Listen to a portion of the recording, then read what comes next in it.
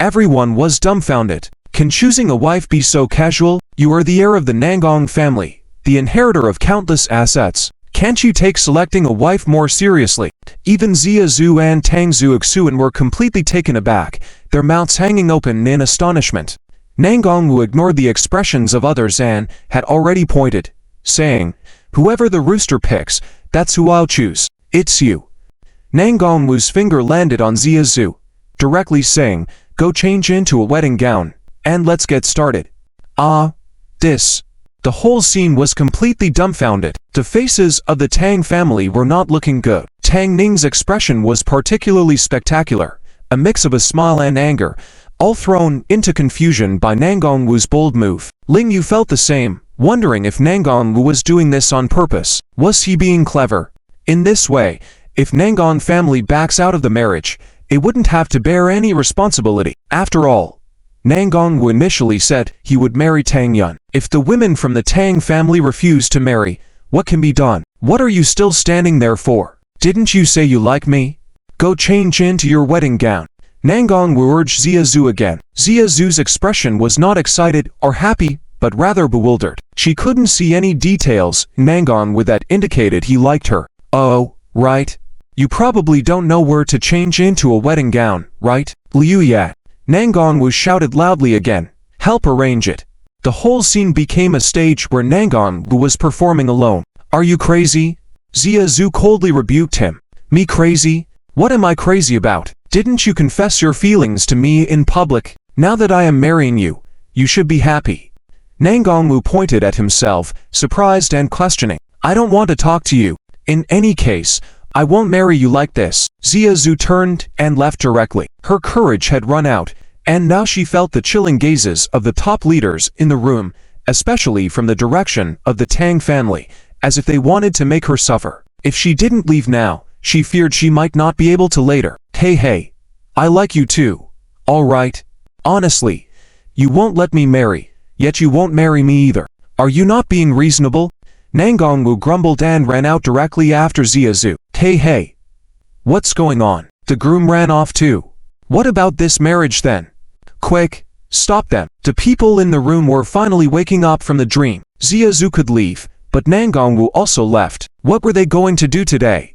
Unfortunately, today was the Nangong family's territory, and the members of the Nangong family did not stop Nangong Wu. As others reacted, Nangong Wu had already disappeared.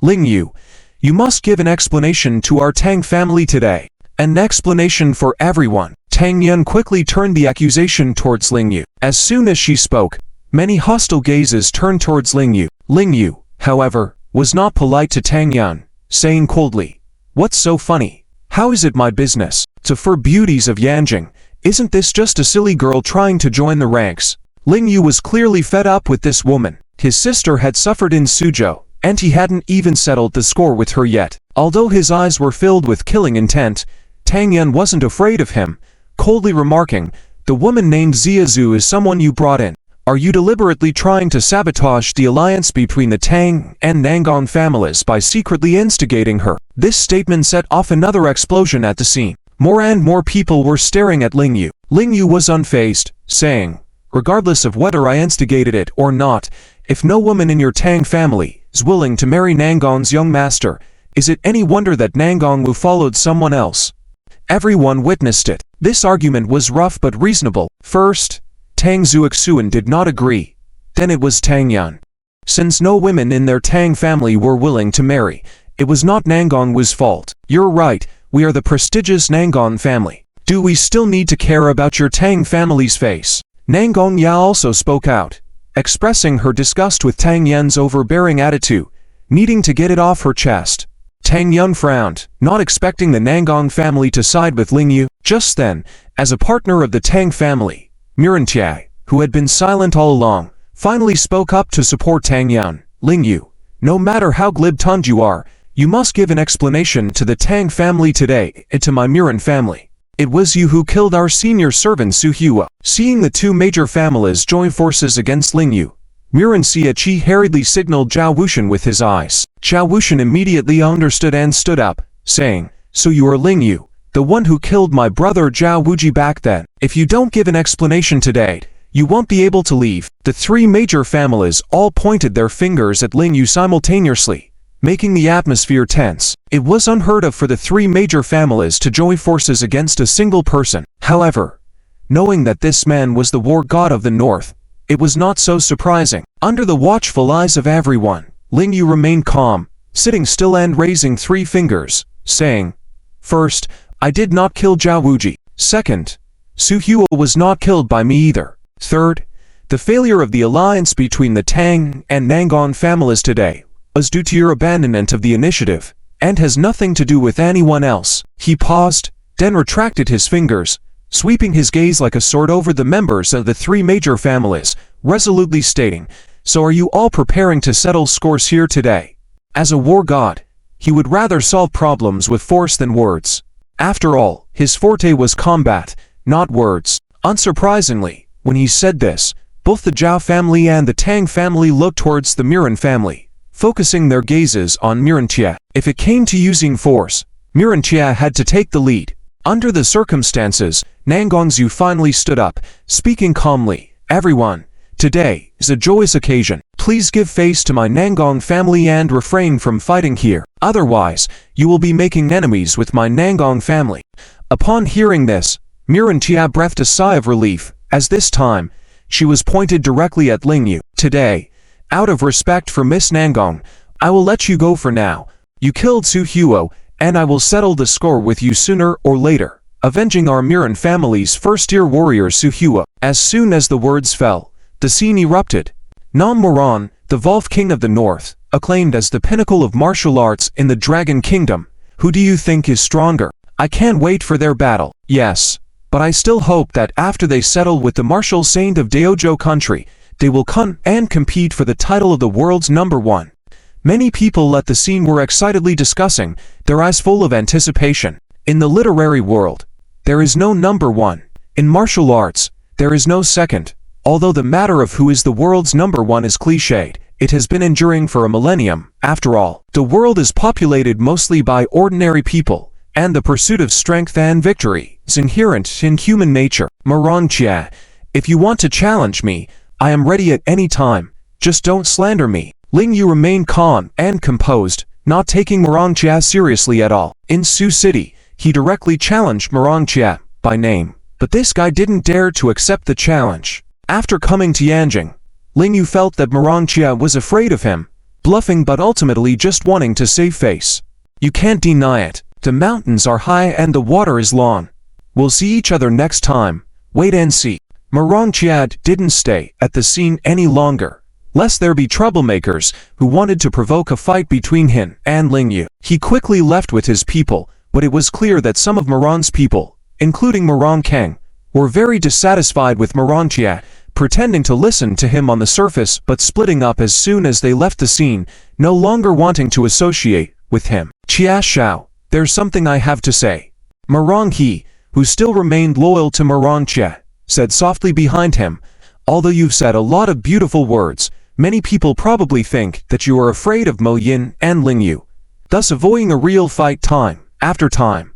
Moran Chan's already unpleasant face turned even darker. Moran He continued, "You can avoid it once, but you can't avoid it several times. Sooner or later you'll have to fight those two." "I know.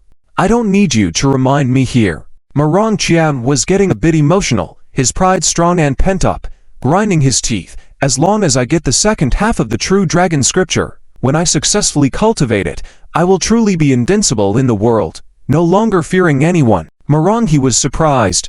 "Chia Shao, are you sure it's real and can be cultivated?" Moran Chia smirked.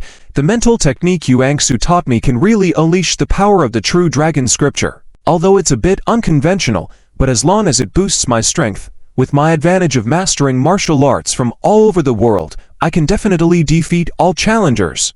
Seeing his confident look, Moran He also felt energized and quickly said, "Tia Shao, no matter what, we also have to find a way to get the second half." Moran Chia nodded, but then furrowed his brow suddenly. "I initially hoped for the willow leaf sword. Last time I saw him challenging our Moran family alone, his confident smile made me think he was someone extraordinary, but who would have thought he was easily defeated by Ling Yu? Moran Chia also nodded.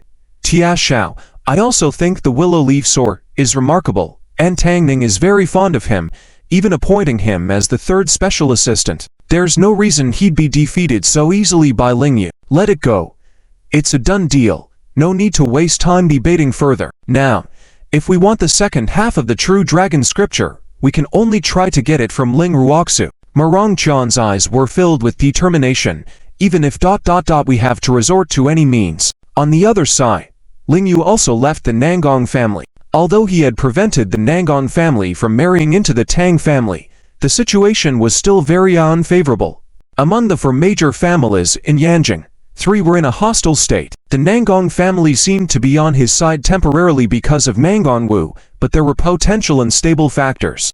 Looking at the current situation, it was quite difficult to help Zibang become the national leader. It all depended on the situation in the western regions and whether there could be a breakthrough. If they could first pull Tang Ning down from the position of chairman of the General Chamber of Commerce, their chances of success will increase significantly. At this moment, in the western regions, by the lake, the cold wind was blowing. Qin Mingyu gazed at the lake, waiting quietly for news. General Qin, the carp shipment has arrived. Zia Shouty quickly brought her good news.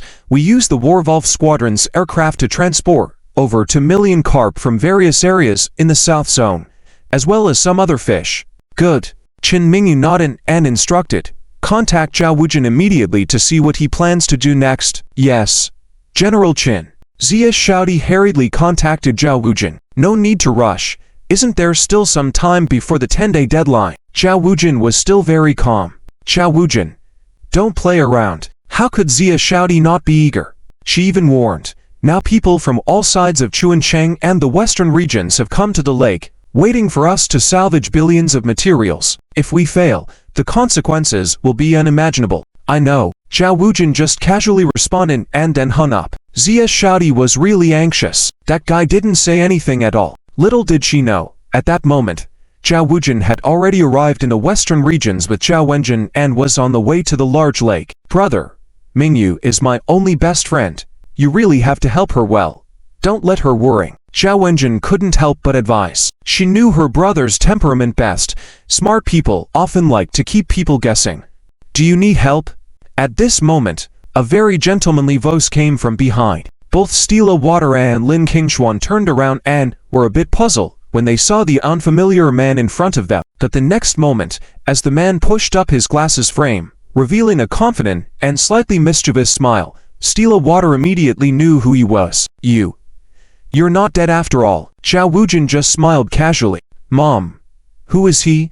Lin Qingshuan looked a bit confused and subconsciously felt that she should know this man. Before Stila Water could introduce him, Zhao Wujin preempted and said with a smile, Gentle and beautiful Miss Qingshuan, let me introduce myself. I am Zhao Wujin from Yanjing. Yanjing? Lin Qingshuan asked, slightly surprised. Have we met before? Yes, we grew up together. Our relationship has always been very good. Zhao Wujin pushed up his glasses frame and smiled. Lin Qingshuan quickly looked to Stila Water, seeking confirmation from her aunt. Hi, baby. Why do you care about what he said? Liu Roshui said directly. Just treat it as getting to know him again. If you don't like it, just ignore him. Well, isn't that too much? Lin Qingshuan still had that gentle and obedient look, smiling at Zhao Wujin. Sorry, I have amnesia and can't remember anything. Zhao Wujin smiled graciously. It's okay, I can fix the car and tell you our old stories at the same time. Alright, please do. Lin Qingshuan nodded. Zhao Wujin took out tools from the car trunk, opened the hood, and checked while speaking. When we were young, we often played the game of princess and knight. From then on, I vowed to be your knight. Protect you for a lifetime. Huh, then why didn't you protect me well later? Lin Qingshuan questioned with a hint of blame. Zhao Wujin looked up and self-reproachfully smiled. Yes, not only did I fail to protect you, but you ended up taking a bullet for me. I took a bullet for you. Lin Qingshuan tried hard to recall, but her mind was blank. Yes, at the foot of the mountain, I was celebrating your birthday, and we were all happy, when suddenly someone shot at me. Zhao Wujin said naturally. Liu Roshui did not expose his lies. In fact, after Lin Qingshuan returned from Dark Night Island, to prevent her from continuing to suffer, She never told her how much she used to love Ling Yu, or even that she had risked her life for him twice. She was afraid that if her daughter found out and that Ling Yu was still with Qin Mingyu, she would be heartbroken and unable to accept it. Who is he? Why did he attack you? Ling Qingshuan continued to ask. He's already dead. His name doesn't matter. He fancied you, saw me as a rival, and thought that by killing me, he could win your heart. Zhao Wujing continued to lie. Liu Rushui secretly despised him. This guy was indeed a skilled actor to lie so smoothly in front of her without batting an eye. Zhao Wenjin, sitting in the car behind, felt his brother's sadness at that moment. No one knew better than her that her brother loved their own younger sister and childhood friend Lin Qingshuan the most. It was out of love turned to hatred that he had done such extreme things. Now, having to continue lying to pursue his beloved, he must be feeling uneasy in his heart. Did I really like you that much? Lin Qingshuan touched her chin, looking at Zhao Wujin with disbelief evident in her eyes. Because now, when she looked at Zhao Wujin, though he was gentle and elegant, he wasn't her type. If he had the body and masculine or like Ling Yu, she might have believed it. Zhao Wujin assured her, the past is the past. From now on, I will make you like me that much, and I will protect you wholeheartedly, my princess. Lin Qingshuan felt a bit awkward. She didn't know what to say for a moment, so she quickly changed the subject. What's wrong with my car? Can you fix it? Sorry. This kind of issue requires other equipment to repair. It seems you'll have to ride in our car up the mountain. Zhao Wujin charmingly smiled. In fact, he couldn't actually fix cars. He just wanted to talk with Lin Qingshuan. Okay, I want to get to the lakeside quickly to see how to salvage the billions worth of goods. Lin Qingshuan could only comply with Zhao Wujin's suggestion and got into Zhao's siblings' car with her aunt. Manager Qin, Zhao Wujin is here. Soon, Xia Shaodi arrived at the lakeside again and reported to Qin Mingyu. Qin Mingyu breathed a sigh of relief and her beautiful eyes showed a trace of anticipation. Finally, he's here. If he hadn't come, I would have taken action myself. Manager Qin, do you know how he is going to operate? Xia Shaodi was very surprised. I have an idea. Qin Mingyu nodded. But since he's here in person, let him handle it. He should have an advantage in doing these things compared to me. Just as she finished speaking, Zhao Wujin's voice was heard. Miss Qin, it's probably something you can't do. After all, it's not just about intelligence. Xia Shaodi and Lu Wuda couldn't stand his smug attitude. In their eyes, Qin Mingyu was more than capable. Qin Mingyu, on the other hand, had tolerance, and she smiled. I'll just watch and see how you perform. Zhao Wujin raised the corner of his mouth at her, before turning to Lin Qingshuan.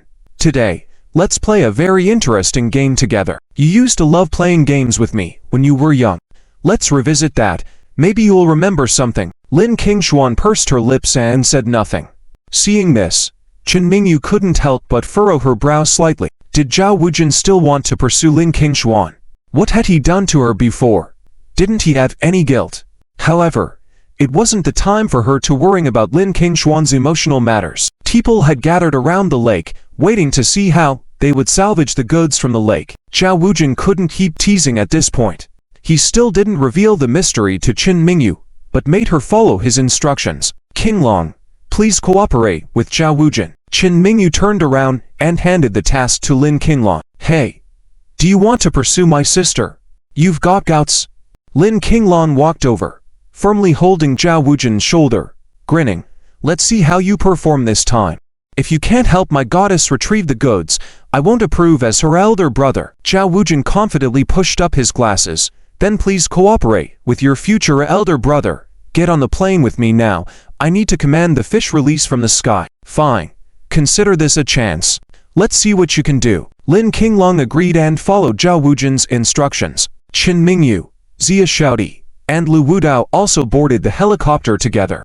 After circling the lake once, Zhao Wujin started instructing to release the fish into the lake. Then, he took out prepared paper and pen, quickly sketching some strange patterns. What's this? Lin Qinglong asked. Zhao Wujin just smiled, then didn't answer him. If Mo Shu were here, she would have definitely criticized him. After all, she knew Zhao Wujin's personality the best. Lin Qinglong felt a bit dissatisfied. However, Qin Mingyu, on the side, explained for him. He is probably observing and recording the trajectory of the fish after they enter the water. What? Lin Qinglong exclaimed. Xia Shaodi was also stunned. How is that possible? Lu Wudao directly said. With my cultivation, I can only see the movement of the fish up to a depth of 5 meters after they enter the water. Can he see further? Zhao Wujin just smiled without speaking. Zhao Wenjin couldn't help but answer the questions for everyone. My brother has super strong observational skills and spatial reasoning ability. Based on the fish's entry direction into the water, he can deduce their trajectory. Even if it's not completely accurate, it's still close. Zhao Wuji spent a long time drawing strange patterns on paper. Occasionally, he would have Lin Qinlan adjust the helicopter's flight direction. Sometimes, the helicopter even seemed to be about to touch the water's surface. After going back and forth for over 30 minutes, just as many people were losing patience, Zhao Wuji finally assembled a dozen or so strange pattern papers into one. With a smile, he said, "All right, I can probably determine that there are things buried in the depths of the lake." Everyone immediately looked at each other in disbelief. Ling Qinlan couldn't help but furrow his brows and say, "Zhao Wuji, don't play games with us. Even after 1,000,000 carp are released into the lake, even I can only occasionally see some swimming out of the water. How can you determine where things are hidden in such a vast lake based on these observations?" "Exactly," Zhao Wuji asserted confidently, using a pen to circle 9 areas on his drawn paper. "Those significant resources can only be in these 9 areas." The group was even more astonished, exchanging glances once again. If Zhao Wuji's judgment was correct, the salvage area would be narrowed down more than 100-fold. "So, how did you come to this conclusion?" Chen Mingyu couldn't help but furrow her brows and ask. Zhao Wuji's method is truly beyond her capabilities, involving observations and spatial reasoning skills. Zhao Wuji looked at her, smiling proudly. "It's currently winter, and the temperatures of the water layers in the lake differ. Carp like to sink to the warmer water bottom to hibernate, which is an inherent animal trait. So after so many carp are poured into the lake, most of them essentially disappear instantly, swimming to the bottom to hibernate. But due to individual differences, some are more cold resistant, while others are slow moving and can't secure a good spot, so they continue to swim to find a better location. By observing these carp swimming to the surface, I can roughly gauge the lake's conditions. These 9 areas are either filled with objects at the bottom, or they are affected by factors like contamination, prompting the carp to choose to swim to the surface." Zhao Wuji explained a lot, but those around him didn't understand a word. Lin Qinlan was even more confused. He turned to Lu Wudao and asked, "Boss Lu, do you understand?" Lu Wudao coldly snorted without answering. "Do I lack face if I admit I don't understand?" Lin Qinlan then asked Lin Qingshuan, "Sister, do you?" Lin Qingshuan smiled and said, "Maybe I have amnesia. I don't understand many related knowledge." Lin Qinlan then asked Zia Shaodi, "What about you?" Miss Zia said, "I understand the basic principle, but I don't understand how Zhao Wuji can determine whether the carp swimming to the surface is due to their cold-resistant nature or unsuitability for deep water areas." "Well said." Zhao Wuji pointed at her with his pen and smiled. "So I remember the distinct features of those fish and made special markings on the nearby areas." Hearing this, Chen Mingyu finally noticed that he was marking key areas on those papers all along. But with over 1,000,000 fish, can you really remember all of them with just one glance? Chen Mingyu was also curious. This is a memory method. Remembering a single one is hard, but remembering a group's distinct features makes it much simpler. In essence, it's like remembering a person in a crowd is difficult, but if that person wears sunglasses or has a crooked nose, these distinct features make it easy to remember. Zhao Wuji continued confidently. Moreover, if they are cold-resistant individuals, they will keep swimming near the top. But if they don't reappear, I will mark the areas near where they were swimming. If some areas are marked twice or more, they are considered focal areas. Lin Qinlan was still puzzled, and the others were equally lost. Liu Roshui laughed. "It's like watching the brain show. I still haven't figured out the rules." Chen Mingyu suddenly realized, "I see. So Lord Wuji indeed lives up to his reputation as the genius of the era. Today's lesson is truly mind-blowing." The people around were shocked. They admired Chen Mingyu's wisdom, but felt amazed by the man who made even her feel inadequate. Especially Zia Shaodi, who had followed Chen Mingyu for many years, hearing her praise someone else in such a manner for the first time. "Thank you, Lady Ling, for your compliment." Zhao Wuji was quite pleased with Chen Mingyu's praise, a hint of satisfaction on his lips. "So, Which area should we salvage first? I believe Lady Ling's intelligence already has an answer, right? Qin Mingyu nodded, immediately pointing to the map and instructing Lin Qinglong, Qinglong, have people salvage this area right away. Do you already understand what makes this area the most likely? Lin Qinglong widened his eyes, feeling that his intelligence was far from the goddess's. Others were curious too, wanting to know why of the 9 areas, she chose this one first. This area has been circled the most by Zhao Wuji. Qin Mingyu answered. Madam shows keen observation. We didn't notice those details at all, yet you've caught them all. Lu Wudao marveled at her. Compared to Zhao Wuji, my observational skills don't come close.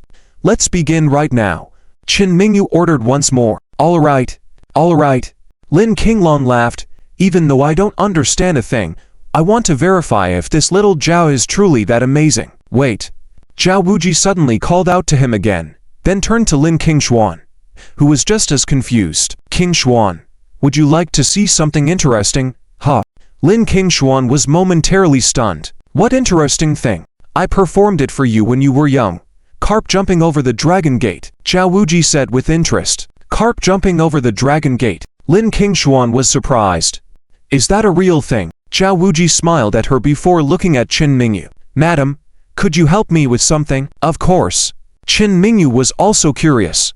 She couldn't help but feel that the man's attitude towards Lin Qingshuan and the look in Lin Qingshuan's eyes made her believe he genuinely liked her. In her previous perception, Zhao Wuji was a heinous criminal, but now she had a slightly different view. At least she didn't dislike him as much now. Later, you will use for nets, quickly shrink towards this area, then make the engine sound as loud as possible. And finally, use the helicopter to create a net in the center of the area, acting as the dragon gate. This way, we can witness the spectacle of Carp jumping over the dragon gate, Zhao Wuji confidently suggested. The group still exchanged looks. All right. Qin Mingyu agreed, instructing Lin Qinglong, do as he says. Okay. Lin Qinglong laughed. My sister may or may not see anything interesting, but I'm sure to witness some interesting expressions. I want to see the expression if Zhao Wuji gets his deductions wrong. Haha. Zhao Wuji showed no concern for his observations and deductions, gentlemanly inviting Lin Qingshuan to the window of the cockpit. He treated the matter of billions of lives at stake as a game. Qin Mingyu and others were full of anticipation, and Lin Qinglong quickly arranged for them to proceed. Look, is it time to start the action? The people gathered around the lake were becoming impatient. They watched as helicopters flew over the lake without any salvage operations in sight, making some of them want to sleep. Especially Chairman Ma, who was anxious like a cat on a hot tin roof, fearing that even with outside help, Qin Mingyu might not be able to retrieve the supplies. Seeing the planes and boats moving into action simultaneously, especially the four boats hanging massive fishing nets off the sea, he became excited instantly. Yes. It must be time to start salvaging, Chairman Ma shouted. President Liang and his wife Ma Lianying exchanged a glance, curious about how they were so sure the supplies were in that area. Thundering sounds, the boats deliberately made the engines as loud as possible, causing slight tremors on the lake's surface. What are they up to? The originally bored Western region residents all stood up, craning their necks toward the lake. Some even waded into the water. Curiosity and anticipation were written all over their faces. Doom. The four ships simultaneously converged on a central point, seemingly fearless of colliding. Just as the four giant nets were about to come together, a strange scene occurred. Carps actually jumped out of the water. Wow. What's going on? The people were very curious. But the excitement was not over yet. More and more carps leapt out, creating a spectacle that attracted many to take photos and videos, causing an uproar. Wow, that's amazing. In the helicopter, Lin Qingshuan saw this magnificent scene up close, unable to contain her excitement. Her pretty face lit up with a smile. To bring a smile to the princess is the honor of a knight. Zhao Wuji pushed his glasses and smiled. Yes, but why is it happening like this? Lin Qingshuan curiously asked. Liu Roshui and the others also perked up, eager to listen. Although Qin Mingyu knew the principle, she allowed Zhao Wuji to explain politely without cutting in. It's simple. I said I wanted to make my princess smile, and the carps were very willing to cooperate with me. Perhaps like me, they also think you look the best when you smile, Zhao Wuji said with a smile. Oh, this. Lin Qingshuan's face instantly turned red as she looked at Liu Rushui, unable to resist walking over to her side. She was naturally gentle, and after losing her memory, she lacked a sense of security, like a little girl, and subconsciously, she felt that Zhao Wuji was not a knight but a big bad wolf. Zhao Wuji, you really know how to sweet talk, but don't let Qingshuan be fooled by you, Liu Rushui said, and quickly laid Lin Qingshuan away, adopting a protective stance. Zhao Wuji just smiled gently and walked over to Qin Mingyu, saying, without a doubt, the supplies are at the bottom of this area because the lake bottom is blocked, forcing the carps to jump out of the water. I understand. Qin Mingyu nodded and immediately ordered, Qinglun, who among you has good swimming skills, bring the searchlights and go down to explore the bottom of this area. Holy lady, I'll go. Lu Wuda volunteered, but Lin Qinglun directly handed him the communication device. Without even changing clothes, he opened the cockpit and jumped into the water. Oh my. He startled Xia Shouty with his action. That guy. Lu Wuda was even more angry. He was the king of the Dark Night Island. How dare someone defy him like this? It was unreasonable. Zhao Wenjin and Qin Mingyu exchanged smiles and she said, Mingyu, it looks like you are in a position of strength and authority, quite like a regional overlord. Qin Mingyu gently shook her head, saying, Wenjin, don't make fun of me. I've been elected as the commander of the coalition forces, leading a large group out, but only dealing with a few small bandits adds pressure. Zhao Wenjin continued with concern. What are your plans once the supplies are found? Qin Mingyu shook her head slightly. The enemy is avoiding confrontation, and I don't have a good solution either. Zhao Wenjin immediately looked at his brother. Zhao Wuji deliberately turned his head up, clearly not wanting to be involved in this situation. Besides, after helping with salvaging the supplies, he needed to rush back to Yanjing and have Ling Yu help him take care of Zhao Wushan, so he couldn't stay in the western region to help.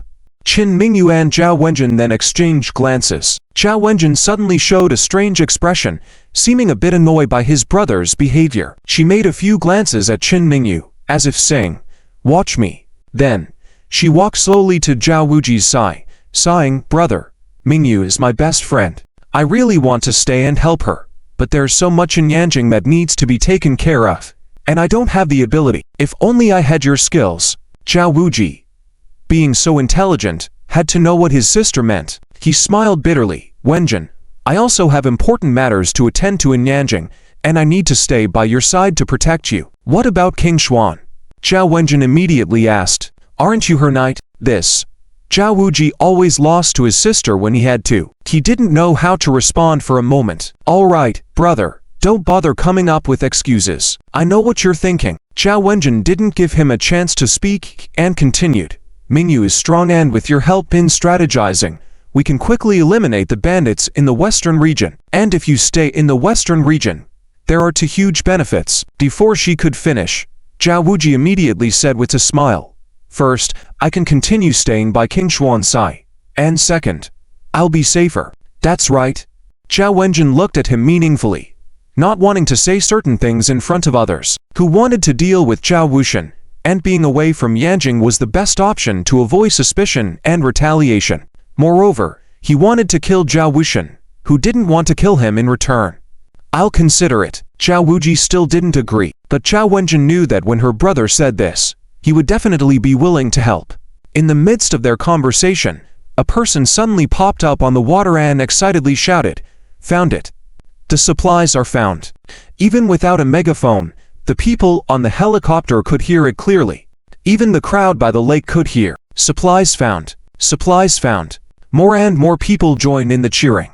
Chairman Ma, upon hearing this, was almost in tears of joy, laughing and saying, Oh, President Qin is truly amazing. She actually found them. Chairman Aang, sister, what do you say? Chairman Aang and his wife Ma Lianying smiled but remained silent. Soon, the entire crowd by the lake erupted in cheers and praises for Qin Mingyu, calling her the most formidable woman in the Dragon Kingdom. Since the supplies have already been located, with the strength of the Wolf Warriors army, salvaging them is no longer a problem. With the unity of the military and civilians, in just one day and night, almost all salvageable goods have been retrieved to the lakeside. The items that would spoil in water have already perished, but fortunately, the previously lost gold, silver, jewelry, antiques, and jade are all safe and sound. The bosses from the western regions reclaimed their belongings, waiting only for Qin Mingyu to return to the shore. They gathered around her like adoring younger siblings,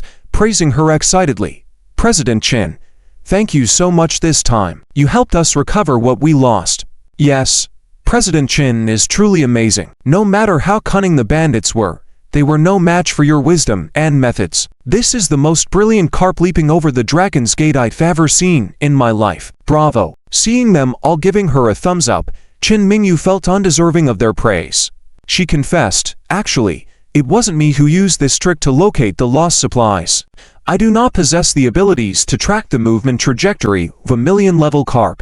You should thank another person for this. Who has such remarkable abilities, right? This is unbelievable. Curious, everyone asked. Qin Mingyu was about to mention Zhao Wuji's name when Zhao Wuji swiftly jumped out and said with a smile, she is one of the four beauties of Yanjing. Miss Zhao Wenjin, known as the Rose. He didn't want to disclose that Zhao Wenjin was still alive. Even though Zhao Wenjin had anticipated this, she still smiled somewhat awkwardly. Heavens, even one of the four beauties of Yanjing has come to help us. Her charity performance for the disaster-stricken areas in the western regions was already impressive, but Miss Zhao Wenjin is even more amazing, directly assisting us in finding billions worth of goods. Indeed, the four beauties are truly deserving of their title, beautiful and kind-hearted, with tremendous influence. Everyone then began praising Zhao Wenjin. Zhao Wenjin then walked over to Qin Mingyu and said with a smile, everyone, it was actually all thanks to my friend Mingyu. Whether in the initial search for the supplies or in the later salvage operation, it was all Mingyu's credit. I merely recommended a useful method as her support. Oh, you two beautiful ladies shouldn't be so modest. Yes, it was you two fairies who helped us all. We will always be grateful to you. The group cheered and celebrated the feeling of recovering what was lost, bringing everyone much joy. Everyone, there are still 2 million fish in this lake. When spring arrives next year, you can hold a fishing competition here and also use them as food. Qin Mingyu announced, emphasizing the multiple benefits of these fish. Yay, I love fishing the most. That's fantastic. I believe President Qin, being such a clever woman, can definitely deal with the mountain bandits in the western regions and create a peaceful and prosperous era for us. The group cheered once again with excitement. Although Qin Mingyu maintained her smile, the pressure in her heart resurfaced. It seemed everyone was eagerly anticipating her to exterminate the mountain bandits. News from the western regions quickly spread to Yanjing. After all, many people were paying attention to the happenings there, including Ling Yu, Zhao Wuxian, and Moran Chia. The couple spent the evening discussing in their room. Unlike a typical married couple, there were 2 large beds in the room with a curtain that could be pulled across the center to separate them. Despite being married for so long, they had rarely shared a bed together. Zhao Wuji has gone to the western regions to help Qin Mingyu. Your end might not be far off. Moran Chia pulled down the curtain and coldly remarked, ha ha, darling, what do you mean by that? Zhao Wuxian quickly approached the curtain, watching his wife's graceful figure and racing, and jokingly asked, you're just foolish. Moran Chia's tone was full of disdain. If Zhao Wuji were in Yanjing, you wouldn't be in such danger because the Zhao family's influence in Yanjing is significant. Even if he used any means to kill you, there's a possibility he could be discovered by the Zhao family and would not be let off easily. After all, no matter how foolish you are, you still belong to the legitimate bloodline of the Zhao family. Zhao Wuxian straightened up immediately, slightly raising his head, as if a sudden realization dawned on him. Moran Chia continued, now that he's not returning to Yanjing, he's likely preparing to act from a distance. You've been bullying him and his sister since childhood. Ah, thank you for the reminder. Darling, Zhao Wuxian lightly tapped his head, saying, without your caution, I might meet my end without even realizing it. Now, I'll keep my guard up. Even if Zhao Wuji is clever, it would be difficult for him to harm me. Good to know. Moran Chia directed him on what to do. Zhao Wuji can change his appearance, right? You can do the same. Zhao Wuxian furrowed his brows immediately. Darling, that's beyond my intelligence capabilities. I am the distinguished young master of the Zhao family. How could I change my appearance and live in someone else's face? Don't I have any dignity? You are truly dim-witted. Moran Chia scorned. You're so narrow-minded. Have someone wear a mask to impersonate you for a few days. When he's dead, you can reappear. Excitedly, Zhao Wuxian clapped his hands. Darling, you're so clever. Ha ha. Even though Zhao Wuji has the most powerful brain, I have the smartest wife. He can't outwit me, even if he tried 100 years earlier. HMPH. After a cold snort, Moran Chia went straight to bed. Ignoring him, she chose to marry Moran Chia largely because Zhao Wuxian was relatively dull-witted, but in a sense, that made him more intelligent compared to Zhao Wuji. Zhao Wuji had fought fiercely with men stronger than him out of jealousy, whereas Zhao Wuxian would obey her commands, demonstrating a level of tolerance and patience that even impressed her. So she bet that Zhao Wuxian would outlive Zhao Wuji and be the last victor of the Zhao family. On the other hand, Ling Ruoxu's Qin Snow and Wine Yanjing branch had resumed regular operations. Though she had hired several employees, as the owner, she was often busy in the shop. To ensure her safety, Ling Yu arranged for several skilled operatives from Dark Knight Island to guard her discreetly, and he would frequently contact her, even visiting the shop to intimidate those who had ill intentions toward her. Around 8 p.m., before closing time, Ling Ruoxu received a call from Ling Yu, suggesting that they have a late-night meal together with her younger brother. Hey, Ziyu, are you trying to fatten me up? Ling Ruoxu was initially reluctant, but hadn't spent quality time alone with her younger brother in a while, so she agreed to have a heart-to-heart talk. Sure. It's rare that you're free tonight. I'll come down to find you. Ling Ruoxu chatted on the phone as she left the shop, instructing the bodyguards before departing. I'm having a late-night snack with my brother. He's waiting downstairs for me, so no need for you to follow. The bodyguards nodded and discreetly concealed themselves. However, shortly after Ling Ruoxu went downstairs, Ling Yu appeared in the shot. Where is my sister? Ling Yu smiled at the salesgirl and asked. The salesgirl turned around and saw Ling Yu with a strange look in his eyes. Mr. Ling, why are you here? The store manager went downstairs about 10 minutes ago. Ling Yu was puzzled. What is she doing downstairs? To his surprise, the salesgirl looked even more puzzled than him. Didn't you make plans to have supper with the manager? Why do you seem clueless? Ling Yu was alarmed. I didn't make plans with her for supper, and I didn't even call her. Huh, that's strange. The salesgirl scratched her head and said to the other girl next to her, I distinctly heard the manager say so. The other girl nodded. Ling Yu didn't have time to explain to them, so he immediately called in the bodyguards of the Dark Knight Island and instructed them to split up and search for his sister, Ling Ruoxu. Not only that, he also immediately called Ling Ruoxu, but received a message that she was out of service area. Who could it be? Yizi quickly arrived behind Ling Yu and saw him anxiously clenching his fists. If anything happens to my sister, I will make them pay. Yizi whispered, Commander, I have already sent the elite troops of the War Wolf Battalion to search, but Beijing is too big, and many areas are restricted. We can't search the entire city, so we need to focus our efforts. Ling Yu understood what he meant, and this was no time to delay, so he immediately ordered, Get everyone together, we're going to the Moran's residence. The shadowless sword was dead, and all he could think of was the Moran family. Especially after Moran Tianxai publicly threatened him yesterday, saying he wouldn't let it go. He must be seeking revenge for the dragon inversion scripture. Surprised by this decision, Yizi still promptly acknowledged, Yes, Commander. Half an hour later, Moran Chia was still practicing diligently at his residence's martial arts field. Although he boasted of his talent and maintained the image of being lazy, but excelling in exams more than other children outside, in reality, he often practiced diligently, a form of competitiveness within the family. At this moment, there was an urgent cry outside his door. Young master, something big is happening. Moran Chia was practicing the dragon inversion scripture's mental method, suddenly opened his eyes bloodshot, looking very fierce.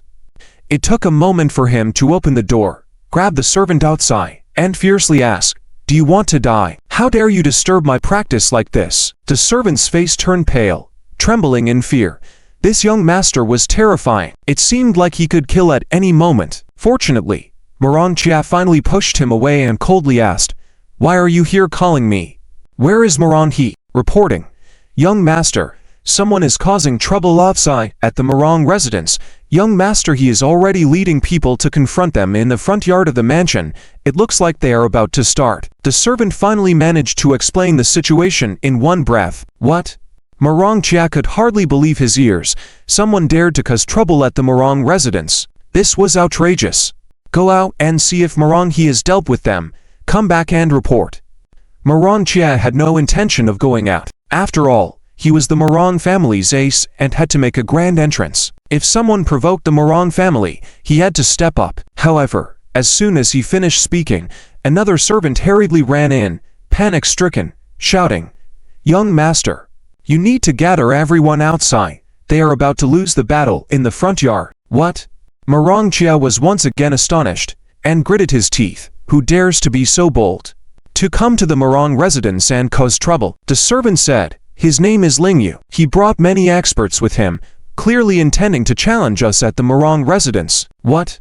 Ling Yu. Hearing this name, Moran Chia's eyes turned red, exuding a terrifying chill. The servant and the other servants were frightened by this sight. This was not the charming young master they used to know. Issue the family head's order immediately. Gather the 4 major divisions of the Moran family. Follow me to face the enemy. After giving this cold order, Moran Chia immediately headed to the front yard. The servants and the guards were all amazed. For the first time in over 10 years, the Moran family was called to fight together. And since Moran Chia became the young master, this was the first time such an order was given. The Moran family truly lived up to its name as the country's top martial arts family. After the order was issued, within 3 minutes, dozens of highly skilled Moran family warriors gathered behind Moran Chia. Moran Chia stepped out into the front yard. Seeing the chaos among the Moran family members in front of him, he gritted his teeth, showing none of his usual grace. Even many Moran family members felt that this side of him was unfamiliar. "Young master, you arrived just in time." Moran He, who was previously facing off with Ling Yu and didn't dare to touch him, breathed a sigh of relief and came up behind Moran Chia. Before he could speak, Moran Chia gestured for him to be silent, glaring at Ling Yu with anger.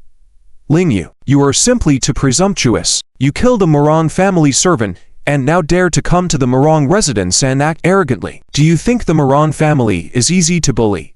He thought that by gradually retreating and giving the impression that the Moran family was soft, this man would believe that the Moran family were all softies. Young Master Moran knew he couldn't defeat Ling Yu alone, but tonight, with everyone involved, the Moran family had the upper hand.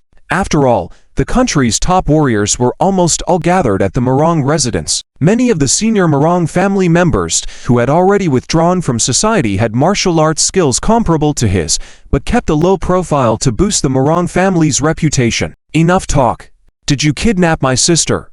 Ling Yu could sense that there were many formidable figures behind Moran Chia, but he stood his ground. After all, he also had a large group of skilled fighters behind him. For the sake of his sister, he wouldn't back down even a single step. However, Moran Chia was shocked, eyes widened.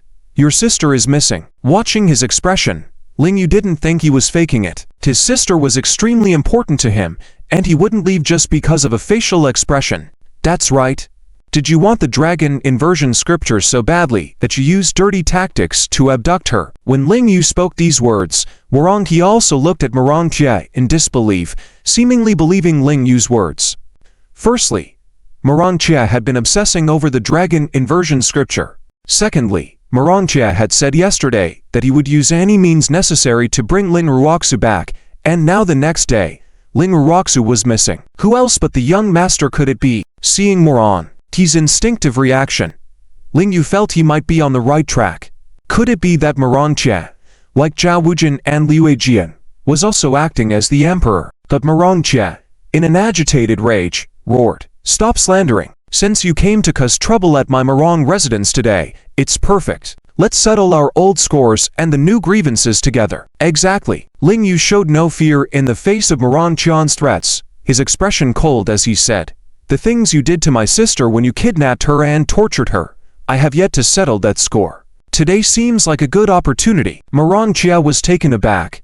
Even the skilled fighters behind Moran's family did not anticipate this, especially the older ones among them, who thought this young man was too arrogant. Were his actions driven by ignorance or real confidence? Seeing Moran Chia hesitating, Ling Yu asked again, "Moran Chia, are you here on behalf of the Moran family to face me one-on-one, or are you all willing to fight together until one side yields?"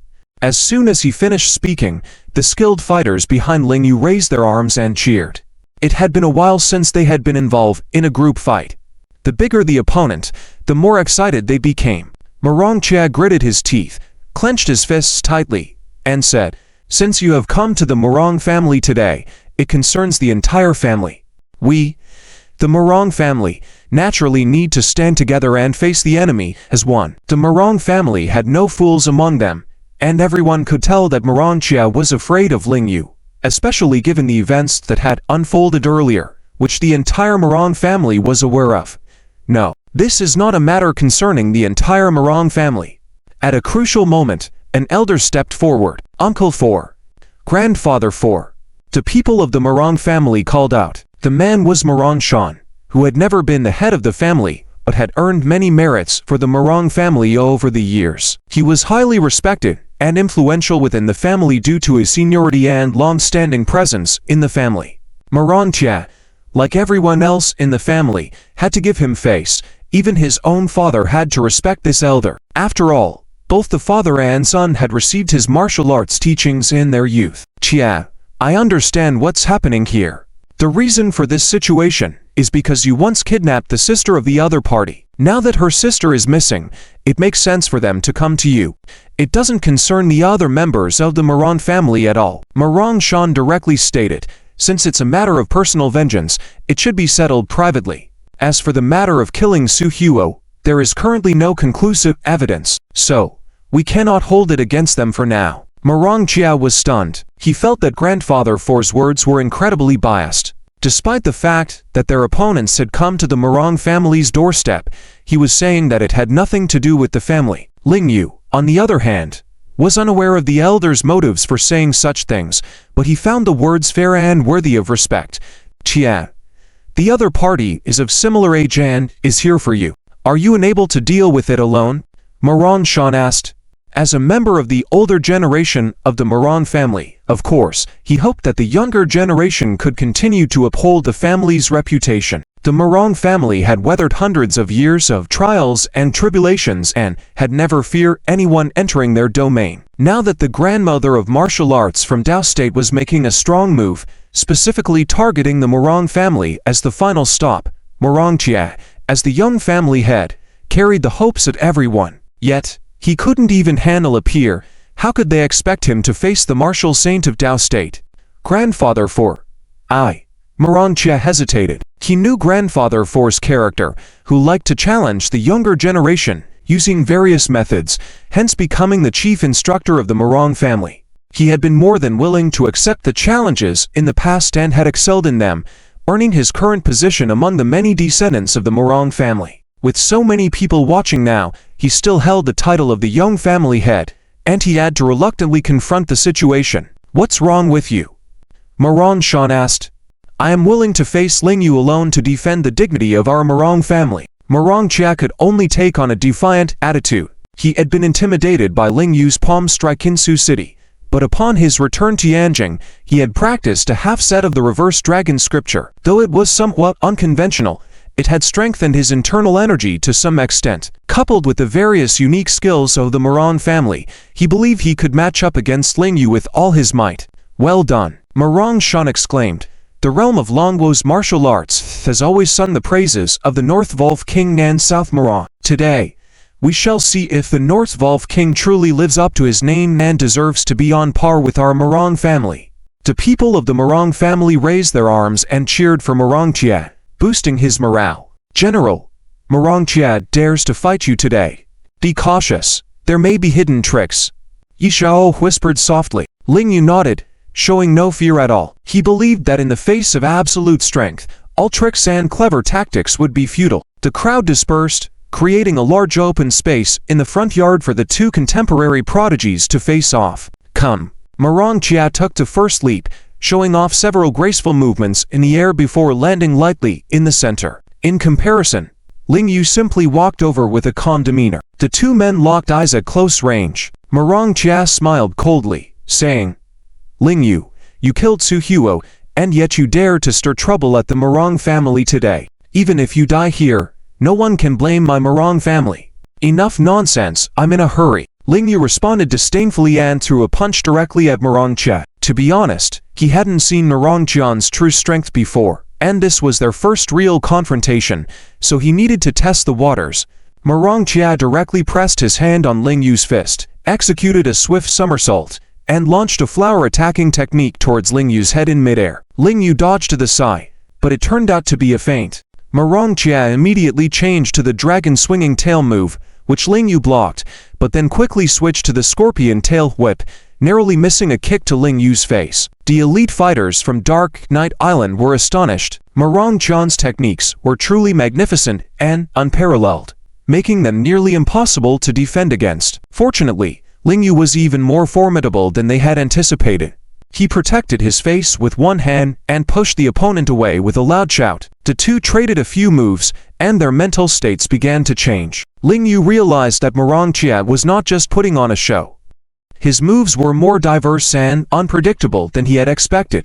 Meanwhile, Moran Chia started to feel more confident. He had heard that Ling Yu had fought Mo Yin to a draw, and since he couldn't even withstand Mo Yin's 3 moves, he had assumed he wouldn't be able to defeat Ling Yu. However, it seemed that Ling Yu was not at Mo Yin's level. Well done. Moran Shan cheered, stroking his beard in support of the younger Moran family member. The other members of the Moran family also cheered and encouraged Moran Chia. Hey, North Wolf King, it seems I have overestimated you before. Moran Chia's confidence continued to grow, and he had shed his previous fear. Ling Yu brushed off the dust from his hands and smiled at Moran Chia, saying, "Bring it on.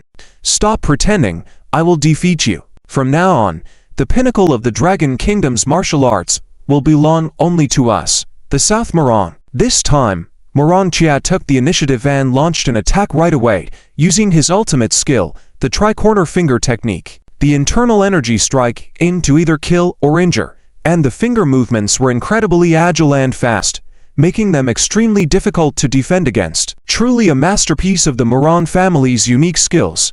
Ling Yu marveled silently. He couldn't be negligent and quickly backed away, evading the sharpness of the attack. The development of the battle situation was somewhat unexpected for the Wolf warrior troops on this side. Up to now, their commander has surprisingly not gained any advantage. Instead, Yi Shao, whose martial arts skills are not high, has great confidence in Ling Yu. The commander belongs to the type who gets braver as the battle progresses. For him, it's still the warm-up stage. After all, Moran Chia is on par with him. He is not a minor character who can be defeated in 2 or 3 moves, but in a battle of endurance, how can a young master like Moran Chia be compared to the Wolf King who has fought bloody battles on the battlefield? Even Moran Shan felt a little uneasy. Moran Chia's style of play is too desperate. He immediately uses his family's masterpiece in a probing contact. If he can win directly against the opponent or gain a huge advantage, then it's not bad, but if he fails to severely damage the opponent after using his masterpiece, then how to proceed next? As expected, the battle situation unfolded as he had anticipated. Moran Chia's involvement once took the upper hand, while Ling Yu has always been on the defensive, completely unable to attack. After Moran Chia executed a set of ultimate skills, he was out of breath, while Ling Yu only had a minor scratch and was completely unharmed. Unfortunately, many underpowered members of the Moran family thought that Moran Chia had the upper hand and cheered for him. Hey, Ling Yu, your skills to escape and survive are not bad. Moran Chia also intentionally stopped, intimidating the other party. If you now admit to killing Su Huo in front of us and repent, I might spare your life. Yes, confession in exchange for leniency, resistance for severity. The subordinates of the Moran family also echoed. Ling Yu suddenly sneered. Moran Chia, you talk too much. Quickly return my sister back. Roar. Ling Yu suddenly struck with a move of the North Territory Reverse Dragon Palm. The momentum was powerful and heavy. That imposing presence was like a monstrous creature covering the sky. Since the opponent used a masterpiece, he should retaliate with his own ultimate move to show respect, right? The members of the Moran family suddenly fell silent. Moran Chia was full of cold sweat. In order to save his life, he quickly used the shifting of star skill to forcibly transfer Ling Yu's palm power to the rear. Doom. Just like the incident in Sioux City, a building of the Moran family collapsed directly. People around were scared and fled in all directions. HMPH. The North Territory Reverse Dragon Palm is indeed quite skilled, but compared to the Moran family's ultimate skills, it's nothing special. Moran Chia had hidden his trembling right arm, but he still acted as if he wasn't scared. He was now feeling timid, realizing that he had no chance of winning if the fight continued. He could only intimidate Ling Yu to stop. But how could a war god be scared? His approach was completely wrong. Then let's continue. Ling Yu was already thoroughly excited and followed up with another strike of the North Territory, reverse dragon palm. This time Moran Chia dared not shift the attack. His hands were almost numb. He quickly used the playing dragon entertaining phoenix technique to dodge. But who would have thought that Ling Yu's inner strength seemed inexhaustible? One strike followed by another. After 3 consecutive strikes, although Moran Chia managed to evade them all, he appeared very disheveled, and the front yard and surrounding buildings of the Moran family were nearly destroyed by Ling Yu. Moran Chia was still hoping for a moment of weakness from Ling Yu to counterattack. However, Ling Yu immediately launched the 4th strike. Moran Chia had no way to avoid it, so he had to resort to the shifting of Star's skill again. Despite his best effort, both his arms were numb. Ling Yu's inner strength did not seem to weaken at all, which not only made Moran Chia on the verge of despair, but also shocked the experts of the Moran family around him. It seemed like cheating. Even Moran Shan, who had lived for nearly 100 years, had never seen a warrior with such majestic and inexhaustible inner strength. This was something he had never seen before, the power of the Sun's Heart. Although Ling Yu couldn't fully utilize the power of the Sun's Heart like the Dark Queen, he could still rely on it to quickly recover his strength. Therefore, even after using the 5 reverse dragon palm strikes, he could still maintain over 90% of his strength. Seizing the moment when Moran Chia's body was slightly stiff due to numbness, Ling Yu suddenly changed his attack method, locking Moran Chia with a move of controlling crane, capturing dragon and lifting him up with one hand. Don't hurt him, young Master Chia. While the members of the Moran family were shocked by Moran Chia's defeat, Moran Chia had already called out loudly. In the next moment, Moran Chia quickly struck at Ling Yu to prevent him from harming Moran Chia. Back off. Ling Yu had to quickly throw Moran Chia aside and launch a full-blown attack against Moran Chia. Dang. The two of them clashed and it was a tie. Moran Chia was secretly surprised, never expecting someone outside of the Moran family could cultivate such a genius. As his strike was not yet finished, he launched another attack. However, to his surprise, Ling Yu's inner strength did not diminish and his palm strength continued incessantly, growing stronger with each strike. In the second strike, Moran Chia even took several steps back before stabilizing. In contrast, Ling Yu stood firm at the center like Mount Tai. The members of the Moran family were filled with awe, seeing both their young master and the eldest expert in the family unable to defeat a single person. This would be a 100-year disgrace for the Moran family if the news got out. Impressive.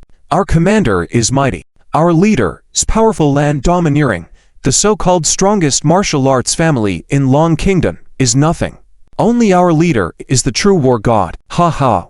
Are you convinced now? The experts of Yishao and the Dark Knight Island were excitedly cheering.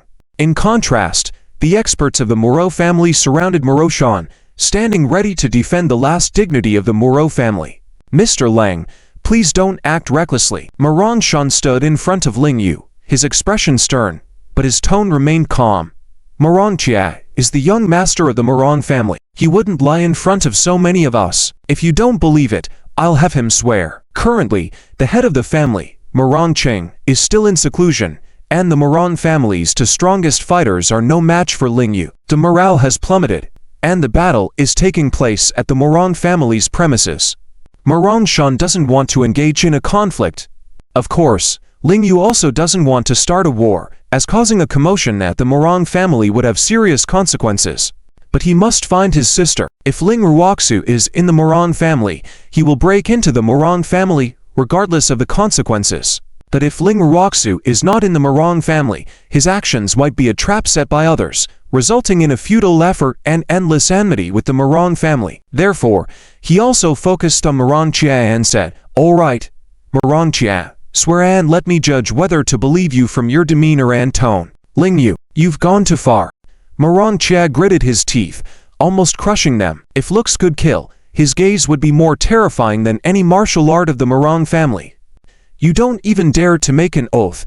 It seems you have something to hide. Ling Yu said coldly. In that case, we will forcefully search the Moran family. Anyone who blocks us will die. As soon as the word die fell, it was as if a hurricane had scattered. concerned about his sister's safety.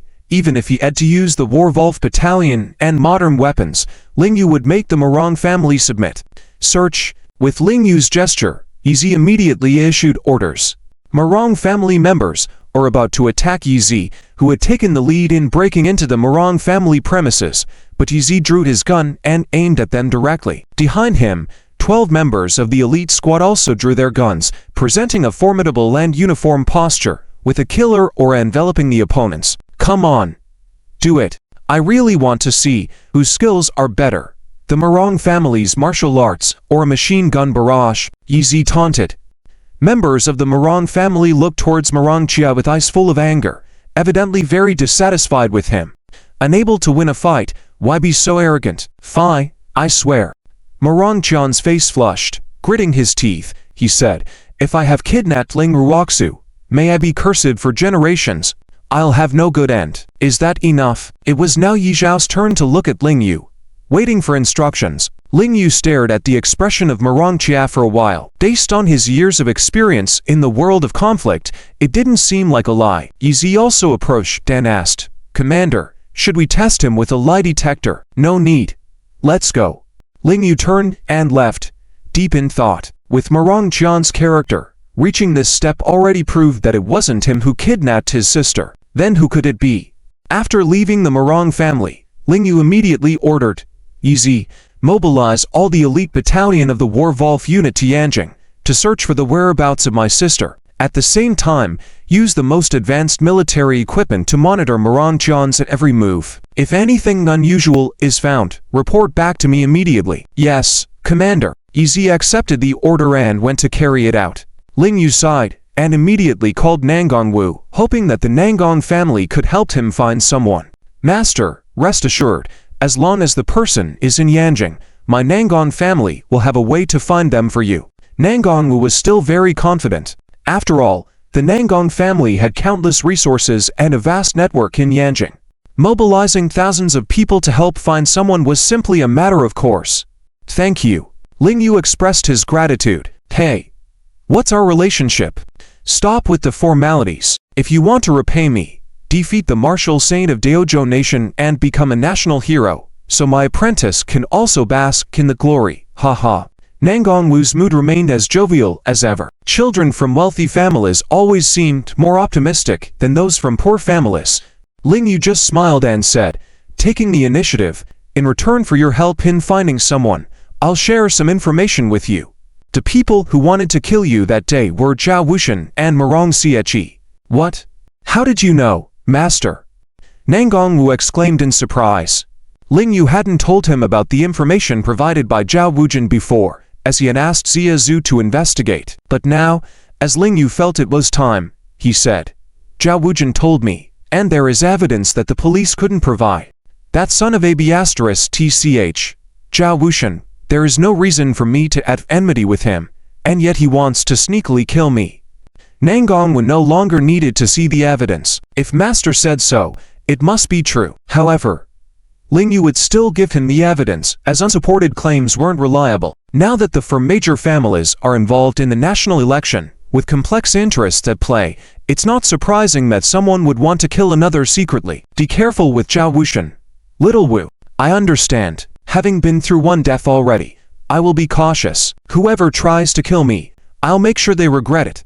Nangang Wu was all about repaying enmity and grievances. Ling Yu knew this, so he reminded him, be careful with Zhao Wushan. If you need help, remember to notify me immediately. Hehe, it's easy to kill him, right? I don't need to think about it. Zhao Wujin is smarter than me. I'll ask him to make arrangements. Nangang Wu knew how to handle grudges and was shrewd enough to collaborate with Zhao Wujin in taking revenge on Zhao Wushan. Ling Yu had already guessed as much. For now, he didn't dwell on that matter but focused on finding his sister as quickly as possible. Meanwhile, Tang Ning rarely returned to the Tang family villa seeking Tang Zuoxuan. Tang Yun hurriedly followed, as she knew Tang Ning was looking for Tang Zuoxuan. After the failed alliance with the Nangang family, Tang Zuoxuan had returned to the Tang family and remained restless. She was worried that Tang Ning might be the type of sinister person Ling Yu described, and that she might have ruined his plans, leading him to do something drastic. However, waiting for a day, without any sign of Tang Ning looking for her made her wonder if she was overthinking it. It was only when she saw Tang Ning approaching that she nervously stood up, asking softly, "Uncle, are you looking for me?" Tang Ning's expression was not good, but he didn't explode in anger. He sighed and said, "Zuixuan, you've disappointed me. Do you still not consider yourself a member of the Tang family?" Tang Zuixuan trembled slightly, unsure of how to respond. Tang Ning gestured for her to sit down and began, "I know you didn't grow up at the Tang family and may not have much attachment to it, or even harbor some resentment towards me, but there are things I must talk to you about today." Tang Zuixuan was very surprised. Tang Ning's temper was still so good. It seemed to be quite different from what Ling Yu had said. Who was right, and who was wrong? Could there be a misunderstanding between the two? "Zuixuan, you must be very curious to know how your birth parents die, right?" Tang Ning asked again. Tang Zuixuan nodded. "Uncle, please tell me honestly, who killed them? Why did the Tang family, with such a big business, wait until I was so grown up before sending someone to bring me back?" "All right, I will tell you everything now," Tang Ning said loudly. Tang Yun, who followed in, also pricked up her ears to listen, as she had never heard Tang Ning talk about the stories of the Tang family herself, always getting information from others outside, including her own origins, which were also uncertain. "Zuixuan, your father's name is Tanan. 4 years older than me. He was a better man than me from the bottom of his heart." Tang Ning sighed. "His personality is just like yours, very quiet and gentle, never getting angry. That's why my father, who is also your grandfather, said he was not suitable to manage the Tang family, and he also had no intention of managing the Tang family. He had already said that he wanted me to take over the Tang family." Hearing this, Tang Zuixuan looked puzzled. She had no reason to doubt what Tang Ning said. Because of hereditary traits, she felt that her own personality was not suitable for being a family manager, so it made sense for her father to let Tang Ning take over. But she still asked, "Uncle, then why do some people say that you killed my father in order to control the huge family business of the Tang family and become the head of the Chamber of Commerce? Those are rumors deliberately fabricated by my enemies to target me." Tang Ning repeated this statement over 100 times, but still patiently repeated it again.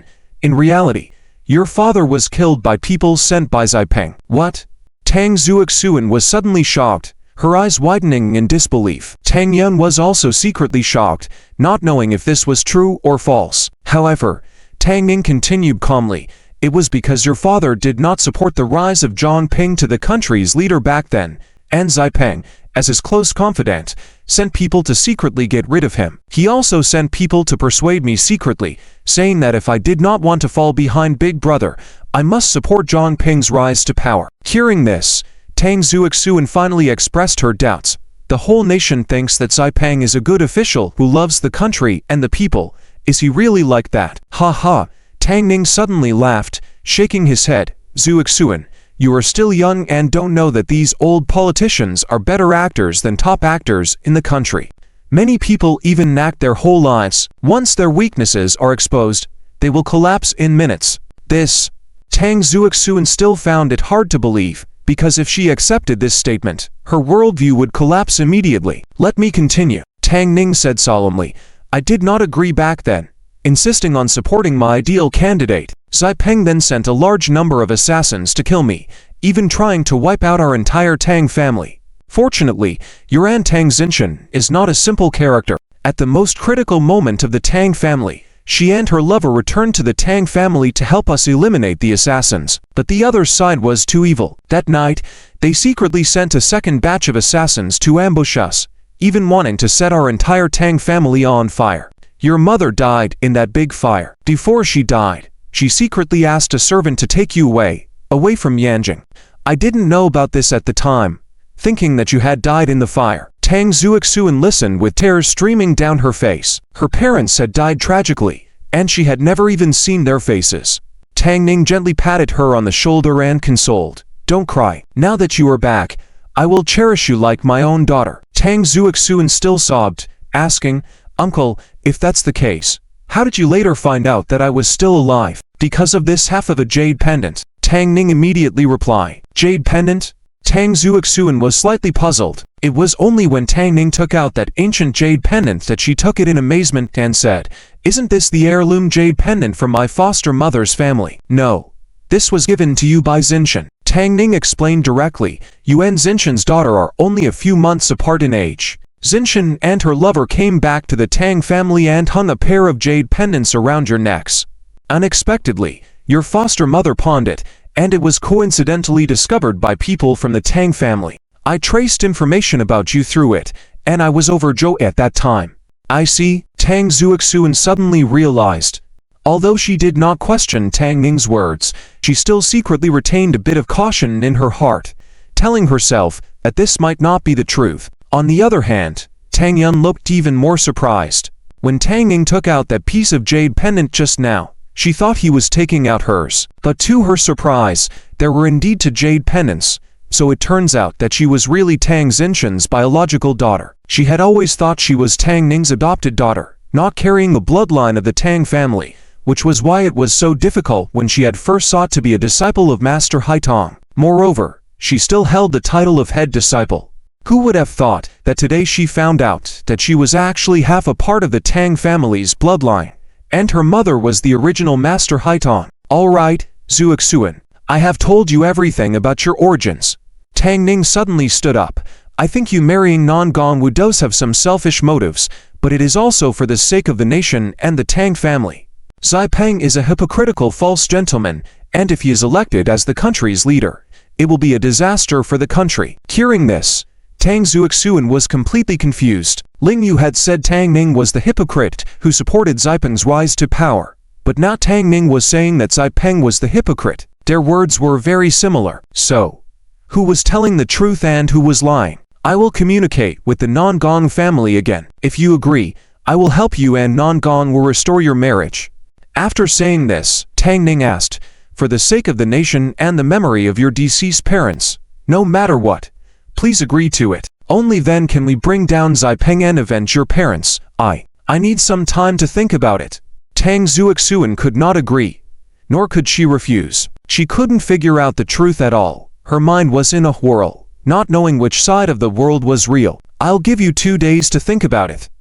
I hope you can give uncle a satisfactory answer by then. Tang Ning did not continue to press her, but turned and left, leaving her in silence. All along, he hadn't paid attention to Tang Yun, but before leaving, he stole a glance at her, wanting to see her reaction. Ling Yu stayed up all night, waiting for news from all sides.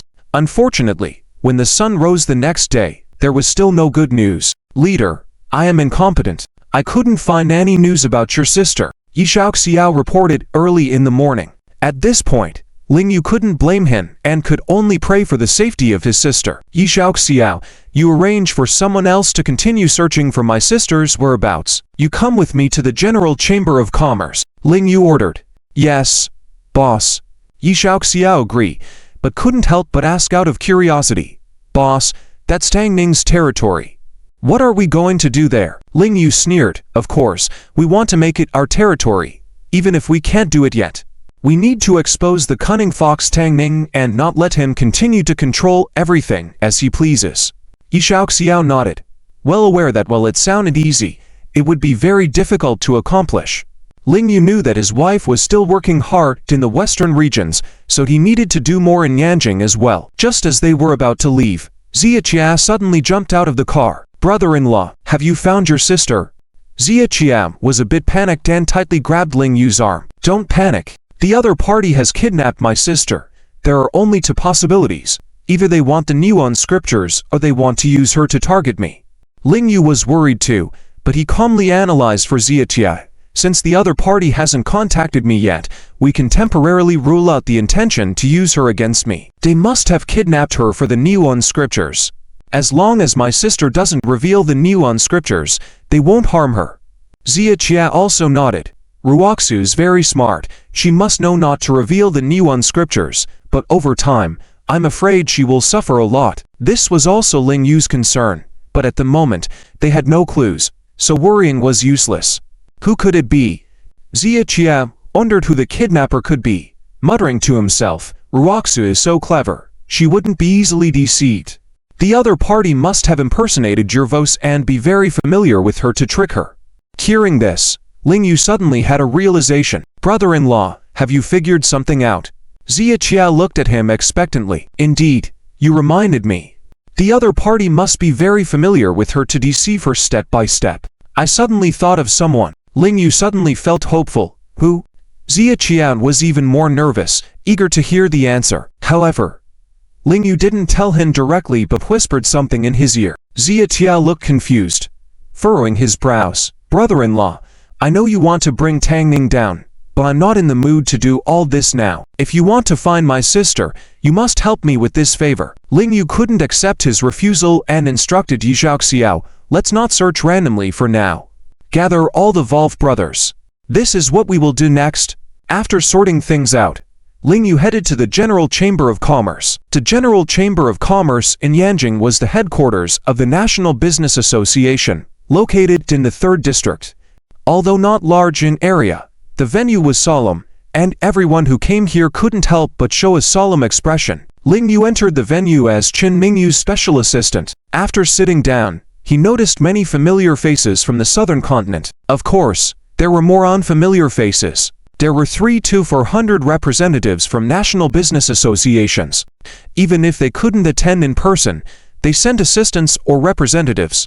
Being present in such a place was already a networking opportunity. Many people tried to strike up a conversation with Ling Yu, but due to the limited time, these interactions didn't yield much. Soon, Ling Yu saw Tang Ning again. The cunning old fox was dressed in traditional clothing today, looking spirited, exuding an imposing aura, clearly a prominent figure. Tang Ning was adept at using such occasions to showcase his achievements and contributions to the National Business Association, speaking concisely about his actions and contributions. Later, the special assistant elaborated on the relief efforts in the western regions, attributing the successful containment of the disaster to General Chamber of Commerce Chairman Tang Ning. He even stated that if it weren't for Chairman Tan leading the Commerce Association in dispatching supplies to support the western regions, and if it weren't for Tang Yun's charity performance, at least 300,000 people in the western regions would have died due to shortages. As the applause rang out, Tang Ning modestly waved his hand,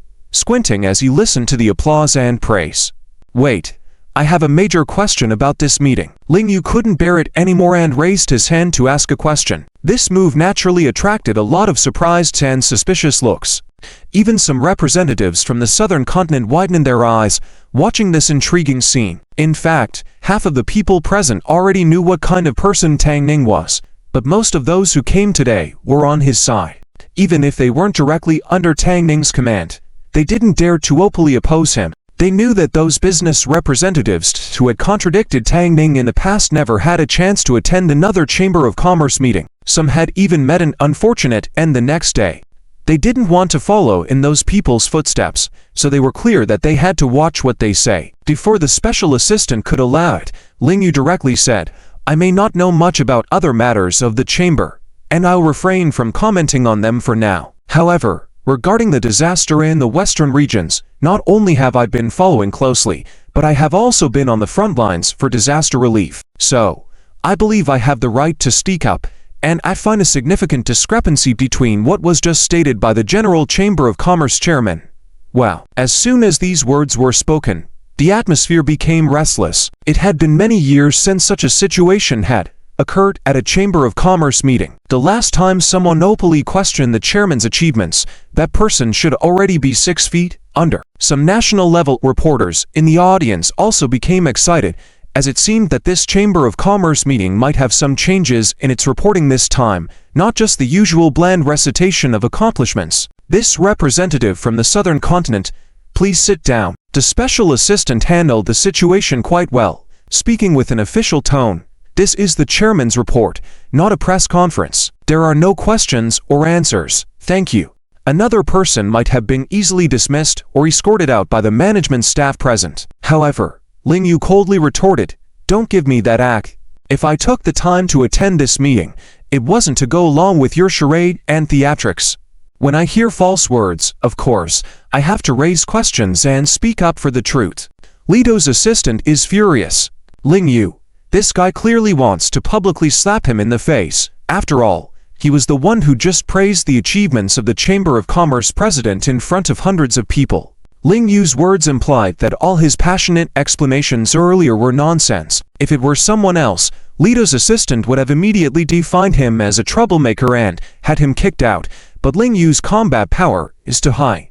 Brute force alone can't drive him away. On the other hand, Tang Ning remains calm and cheerful, smiling and saying, "It seems like you, the representative from the southern continent, are attending the Chamber of Commerce meeting for the first time, right? Unfamiliar with the rules and procedures? Rules and procedures are made by people. If the previous rules are unreasonable, they must be changed." Ling Yu knows what Tang Ning is up to. This meeting doesn't have Q&A or interaction sessions, it's all about reports and procedures. If he doesn't push harder, he'll just be pushed through the process, and whatever they say goes. Haha, you're right. Tang Ning directly agrees with Ling Yu, saying, "Indeed, unreasonable processes should be changed. In that case, the next step is the meeting defense session, which my third special assistant will host." Ling Yu shudders slightly. Other people are also discussing among themselves. The Chamber of Commerce president now has another special assistant. "Everyone, let me introduce. This is my third special assistant, Mr. Li Yajian." Following Tang Ning's gesture, everyone turns to look at the entrance behind the stage. A handsome man with a smile on his face enters the crowd's view. Ling Yu stares at this guy intensely. Indeed, he is still alive. That day, Easy was deceived by his tactics and the face-switching move. Definitely, when dealing with the Tia Gang Group's division affairs, this guy had already quietly escaped, leaving a scapegoat to mislead them. Then, when they let their guard down, he tricked Ling Ruoxu away, seized the dragon-slaying scripture, and blamed the Moran family, letting them and the Moran family fight each other while he hides in the shadows, watching the show sneakily, causing both sides to suffer defeat, killing 3 birds with 1 stone. This guy is truly devious. Liu Yajian looks at Ling Yu, with a smile on his face, then introduces himself upon entering the stage. "Hello, everyone, I'm Liu Yajian. I used to be Mr. Ling Yu's assistant from the southern continent, but was almost killed. I am truly honored to be his third special assistant now." Oh my! The scene is now even more lively. Many representatives came to the meeting prepared to doze off, but today turns out there are quite a few stories. Ling Yu looks at Liu Yajian and suddenly chuckles coldly. His eyes seem to say, "You are quite capable." Liu Yajian looks at Ling Yu, knowing the other's hostility, but showing no fear. At such an occasion today, Ling Yu would definitely not dare to lay a hand on him. "Assistant Liu, you arrived at the right time." Tang Ning smiles and says, "Mr. Ling Yu has some doubts about our processes and reports. You can stay and answer his questions on our behalf." Another deceptive move. With the Chamber of Commerce in his hands, whatever is reported will be as he says it. Even if Ling Yu spends a lot of time arguing with them here, the last line will be to continue investigating the matter and data, making Ling Yu useless for the day. Of course, Ling Yu knows the schemes of these guys. Fighting against the scheming top politicians, knowing the truth won't necessarily make you win. They can turn black into white, turn clarity into chaos, making the public completely unaware of the truth, with everything depending on who holds power and who has the strongest fist. As Tang Ning was preparing to leave with Lito's assistant, someone suddenly barged into the venue, shouting excitedly, "Tang Ning, your people killed my parents. Blood for blood." The scene is once again chaotic. The meeting has already ended, but Tang Ning finding a way to leave is not that easy, because the person who came in is Xia Chia, accompanied by a group of reporters from outside. And how he entered? Well, it was arranged by Ling Yu. Before Tang Ning's people could remove Xia Chia, Ling Yu speaks up. "President Tang, isn't it time for the defense proceedings? Looks like your assistant has some work to do." Tang Ning sneers. For others, this would be a big situation, but for him, it's just another day. The only difference now is that Xia Chia has the protection brought by Ling Yu, making it not so easy to act against him. "I'm not making baseless accusations, I have evidence. I have concrete evidence." Without waiting for Tang Ning to speak, Xia Chia immediately presents his evidence, intending to cause further uproar to keep Tang Ning and others at the scene. Liu Yajian didn't expect Ling Yu to play this card. It seems this man knows more than just the fact of Liu Yajian being alive. The Northern War God is not just some recklessly brave man. Leader, found it. Meanwhile, taking advantage of the chaos, Yizi quietly approaches Ling Yu from behind. With just a sentence from Xia Chia in the morning, Ling Yu already guessed the truth that Liu Yajian was alive and that he was the one who kidnapped his sister. So, he had already set up in the morning. Investigating Liu Yejian in reverse, Yizi had secretly arranged for people to monitor the venue since the morning, waiting for Liu Yejian to exit, then using the resources of the Nangong family's connections, obtained footage of the road conditions in Yanjing to confirm the origin of Liu Yejian's vehicle. During the meeting, the elite warriors of the Warwolf battalion had already identified and locked down the departure location of Liu Yejian in the third area. Immediately block the relevant areas and ensure no one takes my sister away.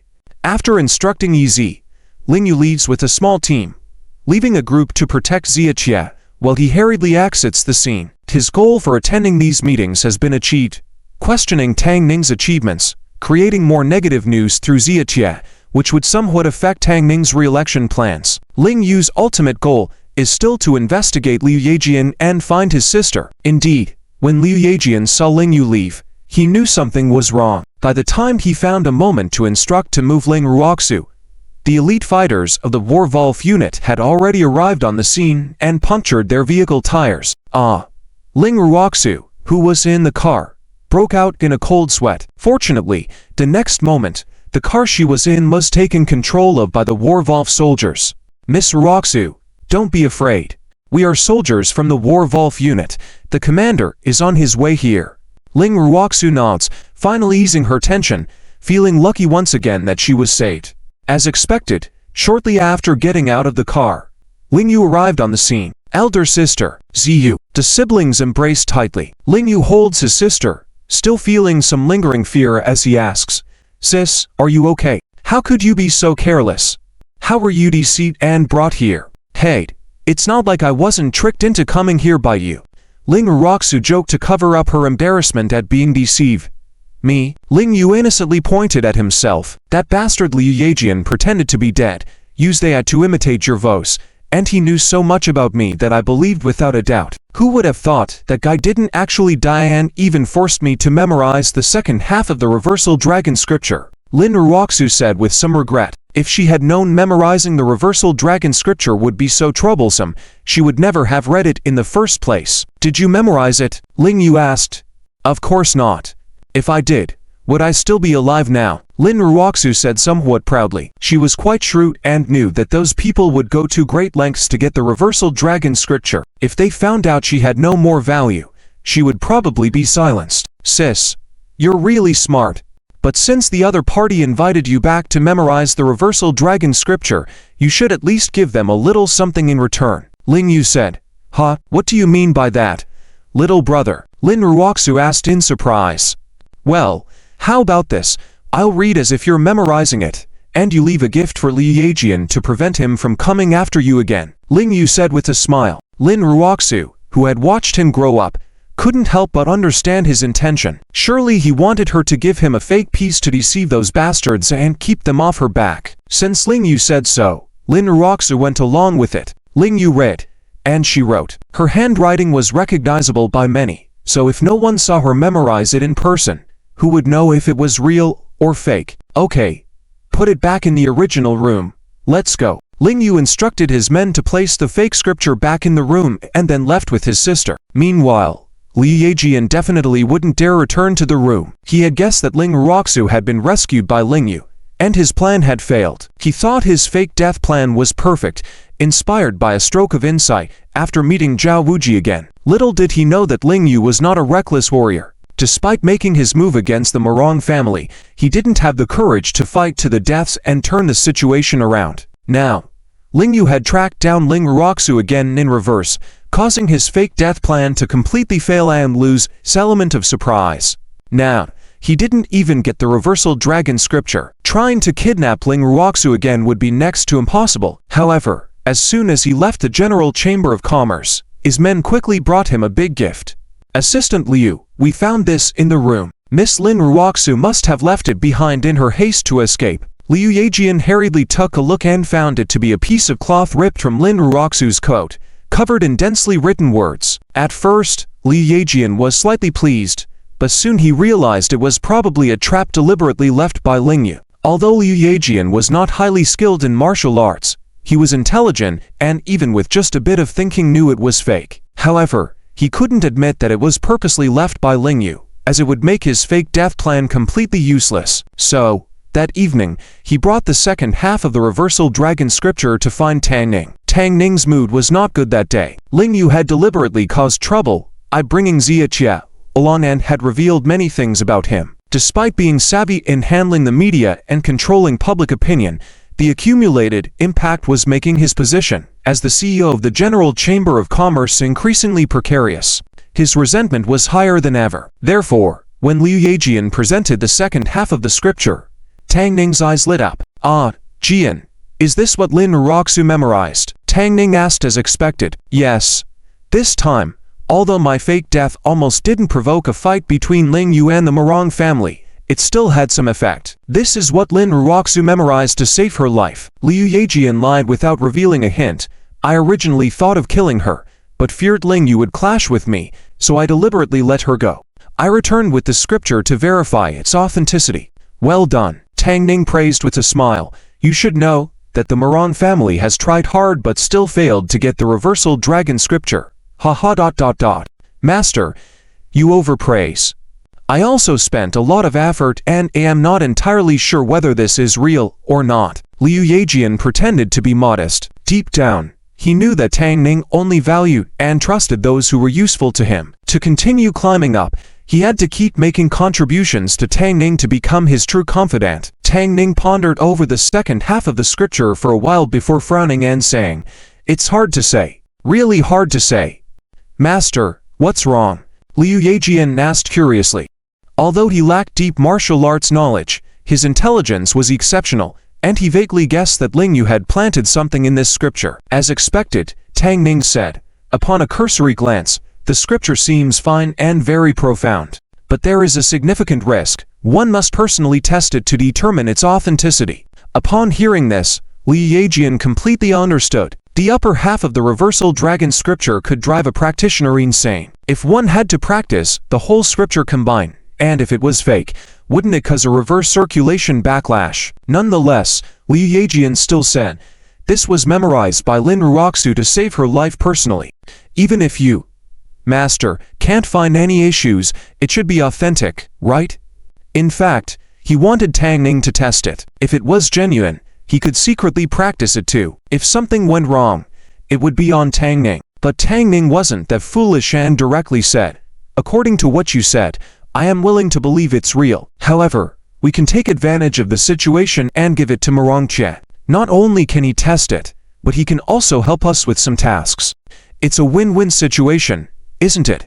Liu Yejian guessed he would say that, but since he had already made a name for himself, whether the scripture was real or not wasn't as important anymore. So, he just followed along and said, "Master's wisdom is incomparable. I will handle this matter. What tasks would you like Moran's family to assist us with?" "Didn't you already tell him that he would receive the second half after killing Ling Yu? Given Moran Chan's abilities, he may not be able to kill Ling Yu. So let's change plans." Tang Ning directly said, "Let's have Moran's family assist in arranging a marriage alliance between the Tang family and the Nangong family. As long as Moran Chia agrees, we can hand over the scripture first. After all, if he succeeds in practicing it, he will also help us take care of Ling Yu for free. Master's wisdom, I'll get to work on it." Liu Yejian immediately said, "Ah Jian, you've done excellently. With you by my side, I've gained a valuable assistant, haha. Thank you for the master's praise. I'll continue to work hard," Liu Yejian said humbly with a smile before respectfully leaving the room. The Western regions. After Qin Mingyu successfully salvaged the supplies, he led the majority of the troops to stop at Chuan City. According to the schedule, the large bandit suppression team arrived at the westernmost city in the western regions, marking the end of their bandit suppression mission. If it were a bureaucratic formality project, things would end here, and the officials would announce the successful bandit suppression, claiming a great victory to deceive the ignorant masses. However, Qin Mingyu was not the kind of person and could not deceive himself or others. Today, President Aang and President Ma once again came to the hotel where Qin Mingyu was staying to discuss this matter. "President Qin, we have been working for nearly 2 weeks and have destroyed many bandit dens, which can be considered a significant contribution to the people of the western regions. Should we disband now?" President Ma suggested with a smile. Qin Mingyu naturally understood his intentions. After all, He was in charge of the relief center, and now that the supplies have been delivered and gained recognition for disaster relief, he wanted to withdraw. President Liang, what do you think? Qin Mingyu proactively asked Liangji, as he was the legitimate president of the Western Region's Chamber of Commerce, on par with her. President Qin, you make the call, but with so many prominent figures in the Western regions following you, we need to accomplish something significant, otherwise, people will laugh at us. Liangji made a diplomatic move, passing the ball back to Qin Mingyu. To be honest, Qin Mingyu was very dissatisfied with their attitudes. In the beginning, it was you who said you would suppress the bandits, and now that only a few bandits have been eliminated, it's you again saying you want to go back. Anyway, if there are merits, you claim them. If there are accusations, you pass them on, right? But knowing the other party's mindset, Qin Mingyu couldn't lose her temper.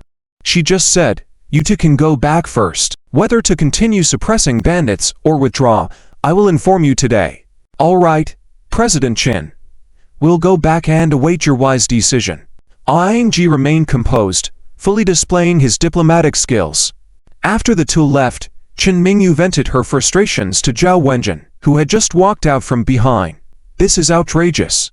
These people in the Western regions treat me like a high-class maid. Now I feel like a servant working for them for free just to gain prestige. Mingyu, don't get angry. Zhao Wenjin quickly held her hand. Didn't you foresee this situation before? Qin Mingyu sighed and nodded. She did prepare herself mentally to lead this group of ragtag troops. She wanted to win over the people of the Western regions and gain their support to become the president of the Chamber of Commerce. Once you have desires, you will live a tiring life. Qin Mingyu lamented to her best friend. Don't worry, with my brother around, we don't have to work so hard. Leave the dirty work to him. Zhao Wenjin suddenly smiled playfully. Zhao Wuji. Qin Mingyu also smiled. Yes, it's great to have a brother. I wonder if your brother has any suggestions for me now. Brother, speak up. Zhao Wenjin held Qin Mingyu's hand and instructed Zhao Wuji. Zhao Wuji, alas, this sister has been spoiled by him, but fortunately, after more than 20 years of indulgence, he has also become accustomed to it. Since everyone is relaxed and lacks the passion to continue suppressing bandits, let's withdraw. Zhao Wuji's response surprised the two beautiful women. Qin Mingyu asked, Zhao Wuji, do you mean a real withdrawal or a fake one? Of course, it's a real withdrawal, and we must make it clear to the other party that we are sincerely withdrawing our troops. With just these words, Qin Mingyu suddenly understood. I see. I will immediately notify everyone to withdraw, disband on the spot, and return to Silver City. Qin Mingyu said promptly. Zhao Wuji nodded with a smile, feeling at ease talking to intelligent people. Not only was Qin Mingyu smart, but Zhao Wenjin was also clever. She immediately said, Brother, are you trying to lure those bandits back? Exactly, Zhao Wuji affirmed. A thief is a thief, just like a dog can't stop eating poop, and a mouse can't stop stealing food. They might hold back for a while, but they can't resist forever. Then I'll go spread some enticing food and lure these mice out. Zhao Wenjin's eyes sparkled with mischief. Not so fast, let's wait for a couple of days. Zhao Wuji gestured. Mice are cunning. Once the hunter leaves and the bait is laid out, they might not take it. Also, I have more important matters to attend to in the next 2 days. Let's rest in the Western regions for now.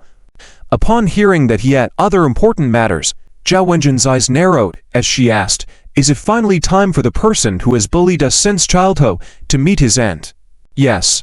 When we were in the Zhao family, I had reservations, but now that we have left the Zhao family and Yanjing, I can take action and find a way to send him off once and for all, Zhao Wuji confidently declared. Zhao Wenjin's eyes also lit up with anticipation. On the other hand, in Yanjing, Ling Yu and Qin Mingyu learned through a video call that the bandit suppression army had disbanded on the spot, a strategy Ling Yu also deemed wise. Suppressing bandits is different from a war to annihilate a country. Combat requires unexpected attacks on unprepared enemies. If Zhao Wuji had helped Qin Mingyu greatly, then Ling Yu should fulfill his promise and help him get rid of Zhao Wuxian. That evening, he arranged to have dinner with Nangongwu in a high-end restaurant in Yanjing. The restaurant was huge, offering a wide range of services, combining dining, entertainment, and leisure under one roof. Master, are we going to take action and deal with Zhao Wuxian in the next 2 days? A group of 4.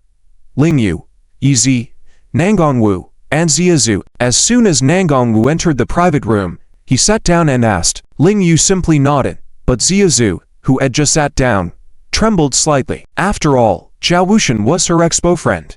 Before Ling Yu could answer, Nangongwu glanced at Ziazu and deliberately asked, "What's the matter? Don't you like me now? Still concerned about that scumbag? HMPH, no one can be as scummy as you." Ziazu retorted, teasingly, "Zhao Wuxian is so scummy. His girlfriend is far inferior to you in every way." Ha ha. Nangongwu laughed triumphantly. Even with so many girlfriends, someone still said she liked me at my wedding. Isn't she silly, you?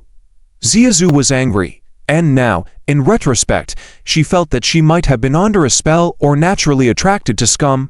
Why did she always fall for scumbags? Seeing her about to make a move, Nangongwu quickly readied himself. The two were about to spar at the dinner table. Nangongwu was boxing and, with a self-satisfied grin, he said to Ling Yu, "Master, do you see my improvement in martial arts?"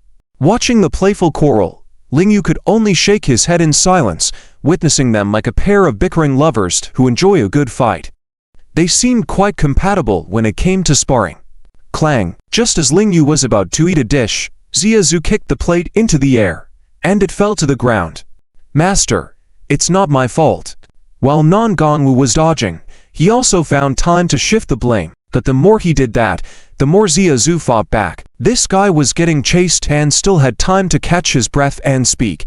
Doesn't that prove he's stronger than her? Ziazu could admit that Nangongwu had money, and she could admit she confessed first, but she couldn't admit that he was better at martial arts than this pampered young master. So, the two of them fought harder. Izzy wanted to take a break and have a drink, to watch his former female apprentice fight against these deceitful men, but with a clang, the cup in his hand was kicked into two pieces. Ziazu then had the nerve to ask, "Instructor Yi, is my kicking skill better now?" "Easy, enough.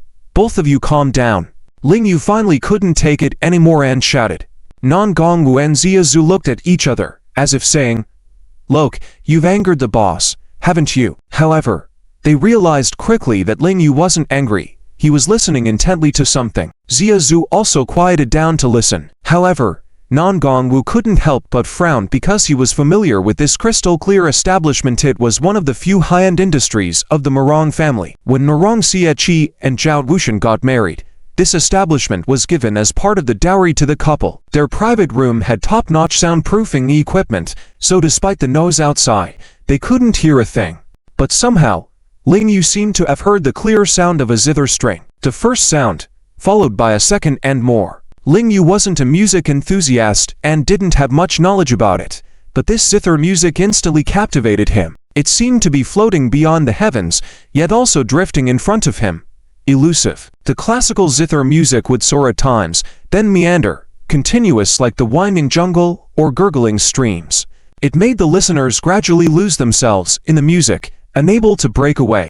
"Master, what's happening? Could it be a bad omen?" Nangongwu couldn't help but whisper to Ziazu. Ziazu just glared at him as if to say, "If you're cursed, so is my brother." "Music saint? It's the music saint," Ling Yu suddenly called out. He remembered that the old drunkard who taught him martial arts once said that there was a zither player in Dragon Country whose internal skills were unmatched by him. She played the zither, creating the most divine music, even mesmerizing his wife. At that time, Ling Yu didn't know his wife was the renowned Master Haitan, so if even Master Haitan praised this zither music, it had to be played by someone deserving the title of music saint. And tonight, this classical zither music that resonated with people's souls could likely only be played by a sage. So Ling Yu boldly speculated and was curious about why such a prestigious figure would suddenly appear tonight. Music saint? What music saint? Nangongwu was confused because he had never heard of that title and didn't hear any music. Yizi tried to be helpful, explaining, "In Dragon Country, there are 3 gods and 7 saints, all extraordinary individuals.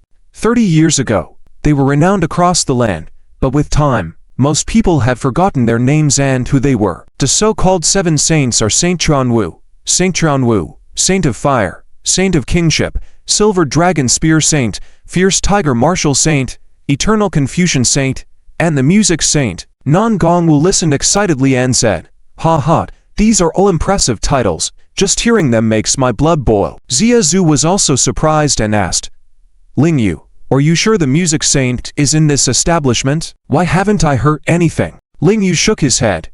He had only guessed subconsciously upon hearing the divine music. Just as he wanted to continue listening, there were sudden noisy sounds from not far outside. Ling Yu couldn't help but open the door, and now all four of them heard the commotion outside the establishment.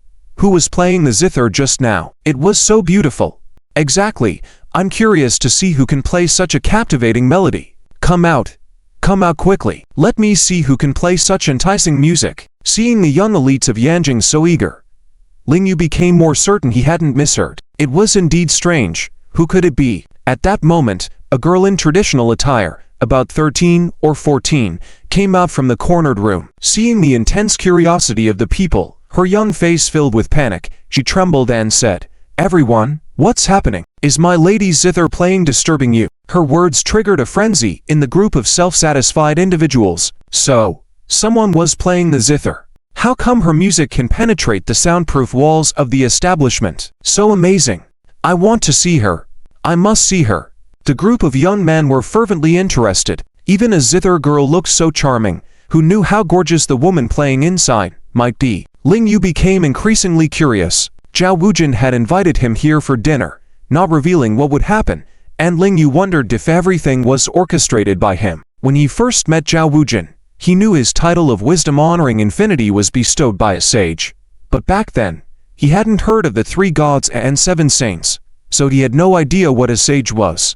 Now it appeared that Zhao Wujin had deeper connections, and he knew. "Everyone, I'm sorry. My lady rarely sees outsiders. She doesn't play the zither for commercial performances, only for those destined to hear it." The zither girl hurriedly rejected their demands to enter, which infuriated the group of pretentious people even more. Damn. Today I must see the woman who plays the zither no matter what. Yes, I detest mysteries. If she's beautiful, fine. But if she's ugly, we'll make sure she looks good. Who does she think she is? First lure us in with zither music, then play these mind games. Is she trying to fetch a high price? Hearing these increasingly offensive remarks, Ling Yu frowned slightly and couldn't help but walk toward the besieged doorway. Ling Yu, what are you going to do? Xia Zhu, seeing his dark expression, felt a bit uneasy. Was his sense of justice taking over?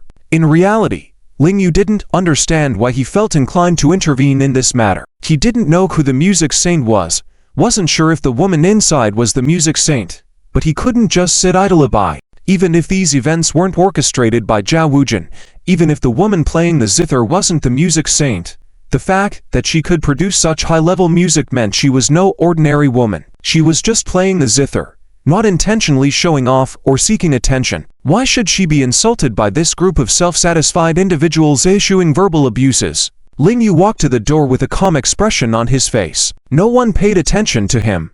Their focus was on the women inside. Ling Yu could tell at a glance that these were a group of second-generation rich kids and officials who indulged in drinking and pleasure. Many of the men were even enjoying themselves with women. They subconsciously assumed that the women inside were also here to sell themselves, just in a different way. Unfortunately, these men seemed to enjoy this kind of entertainment. Some of them had even gotten drunk, shouting and banging on the door, frantically trying to kick it open. Nangongwu guessed that his master wanted to interfere, so he couldn't help but come over and say, "Master, the man kicking the door is Bai Bodong. His aunt married into the Moran family, and he, relying on being a relative of the Moran family, is quite arrogant in Yanjing. As for those behind him, they are all children of prominent figures in Yanjing's business and political circles, each with a background that is not something ordinary people can easily mess with." Ling Yu nodded, weighing the situation before deciding not to interfere right away. The door of this establishment was not something that could be easily kicked open. Bai Bodong looked fierce, but he was just wasting his efforts. "I want to go in and see who's inside. Wait for me outside," Ling Yu suddenly ordered. Even though he believed that Zhao Wujin could accurately calculate the best timing and location for him to take down Zhao Wujin, he still couldn't adapt to Zhao Wujin's way of doing things. He was still confused and couldn't understand the situation. He couldn't just rely on intuition to act, could he? "Yes, master." Nangongwu nodded with a smile. He didn't know what Zhao Wujin had arranged, but his mindset was different from Ling Yu's. He was full of anticipation and curiosity about what was happening now and what was about to happen. Ling Yu suddenly reached out and pushed Bai Bodong, who was making a scene at the door. Back, Bai Bodong fell to the ground with a thud. The young people around, watching the spectacle, were stunned.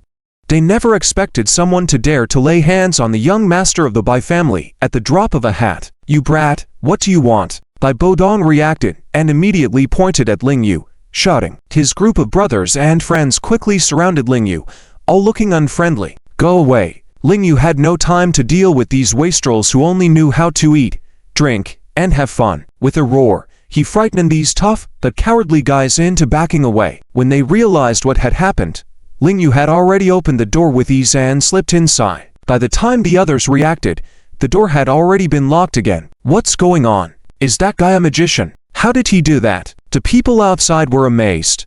Many of them tried to kick the door vigorously. However, for Ling Yu, the door of the establishment was like thin air, whereas for them, it was as solid as steel. No matter how hard they kicked, it was futile. After closing the door, Ling Yu slowly walked towards the interior of the private compartment. Soon, a graceful figure appeared in front of him. She was elegantly playing the zither with her delicate fingers, yet no sound came out, and her every movement was as beautiful as a painting, enchanting those who saw her. Ling Yu couldn't help but carefully scrutinize the woman in front of him.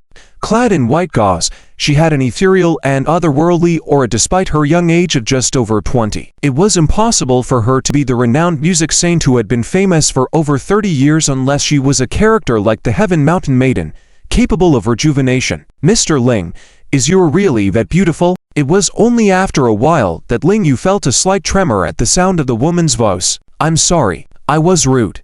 Ling Yu quickly made an awkward smile and asked, "Are you called Yu? Do you know me?" You're not an," and gestured. "Mr. Ling, please sit. I've already prepared tea, waiting for you to come and talk." Ling Yu respectfully obeyed, sitting across from her. Honestly, she didn't possess the breathtaking beauty of his wife, but she exuded a pure and lovely charm. In terms of divine aura, she was definitely not inferior to anyone. "Miss Yue, how did you know I was coming?" Ling Yu went straight to the point and asked. "Lord Wujin told me." Yu smiled slightly and added, "He is my friend." Ling Yu was slightly surprised but then joked, "Ah, that explains it. He is exceptionally good at deducing everything and anything. Indeed, that's why he told me you would come, and Yu was quite looking forward to it." Yu smiled. "Why is that?" Ling Yu's expression showed a hint of confusion but joked further, "You're not going to say you've long admired me, are you?" "Hehe.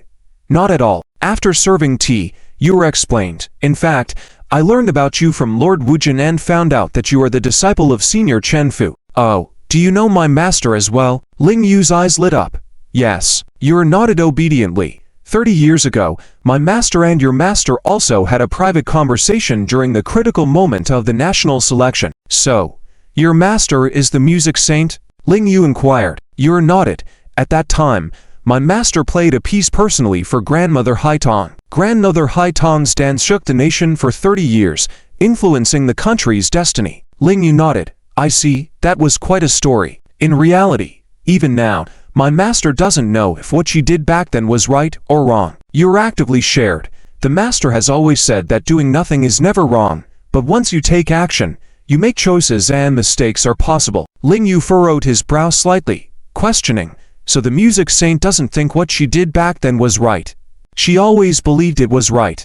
Yu continued, "But now, she has the same attitude, as I just said, believing in doing nothing to avoid making mistakes. Once you take action, mistakes become a possibility." Ling Yu further frowned. "But how can one live in the world without taking any actions?" "Exactly. That's what I said too, so I chose to come and meet you." Yu smiled and said, "After my master and Senior Chen Fu and Grandmother Haitong talked all night back then, they decided to help John Ping be elected as the national leader, leading to the current situation of the country. I also hope that after talking with Mr. Ling, I will have an idea of the new candidate for national leader whom I want to support." "So you want to know whom I support to be elected as the national leader?" Ling Yu straightforwardly asked. Even though this year was unknown to him, she was still the heir of the music saint, and might have a certain influence. If she could support Zipeng, there might be an unexpected gain. "Why?" Yu found Ling Yu's answer not surprising, but she was curious. Is it just because he has been Zhang Ping's deputy for many years? Not exactly, Ling Yu honestly reply. It's because in my eyes, Zipeng is a good official who has done a lot of practical things for the people of Lone Guo, such as the recent disaster relief. But isn't that what he should do in his position? You immediately raised a question. No matter who the Prime Minister is, when serious disasters occur in the western regions of the Dragon Kingdom, shouldn't they come to the scene to command? The things he does for the people of the Dragon Kingdom, someone else could do as Prime Minister, and maybe even do it better. Yu's question made Ling Yu couldn't help but smile. Mr. Ling, do you think Yue is wrong? What you said is hypothetical. It hasn't happened, so there is no right or wrong, Ling Yu said firmly. Maybe you're right, maybe someone else could do a better job as Prime Minister than Zipeng, but it could also be wrong. Zipeng might be the most suitable for the position because he has proven himself with his achievements. Besides, let's not discuss this for now. If we have to choose between Zipeng, Zhao Nianchu, and Mo Tiu as the national leader, I believe choosing Zipeng is the best. I'm not like your master, I'm not afraid of making choices. Yue looked at his determined expression and asked in confusion, why? Is it because Zipeng represents your interests? Ling Yu smiled bitterly, not knowing how to respond at that moment because he was a military general, not skilled in debates. If it was someone else, Ling Yu wouldn't have a definite reason or necessity to persuade them, but the other party was a disciple of the Joyful Sage, who had once cooperated with the old drunkard, so he had to persuade her. Because Zhao Nianchu is the wife of Tang Ning, and Tang Ning is a person of ill intentions, who has harmed the country for his own selfish reasons, causing the deaths of many heroic soldiers who defend the country. Ling Yu admitted. Yue didn't ask for evidence, she simply nodded slowly. I see. What about Mo Tiu? He has made significant contributions to agriculture in the Dragon Kingdom and hasn't done anything harmful to the country and the people, right? Ling Yu answered directly. Mo Tiu is a politician cultivated by the Three Saints organization. The Three Saints organization is very ambitious and has secretly established numerous dark organizations around the world, attempting to start wars and dominate the world, just like Tang Ning and others, if not worse. I see. Yue nodded and said, Mr. Ling, thank you for telling me all this information. Whether it's true or not, it's important reference for me. If given the chance, I might also support Prince Zipeng because, as you said, he has proven himself with his achievements. Ling Yu smiled calmly. He didn't know if telling Yue all this was useful. For now, he treated it as sharing with a new friend. After all, their masters were old acquaintances, so they were also continuing their friend's legacy. Meanwhile, outside, the noise was getting louder. Previously, Nangang Wu often visited the Crystal Palace and knew that many young people frequented the place, especially those who were self-righteous and arrogant. They often caused trouble. But today, he was here to take care of Zhao Wushan, to avenge himself, so he remained low-key, not mingling with the crowd, but observing the situation curiously. The green tea bitch inside, along with those so-called men. Get out. They're just here to sell green tea. Why pretend to be mysterious and elegant? Let's see what makes you so special. Bai Bodong had been arguing fruitlessly, and after being knocked down by Ling Yu in front of everyone, he felt embarrassed and became increasingly agitated. Damn it! Bring me explosives, blow up this door. Drag that woman out and beat her up in public. Bai Bodong, wanting to demonstrate his abilities, became more and more aggressive in his language. Watch your mouth. Miss Yue is not a woman of ill repute. She is a disciple of the Joyful Sage. Qin Tong finally couldn't hold back and spoke up to defend Miss Yue. Instead, Bai Bodong responded with a merciless slap. Slap.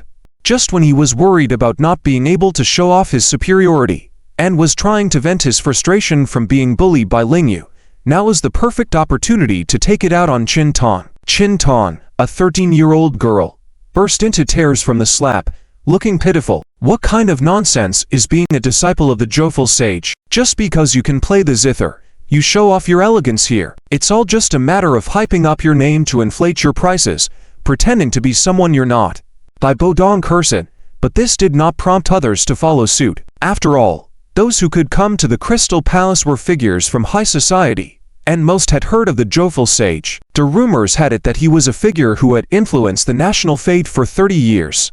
Even if he had been in seclusion for many years, surely he still had significant influence and connections, right? They never expected Bai Bodong to dare openly insult her and disgrace her disciple. How ignorant and fearless he was. However, Bai Bodong was angry and paid no mind to these thoughts. Relying on the wealth of his family and being related to the Moran family, he considered himself the #1 figure in this clubhouse. He continued to curse, and various unbearable words echoed, reaching Ling Yu's ears. Click! The door suddenly opened from the inside. Ling Yu's expression was cold, and when he saw Chin Tong crying, his eyes emitted a chilling coldness that made people shiver. This startled Bai Bodong, and he took a step back. Boss, do you need us to take care of these people? When Xia Zhu saw Ling Yu's expression, she immediately walked over and asked in a low voice. She had long disliked Bai Bodong, but until she received an order from Ling Yu, she had to suppress her anger, for fear of causing trouble. Now she also referred to Ling Yu as the boss in front of others, following easy. Boss, although I also hate these *RDS, their parents are prominent figures in Yanjing. If you bully them here, their parents will definitely be against you. Whether in the Chamber of Commerce elections or the national elections, it will be detrimental to us, Yizi reminded quietly, keeping a calm demeanor. Otherwise, he would have already taught these guys a lesson if Ling Yu hadn't given orders. You're right. But we are men of character. There are things that need to be done, Ling Yu said, his eyes turning cold. Although he had not been in Yanjing for long, he had heard that the scoundrels in high society in Yanjing were more numerous than in any other city. They relied on their parents being wealthy tycoons or high officials, pampered since childhood, looking down on others, and acting even more arrogantly outside, bullying and insulting people everywhere, feeling superior and unmatched. Ling Yu didn't like these people. So since he had accepted Yue as a friend, he had to vent his anger for his friend. Boss, I understand. Xia Zhu couldn't wait any longer. Upon hearing Ling Yu's words, she immediately kicked Bai Bodong, who was still cursing and not knowing his place. Dang! Bai Bodong was kicked down to the ground, and the guy, who was still shouting, suddenly fell silent. They never dreamed that the prestigious Bai, tonight, would be repeatedly bullied at the Crystal Palace. Who were these people, after all? How dare you kick me? You're dead. Who are you guys? Show yourselves. Bai Bodong, knocked to the ground, finally managed to get up and pointed at Xia Zhu and Ling Yu, cursing. Bai Bodong definitely had a bit too much to drink tonight. Not only did he have his usual drinking buddies around him, but also a second-tier female celebrity. He was clearly trying to show off on his own turf, acting arrogantly, thinking he had a lot of face. Little did he know that his attempt at showing off backfired, and he ended up losing face. Now, he was filled with anger. I am Miss Yu's friend. Ling Yu didn't intend to give him any recognition because he wasn't worthy. Zuer, give him a lesson he won't forget, so he'll have to behave humbly in the future. Hearing the name of the music saint will make him tremble in fear, never daring to show even an ounce of disrespect again. All right, I will definitely fulfill this request. Xia Zhu nodded, clenching her fists. They may look small, but to the average person, they seemed as heavy as 1,000 caddies. Damn it, you arrogant woman. You think you're something just because you have some skills. Offend me, and you're all dead today. Teach her. Bai Bodong gave the order to his brothers. Instantly, several men grabbed whatever they could find in the club and started attacking Xia Zhu. Although they didn't know any martial arts, they were all skilled fighters, often bullying others outside. They knew all sorts of dirty tricks. Xia Zhu initially had the upper hand, punishing several arrogant young masters severely. However, their numbers kept increasing, and soon they surrounded her. You be *Chi, see how long you can act arrogantly. Soon you'll know what cruelty is. Yet, don't you know this is young Master Bai's territory? Dare to mess with young Master Bai, and none of you will leave here safely. The fight escalated more and more on the scene. Nangongwu observed that Xia Zhu was finding it harder to hold on and prepared to join the fight. Ling Yu, on the other hand, remained calm and simply let the situation develop. Just then, a man who had fallen to the ground suddenly grabbed Xia Zhu's leg while they were fighting. In the next moment, two men lifted large vases and smashed them towards Xia Zhu. You be *TCH. Go to hell. Xia Zhu struggled but couldn't free her leg, feeling a bit panicked. At that critical moment, Nangongwu finally intervened, smashing the vases and giving Xia Zhu a smirk, saying, can't handle it without calling for my help, TSK. I need someone inferior to me to help. Zhu sneered back. Ha ha. Inferior to me? Nangon Wu laughed confidently. Dealing with a bunch of trash, you're struggling so much. Step aside and watch the show from young master Bai. After saying that, Nangon Wu started throwing punches and kicks, quickly defeating a group of them. Nangon young master. Bai Bodong recognized Nangon Wu, immediately becoming less arrogant. What's the matter? Learn from it. Nangon Wu's performance clearly surpassed Zhu's. Although Zhu was very dissatisfied, she raised her hand and said, "These guys obviously fear your identity and don't dare to act. That doesn't show your true ability." What? Still not satisfied? Nangon Wu instructed Bai Bodong, "Tonight, I'm going to clearly teach you a lesson. Bring out your best men. Don't hold back, because I won't show mercy. We'll keep fighting until your people are lying on the ground." This Bai Bodong was both anxious and angry. Although Nangon Wu was arrogant, he didn't dare to challenge him. He even shivered and apologized. "Young Master Nangon, we didn't know you were acquainted with these people, let alone knew the music saint. Please forgive our ignorance." Ignorance my *SS. Nangon Wu walked over and gave him a slap. "With your kind of attitude, even if I had no connection to the music saint, I should still teach you a lesson, right?" Bai Bodong received another slap but didn't dare to get angry. Just kept nodding. "Yes, we did show disrespect to the music saint. Punishment is deserved." "Punishment, huh? Deserve to be beaten?"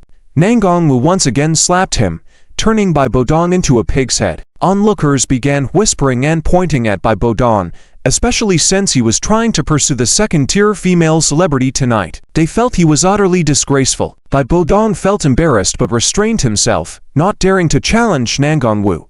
"Kneel down. Kowtow. Apologize to Miss Yue in the room," Nangon Wu ordered. This sense of justice felt good. Before, when he bullied others, he didn't have the label of a positive figure, but tonight he was. Bai Bodong gritted his teeth. "Young Master Nangon, I admit my family is not as influential as yours. But I won't let you treat me as a pushover. Killing a chicken to scare monkeys, you want me to kneel and apologize in front of everyone. To a woman, how can I continue to mix in the future?" Some of his brothers, who were beaten by Zhu, thought the same. They were okay with losing in a fight, but kneeling publicly and apologizing, where would they put their face? They were not middle-aged people ground down by society. They were young men with pride in their veins. "Ha ha. Why would I care about that?" Nangon Wu taunted. "You disagree? You bunch of rotten eggs and potatoes gang up on me. F***CK. This is outrageous." Bai Bodong finally couldn't take it anymore and shouted, "Get them." Some of his friends swiftly pulled out their phones to call for backup. They couldn't just stand by after being treated like this. The club was indeed their stronghold. After a few calls were made, the lobby and corridors quickly filled with people. This was Yanjing. Anyone with some influence was not to be trifled with. Who didn't have some connections? Ha ha. Fun. This is really fun. Nangon Wu became more excited as more people surrounded him. He just didn't want the fun to end tonight. When causing trouble, the bigger, the better. Just then, there was suddenly a commotion near the stairway. "What are you doing here? This is the Clear Spring Club. Who dares to make trouble here?" Many rich second-generation youngsters could tell it was the manager of the club speaking. This high-end place's manager was also a prominent figure.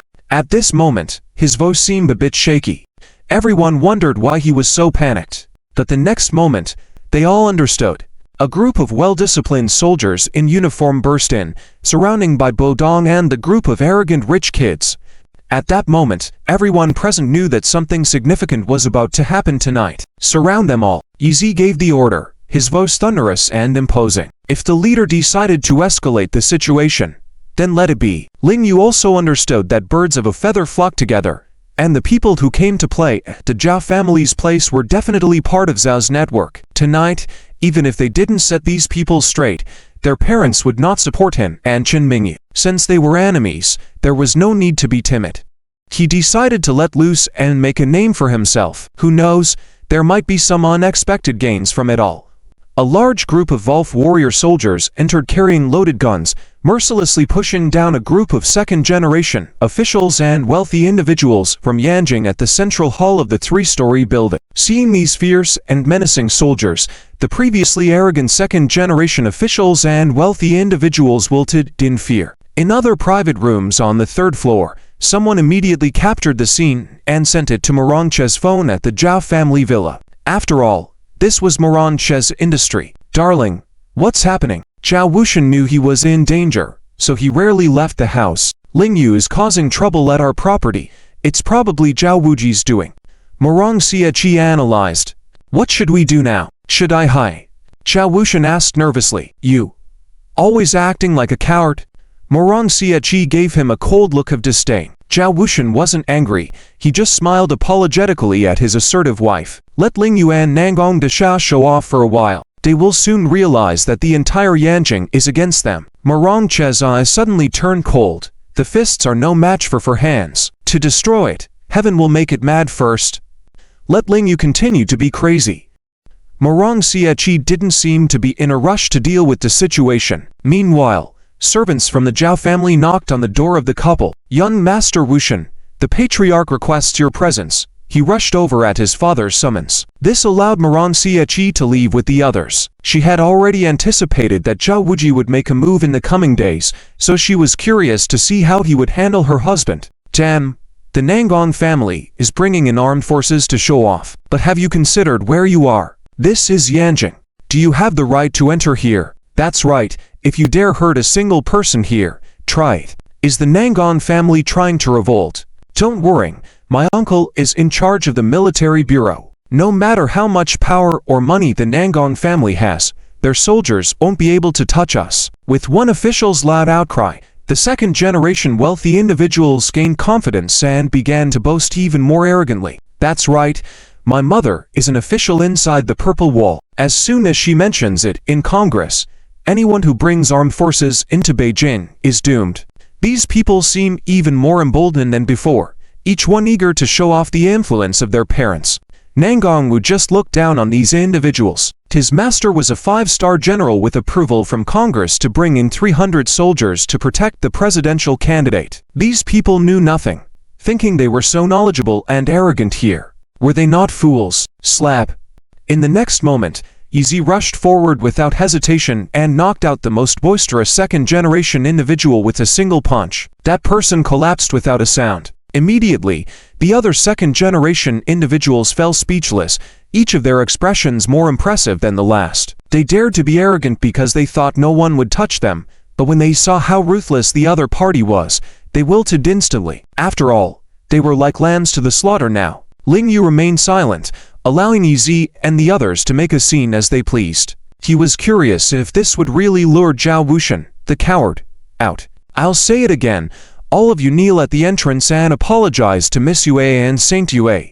Then leave. That will be the end of it." Nangongwu continued to order. Half a minute passed, and no one dared to speak. Many eyes turned to Bai Bodong, considering it was he who initiated the trouble. Bai Bodong suddenly checked his phone and saw that his cousin was coming with reinforcements. He forced a grin. "Huh.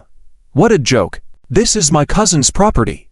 Why should we leave? If anyone should leave, it's you. Besides, it was that hussy who struck me first. If an apology is required, she should be the one apologizing on her knees." Even though his tone was firm, other individuals found confidence in his stance. At least Bai Bodong didn't back down, so they didn't have to either. They were all filled with suppressed anger, and willing to admit defeat to Ling Yu and his companions. Bai Bodong believed that they, united, presented a strong force that Ling Yu and the others wouldn't dare to fight against. But he was wrong. Xia Zhu acted without hesitation, delivering a slap that left him seeing stars and caused him to collapse on the ground. With their leader down, the other wealthy individuals panicked and realized that Xia Zhu and the rest were not afraid to use force. What was more despairing was that no one in the Clear Waters mansion dared to stand up for them when they were being beaten. They were too naive, as the security guards were just employees who followed orders and weren't ready to risk their lives for these arrogant second-generation individuals.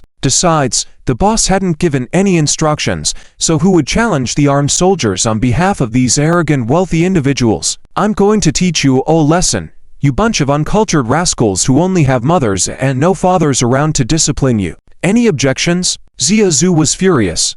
These individuals still hadn't realized the lack of manners, and she felt compelled to teach them a lesson on behalf of their parents. Several second-generation wealthy individuals had a close relationship with Bai Bodong and were accustomed to being domineering in Yanjing. Additionally, they were grateful for Bai Bodong's support and felt the need to stand up for him when he was being bullied. Huzi, don't think you're special. My father is in charge of the Yanjing Military Supervision Bureau.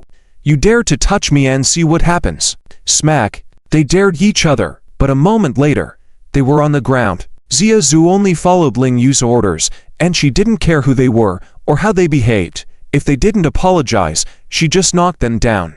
If you don't apologize, I'll beat you mercilessly. Ling Yu finally spoke, losing his patience with these uncultured second-generation wealthy individuals. The Wolf warrior soldiers only followed the commander's orders, regardless of the location or the background of the arrogant second-generation individuals. They pushed them down and started beating them mercilessly. In no time, the Clearwater's mansion turned into a chaotic scene, with the formerly high and mighty second-generation individuals crying and howling in despair.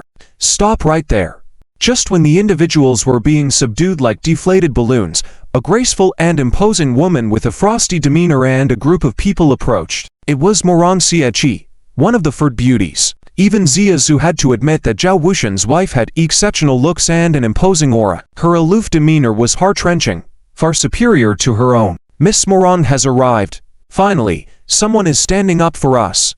After seeing her, the beaten-down wealthy individuals suddenly regained confidence, their eyes shining brightly once again. In the upper class of Yanjing, there are many legends about the Fur beauties. Moran Chia is definitely the most well-known of the new generation for beauties. The other three beauties are all delicate women, but this one knows martial arts, and it is rumored that her skills are very high. Not only that, her iron-fisted methods have kept Zhao Wuxian, the young master of one of the Fur major families, in line at home. Outside, she manages her industries and subordinates with great efficiency. With her stunning beauty and ruthless methods, she has earned the praise of countless people, earning her the title of Ice Beauty in Yanjing. Even though she is the only one among the Fur beauties who has gotten married, there are still many young men in Yanjing who are infatuated with her, pursuing her earnestly. Many of them even willingly endure abuse just to be near this Ice Beauty. For them, being mistreated by her is a kind of happiness. Moran cousin, I was bullied in your club. Please make sure to uphold justice for me. Of course, we can't let these people leave today. Let them experience the weight of our high-class culture in Yanjing. That's right. Close the doors and deal with them. My dad is from the military department. When he comes, I'll make sure to teach them a lesson. A group of rich and powerful second-generation individuals started to act rowdily. However, Moran Chia paid no attention to these usually arrogant people, who were now being treated like worthless dogs. She didn't even look at her cousin Bai Bodong, who had been humiliated, or Xia Zhu, but instead gazed directly at Ling Yu. Mr. Ling, why are you causing trouble in my place? Moran Chia's eyes were sharp as swords as she looked at Ling Yu. In Yanjing, only the Werewolf King's family dares to confront the wealthy elite of the city, even daring to retaliate against them. Not even Nan Gongwu has the audacity. Yizi also felt the cold aura emanating from this woman, so he ordered his men to pause and look to Ling Yu. In terms of pure martial strength, he alone could take care of everyone present without the need for his boss. However, he was fully aware that this wasn't just a simple martial dispute.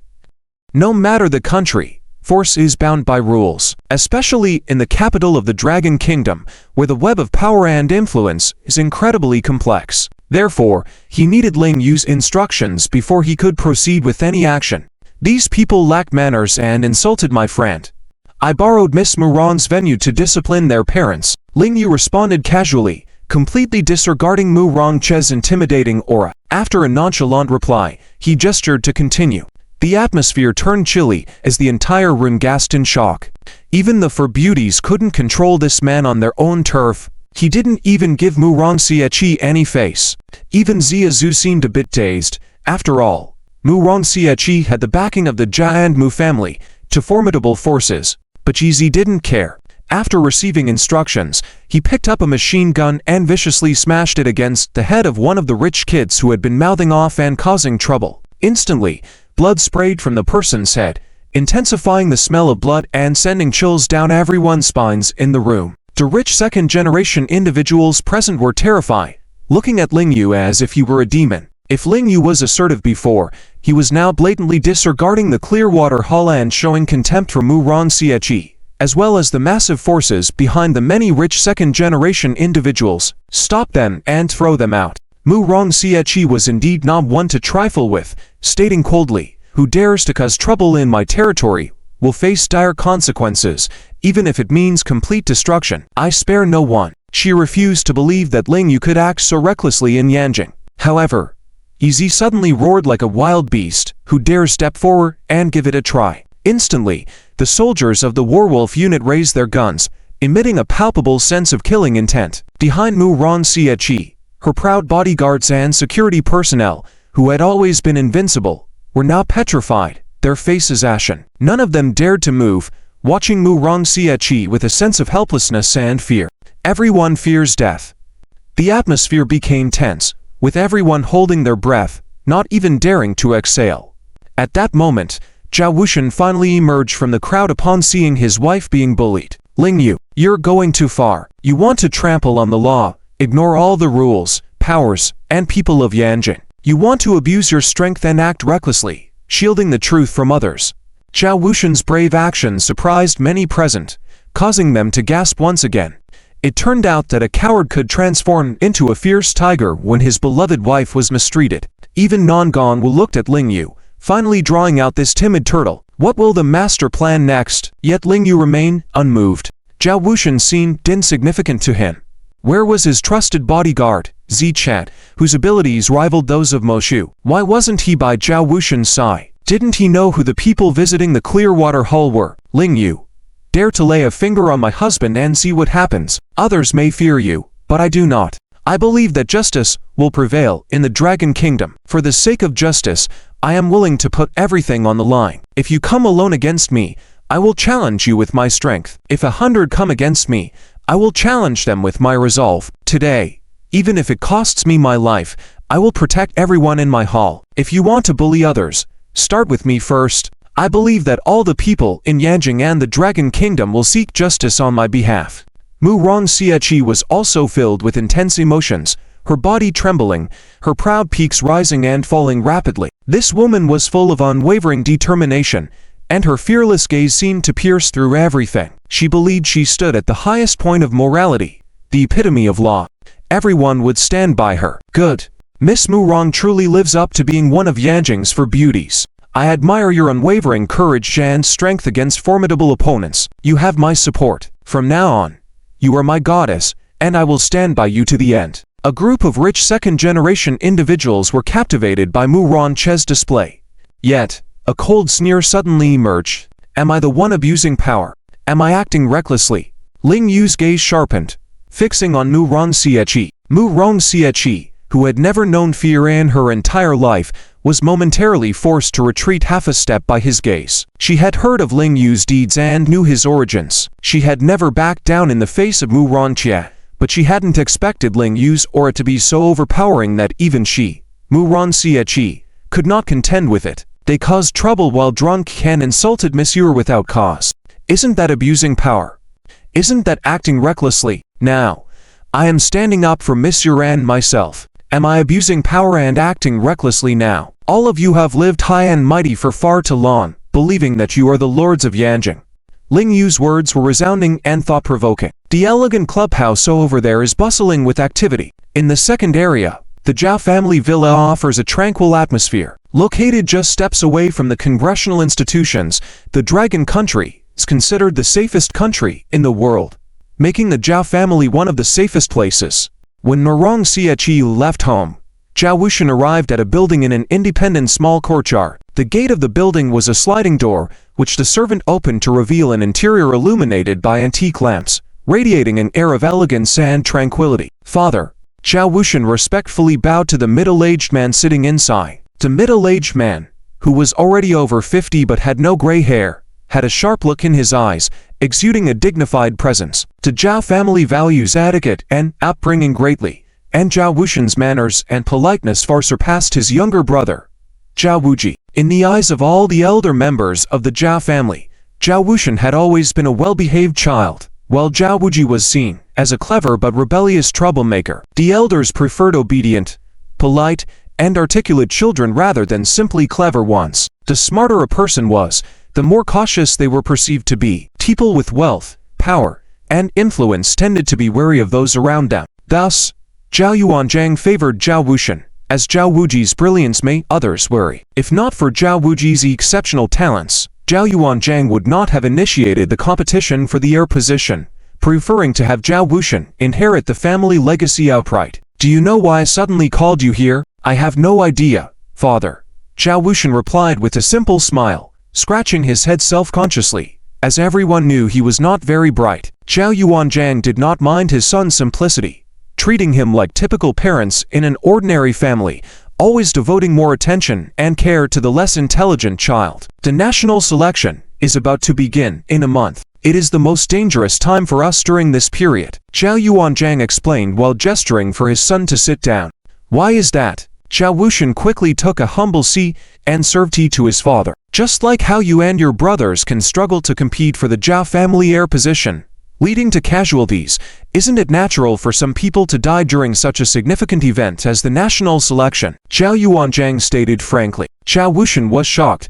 Father, I'm not very clear about the deaths of my brothers. How does it relate to competing for the heir position? If any of them were alive, they would be more suitable to be the heir than I am. Zhao Yuanzhang observed his son's unwavering expression and slowly explained, let's consider it a coincidence for now. Perhaps it is also fate. Although your brothers may be clever, Zhao family values bloodlines, and it is most reassuring for everyone if you, with your pure lineage, become the heir. Father, I don't quite understand. Zhao Wuxian maintained his innocent appearance, portraying himself as the foolish son of the elite family. Zhao Yuanzhang, who had played his role in the family for a lifetime, enjoyed this facade. In their family, acting foolishly was a must to survive among the powerful. The high society operated similarly. Those who were too flashy and sought attention often met mysterious ends. If you don't understand, I will explain it to you tonight, Zhao Yuanzhang said, turning his back to his son. Do you know how I became the mayor of Yanjing City? Of course, father, it's because of your capabilities. If it were me, I wouldn't have the ability to govern a city, especially the capital city of the country. Zhao Wuxian flattered his father, exaggerating his own incompetence. Not really. Zhao Yuanzhang confessed to his son, there are many people more capable than me. So why am I in this position? It's because power in a dominant force rests in the hands of one person. Zhao Wuxian looked up with a puzzled expression, not comprehending what his father meant, akin to a struggling student failing to grasp the teacher's lesson. Zhao Yuanzhang patiently elaborated, your father is actually a unique form of loyal servant. Remember, to live longer than others and lead a prosperous life, you must always be loyal to the Zhao family. Zhao Wuxian nodded, seemingly grasping the concept. Zhao Yuanzhang continued, in my generation, I am the sole surviving male heir of the Zhao family. However, we have many relatives, including your aunts, who are the current rulers of the Dragon Country. They all have one common trait. Their allegiance lies with the Zhao family, including your aunt, Zhao Nianchu. Zhao Wuxian nodded, saying, Father, I understand. I promise to be wholeheartedly devoted to the Zhao family. I believe you. Zhao Yuanzhang nodded in return. Whether devoted or not, your bloodline has already predetermined 99% of your future, while your mother, as a wealthy heiress of the Zhao family, always obeyed my instructions.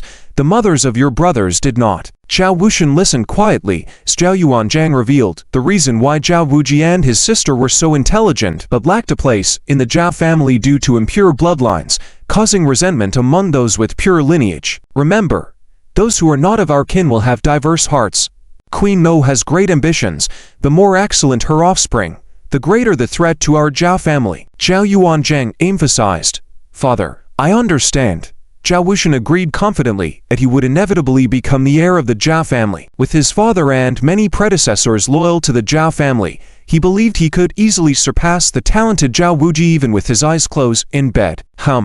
Is something happening at the Clear Clubhouse over there? Zhao Yuanzhang suddenly asked. Yes, it should be orchestrated by that boy Zhao Wuji. I cannot predict the outcome or the plot, but I am well aware his ultimate goal is to eliminate me. Zhao Wuxian abandoned his usual foolish act when necessary. Good. Many things are intricate, but as long as you understand the core, you don't need to bother with the complex and lengthy process in between. Zhao Yuanzhang reminded him, with Zhao Wuxian being the only one he considered a true heir, disregarding his other children. Thank you for your guidance, father. Zhao Wuxian sincerely thanked him, tears welling up in his eyes. After tonight's events, you should register for the Yanjing City Council election. Politics is a game of winning hearts and votes. With the Zhao family background and support from the officials' offspring bullied by Ling Yu, you will soon be able to succeed me, and even your aunt is paving the way for you. Zhao Yuanzhang advised, do not become too infatuated with Moran Chia. She is just a pawn to help you achieve great things. Eventually, I will arrange for you to marry another woman, someone who is loyal to the Zhao family, and you must carefully select and nurture such individuals in secret. Thank you for your guidance, father. Zhao Wuxian expressed his gratitude again, bowing in appreciation. Suddenly, a commotion was heard from outside. Don't stop me.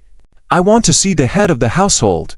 I demand justice. A hideous-looking man forcibly barged into the Zhao family residence, engaging in a physical altercation with the formidable Zhao family bodyguards. All right, you should hide now. Zhao Yuanzhang reacted to the disturbance, cautioning Zhao Wuxian, this is the most dangerous period for you. One decoy is not enough. Many prominent figures, such as Tang Ning, have multiple decoys to ensure their survival. No one knows where the real person is. The clear pavilion. As Ling Yu exudes a devil-like aura, Moran Chia's delicate body trembles. This feeling is so strange. As a member of the Moran family, she has seen powerful figures before. Yet for the first time, she feels conquered. Miss Moran, don't think that I'm just upholding justice. Even if I, Ling Yu, want to dominate everything and do as I please, what can you people do against me? Ling Yun's words fall into Nangang Wu's ears, making him feel the master is truly domineering. Even he dares not play big in front of the master. It's simply not worth it. Zia Zhu, looking at Ling Yu like this, can't help but feel captivated. But she knows very well that this man is now her elder brother, so she can only admire him as a big brother. Yizi knows the commander's style of warfare very well. Either do fight, or fight thoroughly. He wants to completely subdue and frighten this group of rich second generations, implanting fear into their bones, making them think of him, Ling Yu, every time they think of doing wrong, and refrain from evil deeds. Continue the fight. Whatever the consequences, I'll take full responsibility. Ling Yu orders again. The rich second generations are speechless for the nth time. Each time they thought Ling Yu would yield to them, but each time Ling Yu shattered their expectations. Even Moran Chia and Zhao Wuxian intervening didn't work. Moran Chia is an extremely proud woman who had never imagined someone would dare humiliate her on her own turf by putting her face to the ground. Seeing Ling Yun's provocative gaze at this moment, she orders without hesitation, call the police. To everyone's surprise, as soon as her voice fell, sirens could be heard outside. Moran Chia is also slightly stunned. Everyone present is curious. Who called the police ahead of time? In any case, the night is becoming more and more lively. Unexpectedly, accompanying the chief of police is another of the four beauties, Nangang Zhu. Second sister. Nangang Wu also didn't expect this, as his second sister had never greeted him before. Her sudden appearance was quite unexpected. Not to mention him, Ling Yu also shivers slightly. Who called Nangang Zhu here? No need to call the police are already here. With a casual remark, Nangang Zhu diverts the attention. This is the charm of one of the four beauties. Not backing down, Moran Chia immediately approaches and says, Nangang second miss, you came at just the right time. Did your brother bring people to cause trouble on my turf? You must give me an explanation, or don't blame me for not showing any mercy. Mercy? Nangang Zhu raises an eyebrow slightly and then smiles. With whom do you have mercy? Everyone around immediately becomes startled. The four beauties of Yanjing, everyone likes to bring out the representative beauties of the four major families for comparison. In terms of beauty, each of them has their own strengths, and in terms of influence, they are all extraordinary in their own right. Therefore, people unconsciously feel that they should show mutual respect to one another. But Nangang Zhu's blunt response catches everyone off guard. Moran Chia is even more surprised. When the Tang family and the Nangang family had a marriage alliance before, She had experienced Nangongchu's arrogance, and she hadn't given Tang Yun any face then. Now she was doing the same to her. If that's the case, I will have to hand it over to the police, go through the legal process. I believe Longguo is still a society ruled by law, not one where the rich can do as they please. Moran Chia continues coldly, looking towards Crossing Fei. Crossing Fei smiles awkwardly, not responding immediately. He has a friendly relationship with Nangongzu. To put it plainly, he is one of Nangongchu's admirers. So when he received the call from Nangongzu, he immediately led the team to follow her. Isn't it so? Facing Moran Chia's question, Nangongzu simply lifts her red lips and says, "Shall I give it a try?" Moran Chia immediately frowns, sensing something is not right. "Captain Crossing, could you please check if there are any dead bodies here?" Nangongzu politely instructs. Crossing Fei nods and promptly arranges for his subordinates to work. Obviously, there are no dead bodies. Crossing Fei then tells Nangongzu, "Miss Nangong, it's just a common case of a group brawl. Thank you." Nangongzu thanks him and then says to Moran Chia, "No fatalities, so it's just a civil matter, and with both sides having more than 5 people involved, it's just a case of a group altercation. Now my Nangong family is willing to compensate each person from the other side with 1 million, covering all medical expenses, nutrition costs, and work loss. Who is willing to reconcile?" As soon as her words fall, those so-called rich second generations at the scene look at each other. If you're not willing to reconcile, then talk to the lawyers from the top law firm in Yanjing. Nangongzu confidently adds, I'm willing to reconcile. I'm also willing. Please don't hit me again. I'm willing to apologize to Miss Yue. It was our fault for speaking out of turn." People immediately express their willingness one after another. Isn't it obvious? Unless they die, the Nangong family can easily settle with money. Even if they die, who knows if the Nangong family's money can save them? If they don't follow suit and reconcile, Ling Yu the devil will continue to beat them. What else can they do? No matter how impressive their parents are, they can't save them in this situation, especially not against the Nangong family. Moran Chia's face instantly becomes unpleasant. Seeing that basically everyone is willing to reconcile, Nangong Wu laughs heartily and picks up by Bodong, asking with a smile, "What about you? I can reimburse all your medical expenses, even if you lie in a hospital and cheat me. 1 lifetime isn't enough. You can lie there for several lifetimes. If you alone can't lie enough, your whole family can lie there. I'll compensate you nonetheless." By Bodong, weak and feeble, knows the situation is beyond his control and can only nod in agreement, saying, "Young Master Nangong, I agree to reconcile." Smack. Nangong Wu casually slaps him down, scolding, "No backbone. At least extort a little more money from me, otherwise, when will I be able to spend all these damn banknotes?" Alas, regretful. Arrogant. Too arrogant. Even Ziazu is angered by Nangong Wu's behavior, and she really wants to slap him to make him understand that wealth doesn't allow for unlimited actions. The group of victims all immediately accept a reconciliation, making Moran Chia feel betrayed. The bold and passionate words she had just shared with Chao Wushan are now all a joke. But the situation is not over, and Nangongzu continues, saying, "Now that the matter at your clear pavilion is settled, it's time to address the issues of our Nangong family." Everyone is invigorated once again, finally understanding who called these police officers. Moran Chia also senses trouble ahead. Regardless of their expressions, Nangongzu continues unabated, saying coldly, 10 days ago, my little brother in our family was shot at the Beast Hunt Pavilion, and the culprit has yet to be captured. Fortunately, the net of heaven is all-encompassing, and we have finally identified the perpetrator. Wow. As this news spreads, the surrounding area erupts in turmoil. Compared to the sole heir of the Nangong family being shot at, the thrashing of this group of rich second generations is now momentarily insignificant. Ling Yu also takes a step back to watch the show. Honestly, he had no idea Nangongzu would be here, nor could he predict how the plot would unfold. Is this, by any chance, all orchestrated by Zhao Wujin behind the scenes? Miss Nangong, if you're looking for the culprit, go find the culprit. What are you doing at my Clear Water Club? And why are you talking to me? Moran Chia remained calm, showing no panic despite the accusations being thrown at her. She didn't reveal any signs of worrying, maintaining her composure, even turning the tables on her accuser. However, the more composed Moran Chia was, the more Yu was convinced that she was responsible for the crime. She directly stated, "Because the culprit has something to do with Miss Moran." Moran Chia was slightly taken aback. The onlookers gasped in shock, and to everyone's surprise, Yu continued, "He's your husband." Zhao Wuxian. What? A wave of gasps erupted on the scene. Moran Chia was also taken aback. Zhao Wuxian, standing behind her, almost lost his balance, immediately exclaiming, "Miss Nangon." What? What are you saying? I'm saying that you are the culprit attempting to murder my brother. Yu ignored his feeble acting and coldly declared, "And your wife is an accomplice." Doom. The crowd was stunned and speechless.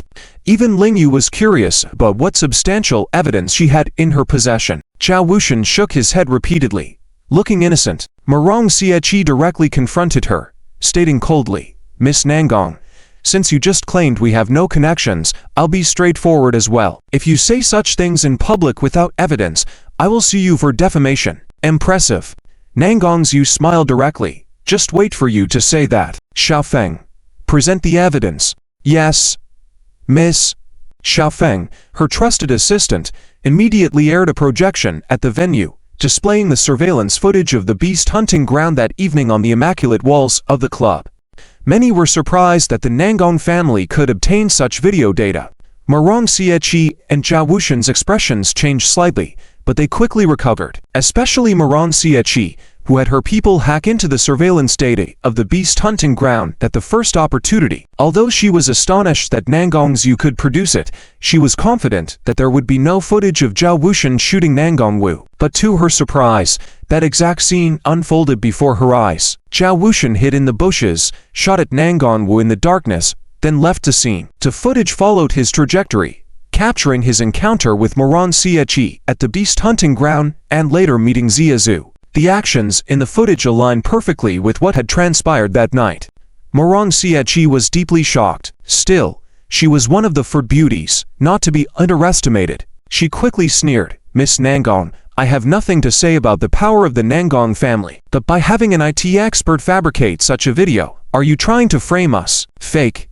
Everyone was surprised once again. Ling Yu, too, failed to detect the manipulation in the video, as people couldn't spot the flaws. Moran Chia's discernment was not nearly sharp eyesight. As an involved party, some details didn't match the actual events of the night. Although the video is indeed doctored, many scenes are obtained from the surveillance at the beast hunting ground, confirmed to be entirely genuine. Yu stated, while crossing FEI corroborated, "That's right, some parts of the video are authentic." Moran Chia's expression darkened slightly, speculating who managed to access the beast hunting ground surveillance in a short time and extract the footage. Slightly panicked behind her, Zhao Wuxian was at a loss. Yu continued, "A skilled individual created this video based on the scene and details, making it a representation of the actual events." The crowd was once again in an uproar, amazed by the expertise displayed. Moran Chia sneered directly, "The skilled individual you mentioned is Zhao Wuxian, right? Zhao Wuxian. Isn't he dead? To create such a vivid reenactment, only he could." Many in the audience started discussions. Ling Yu was interested in watching further. Suddenly, he received a message and reluctantly abandoned the scene. As everyone's attention shifted away, he quietly left the Clearwater Club. Unexpectedly, as he stepped out, a charming figure approached him with a young girl, smiling. "Mr. Ling, are you leaving?" "Miss Yue." Ling Yu was surprised, but considering her friendship with Zhao Wuxian, it wasn't entirely unexpected. "Thank you for speaking up for Yue tonight, Mr. Ling. Are you perhaps heading to the Zhao's residence? Yue may play a tune to assist you." Yue offered, hinting at Ling Yu's intentions. Ling Yu was taken aback. While he had never visited the Zhaos, he was aware they were the most prominent political family in Longguo, particularly in the 2nd district of Yanjing with formidable defenses. Breaking in unannounced would be near impossible, but Miss Yue was a descendant of a music sage. Her melodies must hold extraordinary powers. It could be more miraculous than Qing Yushuan's performance in Yunchuan, with her help being invaluable. "I look forward to collaborating with Miss Yue tonight," Ling Yu replied concisely.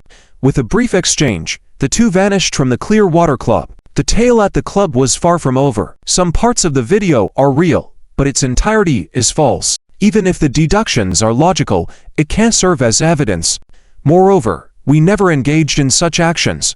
Moran Chia adamantly denied the accusations. Nangang Zhu waved her hand, signaling Xiao Feng to present the second piece of evidence. The bullet that attempted to kill Xiao was an exceedingly rare 210mm armor-piercing round, even challenging to obtain in the martial world. Through our investigation, Miss Moran had obtained such bullets through a special mercenary group. By process of elimination, no one else at the beast hunting ground that day could have had access to these bullets. If the culprit wasn't you or Zhao Wushan, then who else could it be? Nangang Shu's words were resolute, causing Moran Chia to tremble slightly. Zhao Wushan, standing behind her, was silent and confused. At this point, many onlookers, without a court ruling, already believed that the person who almost took Nangang Wu's life in the initial shooting was indeed Zhao Wushan. Moran Chia sneered in no time, but before she could continue, a voice interrupted from the crowd, shouting, "Despicable Zhao Wushan, young Master Nangang saved my life and saw my potential. Whoever wants to harm him, I'll kill them." Before the people could comprehend, a figure dashed forward with a knife, stabbing Zhao Wushan in the heart. The once illustrious Zhao family young master perished on the spot. Hissing sounds filled the room, chilling the air by 10 degrees. Many gasped in shock, and more individuals screamed, fleeing the scene. "Quick, arrest the murderer," Crossing FEI commanded, prompting his men to take action and apprehend them. Many people on the scene also recognized the expert who killed Zhao Wushan. Isn't that the famous swordsman from Huibai region 3 years ago, Son? It is rumored that he defeated a grandmother from the Huibai district at the age of 20, and many thought he had the potential to become a new generation master. However, he was too young and arrogant, and when his mother was beaten by a gang in Huibai, he killed the entire gang in a fit of rage and was caught. Who would have thought that he has now been released from prison, and is even working for the Nangang family? Son did not resist arrest, and after killing Zhao Wushan, he even had the police handcuff him. "Miss Nangang, this is not something I desired. Rest assured, my Nangang family will definitely not shelter a murderer. Please accept my condolences." Nangang Zhu said to Moran Chia. No matter how polite her words sounded, to others, it was just empty talk. But as part of the upper class, they were accustomed to such matters. Only the poor were bound tightly by the law, while the rich had countless ways to cope. Offend someone at the top of the pyramid, and they could kill you in countless ways. For those with transcendent power, those legal texts were just a game of words. Even if the other party was the young master of the Zhao family, the Nangang family dared to kill him so openly. If you want to talk about law, the one who killed his song, sending him to prison will not affect the Nangang family at all. "Miss Nangang, you are quite cunning, so vicious." Moran Chia's eyes were red, his teeth clenched as he rebuked Nangang Zhu. "I know everything.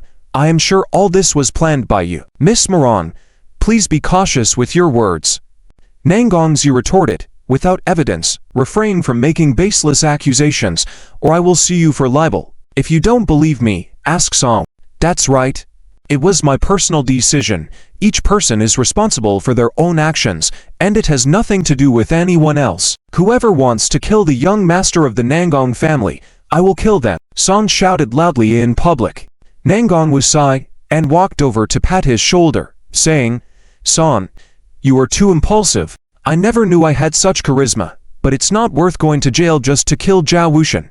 Not worth it." TSK, the people around sigh. "Listen, can you believe this bullying? Zhao Wushan's body is not even cold, yet Nangang Wu can say such frivolous words in front of him." On the other hand, Zia Zhu remained calm, silently watching Zhao Wushan being carried off on a stretcher. She never imagined that the super playboy who once toyed with her would be killed so casually by the Nangang family. "Ziwu, let's go."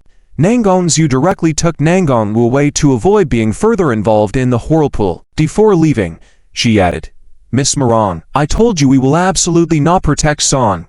We will ensure he faces his due punishment." Moran Chia gritted her teeth, her gaze seemingly freezing people to death. Nangang Zhu was immune to her gaze and left directly. "Let's go. Let's go. The show is over." Nangang Wu was in high spirits, stretching and yawning as he bid farewell to Zia Zhu, who was still as dreamy as ever. Once out the door, getting into the extended Lincoln, he boasted, "Ha ha, second sister, you are amazing." taking out evidence and killing Zhao Wuxian directly. I love your straightforward style. I admire you. Xia Zhu, sitting in the same car with them, also greatly admired Nangongshu's methods. Indeed, the four great beauties were not to be underestimated. However, Nangongshu said, "Don't celebrate too soon. It might not be Zhao Wuxian who die. Modern biotechnology, so advanced, changing faces is just a matter of money." Oh. Nangongshu suddenly became excited. "Second sister, are you saying that Zhao Wuxian just now was fake?" Xia Zhu was also surprised by this turn of events, as like others, she had believed that was the real Zhao Wuxian all along. It's almost certain he was fake. Nangongshu said directly, "Zhao Wuxian is not the pus-filled sore you all imagined. Even if he was, Moran Chia would not have let him die so easily." But Moran Chia clearly shed tears of anger and sadness just now. Nangongshu found it hard to believe, dismissing it with a smile. Nangongshu said, "She did it on purpose. If she didn't shed a single tear, didn't show any anger, wouldn't that tell us it was fake?" Moran Chia is not that simple. Then second sister, if you knew it was fake, why let's on act? Aren't you setting him up to go to jail? Nangongshu still didn't understand. Xia Zhu, having been a criminal investigator, immediately explained to him, "Nangongshu, you're really clueless. Your second sister is being resourceful. You understand too?" Nangongshu frowned at her. "Of course," Xia Zhu said with a hint of pride. "Haven't you noticed your master has been missing? He might be on his way to kill the real Zhao Wuxian." Your second sister pretended not to know it was fake, to confuse the other party and make them lower their guard. Damn. Nangongshu couldn't help but stare at his second sister in amazement. Seeing that she didn't deny it, he exclaimed, "Indeed, the more beautiful a woman, the more profound she is. Second sister, you are more amazing than Moran Chia." Nangongshu just smiled faintly. "I've done everything I can do. Whether we can kill the real Zhao Wuxian and avenge you depends on whether your master is capable." "Ha ha, then I still believe in my master. The invincible man in the world." Nangongshu smiled confidently, always believing that brute strength was superior to everything and didn't need to be so complicated. At that moment, at the Zhao family residence, Mo Shu was still breaking in unyieldingly, as blades and bullets did not affect him, making him suited for a reckless approach. "Mo Shu, what are you doing? Didn't you used to work for the Zhao family? Don't you understand the consequences of barging in like this?" Soon enough, Shachi brought Zhao family masters to confront him, their eyes revealing hostility. Obviously, as long as Mo Shu continued to ignore warnings, they would strike and kill this ugly man. Hehe. Ghost Hand Shachi, what do you mean? I used to work for the Zhao family. I am still working for the Zhao family now. Mo Shu grinned and said, "Since I am a bodyguard for the Zhao family, appearing anywhere in the Zhao family is all normal, right?" Shachi also sneered. "Mo Shu, you were fired a long time ago. You haven't worked for the Zhao family in almost a year. How can you still be considered a member of the Zhao family? Hey, isn't that too heartless?" Mo Shu suddenly became angry. "I was fired. Then why haven't I received compensation for the dismissal? Isn't it normal for me to come to the Zhao family to ask for my salary? It's perfectly normal for me to see the patriarch, right? I'm just a migrant worker demanding wages, who is stopping me from seeing the boss to ask for my salary. I will make trouble. Whatever consequences follow, it's on you. You. Never grateful until you die, right? I'll help you die." Shachi knew he had ulterior motives and didn't bother with him, preparing to make a move. "Stop." Just then, a voice called out from behind them. Shachi turned around, and was slightly stunned to see Zhao Wuxian. "Mo Chu. Long time no see. It's great that you're back at the Zhao residence." Zhao Wuxian was enthusiastic and even wanted to embrace him. "Ha ha, Zhao Wuxian, or should I call you young Master Zhao now?" Mo Chu smiled. "Either you have a bad memory or someone is pretending to be you. We met just 2 weeks ago in Yanjing, and you nearly got me killed. How come you suddenly say, it's been a long time?" Many of the Zhao family's servants looked surprised at Zhao Wuxian. Zhao Wuxian chuckled. "Mo Chu, you're still as joking as ever. By the way, just now Zhaki was wrong. My father and I thought you were dead, along with Zhao Wuji in Huacheng. Since you haven't returned to the Zhao residence for so long, we removed you from the list. Now that you're back alive, of course we're happy. How about doubling your treatment if you continue to serve the Zhao family?" "Wow," Mo Chu suddenly exclaimed. "Really? Of course. Zhao Wuxian began to step forward. Shocky blocked his path, reminding him quietly, "Young master, be cautious. Don't get too close to this ugly guy. Look at you. You're all on guard against me, yet you say you want me back at the Zhao residence. That's not very sincere. How can I trust you?" Mo Chu immediately exclaimed, "You guys aren't trying to cheat me out of my wages as a farm worker, are you? Can I get compensation for my one blinded and crippled leg as work-related injuries?" Zhao Wuxian remained silent for a while before bursting into laughter, gesturing for Jockey to step aside. Jockey could only back off and follow him, approaching Mo Chu. Zhao Wuxian warmly shook Mo Chu's hand and said, "I'm sincere in every word. If you don't believe me, we can sign a contract immediately. How about I prepay you half a year's salary?" "That good?" Mo Chu was slightly stunned, looking surprised. "Come." Zhao Wuxian directly motioned for others to bring the contract and addressed Mo Chu. "A good bird chooses its tree to nest. Since Zhao Wuji is dead, you should return to the Zhao family and continue working for a generous salary, right? Ha ha, that sounds so reasonable." Mo Chu laughed, but suddenly raised his hand to strike Zhao Wuxian and shouted, "Too bad my surname is Mo, and I have a blood relation with Zhao Wuji." Anticipating this move, Jockey quickly used her skills to restrain Mo Chu's hand. At the same time, a strike was aimed at Mo Chu to push him back. Zhao Wuxian quickly retreated, sweating in fear. If not for Mo Chu's agility being compromised due to his leg injury, he may have feared for his life in that moment. He had known Mo Chu's intentions all along, and the charade was meant to win hearts. In the eyes of Zhao family's other bodyguards and fighters, he had already done his best for Mo Chu. Humph, biting the hand that feeds you. Mo Chu, you're just a foolish dog that bites. Jockey continued to battle with Mo Chu, scolding him angrily. "Ha ha, I'm the foolish dog.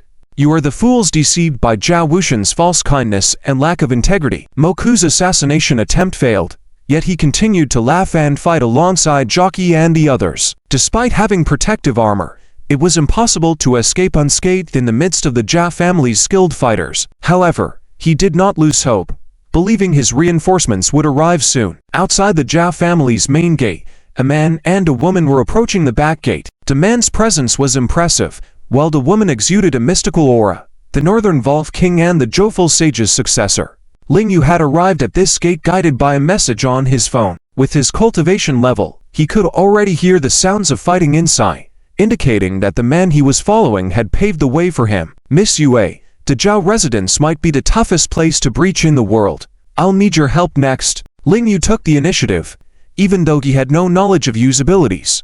Fortunately, Yue smiled and said, "Mr. Ling, you helped Yue just now, so now Yue will play a tune as a reward." "Okay, I'm curious. What's special about this tune of yours?" Ling Yu inquired before taking action. "My abilities are limited. I can put people with weaker internal energy than mine to sleep, but for warriors like you with stronger internal power, I am powerless," Yue explained with a smile. "Then I'll listen eagerly." Ling Yu chuckled and suddenly used a grappling technique to bring over a wooden table and chairs from the Zhao family's back gate, gesturing to Yue. Yue looked at him admirably. "Your martial arts skills are truly amazing. Even my master would be amazed if he saw them. You're too kind.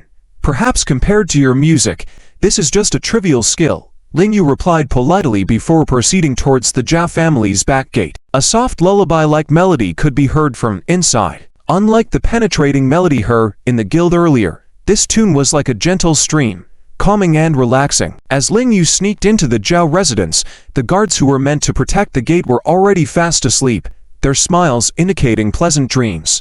Ling Yu decided not to disturb their slumber and stealthily made his way towards the source of the fighting noise. Inside, many of the armed guards were on the verge of collapse, while Zhao Wuxian felt his body relaxing, almost succumbing to sleep. "Ha! My reinforcements have arrived." Mo Chu suddenly perked up, putting all his strength into evading Jockey and preparing to strike Zhao Wuxian down. At that moment, a dark figure dropped from above. Mo Chu sensed a strong threat. In the next instant, a powerful and fast copper hammer flew towards him. With a loud thud, Mo Chu was literally smashed down, creating a big pit in the courtyard where he lay motionless. Master of the 8 great masters, the hammer of the earth is indestructible. Mo Chu, lying on the ground, gritted his teeth. "Hey, I forgot Zhao Wuxian leveled up. He's now the Zhao family's young master. Even their top fighter has to intervene to protect him. The elder seemed to ignore him, standing aloof with crossed arms, and after a while, arrogantly retorted, "You dare to kill the Jia family's young master with just yourself. Utterly ignorant." Shocky also coldly smirked, "Ugly freak, you've messed with the wrong master. What about blood relations? Are you someone who respects family ties?" Moku's mouth continued to bleed, staining his teeth red, as he looked at a twinkling star in the night sky with a satisfied smile, who said being ugly means you can't value loyalty. Besides, who's to say which one of us has followed the wrong master? Hearing this, and Beely frowned, seemingly sensing something. However, before he could act, Shocky, whose strength just reached S+ level, sneer, "Still talking tough at death's door. Let me send this traitor of the Jia family to the afterlife." With those words, she raised her hand to strike Moku's heart. At that moment, the sparkling star seemed to release a beam of light toward both Mochu and Shocky. Heh, it's not certain. Who will return to the west first? Mochu looked at Ziche, who had fallen from the terrifying palm strike, still grinning broadly. Ziche finally felt a powerful aura behind him and suddenly felt a chill down his spine. This is bad. Ziche sighed in dismay, realizing that the person attacking him from behind was extremely powerful, and there was no way for him to escape. Luckily, just in the nick of time, Masterin lent a helping hand, striking a heavy blow towards the skilled person who had jumped down from the starlight. With a clash, Ling Yu's foot met the opponent's heavy fist as he wanted to test the skills of this superior master, only to find his foot numbed, his leg ache, and he quickly leapt into the air with borrowed force. Thank you, Masteran." Ziche, having narrowly escaped disaster, quickly expressed his gratitude to Masteran. Turning around, he chuckled and said, "Ha ha. Ling Yu, it's you again. With Masteran here today, I'm not afraid of you. Nightly intruding Zhao's residence with Mochu will inevitably bring calamity upon you both. Is that so?"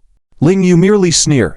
Ziche then noticed that Mochu, who had just been lying in the pit, had been taken away by Ling Yu without their knowledge, which meant that if Ling Yu hadn't intended to stay, the two of them would have likely already escaped from Zhao's residence. At this moment, within the maze-like Jia family mansion, in a certain absolutely secure room, Zhao Yuanzhang gazed at the surveillance feed of the backyard, his expression grave. The northern border Wolf King truly lives up to his reputation. Once he sets his sights on you, there's no way out. Zhao Yuanzhang couldn't help but sigh. The Jia family was the most powerful official family in the Dragon Kingdom. Although the family may not have as many experts as the Moran family, their internal defense system, supported by advanced weaponry and technology, was undoubtedly formidable. Mochu had once been the ace bodyguard of the Zhao family, familiar with their operations. Initially, they wouldn't have stopped him, but Ling Yu undoubtedly barged into the Zhao family. Over the years, he was the first person ever to infiltrate the Zhao family's interior unscathed. So, you are Ling Yu, who rivals Moran Chia in fame. Indeed, not bad to have such accomplishments at such a young age. Masterin also gazed at Ling Yu standing high above. Ziche gasped in amazement. Everyone in the Zhao family knew that Masterin was arrogant due to his profound skills, looking down on everyone.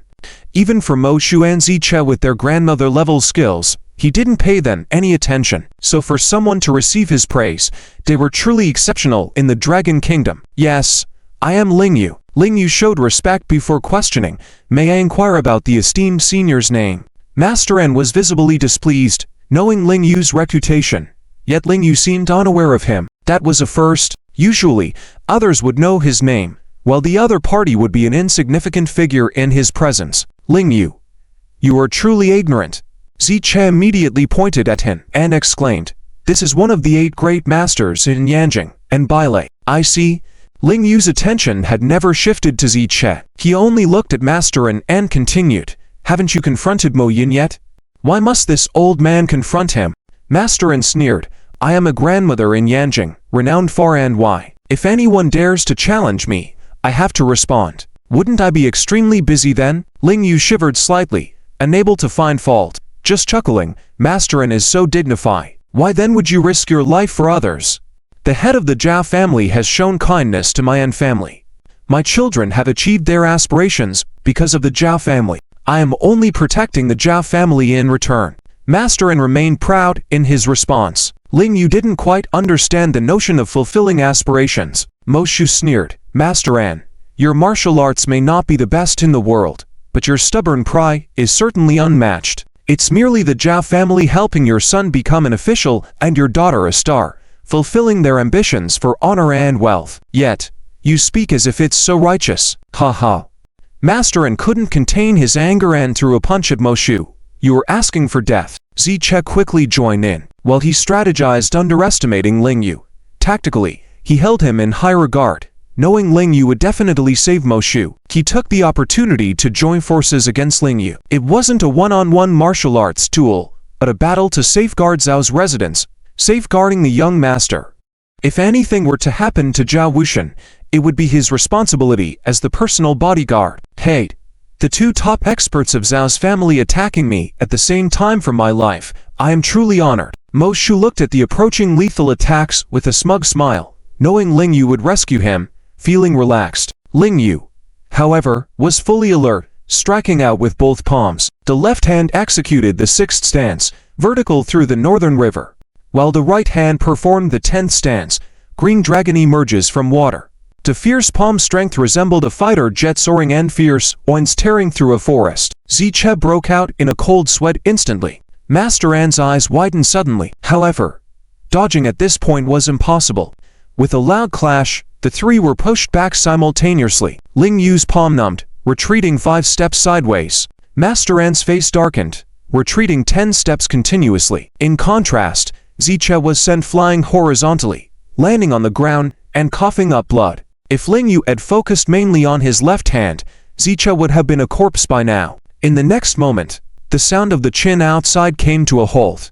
Surprisingly, Ling Yu still had the energy and slapped a palm towards the fallen Zhao Wuxian. Not good. Protect the young master. Master An shouted loudly. However, Ziche was already down, the formidable Zhao family's top expert who typically commanded a 100-person squad. Now just a lone commander. By the time he reacted, Ling Yu's invisible palm strength had already struck Zhao Wuxian on the ground. Unfortunately, Zhao Wuxian, asleep, was killed on the spot, never to wake up. Ha ha.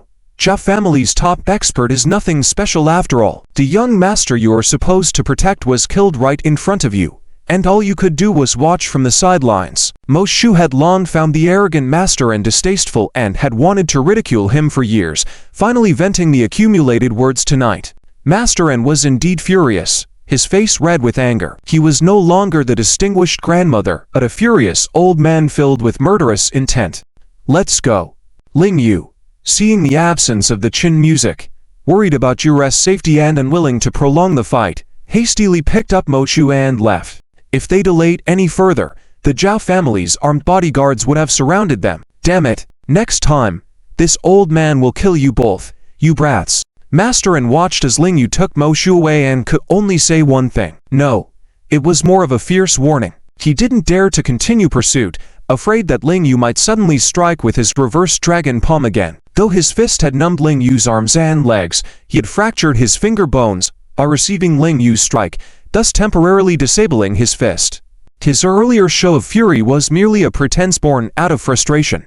Zhao Yuanzhang observed the surveillance footage, focusing on the corpse on the ground, his expression grim. If only I knew the seed of hatred left by Madame Mo to the Zhao family had grown so deep, we should have exterminated them already, rather than allowing them to flourish and become a real threat. Now, they had become a serious trouble for the true members of the Zhao family. After Ling Yu escaped from the Zhao family with Mo Shu, they arrived at the back door but had lost track of Monsieur already. Seeing Ling Yu so nervous, Mo Shu couldn't help but tease. Hey, Ling Yu.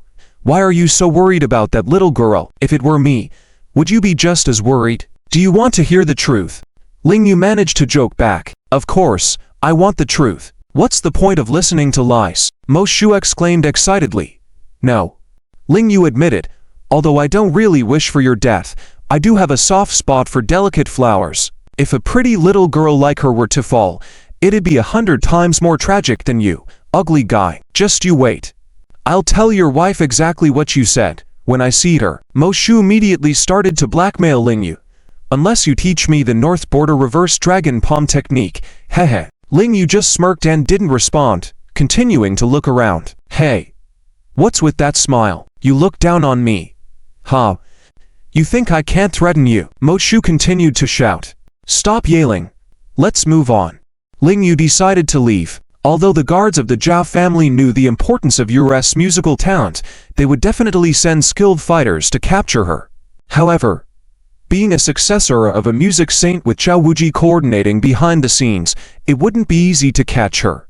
Indeed, after leaving the second zone, Ling Yu called Zhao Wuji to inform him of what happened at the Zhao family. Don't worry, you left a long time ago.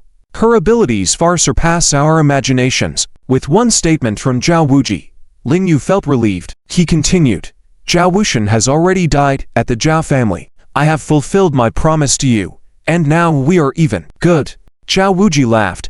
If I help your wife eliminate the 5 poison sect, are you indebted to me or will your wife repay the favor? Curious, Ling Yu asked, you're familiar with the 5 poison sect. Are you confident about this? If I commit to doing it, I am confident. Zhao Wuji said confidently, how about this? I help your wife eliminate the 5 poison sect, and in return, you help me become the young master of the Zhao family. Maybe then I can support Xipeng. Ling Yu was intrigued. Zhao Wuji, it seems you really dislike the Zhao family. Are you planning to go against them no matter what they intend to do? Zhao Wuji sneered, if you grow up in a biased family, no matter how well you do, the elders always overshadow you, support your enemies, suppress you, and even bully your beloved sister. How would you react?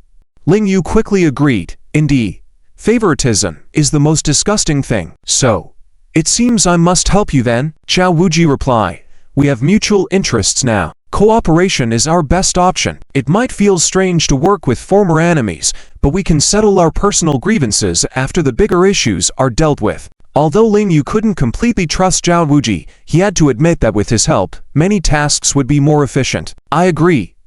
Zhao Wuji hung up with a faint smile. Behind him, Zhao Wenjin approached, slightly excited. Brother, was your strategy a success? She not only detested Zhao Wushan but also despised that man. She almost fell victim to him multiple times and was even close to losing the Mencheng group to him. With Ling Yu, Nangon's Yu, and you're assisting me, if we couldn't take down Zhao Wushan, wouldn't that be a mockery of the title of honored master? Zhao Wuji proudly smiled. Brother, we finally got our revenge. Zhao Wenjin couldn't contain her excitement, clenching her fists. Zhao Wuji exhaled deeply.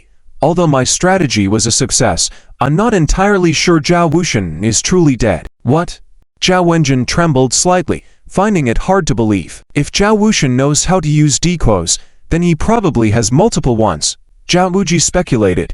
If it's just Moran Chia helping him tonight, one of them must be Zhao Wushan. But if even our father is assisting him, then he's definitely still alive. Thinking about their all-powerful father in the Yanqing city, Zhao Wenjin sighed. Both she and her brother had hoped to surpass their father, but their father had always favored Zhao Wushan. Regardless of their accomplishments, he never truly appreciated them.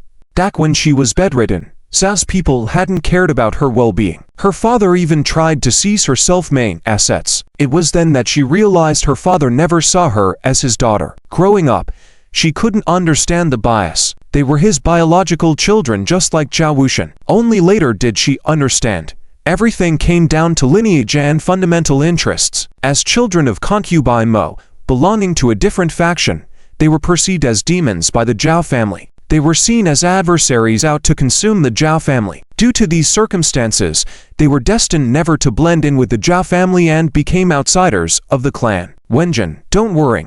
Zhao Wuji lightly patted her shoulder and smiled. If Zhao Wushan hasn't acquired power, he won't be able to fully succeed his father and manage the Zhao family. This gives us a chance. Zhao Wenjin nodded. I believe victory belongs to you, brother. I will fight alongside you until the end. Zhao Wuji nodded. To achieve this goal, we need the help of Ling Yu and his wife. How did your fishing go? The fish is already on the hook. Zhao Wenjin's smile was slightly smug. After the coalition disbanded back to Yancheng, I sent someone disguised as a merchant to transport valuable goods through a mountain pass. They were robbed by those bandits, unaware that the goods were tagged with locators. Good. Zhao Wuji immediately instructed. Now notify Qin Mingyu to have his men trail those bandits. Zhao Wenjin and Zhao Wuji quickly found Qin Mingyu. Now, why? Qin Mingyu didn't understand Zhao Wuji's intentions at first. Zhao Wuji smirked. From my investigation, those bandits are not affiliated with the 5 Poison sect, but merely their pawns. Even if we eliminate them, The Five Poison sect won't go all out against us. But if we track them into the Five Poison sect's territory, eliminate their members and set their hideouts ablaze, would they just let us go? Qin Mingyu suddenly realized and couldn't help but praise. Master Wuji really understands military strategy. Is this what they call capturing the king by capturing the bandit? That's not entirely accurate. It may be called startling the snakes in the grass, luring the snake out of its hole, or even stirring up a hornet's nest would be more appropriate. Zhao Wuji smiled and said, after all, capturing the king of the Five Poisons Church is not that simple. As far as I know, the Five Poisons Church is a super malignant tumor that has been plaguing the western region for centuries. It has deep roots, and eradicating them is not so easy. You must be prepared for a tough battle. Qin Mingyu immediately became serious, nodding firmly. If I decide to do something, I will do it thoroughly. This is not only about garnering votes, but also about genuinely benefiting the people of the western region. It must be done. Well said, Mingyu. Zhao Wenjin was also inspired by Qin Mingyu, holding her hand and saying, who says women are inferior to men? We must accomplish great things to show the men of the world. Yes. Qin Mingyu nodded and held her hand, saying, I'll immediately have someone follow the goods, and we will follow behind. This time, we must not come back empty-handed. Good. Let's go.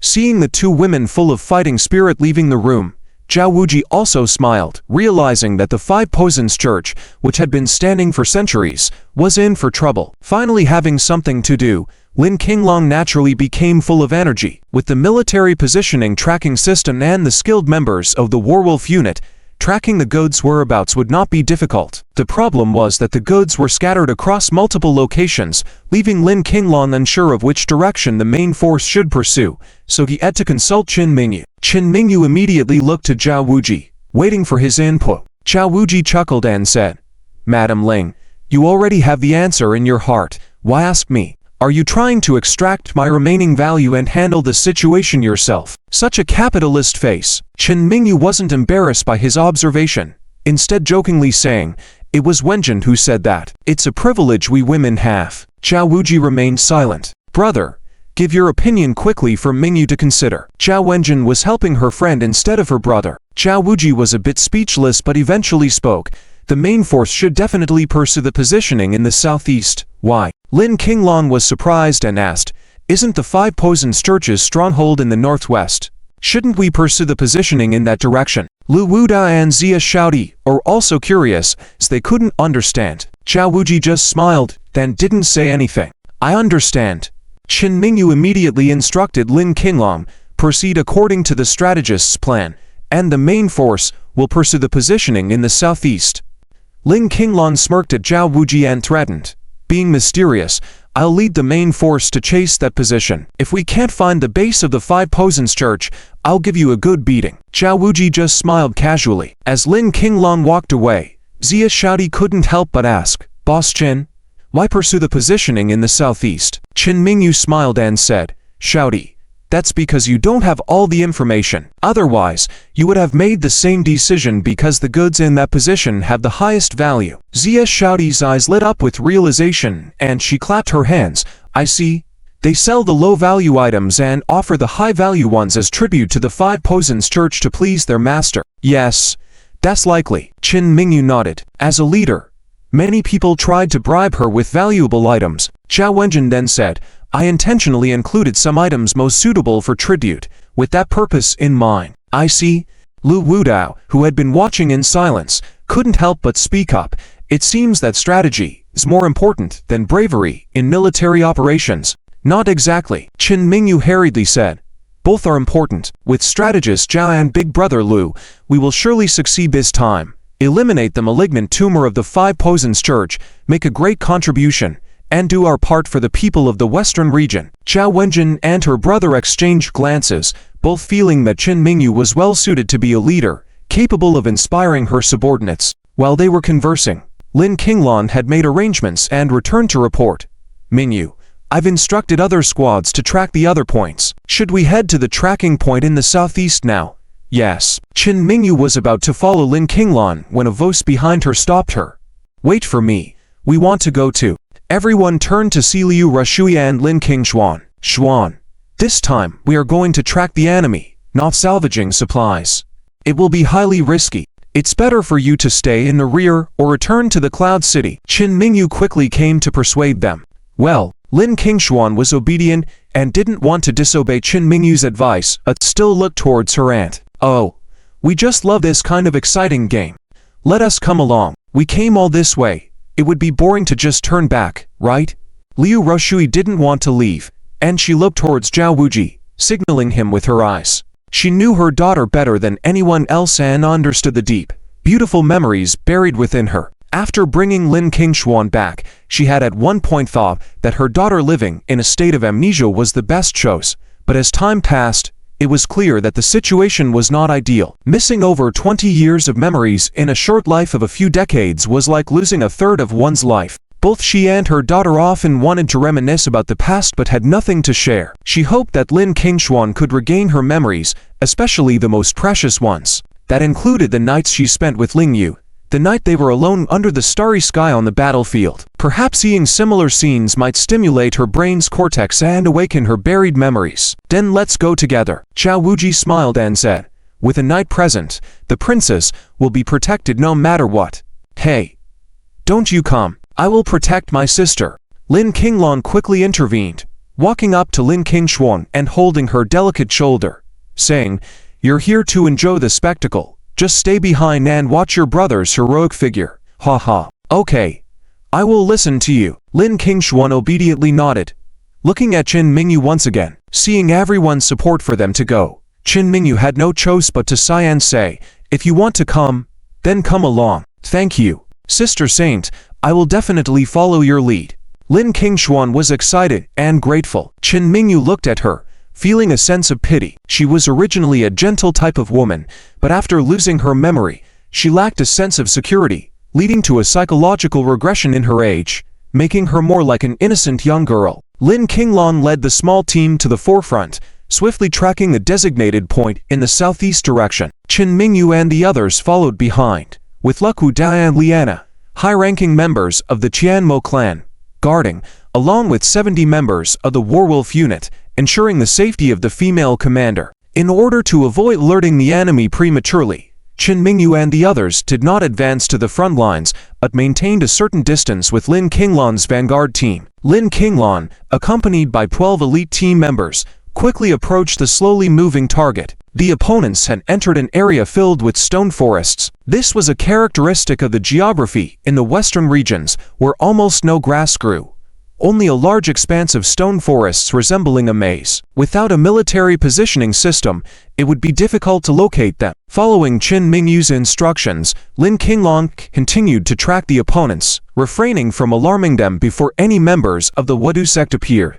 When they reached the depths of the stone forest, the group of bandits stopped to rest. There were a total of 12 men, all burly individuals, except for the leader with a hairy chest. Others appeared to be ordinary people, just slightly stronger in physique. As for the leader with the hairy chest, he was not considered a top expert. In Lin Qinglan's eyes, he was but a mere ant that could be squashed at any moment. However, the opponent's momentum seemed impressive, being the leader of a bandit group. Damn it! Those bastards from the Wadu sect, it takes a day and a night just to make a tribute to them. So damn tiring, complained the man with the hairy chest after sitting down. Big brother bear, please don't speak recklessly. A tall, slender man with a goat's beard immediately came over to advise. This is a location of a branch of the Wadu sect. In case someone from the Wadu sect overhears us, we're finished. Big brother bear hurriedly covered his mouth, appearing completely different from his authoritative demeanor in front of his subordinates, clearly a bit panicked. They had over 100 members in their organization and could dominate in the local western regions. But offending the Wadu sect would lead to nothing but a dead end. Boss, let's move forward quickly. The tall, slender man continued, his expression suddenly becoming lecherous. I heard that the Wadu sect's Stone Forest Ranch just recently captured a large group of young girls to offer as sacrifices to their Grand Snake Venerable. If our tribute pleases them, we might even get some girls to enjoy. Big brother bear immediately became excited and exclaimed, "That's right. I almost forgot. The Wadu sect kidnaps 666 young girls every 6 months to offer to the Grand Snake Venerable. And in 2 days, it's New Year's Day, which coincides with the tribute day of the new year." Hehe. That's right. The tall, slender man chuckled. We have a good relationship with the deputy in charge of the Wadu sect's Stone Forest branch. This time, with the precious emerald jade we snatched, if he's happy, he will definitely reward us with a few women to play with. The mention of women excited the men. They often deprived themselves of such pleasures due to their mountain life, and the prospect of obtaining beautiful women was tantalizing. Then what are we waiting for? Let's go. Big Brother Bear, also drooling with anticipation, decided to move on without resting, and his group hastily carried the precious jade they had snatched and continued on their way. Damn it! Lin Qinglong had been secretly following these people and, upon hearing their conversation, his anger flared. I despise scum who force women. Catch up and seize the opportunity to kill these brats. Yes, Captain Qinglong. The members of the Werewolf unit, all from the Dark Knight Island, also held a disdain for such criminals. It was due to their abhorrence for such offenders that they were filled with fighting spirit and a strong desire for revenge. Following the bandits further into the stone forest, they soon saw a stone-built structure that, though simple, exuded a grandiose aura, resembling a huge poisonous creature lurking in the mountains. Captain Qinglong, those are the people of the Wadu sect. Yi quickly approached Lin Qinglong, gritting his teeth. As they had clashed with the Wadu sect in President Ayang's territory before, they were familiar with the unique attire and appearance of the Wadu sect members. Almost all of them wore a snake necklace, indicating their allegiance to the Grand Snake Venerable. That's right, that brat Zhao Wuji once again guessed right. Although Lin Qinglong didn't particularly like Zhao Wuji, he couldn't help but admire his intelligence. If he possessed such intellect, Ling Yu would have definitely fallen hopelessly in love with him. At that moment, cries for help from young women came from inside the stone building. Help! No! Please don't! Let go of me, you beasts! Upon hearing these cries, Lin Qinglong, who had been restraining his anger, couldn't hold back anymore and shouted, "Those animals! Kill them all inside!" Captain Qinglong, should we strategize first? We're not sure about the situation inside now. Rushing in might be risky, a calm team member advised. However, Yin Yan supported Lin Qinglong's decision. I'll burn all those little devils with a fire if need be. Why fear the front and back tiger? Charge! Encouraged by the support, Lin Qinglong led the charge. Taking down a few patrolling Wadu sect soldiers, they followed the sounds of distress and quickly stormed the stone house. Upon seeing the situation inside, Lin Qinglong's anger exploded. Inside the 100-square-meter room, several women were being held captive, all of them young, with a significant portion not even 20 years old. Who are you people? Big Brother Bear and his men had just finished offering the invaluable Emerald Jade and were selecting the women. The deputy in charge of the Wadu sect had agreed to let each of them choose one. Big Brother Bear had his eyes on a charming young girl and was about to embrace her when Lin Qinglong and his team barged in, startling them. Seeing Lin Qinglong's stern expression, the girl quickly cried out for help. "Sir, save me, please save me." Beast! Seeing the disheveled state of the women, Lin Qinglong's eyes turned red. He took a step forward and delivered a fierce slap, twisting Big Brother Bear's head around, killing him instantly. The sight terrified Big Brother Bear's subordinates. Even the girl was stunned by the brutality. Take them all down. Lin Qinglong didn't hesitate and gave the command. Yin Yang and the others immediately jumped into action, their strength sufficient to handle the lackeys without needing firearms, resorting to martial arts instead. In mere moments, all the villains were defeated. The women who had been abducted were still in shock, huddled in a corner, trembling. "You're free now. Leave this place quickly." After spitting on the bodies on the ground, Lin Qinglong shouted loudly, just something that Lin Qinglong couldn't have imagined. Even if he loudly announced it, these frightened women, surprisingly, not a single one dared to run away. "Go. Why aren't you running faster?" Lin Qinglong continued to shout, looking puzzled. Seeing that no one dared to run, he became really anxious, and he just grabbed the girl in front of him and asked, "What's going on with you guys? Are you shouting not to, but your bodies are honest, hoping those men will defile you?" No. The girl endured the pain, tears in her eyes, and said with a grievance, "We can't run away." Why? Lin Qinglong was even more agitated, gripping the girl painfully. He really had no clue about empathy. The members of the Werewolf team behind him were all stunned. How could this gentle girl be treated this way? "Qinglong, pay attention to your emotions." Thankfully Yan Yan reminded him. Lin Qinglong quickly let go of the girl. I'm sorry. I can't control my anger. Hope I didn't hurt you. I'm not a bad person. I'm fine. The girl finally said to him. We are residents in the mountain area. Because the village is remote, it has been targeted by the Five Poison sect. Every year, they would come to our village to capture people, especially young non-married women. We are all registered. If anyone runs away, they will send people to the village to kill our families. Hearing this, Lin Qinglong was furious, punched the stone wall, creating a big hole. The women around were both shocked and delighted.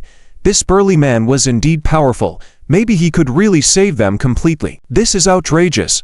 The Five Poison sect is truly lawless, devoid of conscience.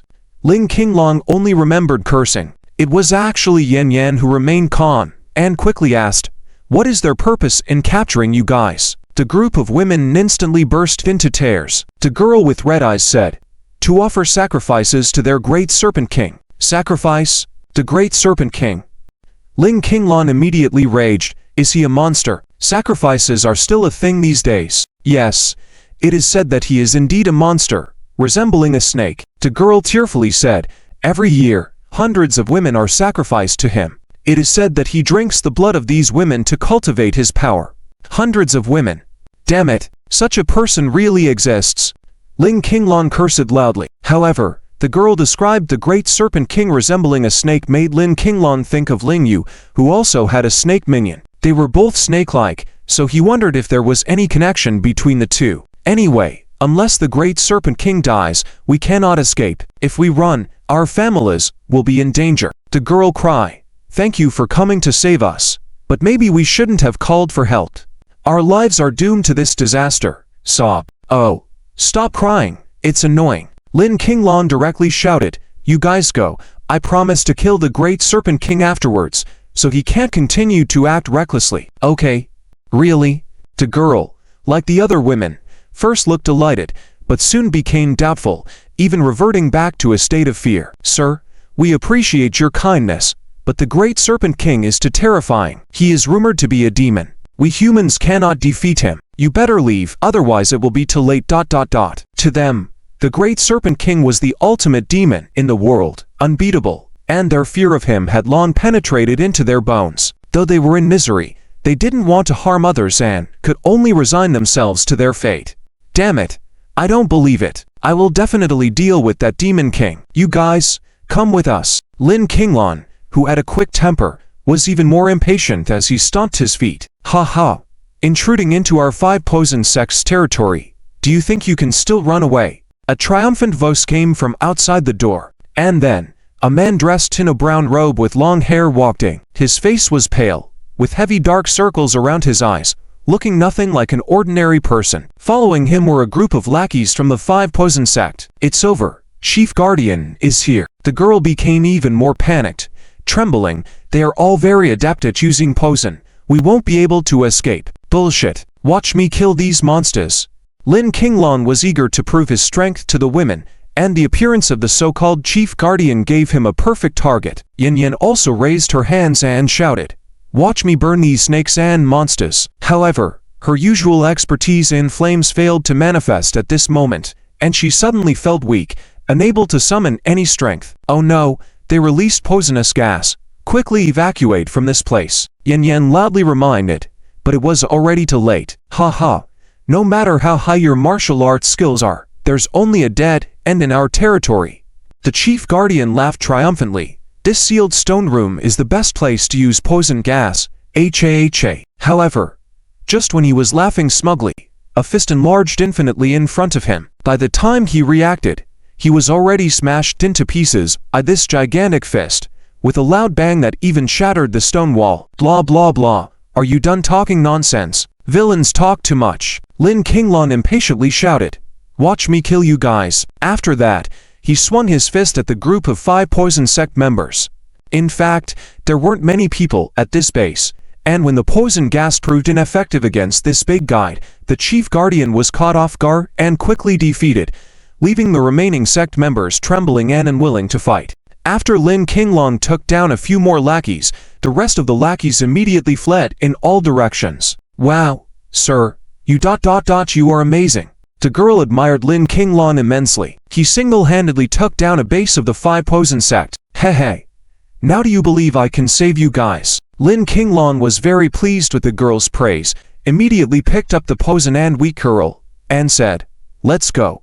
Let's leave this cursed place first." Since they didn't ingest much poison, Yin and the others gradually recover after leaving the stone cave. As for Lin Qinglan, there wasn't any problem from start to finish. Obviously, these lackeys' poisoning skills weren't that strong. As Lin Qinglan led the dozens of women out of the stone forest, Chen Mingyu had already brought a large force to catch up and meet them in the stone forest. "Qinglan, are you guys okay?" hurriedly asked Chen Mingyu. "We just received an emergency distress signal from Yan and rushed over." "What happened exactly?" "Haha. Do we look like we've encountered any trouble?" After showing off a bit, Lin Qinglan recounted to Chen Mingyu what had just happened. The group of women also praised him for being very powerful and their hero, making Lin Qinglan feel even more proud. After all, there's nothing more satisfying than being praised as heroic in front of a group of women, especially in front of his goddess. "Qinglan, you did great this time, becoming a hero in the hearts of all these women, and by defeating a leader of the Five Poison sect, you've also achieved the set goal." After praising Lin Qinglan, Chen Mingyu admonished, "But don't be complacent. This might just be the beginning of the real battle. Prepare yourself for tough fights ahead. Those Five Poison sect lackeys who fled will definitely return to their headquarters and seek revenge on us." "Hi. I'm not afraid of being tough, just afraid of not being tough enough." Lin Qinglan waved his hand and laughed loudly. This big Mahal, with a simple mind and straightforward speech, but others do. Especially with dozens of women he rescued around. They were just rescued from the demon's lair, so they are quite sensitive to that word. The girl blushed when she heard that. "For us real men, the tougher the better." Haha. Lin Qinglan continued excitedly, until Chen Mingyu frowned and called out, "Enough, stop talking nonsense. Many women around are listening." "What nonsense? I just like, brother." Lin Qingshuan couldn't bear it anymore and stopped him directly. Lin Qinglan, as simple as a rock, still didn't understand the strange looks everyone was giving him, wondering why everyone was looking at him strangely. "When you say that, others will have twisted thoughts and think it's that kind of joke." "Joke?" Lin Qinglan finally reacted and exclaimed, "Oh my mom, we are at war. Who has time to think about that stuff? Just now the scum of the Five Poison sect, and those mountain bandits, aren't they thinking about that kind of stuff?" And Yan, knowing he's a blockhead, mocked him. "Are you the abnormal one? You're the abnormal one. Your whole family is abnormal. I meant to charge straight ahead, quickly wipe out the Five Poison sect. Just now dealing with those small thieves, it was meaningless." Lin Qinglan finally made his point clear. "Don't worry, big thieves will show up soon." Xiao Wuji pushed his glasses and confidently said, "Set fire to their stronghold, write some provocative words on the wall. The Five Poison sect will definitely come looking for us. Then we can follow the lead and find their main headquarters." "Good. Let's do that." Lin Qinglan now has full trust in Xiao Wuji's strategy. After all, this guy guessed right once again. "You guys go on. I'm going to set fire. Haha." Lin Qinglan waved his hand and shouted to the women he rescued. Some of the women hurriedly left on their own, but most stayed in place looking at each other. "Why aren't you leaving? Don't obstruct us from setting fire. Afraid of burning you." Lin Qinglan wondered. Chen Mingyu gestured for him not to speak and walked over to ask personally, "Don't you know the way home?" The women nodded. "So pitiful." Chen Mingyu sighed, feeling more resentful towards the Five Poison sect. Even if nothing else, they must be eradicated, or how many innocent women will suffer at their hands. "Let us arrange to take you back," Chen Mingyu said. And immediately the group of women were grateful to her. The young girl was also touched, finally walked up to Lin Qinglan and asked, "Uncle, are you looking for the lair of the Five Poison sect? Maybe I can help." "You can help?" Everyone was surprised. Lin Qinglan even grasped her weak shoulder and asked, "Do you know where the lair of the Five Poison sect is?" "I don't know the lair, but I know where the altar where the Great Snake King is sacrificed is. Maybe that's the lair of the Five Poison sect, right?" The girl bit her lip lightly. Lin Qinglan immediately looked at Chen Mingyu. Chen Mingyu walked over, held her small hand, and asked, "Really? How do you know?" "Because ... The girl pursed her lips, trying to overcome her fear of the Five Poison sect, and said, in one breath, Last year my sister was taken by the 5 poison sect to be sacrificed to the Great Snake King. At the time my family and I planned to rescue her, we had her secretly leave a trace on her body. As she spoke, the girl started crying. Obviously, the ending wouldn't be too good. Qin Mingyu patiently and gently listened, but Lin Qinglong was already impatient and said directly, "Hey, why are you talking halfway and not finishing? If you don't want to say, just leave. I'll tell. The girl, not fearful of Lin Qinglong's reprimand, wiped away her tears and became stronger. Afterwards, my parents and I led a rescue team to save her, but the rescue team, my parents all died there. I, who was hiding at the back at the time, escaped a disaster and made it back alive, so I know where the altar of the Great Snake King is. If you dare to go, I'll take you there." Hey, isn't that it? Why keep stopping and starting? Lin Qinglong, who didn't understand any subtleties, immediately looked at Qin Mingyu, but quickly changed to a submissive attitude. "Mingyu, let's set out right away. I'll lead the way. You stay behind and don't take risks." Qin Mingyu gave him a stern look and scolded, "Of course, we have to go. But this girl is still young. Can you be a little kinder to her?" This. Lin Qinglong felt a bit annoyed. "She's neither my lover nor my sister. We met by chance. Why should I be kind to her?" Which was quite reasonable. Qin Mingyu couldn't be bothered with him and led the young girl away, saying, "Don't mind this rough man," and directly turned to arrange for the military operations. The girl, however, glanced back 3 times, watching the impatient Lin Qinglong. She didn't think the man was rough. She just found him very straightforward and cute. The stronghold of the 5 poison sect in the stone forest was destroyed and burned down. This news quickly reached the 5 poison sect. The 4 envoys who were still guests at the Frog King's stronghold, upon hearing this news, were extremely excited. "Big brother, we've been waiting here for so many days. It looks like this time Qin Mingyu is leading a team into the territory of the 5 poison sect. Ziluan is famously petty, unable to kill Qin Mingyu before, and also having lost so many people and being injured by Lin Qinglong, she had been recovering here for over 10 days. Her only thought has always been about revenge. And now, the opportunity has finally arrived." "That's right. Aangji is unreliable." Han Q also gritted her teeth, a typical two-faced person, siding with whoever seems better. After the last time he was injured, he escaped and probably wants to defect to Qin Mingyu. "Big brother, we don't need his help now." Ziluan also said through gritted teeth, "Let's go talk to the Frog King. Just wait for Qin Mingyu to enter the Great Snake King's territory, and we'll cut off their retreat, attacking them from both sides." "No." Redbird immediately shook her head. "The 5 poison sect has never been united. The sect mother has been away for many years. They are like a loose ant. Each person wants to be the leader of the 5 poison sect. The Frog King definitely wouldn't want to cooperate with the Great Snake King." "Then what should we do?" Ziluan asked anxiously. "Don't worry." Redbird suddenly came up with a cold smile. "The 5 poison sect are people who hold grudges. The last time the Frog King's men were severely injured and killed by Qin Mingyu at Aang's house.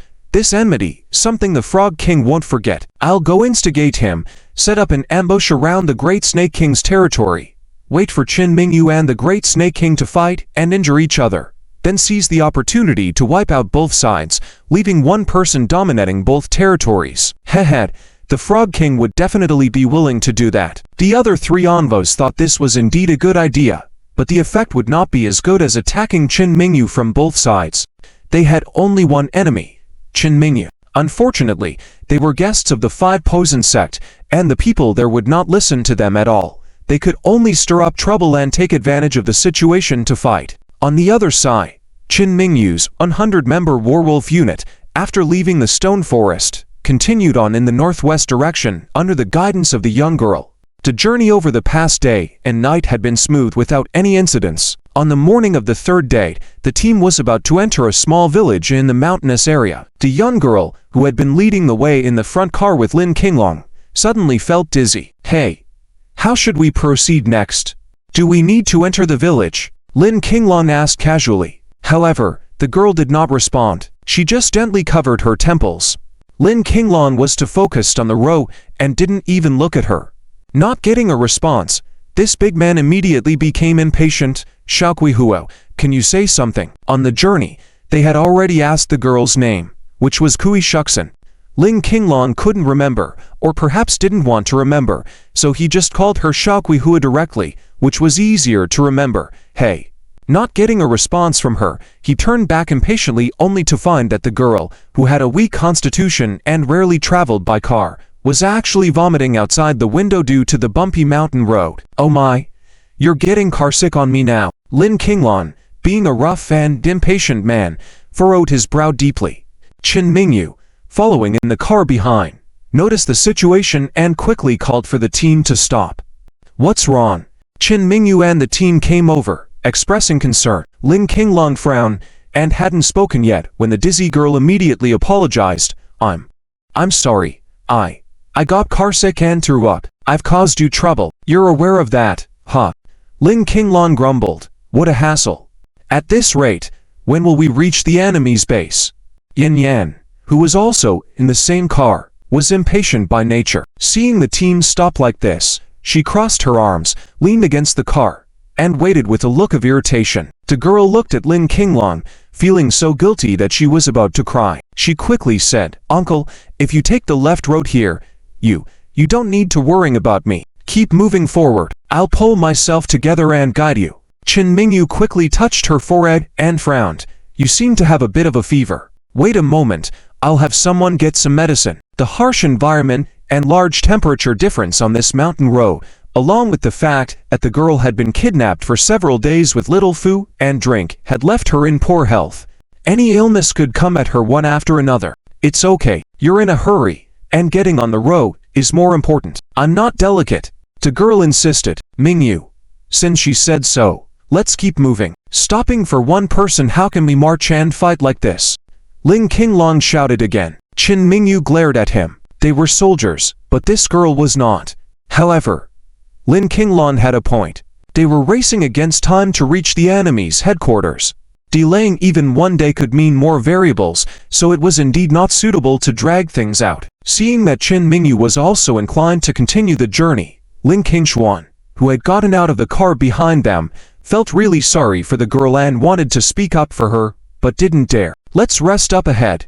Zhao Wuji, who had been accompanying Ling Qinglong like they were on a sightseeing tour, suddenly appeared in front of everyone and said, Hey, the fuel is still plentiful, and there's no fuel to refill in these rural towns. What's the point of stopping?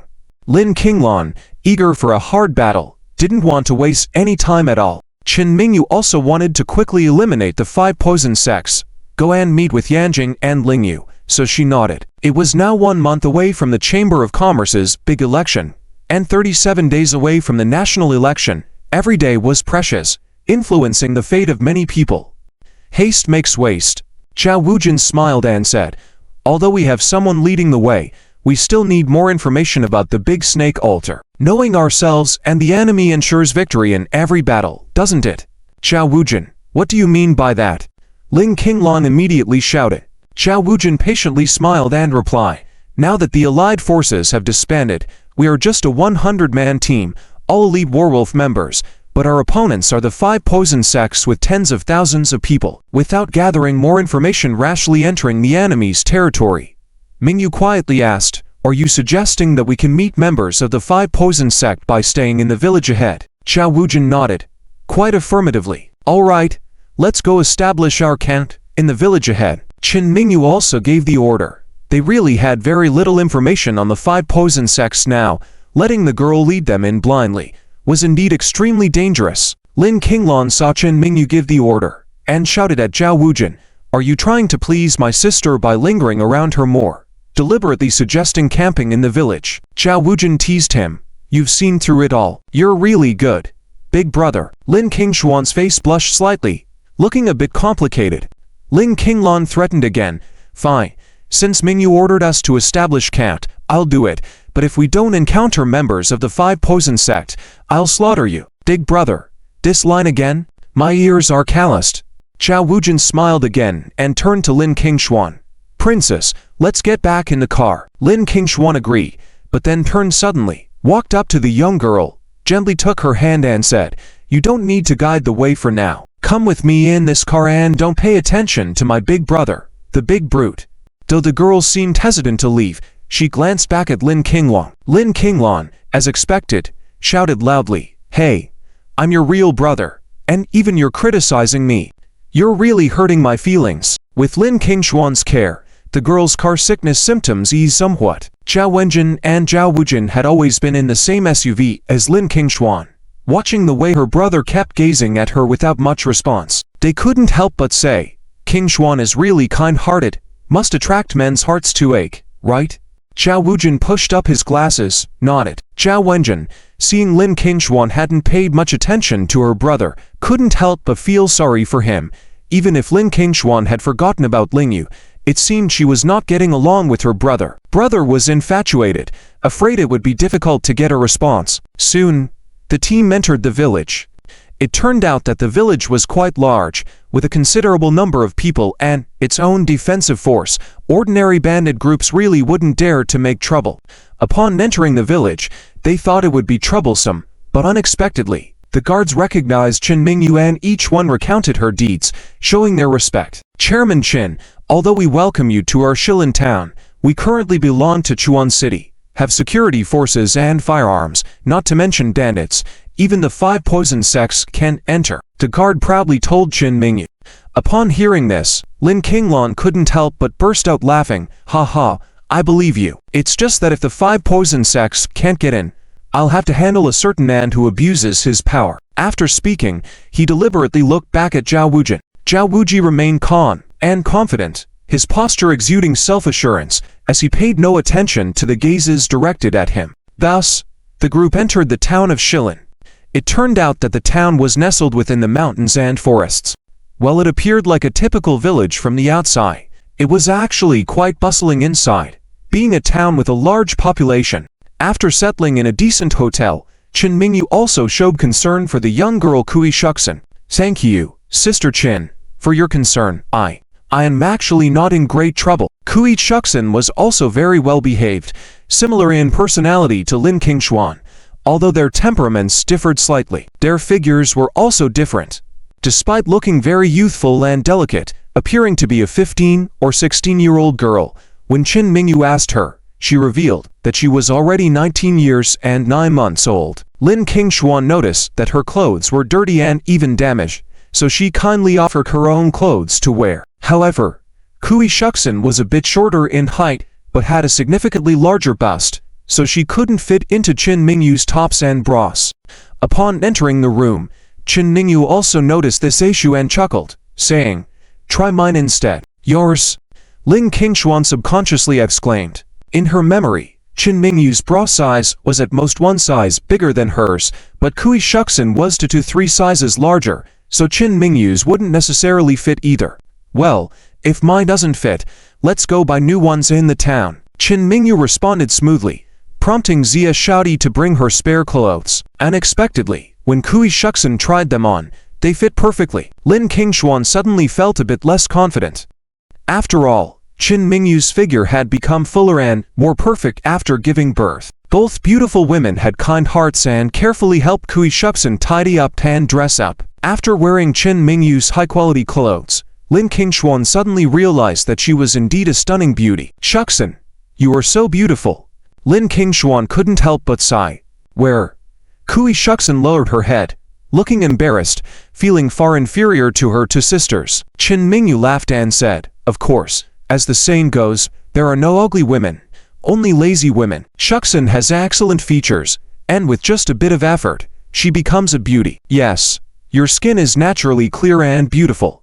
I'm envious," Xia Shaodi added. Although Kui Shuxin matched the 2 noble young ladies in appearance, her temperament and grace couldn't compare, especially to Qin Mingyu. "Don't make fun of me. I'm not as pretty as my sisters," Kui Shuxin said, playing with her fingers and speaking sincerely. "Ha ha, you should be more confident." Lin Qingshuan held her hand and said, "With your current appearance, if my big brother sees you, he would surely treat you with care and cherish you." Qin Mingyu and Xia Shaodi agreed. At that moment, Zhao Wenjin entered and, after commenting on Kui Shuxin's transformation, took Qin Mingyu away, mentioning an important matter he needed to discuss with her. Qin Mingyu and the others left Lin Qingshuan's room, leaving Lin Qingshuan and Kui Shuxin alone. "Shuxin, are you hungry? I'll go out and have some food sent in for you." Lin Qingshuan took care of her like a younger sister. Touched by this, Kui Shuxin was left alone in the room, feeling on the verge of tears. Just as Lin Qingshuan left, Lin Qinglan's voice was heard from outside. Unaware that Qin Mingyu had been taken away by Zhao Wenjin, he was told she was in her sister's room, and went straight there. Finding the door slightly ajar, he pushed it open and saw Kui Shuxin's back. "Oh, Mingyu. Why is it just you here? Ha ha."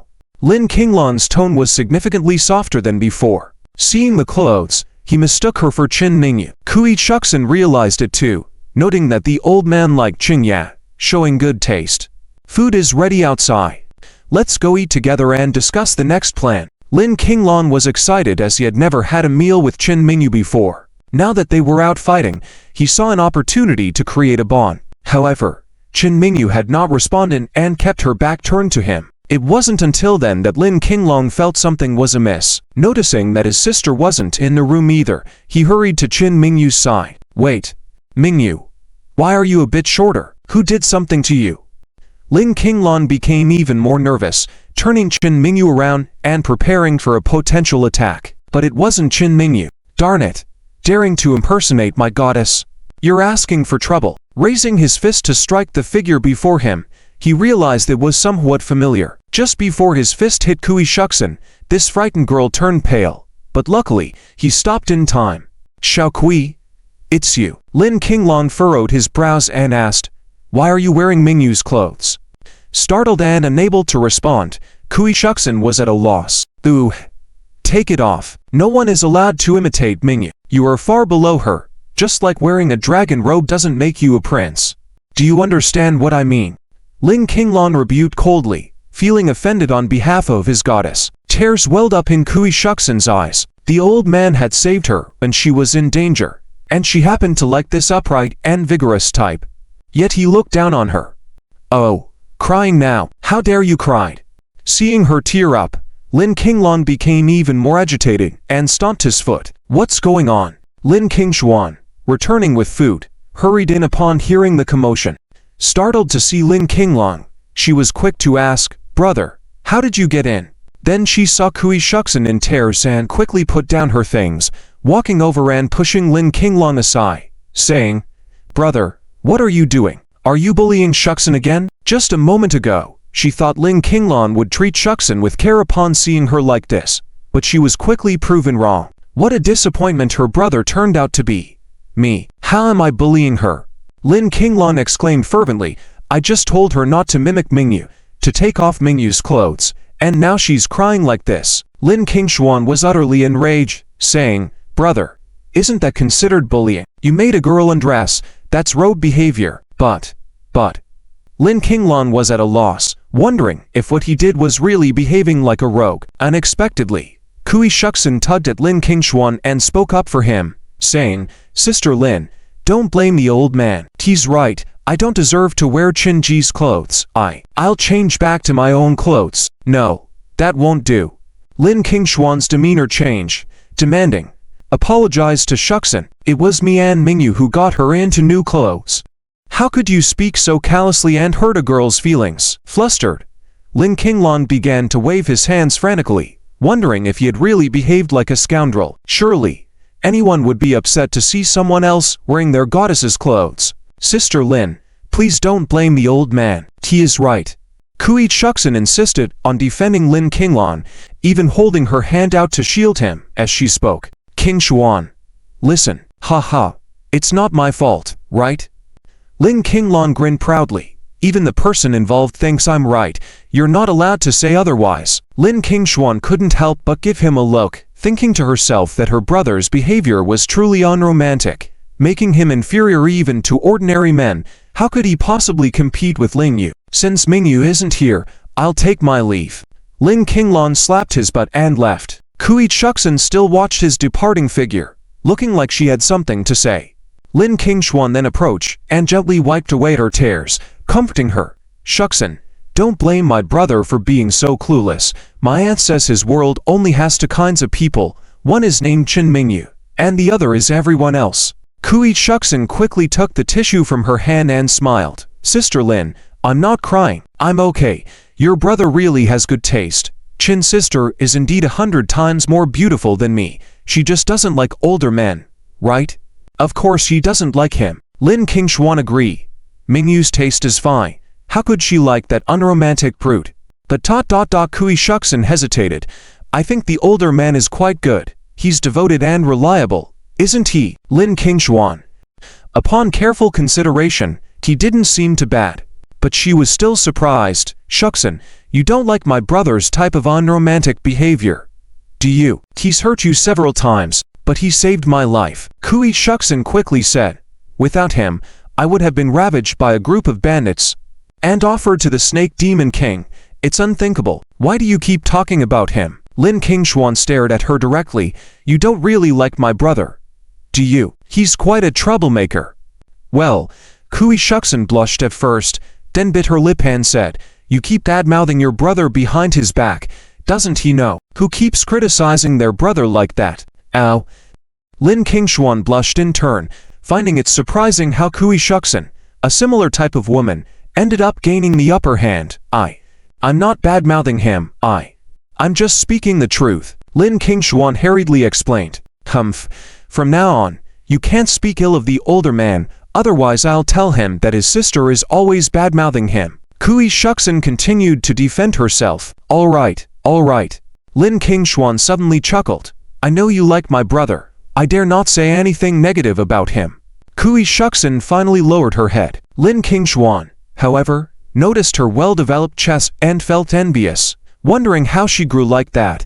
If it was heavy, she truly envied her youthful assets. On the other side, Qin Mingyu finished discussing matters with Zhao Wuji. Zhao Wuji, how can you be certain that the Five Poison sect will definitely retaliate against us here? Qin Mingyu inquired. By calculating the timing, we'll know. Zhao Wuji replied confidently. The Five Poison sect doesn't know we're headed to the Snake Altar. Looking at the geographical location, they'll either attack us here or fear us returning to the city, missing their chance. Qin Mingyu found his reasoning sound. Zhao Wuji continued with a smile. Sometimes, think from the enemy's perspective. Many things can be preemptively predicted. If it were you, wouldn't you do the same? If we stay here for a few more days, the timing of when the Five Poison sect strikes is just a matter of time. Expanding the scope of time, Qin Mingyu felt enlightened. Indeed, as long as they stayed here, the Five Poison sect was bound to make a move. That day, Qin Mingyu instructed everyone to have free time until their dinner gathering at the hotel in the evening. The town had numerous entertainment facilities, and everyone joyfully dispersed. Qin Mingyu and Lu Wudao, along with several Wolf warrior brothers, arrived near the entrance, deliberately inviting the guards on duty to join their dinner. Thank you, President Qin, for the invitation, but it's our duty to maintain our posts and we can't leave without permission. The guards were dutiful, especially in this unrestful region. They had to be vigilant and safeguard all the residents in the town. It's simple. If you trust our brothers, I'll have them help with the guard duties tonight. Qin Mingyu was still quite enthusiastic. What man could resist such a lovely lady's generous invitation? Moreover, Qin Mingyu had recently gained fame in the western region. Dining with such a legendary beauty was indeed a great opportunity. All right, President Qin is so sincere. We'll accept your offer. Please have your brothers stand guard and inform us immediately if any abnormalities arise. The guard squad leader agreed. Naturally, Qin Mingyu agreed, arranging for a Wolf warrior team to remain at the town's entrance. Winter nights were long. As night fell, dozens of dark figures crept along the main road leading into the town, hiding in concealment near the entrance to observe the situation. The leader, his face purple, with strange tattoos and a malevolent expression, said, "According to our reconnaissance, Qin Mingyu and her group must have entered this town." A henchman behind him reported, "It's likely so. I heard the stone forest base was burned down, immediately suspecting they would come here." The leader asserted confidently, his eyes dark and resolute, gritting his teeth. "That woman, Qin Mingyu, insists on opposing us, even after we gave her a way out before. She thinks we're afraid of her and refuses to leave the western region, trying to eliminate us. After killing my brother, the Blue Snake Guardian, I must avenge him today." Purple Snake Guardian. There are many talented people by Qin Mingyu's side. Our numbers aren't advantageous now. We shouldn't act recklessly. Should we notify headquarters and have the Snake King send more people over? The henchman, with a more composed demeanor, suggested. "Nonsense," the Purple Snake Guardian rebuked.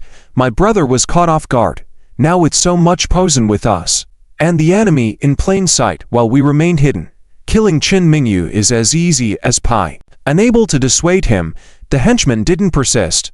He also understood that notifying headquarters and waiting for reinforcements would take too long. Let me show you the power of my 7 steps purple gallbladder poison. The purple snake guardian suddenly extended his snake-like tongue, licked it with satisfaction, swallowed a peculiar pill, then exhaled purple smoke towards the guard post at the gate.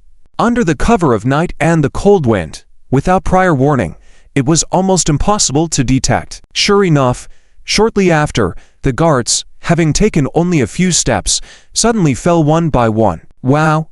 Purple Snake Guardian, your 7 steps purple gallbladder poison is truly formidable. Under the Snake King, you're probably the most powerful. The henchmen immediately flatter in hushed voices. Heh, child's play. Let's go. Quickly sneak in, find Qin Mingyu before anyone notices, and secretly kill her. The Purple Snake Guardian waved his hand, and dozens of people stealthily entered the town. Boss, Qin Mingyu, that woman seems to be hosting a banquet tonight at the only hotel in town. Once they entered the town, Halion quickly gathered information. That woman sure knows how to enjoy herself. Wherever she goes, she eats and drinks luxuriously. Quite bureaucratic. Tonight we will tie her up and bring her back to offer her to the great Snake King. Purple Snake Guardian clenched his fists, obviously unhappy with Qin Mingyu's behavior. However, Halion quietly approached him and whispered, Purple Guardian, I heard that this Qin Mingyu is a beauty, and it seems she is accompanied by several other beauties too. If we can capture them, we'll, you know. The rest of his sentence didn't need to be said. Any man would understand. Purple Guardian sneer, all right, since the great Snake King only likes the young ones, we can enjoy them if they're not young. Ha ha. Let's go. After a brief discussion, the group quickly made their way to the hotel. Upon arriving, they didn't need to use force. Purple Guardian used some strange substance to release a special smoke, causing everyone in the hotel to collapse. Let's go. Purple Guardian signaled and led his men into the hotel. Even though the hotel wasn't very tall, the Wolf warriors in the dining hall were also affected. Most of them slumped over their tables, if for the members of the 5 poison sect even arrived. Even Qin Mingyu and others, including Zhao Wenjin, shook their heads and collapsed on the table. Hey, what's wrong with you guys? Can't handle your drink? Lin Qinglan thought the people around him were just drunk, but soon he also collapsed on the table with a bang, causing the not-so-sturdy table to crash down. Purple Guardian and his companions only arrived to find everyone inside had fallen, triumphantly laughing as they enter. Halion was still loudly complimenting him from behind. Purple Guardian, you truly deserve to be the first under the great Snake King's throne. Your poisoning skills are so strong. A little smoke and so many people lost their resistance and fell to the ground. Although it was the same old compliments, Purple Guardian enjoyed them. Confident in his 7-step purple gall poison, he felt worthy of the praise. Quick, tie up Qin Mingyu for me. After saying this, Purple Guardian noticed that on Qin Mingyu's table were several beauties, which made his eyes gleam with excitement. So many beautiful women. I hit the jackpot. I'm going to enjoy this. I'm about to make billions. Purple Guardian was about to enter his fantasy world, when he suddenly noticed a man wearing a red cloak looking at him. The man immediately grabbed one of the 5 poison sect disciples trying to touch Qin Mingyu and broke his hand bone. Oh, what's going on? Hearing this scream, Purple Guardian and Halion were dumbfounded. Who was this guy? How wasn't he affected by the poison? What? Just one person not affected by the poison made you guys panic like this? You must be really scared now that you realize others might not be affected. With a proud tone, Zhao Wuji suddenly sat up.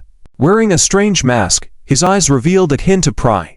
Halion quickly looked at Purple Guardian for a response, but Purple Guardian remained silent, his eyes widening as more people wearing strange masks started to sit up. It felt like a ghost story. How was his 7-step purple gall poison ineffective against them? Zhao Wuji, your gear is really effective. You've planned in advance to handle the 5 poison sect in the western region. Prepare everything early. Ha! Qin Mingyu's words as she sat up sent the 5 poison sect members into a frenzy. Some tried to leave the hotel, only to find the exits blocked. Without exception, every member of the Wolf warriors wore lightweight gas masks. The 5 poison sect was able to dominate the western region 100 years ago based on their poisoning skills. But with the development of technology and medicine, the Five Poison sect remains conservative and will eventually fade from history, Zhao Wuji asserted confidently. A burst of poisonous smoke managed to incapacitate so many, which is impressive. But as long as it doesn't enter the body, it's no threat. This is what medical students often advocate. Prevention is more important than cure. Qin Mingyu couldn't help but give him a thumbs up. Even Lu Wudao gave him a thumbs up. Already wearing the gas mask, thanks to it, he was able to deal with the Four Apostles earlier without serious injuries or almost meeting his end. Seeing Zhao Wuji take the lead, Liu Rushui couldn't help but whisper to Lin Qingshuan, "I have to say, that guy is sometimes quite handsome." Lin Qingshuan also admired the cleverness of someone who could predict several steps ahead before taking one. But admiration was one thing, love was another. Ha.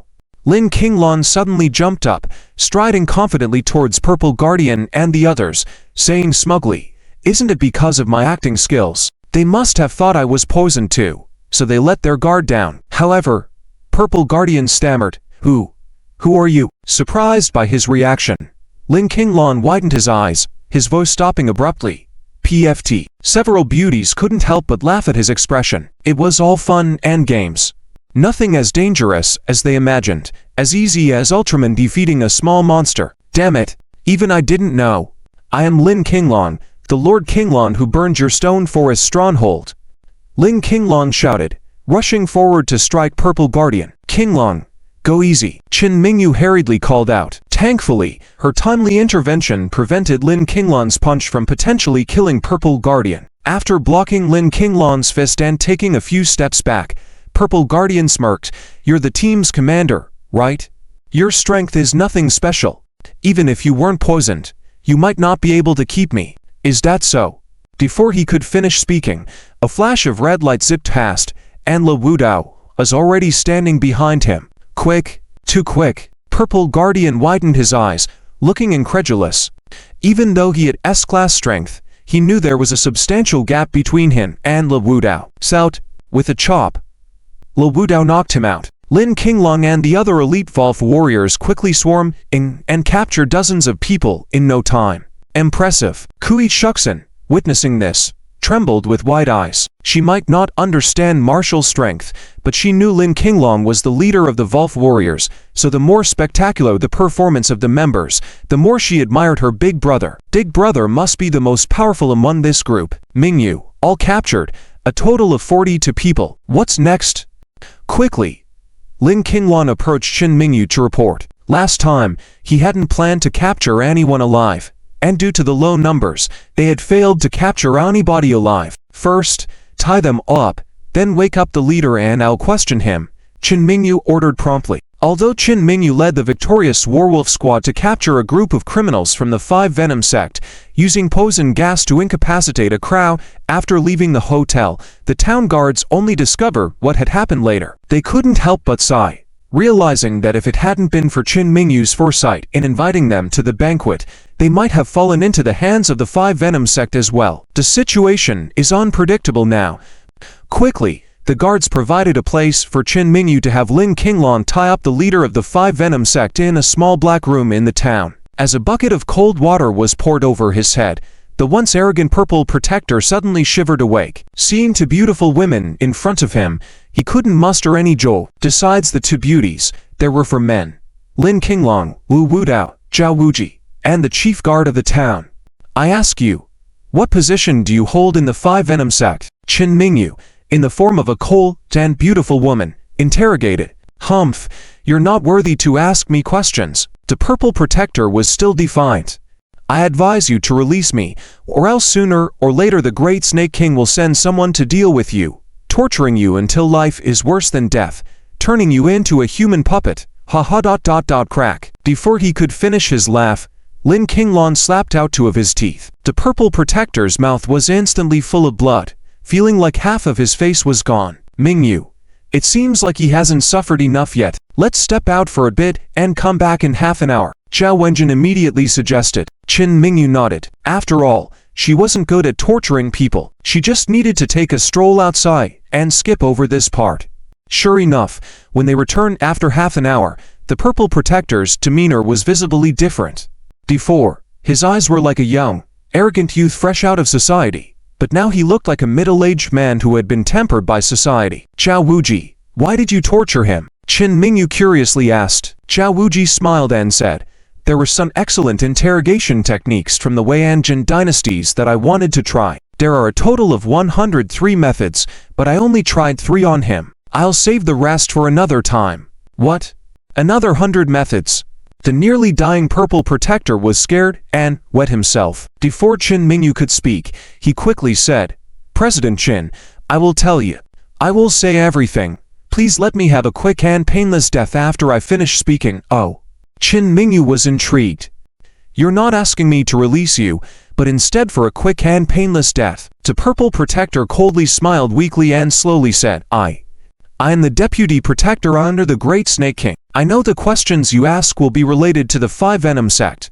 If I don't tell you, you will use 100 methods to torture me. But if I do tell you, the Great Snake King won't spare me. My end will definitely be more tragic. So I only seek a quick death. His speech and accent were noticeably different, suggesting that Zhao Wuji had anticipated his suicide and taken necessary measures.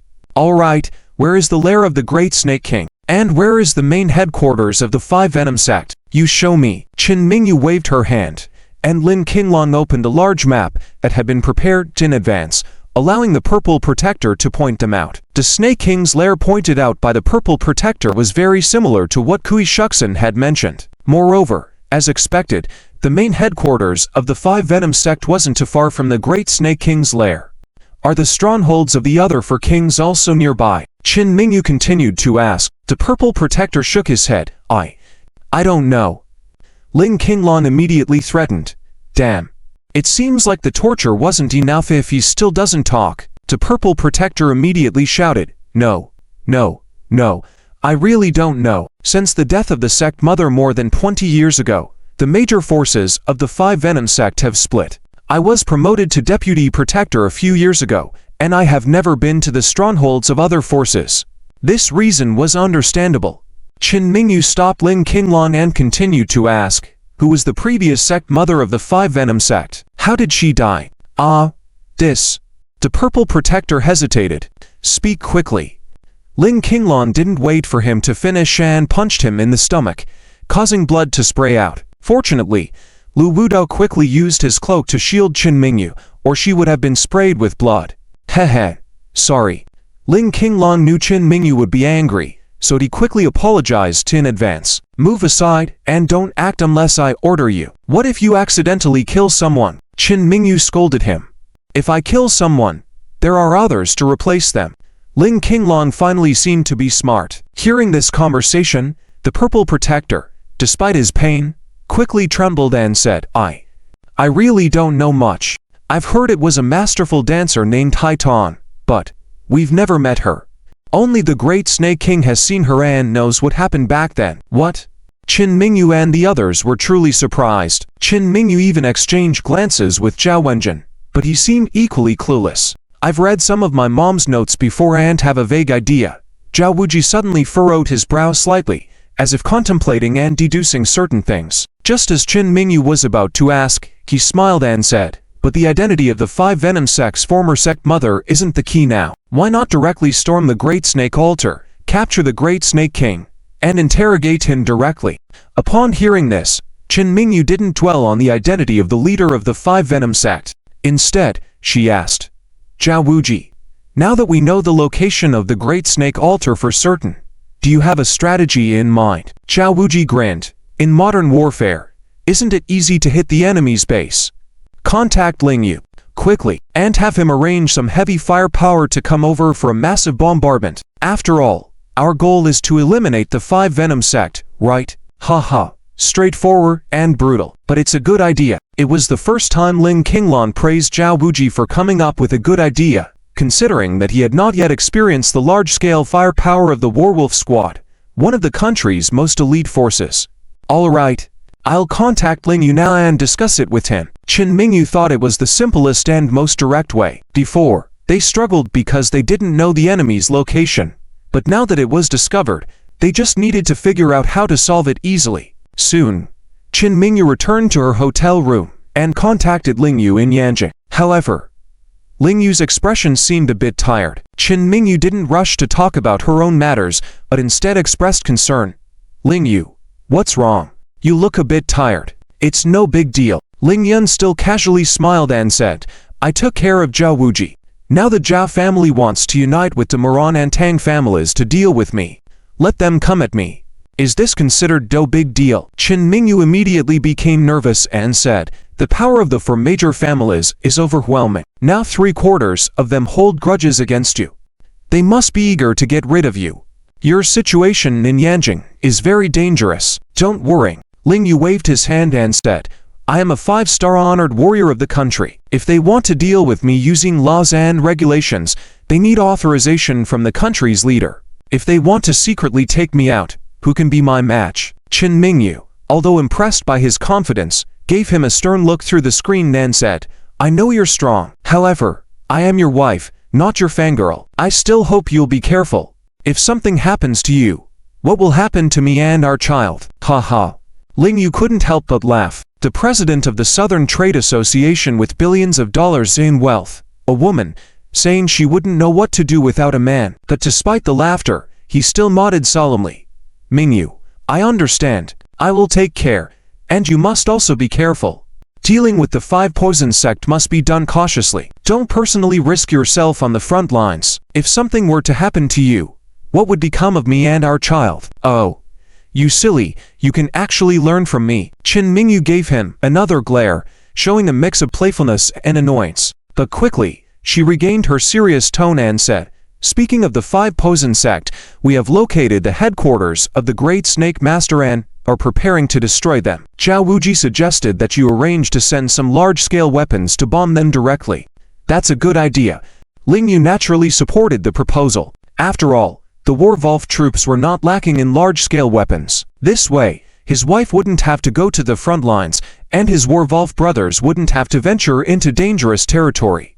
Perfect. However, he didn't immediately agree because with his extensive combat experience, certain risks needed to be eliminated. At that moment, someone suddenly pushed open the door to Qin Mingyu's room and exclaimed, Qin Ya, I heard that you want to bomb the headquarters of the Great Snake directly. Absolutely cannot do that. Xu Din. Why is it you? Qin Mingyu and Ling Yu were interrupted during their conversation, and their brows furrowed slightly. Zia Shaodi also rushed in and anxiously said, General Qin, I'm sorry. Xu Din was too emotional. I didn't notice her. And she just burst in. I'll take her out now. No. Kui Shuxin pushed Zia Shaodi aside and rushed toward Qin Mingyu. Qin Mingyu was slightly startled but involuntarily stood up. However, the next moment, Kui Shuxin knelt in front of her and cried, pleading, please, please don't do this. My sister is still in the Great Snake stronghold, and many women who were taken in are still alive. Around the Great Snake Master's headquarters, there are innocent people living. What? Hearing this information, both Qin Mingyu and Ling Yu were surprised. There are still innocent villagers living around the 5 poison sect stronghold. Qin Mingyu asked involuntarily. Yes, Kui Shuxin affirmed. The 5 poison sect wants to establish many large-scale structures, such as the Great Snake Altar and the Great Snake Palace. They have captured many villagers as laborers, for farming to provide long-term food supply, and more. Not only that, the Great Snake Master captures hundreds of women every year. Some are said to be sacrificed and eaten by him, some are kept in his harem, and those he doesn't like are given to his subordinates or the residents for reproduction to continue serving as laborers. The Great Snake stronghold has developed for nearly a century. Now the surrounding area has evolved into a village where the residents never commit evil or kill. They are all innocent. Qin Mingyu and Zia Shaodi looked at each other in amazement, not expecting the existence of so many dark corners in the world. Kui Shuxin's words were convincing, and they had no reason not to believe her. All right, you go out first. Qin Mingyu did not immediately agree, but had Zia Shaodi lead her out first. Qin Ya, I beg you, don't indiscriminately kill innocent people. My sister is still there. Kui Shuxin pleaded earnestly again. Zia Shaodi alone could not easily take her away, but the next moment, Elvi Wudao appeared and directly picked her up.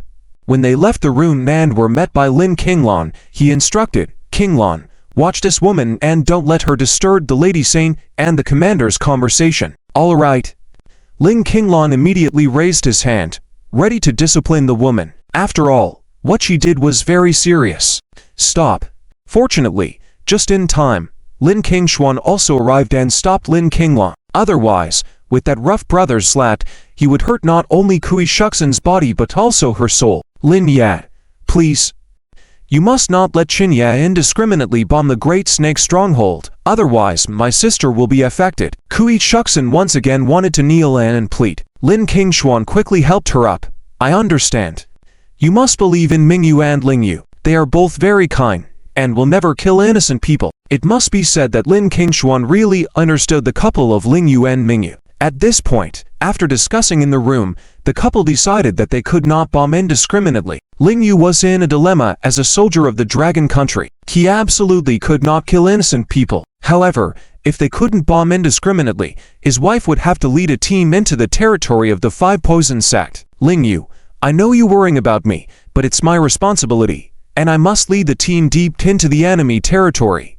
Qin Mingyu understood that Ling Yu faced a difficult choice, especially since he was entangled with the three major families in Yanjing and had to protect Xipeng. With so many worries, she decided for him, I want you to promise that you won't be at the front lines. And with Wu Dao Big Brother protecting me, even if I can't turn danger into safety, I can still evacuate. She made a reasonable argument, and Ling Yu also trusted LV Wu Dao's abilities, but he still couldn't help but worrying. However, with things at this stage, he could only agree.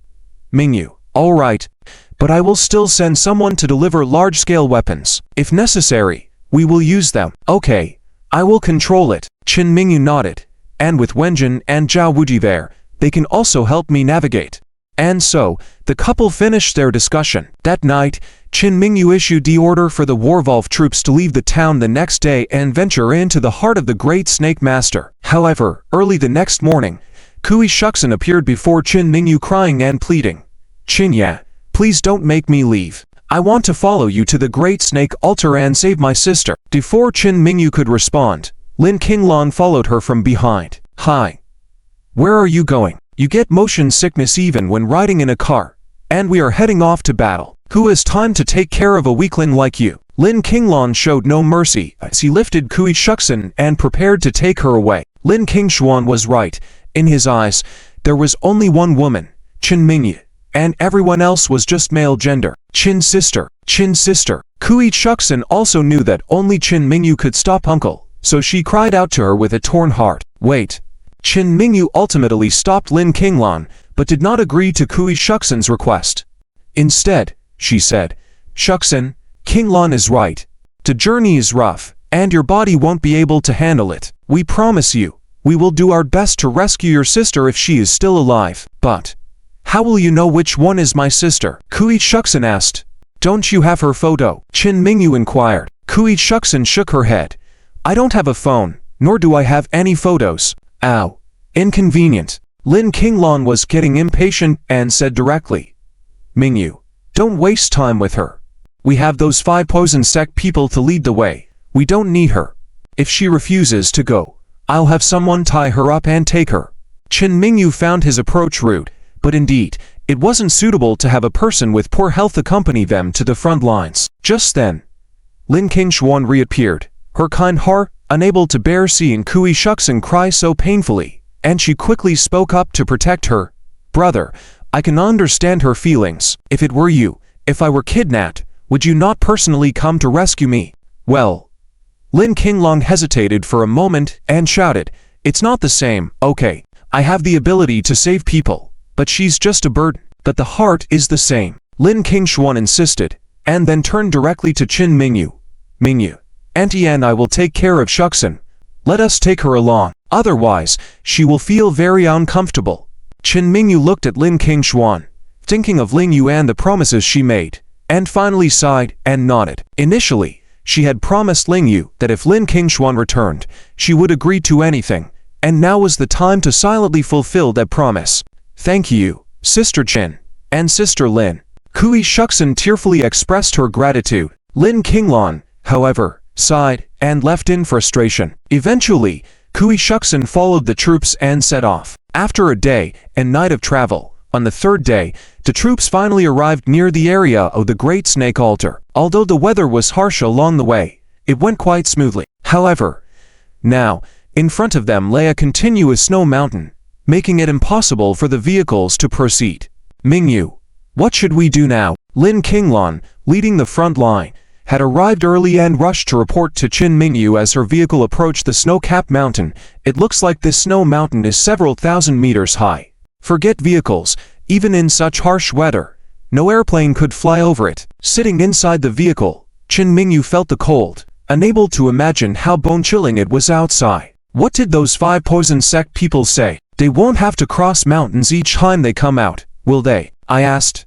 Those guys were nearly killed by me. They shouldn't be lying. They mentioned a checkpoint on the snow mountain. Their sect can move freely, but we can't, unless we forcefully break in. Hearing this information, Qin Mingyu fell into deep thought. After a while, she called Zhao Wuji over. Soon enough, Zhao Wuji and Zhao Wenjin's vehicles arrived beside them. Wuji, should we break in, or do you have a clever plan? Qin Mingyu asked directly. I've already thought of a plan. Zhao Wuji smiled slightly. After killing those 5 poison sect guys earlier, I had my men collect their clothes and identity medallions and put them in the trunk of the car. We can wear them to pretend to be sect members and infiltrate. Indeed, you are still the smart one. Qin Mingyu praised him.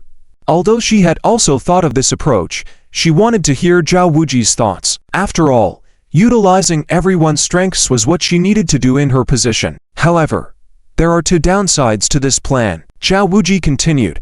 We only collected 41 sets of clothes and the associated identity necklaces.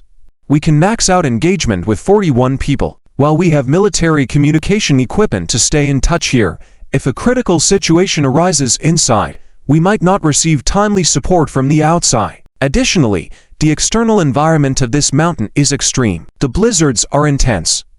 Regular people cannot stay there for long periods, and those waiting outside for support cannot linger for too long either.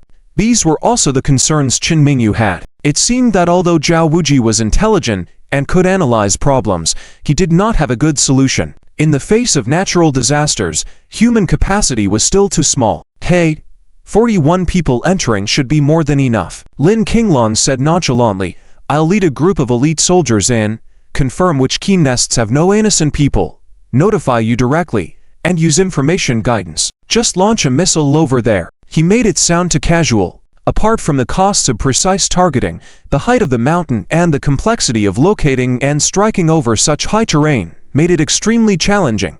Moreover, once the attack began, it would alert the enemy, causing the 41 people to fall into a dangerous situation within the 5 poison sects encirclement. As if seeing through Qin Mingyu's thoughts, Zhao Wuji said directly, Miss Qin, military operations are more fluid and risky than the commercial market. Often there is no foolproof plan. This is currently the best operational plan for us. Your choice as the commander is either to execute it or retreat. Qin Mingyu sighed slightly, nodding in understanding. With things having reached this point, they could only try their luck. Qinglan, listen up. I order you to personally select 39 people, dress them in 5 poison sect attire, and, along with the Purple Guardian, infiltrate the Great Snake King's territory. Yes, as you command, Saint Maiden. Ha ha. Lin Qinglan was excited and performed a military salute to Qin Mingyu before preparing to carry out the mission. Wait. However, Zhao Wuji stopped him. What else? Lin Qinglan was eager to take action, appearing a bit impatient. Include me in the group. What? Zhao Wuji volunteered to join, surprising everyone. Qin Mingyu stared wide-eyed at him through the window. Brother, this is very dangerous. And you don't even have martial skills. Zhao Wenjin, in a rare moment, nervously advised, we need someone with strategical acumen to go in. Miss Qin cannot go, and I cannot allow my sister to go in. After thinking it over, I'm the most suitable choice. Zhao Wuji's gentlemanly demeanor was once again on display. Watching the commotion, Liu Rashui was shocked by his actions, but turned to a similarly moved Lin Qingshuan and warned, that man surely wants to show you his manly side for you. Please don't be deceived and become infatuated. Auntie. I got it. You just take care of yourself. Lin Qingshuan's expression remained unchanged, not showing the same admiration for Zhao Wuji as Liu Rashui did. Zhao Wuji was indeed very smart. She thought he was impressive, but getting fascinated by him was impossible because she didn't like the type of top students. That's good. That's good. Liu Rushui breathed a sigh of relief, but then suddenly continue. If only your dad were here, he's also good at fighting. I wonder how he is now. What happened to dad? Lin Qingshuan curiously asked. Unable to resist her daughter's questions, and since they were just idle at the foot of the mountain, Liu Rushui took the opportunity to briefly tell her about General Lin's encounter and the connection between the Lin and Zhao families. After listening, Lin Qingshuan became even more repelled by Zhao Wuji, even though Liu Rushui emphasized that her dad being suddenly transferred had nothing to do with Zhao Wuji, but he was still a member of the Zhao family. At this point, Zhao Wuji had already changed into the clothes of the Five Venom sect, put on a necklace, and arrived by their car window. Despite repeatedly telling her daughter not to be pursued by Zhao Wuji, Liu Rushui kindly opened the car window for him to talk to Lin Qingshuan. Qingshuan, I'm going into the heart of the Five Venom sect. Protect yourself outside. Zhao Wuji expressed his concern. Okay.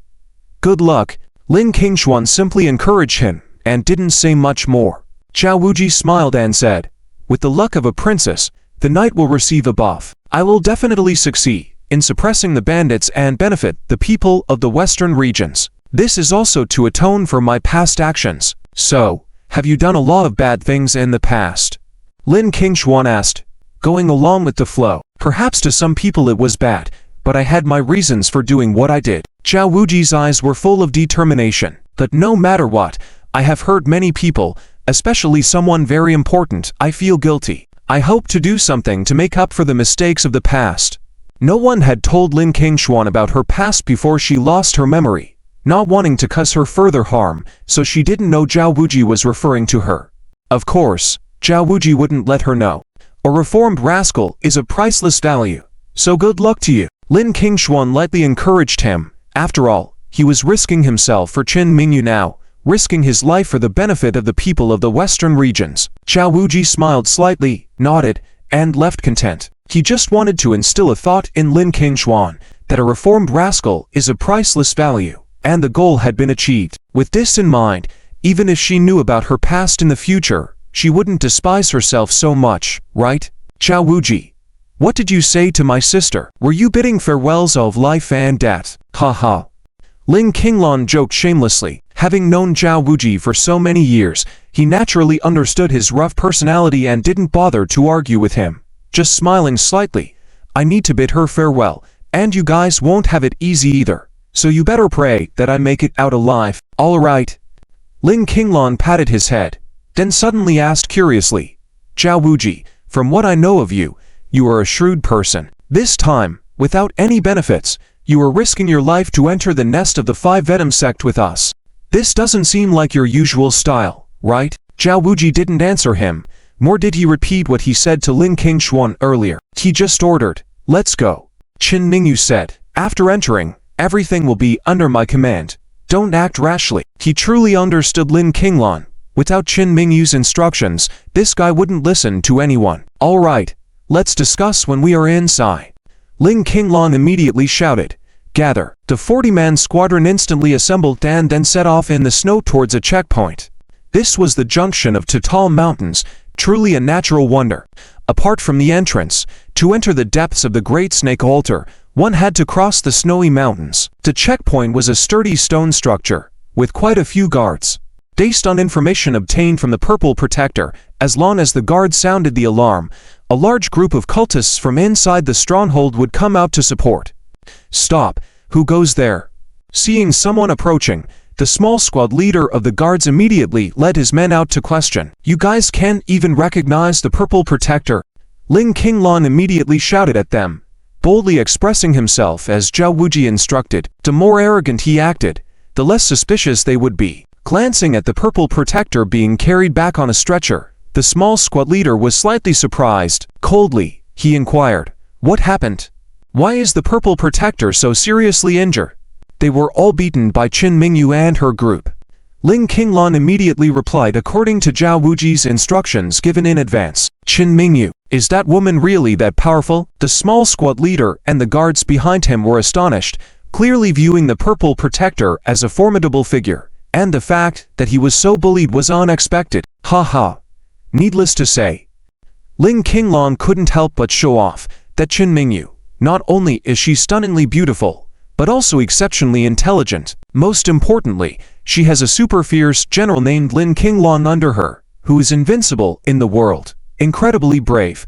Feeling Zhao Wuji pinching him from behind, this guy finally shut his mouth in pain. The guards furrowed their brows, looking perplexed and suspicious. Thankfully, it had been many years since anyone dared to trespass into their territory improperly, making them a bit arrogant, so they didn't directly interrogate. Nevertheless, they still wanted to inspect in detail. Finally, Zhao Wuji held the badge of the Central Snake Protector, personally coming out and saying, "The Purple Protector is seriously injured. Let us in soon, otherwise the snowstorm here is harsh.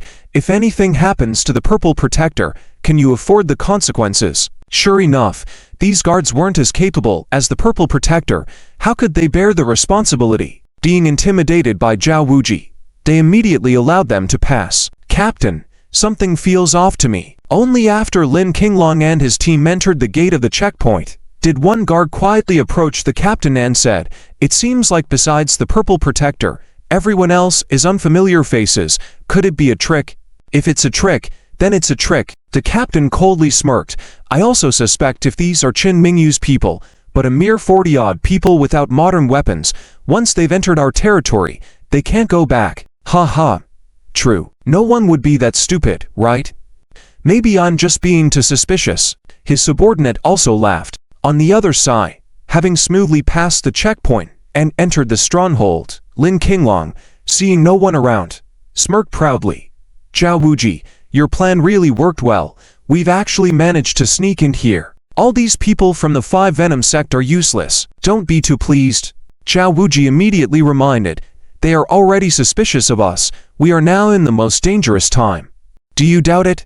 Lin Qinglong still puzzled. "No way. Whether it's makeup or performance, we're seamless in everything. Who could possibly expose the flaws?" Seeing him still have the nerve to say this, even looking back at others, Zhao Wujin could endure. But Yin Yan couldn't hold back anymore, directly exclaimed, "Who else? Isn't it you leading the way?" "Me?" Lin Qinglong pointed at himself, his expression truly looking innocent. "Are you a fool? A disciple of the 5 Poison sect? Would you praise the holy lady like you just did, or yourself?" Yin Yan disdainfully said. "Also wise and invincible, without rivals in the world."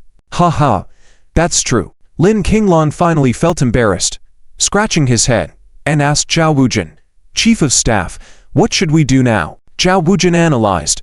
"They intentionally let us in. There must be a next move. We must pause for now." "Pause?" Lin Qinglong puzzled. The others were curious too, wondering what strategy Zhao Wujin had in mind, especially Yin Yan, who initially had no particular feeling towards Zhao Wujin, but after he consecutively uncovered treasures for the Holy Lady and provided multiple good strategies, almost like he could foresee the future, she couldn't help but admire him. Now whenever Zhao Wujin spoke, her eyes revealed eager anticipation. Unlike Lin Qinglong, she admired the strategist. Zhao Wujin reached into his pocket, took out a tablet, opened a map and said, "These are some aerial photos I took using the Beidou satellite before coming in. Apart from areas blocked by dense jungle, I basically understood all the details." "Wow, you're quite capable." Lin Qinglong couldn't help but praise after seeing these photos, because even he didn't have the ability to take such pictures. "Of course, or else do we rely on you, a brave but reckless guy, to lead us to win these complex battles?" Yin Yan couldn't resist teasing Lin Qinglong. Lin Qinglong was very magnanimous towards this woman of similar temperament to himself, laughing heartily without arguing with her. Zhao Wujin did not boast or joke with them, but pointed at the map and said, "Look, after entering the checkpoint, there is only one main road leading into the heartland. In the surrounding heartland, there are many buildings, probably where the innocent civilians abducted to be laborers are held, spread out quite widely." Everyone nodded. Zhao Wujin suddenly changed the subject. "Our main concern now isn't pinpointing the exact location of the Great Snake Altar or locating the stronghold's main forces, but staying alive first." "Stay alive." Lin Qinglong and the others shuddered. "That's right," Zhao Wujin said. "Our reinforcements won't arrive for at least 2 days, and right now, not to mention heavy weapons, our total personnel inside and out add up to only 100 people. Plus the guards are already suspicious of us. They will definitely inform their superiors." Zhao Wujin analyzed while pointing at several key buildings in the photos. If I'm not mistaken, these buildings are some strongholds of the Five Poison sect. The guards can contact each other at any time, then they can set up ambushes to surround the entrance to the Heartland. They might even release poisonous gas or toxins in advance. If we stop, instead of moving forward, we'll likely fall into their trap. Lin Qinglan, Yin Yan, and others suddenly realized and all showed their thumbs up to Zhao Wujin. Yin Yan praised sincerely. With General Zhao here, it's like we have several more lives. Ling Qinglan immediately said, it's not a solution for us to stay put. They are suspicious of us. Sooner or later, they will flank us on both sides. Shall we retreat now? No. Zhao Wujin waved his hand. It was hard for us to sneak in. It will be difficult to come back in once we retreat. Let's take the mountain path. They won't expect that. Once our reinforcements arrive, we can coordinate inside and outside the base. It shouldn't be difficult to destroy the Five Poison sect. Zhao strategist, you're truly wise. Yin Yan raised her thumb again. All right.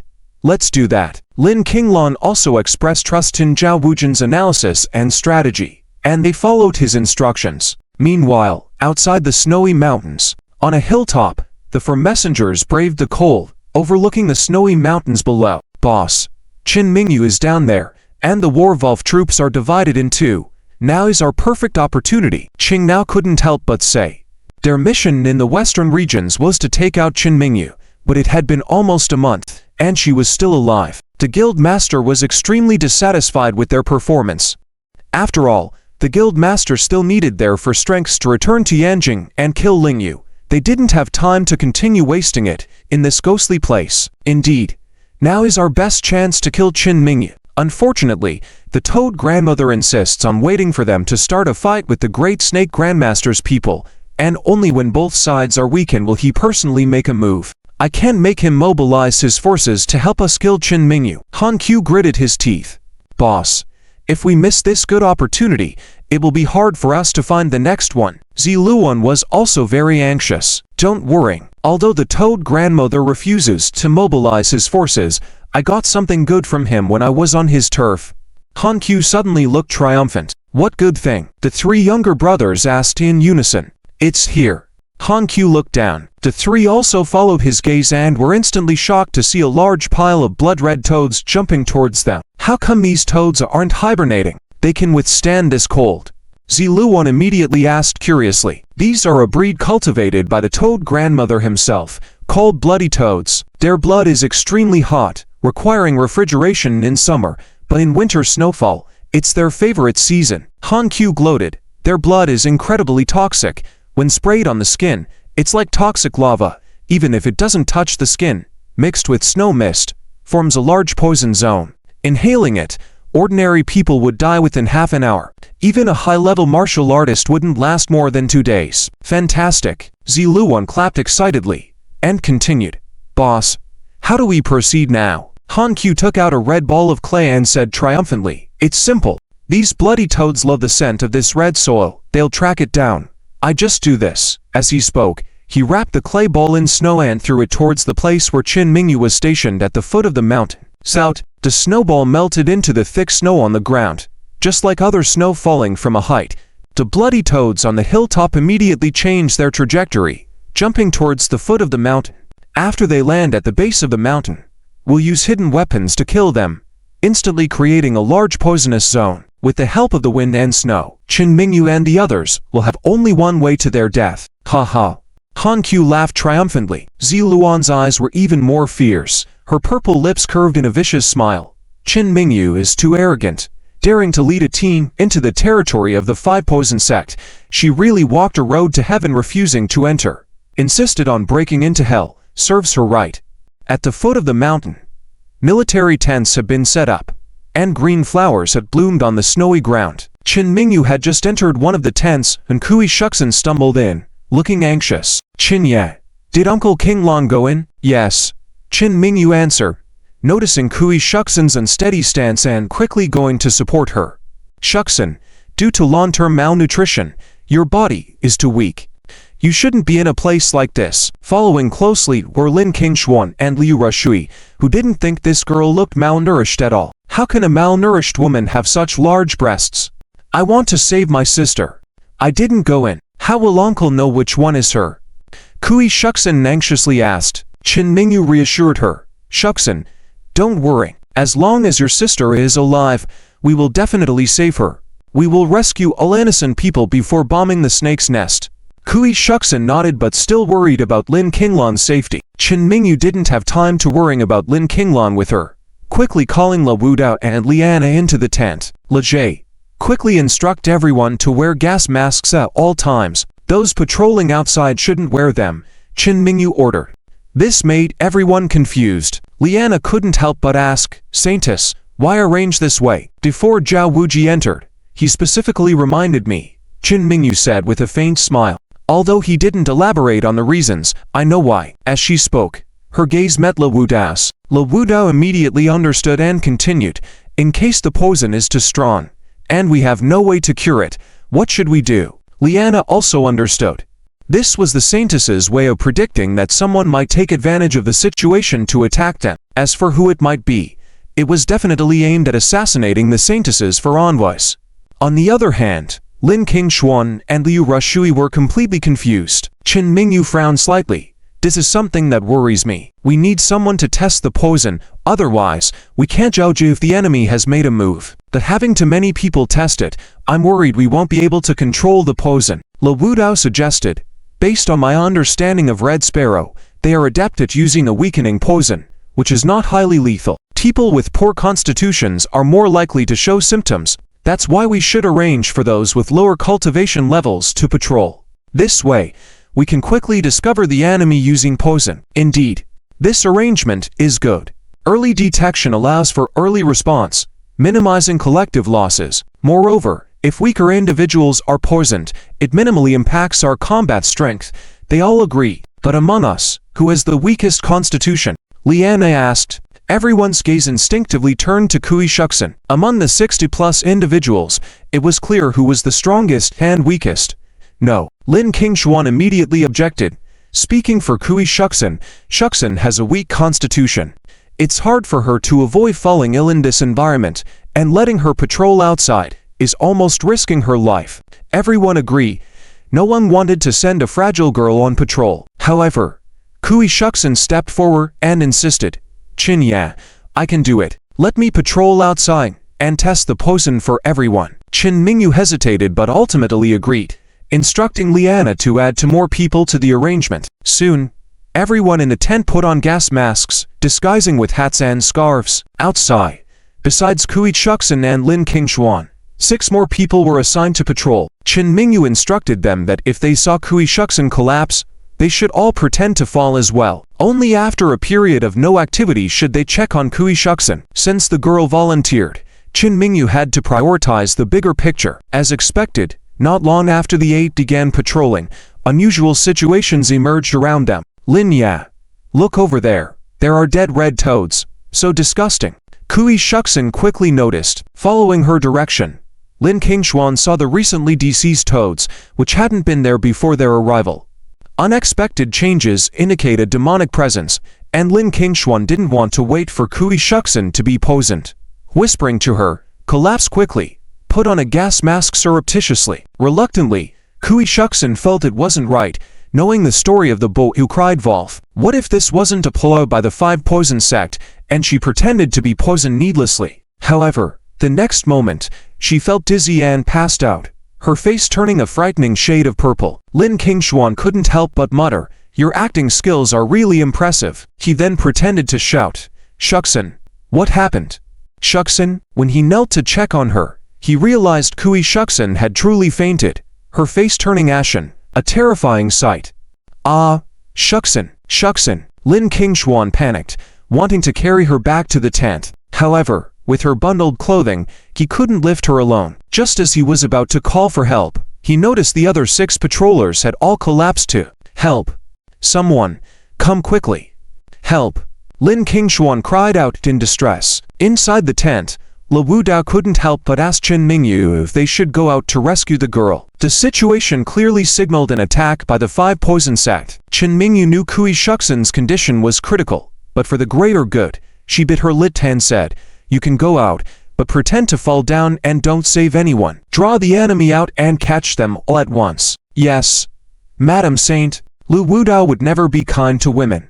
The girl volunteered to win the war, willing to sacrifice herself for the greater good. Now they are out rescuing people, jeopardizing their previous efforts. Making the 5 Poison Church aware of their protective measures would ruin the element of surprise. Soon, Lu Wudao and the others emerged from the tent. However, as they tried to save people, they fell one after another in the snow. Seeing that no one was left in the tent, 4 figures descended from above and swaggered toward them. Heh. Leader, this blood-red toe is really formidable. Purple Phoenix boasted. Don't talk so much. We inhaled too much poisonous blood mist. Even the antidote won't help. Red Sparrow stopped Purple Phoenix. Fine. Purple Phoenix couldn't hold back and said coldly, then I will go kill Qin Mingyu directly. With that, she charged toward the middle tent. However, as soon as she rushed in, she saw the skilled Wolf warrior lying on the ground standing up. Bluebird, Yellowbird, even Purple Phoenix, who had entered the middle tent wide-eyed, wondering what was going on. Lu Wudao and Liana suddenly stood up, and Qin Mingyu had been sitting in the tent the whole time, her beautiful eyes radiant, not showing any signs of being poisoned. Oh no, we've been fooled. Red Sparrow, who had cautioned against talking too much, shouted, Purple Phoenix, retreat quickly. But it was too late. The soldiers from the Wolf warrior unit started shooting at them, causing the 3 of them to break out in cold sweat. Red Sparrow reacted swiftly, darting behind a rock at the foot of the mountain. Bluebird was more vigilant, positioned at the rearmost point, escaping unharmed but frightened. Yellowbird was not so lucky, taking a bullet to the thigh. Subsequently, numerous bullets turned him into a hornet's nest. Yellow Magpie, brother. Red Sparrow saw his comrade Yellowbird being shot dead on the spot, anger turning his eyes red as he shouted, Damn it, these people have no martial virtue. I won't spare them. Leader, Bluebird quickly grabbed his arm and asked in shock, What do you want to do? I'll fight them and save Purple Phoenix. Red Sparrow was losing his rationality. Bluebird urgently advised, Leader, I respect your loyalty, but now we've clearly been outmaneuvered by the enemy. Charging out like this is certain death. No matter how high your martial arts skills, you can't withstand bullets, let alone machine guns. Damn it, damn it. Red Sparrow was gnashing his teeth in anger. Let's go. Otherwise, we'll be surrounded. It was Bluebird who remained composed, forcibly pulling him away from the incoming Wolf warrior unit. They tossed some snowflakes and made a leap to escape up the mountain. Left in the tent, Purple Phoenix was abandoned. She tried to rush out of the tent, but Lu Wudao's red cloak had already swept past her, blocking her path with astonishing speed. Qin Mingyu directly ordered, Capture them alive. If you can't, killing them works too. Understood. Liana was full of fighting spirit. She still hadn't determined a victor from her last encounter with Purple Phoenix and now wanted to show her the prowess of Wolf warrior female soldiers. Despite being slightly stronger than Liana, Purple Phoenix was currently in no condition to fight back. She was trying to escape, while also attempting to take advantage of the situation to capture or even kill Qin Mingyu, putting her at a disadvantage. Just as Liana was about to strike at her vitals, Purple Phoenix unexpectedly did not dodge, but instead shouted, For Chairman Tang's ideals, and at the same time, she hurled a purple feather-hidden weapon towards Qin Mingyu's forehead. Zia Shouty behind her was terrified, but as an ordinary person, how could she move at such speed to shield Qin Mingyu from the weapon? Purple Phoenix revealed a satisfied smile. However, just as the feather was about to pierce Qin Mingyu's forehead, Lu Wudao, like a ghost, reached out and caught the feather. He then ignited it with internal energy and callously threw it on the ground. Purple Phoenix's eyes immediately filled with despair, and at that moment, Liana, with a swipe, tore open her chest with one claw, sending clothing and blood flying. Not content with one blow, Liana relentlessly followed up with tearing and shredding, instantly turning her chest into a bloody mess. Leave her alive. Qin Mingyu's voice came in time, sparing the woman's life. Seeing Qin Mingyu slowly approaching her, looking down at her, Purple Phoenix clenched her teeth, wanting to use her last breath to kill Qin Mingyu. Liana's foot pressed down on her face, destroying her delicate appearance, as she coldly warned, Behave yourself, or I'll crush your head under my foot. Purple Phoenix couldn't move but still glared at Qin Mingyu with a look that could kill. This gaze had an impact on both Qin Mingyu and Lu Wudao. revealing that this woman was not afraid of death but genuinely believed in Tang Ning. "Why do you want to kill me so badly?" Qin Mingyu asked. "Because you are an enemy of Chairman Tang, and your existence threatens Chairman Tang's power and status," Purple Phoenix declared clearly. "Are you willingly selling yourself out for that traitor?" Qin Mingyu asked directly. "Do you know how many heinous crimes he has committed? He secretly instigated wars, causing the deaths of thousands of soldiers from the Northern Territory, even causing harm to dissidents, countless murders." Purple Phoenix snorted. "That only shows those people deserve to die. Same goes for you." Liana, unable to bear it, cursed, "How could there be such obstinate and ignorant women like you? Madam Saint, don't waste your words on her. Just kill her. What use is there for a woman with a problem like her? Humph. Kill or torture as you wish." Purple Phoenix adopted a stoic and heroic attitude, gritting her teeth. "I just don't understand why you anticipated our attack. Child's play." Liana sneered. "You're only realizing now the might of our Madam Saint? You're digging your own grave." Qin Mingyu, without getting arrogant with power, frankly revealed. "Zhao Wuji reminded me. He taught me something, that as long as you understand human nature, you can easily predict events. Although I can't quite read human hearts, I am very clear that you wanted to kill me. And right now is the best opportunity for you to kill us. You've been waiting for so long. You won't let it slip. So it was Zhao Wuji who aided you." No wonder. They had been hiding in the territory of the Toad King, not aware of the details of Zhao Wuji joining Qin Mingyu's camp. At that moment, soldiers from the Wolf Warrior unit also came in to report. "Madam Saint, we killed one person in a yellow robe outside, but the ones in red and blue escaped. How should we handle the body? Bury the dead one, and tie up this woman." Qin Mingyu did not order Purple Phoenix's execution, but instructed, "Prepare to lure her companions to rescue her, then capture them all at once." "Boss, Qin Mingyu's people have surrounded the foot of the mountain."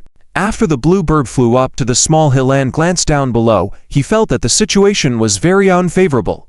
They were now trapped, and unless they could fly, there was no way to escape. HMPH, Qin Mingyu, "Sooner or later, I will kill you." The Scarlet Sparrow did not respond to the bluebird's words, still pledging to deal with determination. The two had just rushed up the small hill to save their lives. This hill was not high or large, and the Warvolf troops were equipped with advanced weapons, making it difficult for them to break through. However, Qin Mingyu stood at the foot of the hill, feeling that capturing the two would not be easy. Firstly, the natural environment was harsh. Secondly, they lacked manpower. They were hesitant to send troops up the mountain to avoid the other side finding a weak point to break through. Moreover, the Scarlet Sparrow had extraordinary martial skills and was adept at using poison. If he found an opportunity, there was fear he might risk attacking Qin Mingyu. "I'll go up the mountain to confront him." At this moment, Lu Wudao stepped forward and said, "I have fought him twice without a clear victory. This third time, it should be settled once and for all." However, Qin Mingyu worried. "Brother Wudao, going up the mountain alone to face them, I'm worried you might be in danger." Lu Wudao remained firm. "As long as I guard against his poison, I will not lose to him, and sending too many people up the mountain might give them a chance to escape. Trust me, this is the best decision." The competitive spirit of the King of the Dark Knight Island was evident at this moment. Encountering such a formidable opponent after leaving the Dark Knight Island was rare, and true masters strive to improve themselves through each confrontation. "Boss, I'll lend you a hand." Liana and Taoyang both volunteered. "Liana, come with me. Substitute for me to deal with the other one. We, the demon race, advocate fair duels." Lu Wudao responded. "All right." Qin Mingyu understood his resolve and did not try to dissuade him, but reminded him, "Brother Wudao, please be careful. Remember we have the advantage now. Do not act recklessly." "Thank you for your concern, Lady Saint." Lu Wudao just thanked her and did not promise anything. This was the pride of a strong individual. He insisted on a fair fight, defeating and eliminating the Scarlet Sparrow. And so, both of them went up the mountain. Night slowly descended, and on the dark hill, one could barely see a hand in front of their face. In this situation, the searching party found themselves at a disadvantage because the hidden ones could assess their movements and launch sneak attacks. But Lu Wudao and Liana were unusually excited. This exhilarating hunting game was not something they experienced often. "Boss, Qin Mingyu sent people up the mountain. Although the Bluebird's internal strength and martial skills were inferior to the Scarlet Sparrow, his observation and perception were the sharpest among the four. I know, haha, my old opponent must be here again. As long as I take him out first, the rest of Ling Yu's underlings are just a bunch of useless people who can oppose us, the Scarlet Sparrow said with confidence. Indeed, the Bluebird agreed with his statement.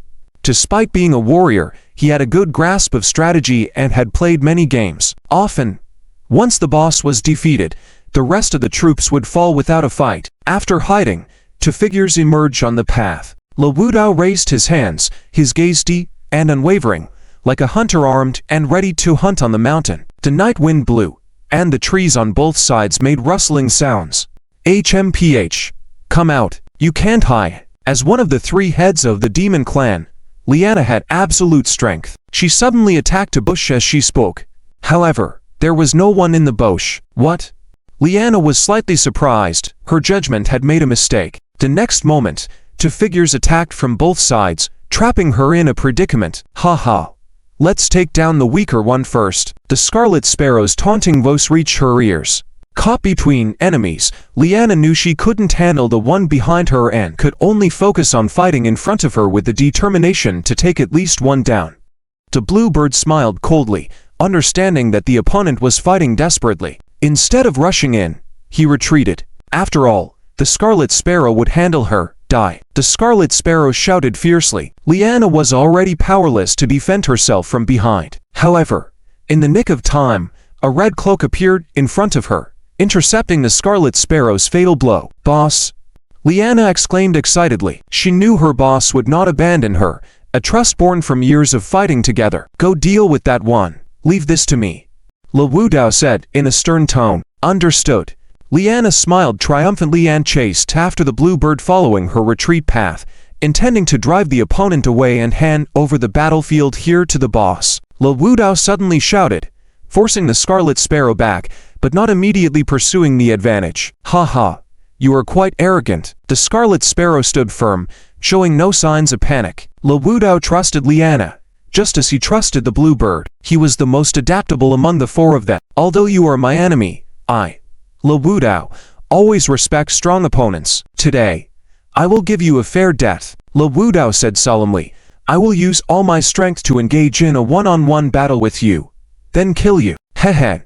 Do you think you can do it? The Scarlet Sparrow replied confidently. Lu Wudao pointed to his protective mask. With this, I can neutralize one of your key abilities. As long as I don't get injured by you, I shouldn't get poisoned again. Indeed, the Scarlet Sparrow admitted generously, assuming a combat stance. But even so, it doesn't mean you can defeat me. You may have more internal strength than me, but in terms of technique, you might not surpass me. Furthermore, do you really think you have mastered my method of poisoning? Hehe, as long as I avoid a direct confrontation with you, I still have a good chance of winning. Words are useless. Let's try and see.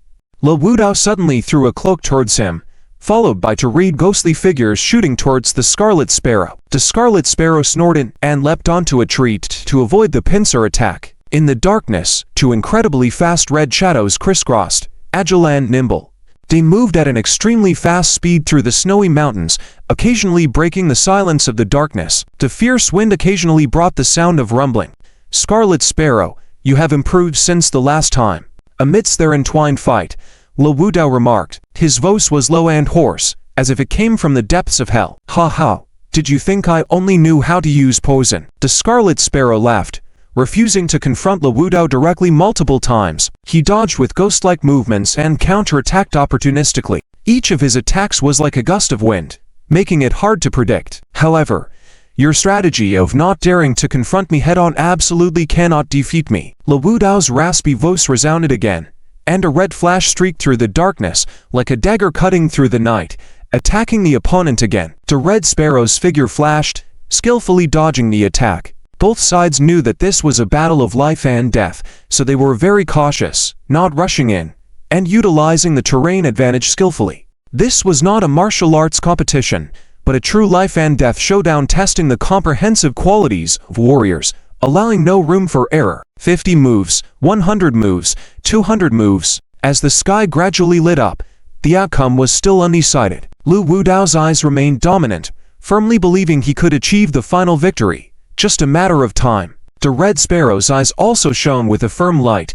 Even though winning this one-on-one battle was extremely difficult, he believed firmly that he would be the ultimate victor. At the foot of the mountain, Chen Mingyu had also been sleepless for a night. Lin Qinglong and Zhao Wuji had been inside for half a day, without any news coming back, while Lu Wudao and Liana had been on the mountain for a night and had yet to descend. Not knowing the specific situation, if she didn't have absolute trust in Lu Wudao, she would even suspect that Lu Wudao and Liana had failed. The members of the Warvolf squad here were almost all Dark Knight Island members, and they also had absolute confidence in Lu Wudao, so no one doubted that he would die in battle on the mountain. This was trust in a king. But the next moment, Ironhead and Ostrich, the Night Wolf team members responsible for keeping watch, hurriedly reported, "Holy Lady, something's wrong. There are a large number of enemy troops coming up the mountain path. It should be from the Five Poison sect." "What?" The people around Chen Mingyu exclaimed in shock. Teach Lam, who temporarily replaced Lu Wudao to protect Chen Mingyu, also wondered, could it be that the guys from the Great Snake's stronghold knew we were here and are coming out of the mountains to cut off our retreat? It's not likely. Chen Mingyu immediately analyzed. The Great Snake's stronghold has only one entrance and exit, and Lin Qinglong and the others haven't alerted them inside. The Great Snake King's force didn't have such quick reaction speed and mobilization speed. Then, it's even worse. Zia Shouty said immediately. This must be reinforcements from the other factions of the Five Poison sect. Chen Mingyu was also quite surprised. After all, according to the information from Purple Guardian, there were always conflicts among the major forces of the Five Poison sect, and they had never united before. Has these two major forces joined forces because they know our force is too strong, forcing them to ally internally? Tass on the order. Prepare the guns and cannons. If confirmed to be from the Five Poison sect, open fire directly. Chen Mingyu was not to be trifled with, decisive in battle, and wouldn't wait for the enemy to attack first before being forced to respond. Yes. Ironhead immediately passed on the order. Chen Mingyu stepped out of the tent, took out her binoculars and looked down the mountain path, only to see a large group of troops, probably at least a few hundred of them approaching. Fire. With Chen Mingyu's command, the weapons brought by the Warvolf squad opened fire, instantly lighting up the mountain path below. However, the effect was quite mediocre. First of all, they only brought light weapons with them. The heavy weapons were still being transported. Secondly, these were experts from Dark Knight Island. In terms of proficiency with conventional weapons, they were not as good as the elite soldiers of a professional artillery camp. Lastly, the followers of the Five Poison sect were more agile in their movements than expected, and seemed to know some unconventional and hidden nerve techniques. Besides killing a small number of underlings in the explosion, the rest vanished into the snow immediately. This is big trouble. Chen Mingyu knew they were not ordinary people. If they were to get close, with their various ways of poisoning, it would be hard to defend against. Holy Lady, let everyone continue to hold their ground and open fire on the Five Poison sect. I will cover you to retreat from the battlefield first. Teach Lam immediately recalled Lu Wudao's instructions, absolutely not allowing Chen Mingyu to stay in a dangerous position. No, I want to fight alongside everyone. Chen Mingyu was unwilling to retreat, understanding that doing so would affect morale. Holy Lady, Chief Ling Yu's instructions were communicated so many times, and it's also the consensus of everyone. We must ensure your safety. Teach Lam Man, the members of the Warvolk squad urgently advised. Stop talking. I've made up my mind. Chen Mingyu firmly refused to retreat alone, and ordered, Brother Wu Dao and Liana are still up there capturing the four envoys. We must defend the bottom of the mountain. Otherwise, if the enemy occupies it, they will find it difficult to come down. Seeing her unwillingness to retreat, Peach Lam had no choice but to grit his teeth and say, All right, hold the battlefield, protect the Holy Lady, and secure Brother Wu Dao's retreat route. Protect the Holy Lady, secure the retreat route. The members of the Warvolf squad were also filled with fighting spirit, enthusiastically raising their hands and cheering. Armed with guns and cannons, they fired at any silhouette on the snowy mountain, causing heavy losses to the Five Poison sect forces. However, they still kept coming. On the snowy ground, more and more bizarre species of toads appeared. Don't shoot randomly, Chen Mingyu immediately ordered loudly. She had already confirmed that these rushing up were likely the troops of the Toad King. just as the four envoys were likely poisoned by the toads.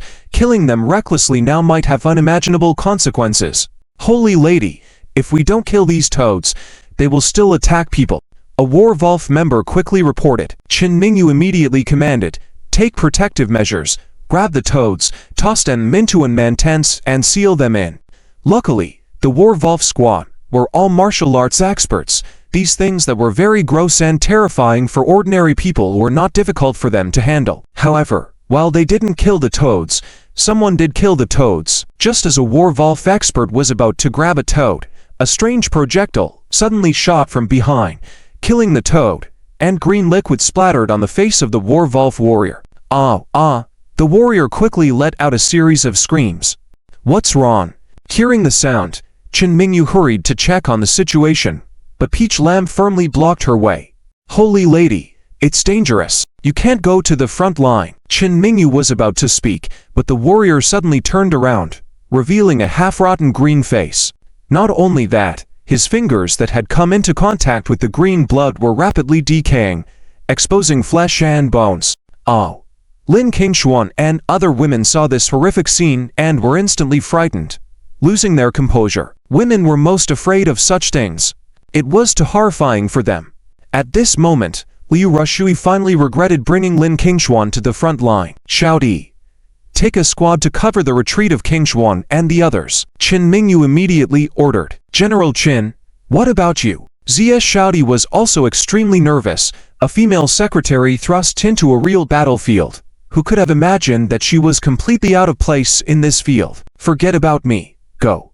Chen Mingyu sternly ordered again, showing the imposing demeanor of an ice-cold female CEO. Zia Xiaodi nodded, quickly leading a 10-person squad to cover the retreat of Lin Qingshuan and the others.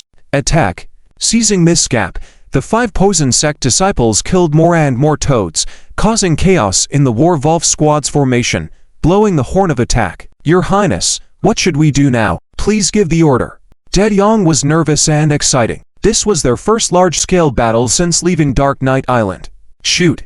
Aim at the people. Chen Mingyu wasted no time in giving the order. Bang. Bang. Bang. The machine gun instantly sprayed wildly down the mountain path, taking down many cult members. However, some managed to sneak up the mountain, jumping out from the snow beside it. Not only that, the machine gun spray hit those toads, splattering their venom, creating a foul and nauseating scene.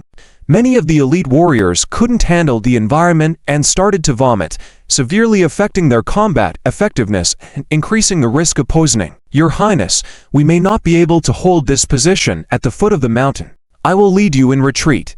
Although Da Yang's character wasn't great during his time on Dark Knight Island, he was loyal to Lu Wudao, day in and day out. Now that Lu Wudao had entrusted him with protecting the saint temporarily, he had to ensure Chen Mingyu's safety. Chen Mingyu, watching the situation, showed no mercy or hesitation. She immediately nodded to retreat without saying a word of niceties, even though she knew that by retreating like this, Lu Wudao and Liana, who were chasing the 4 great envoys up the mountain, would have their path cut off. She had to do it to avoid massive losses for the Wolf warriors.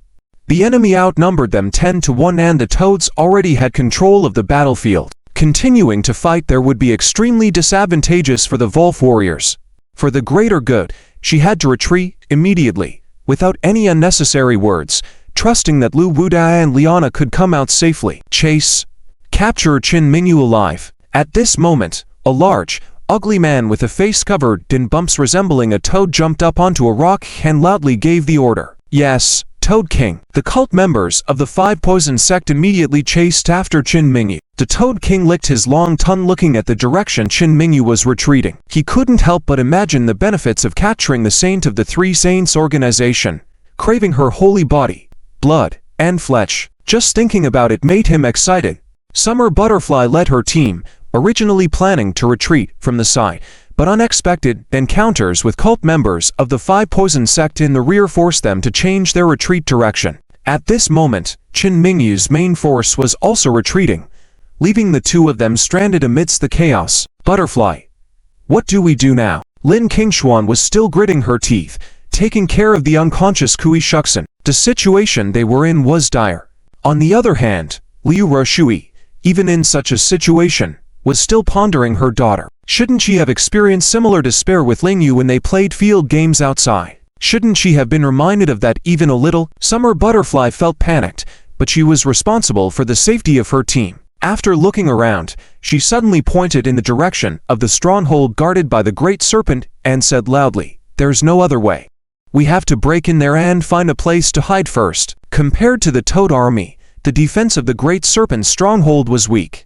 10 Wolf warrior experts charged forward with guns, taking out a few guards easily. Summer Butterfly quickly helped Lin Qingshuan, carrying the unconscious Kui Shuxin into the stronghold. "No.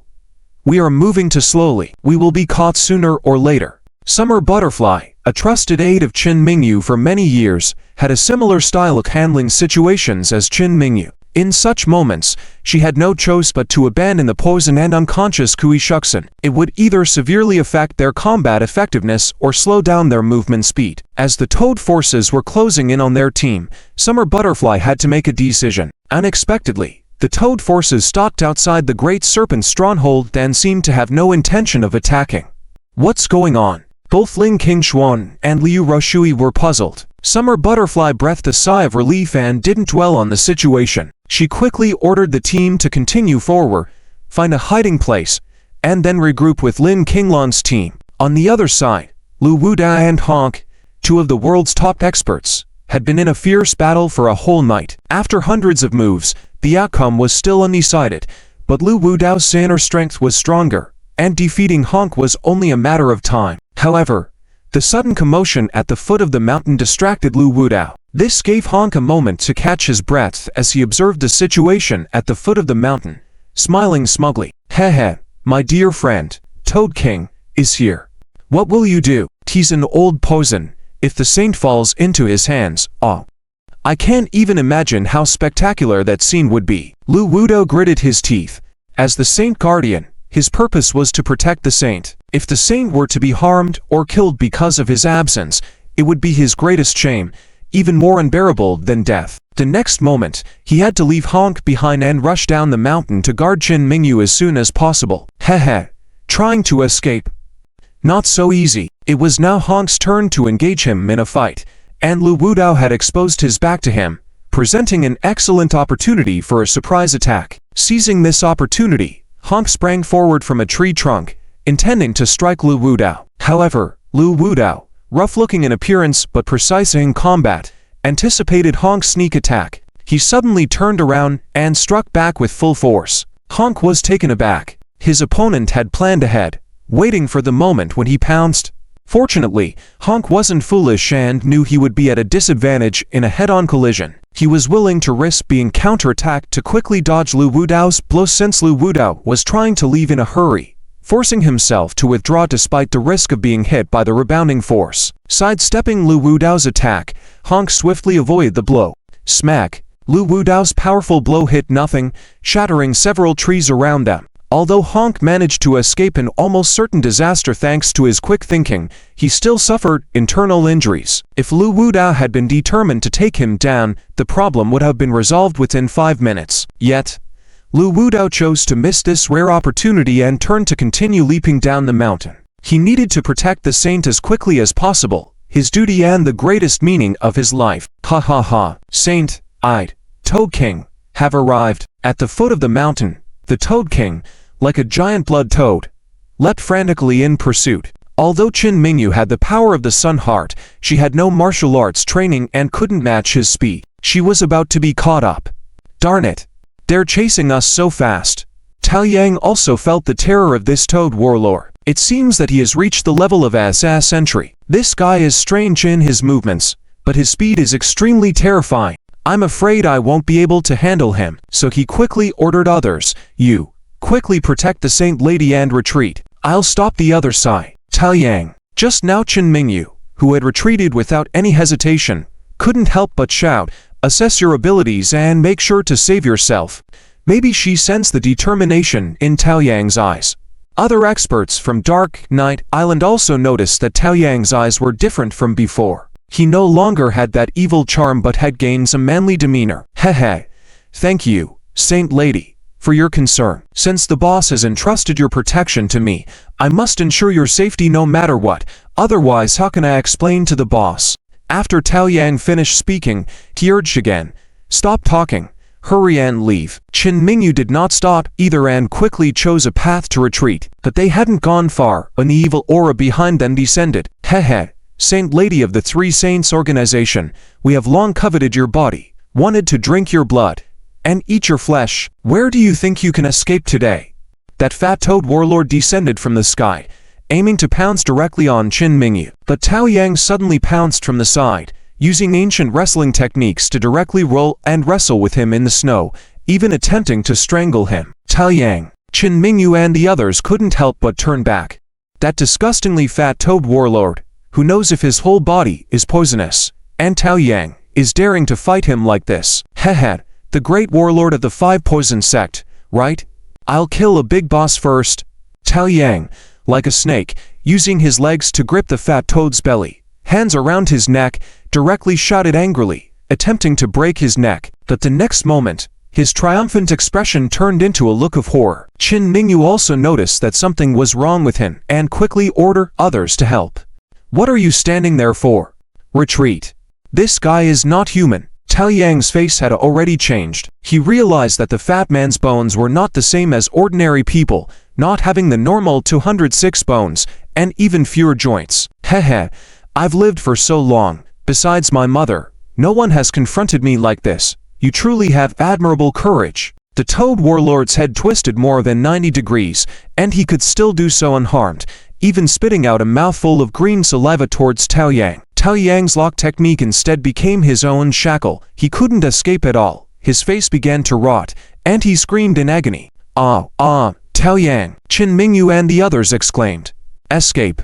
Qin Mingyu, with gritted teeth, gave the order, not out of heartlessness, but to not let down Tao Yang's efforts. Indecisiveness now would be the biggest harm to Tao Yang. Members of the Werewolf unit also realized that this Toad Warlord was more terrifying than the Red Sparrow, were momentarily chilled, and only then quickly covered Qin Mingyu's retreat. The situation on the battlefield gradually grew more one-sided with more followers of the Five Poison sects surrounding them. With the already absolute disadvantage of being outnumbered 1 to 10, the Werewolf unit was being pushed back step by step because of the terror of the Toad Warlord and the poisonous toads.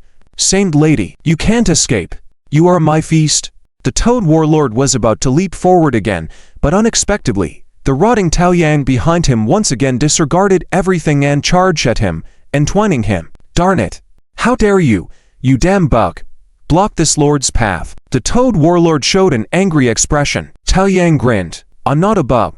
Listen well. I am one of the 4 giants of the demon tribe. Call me Tao Yang Giant. Shouting furiously, he used all his strength to strangle the fat toad across its waist.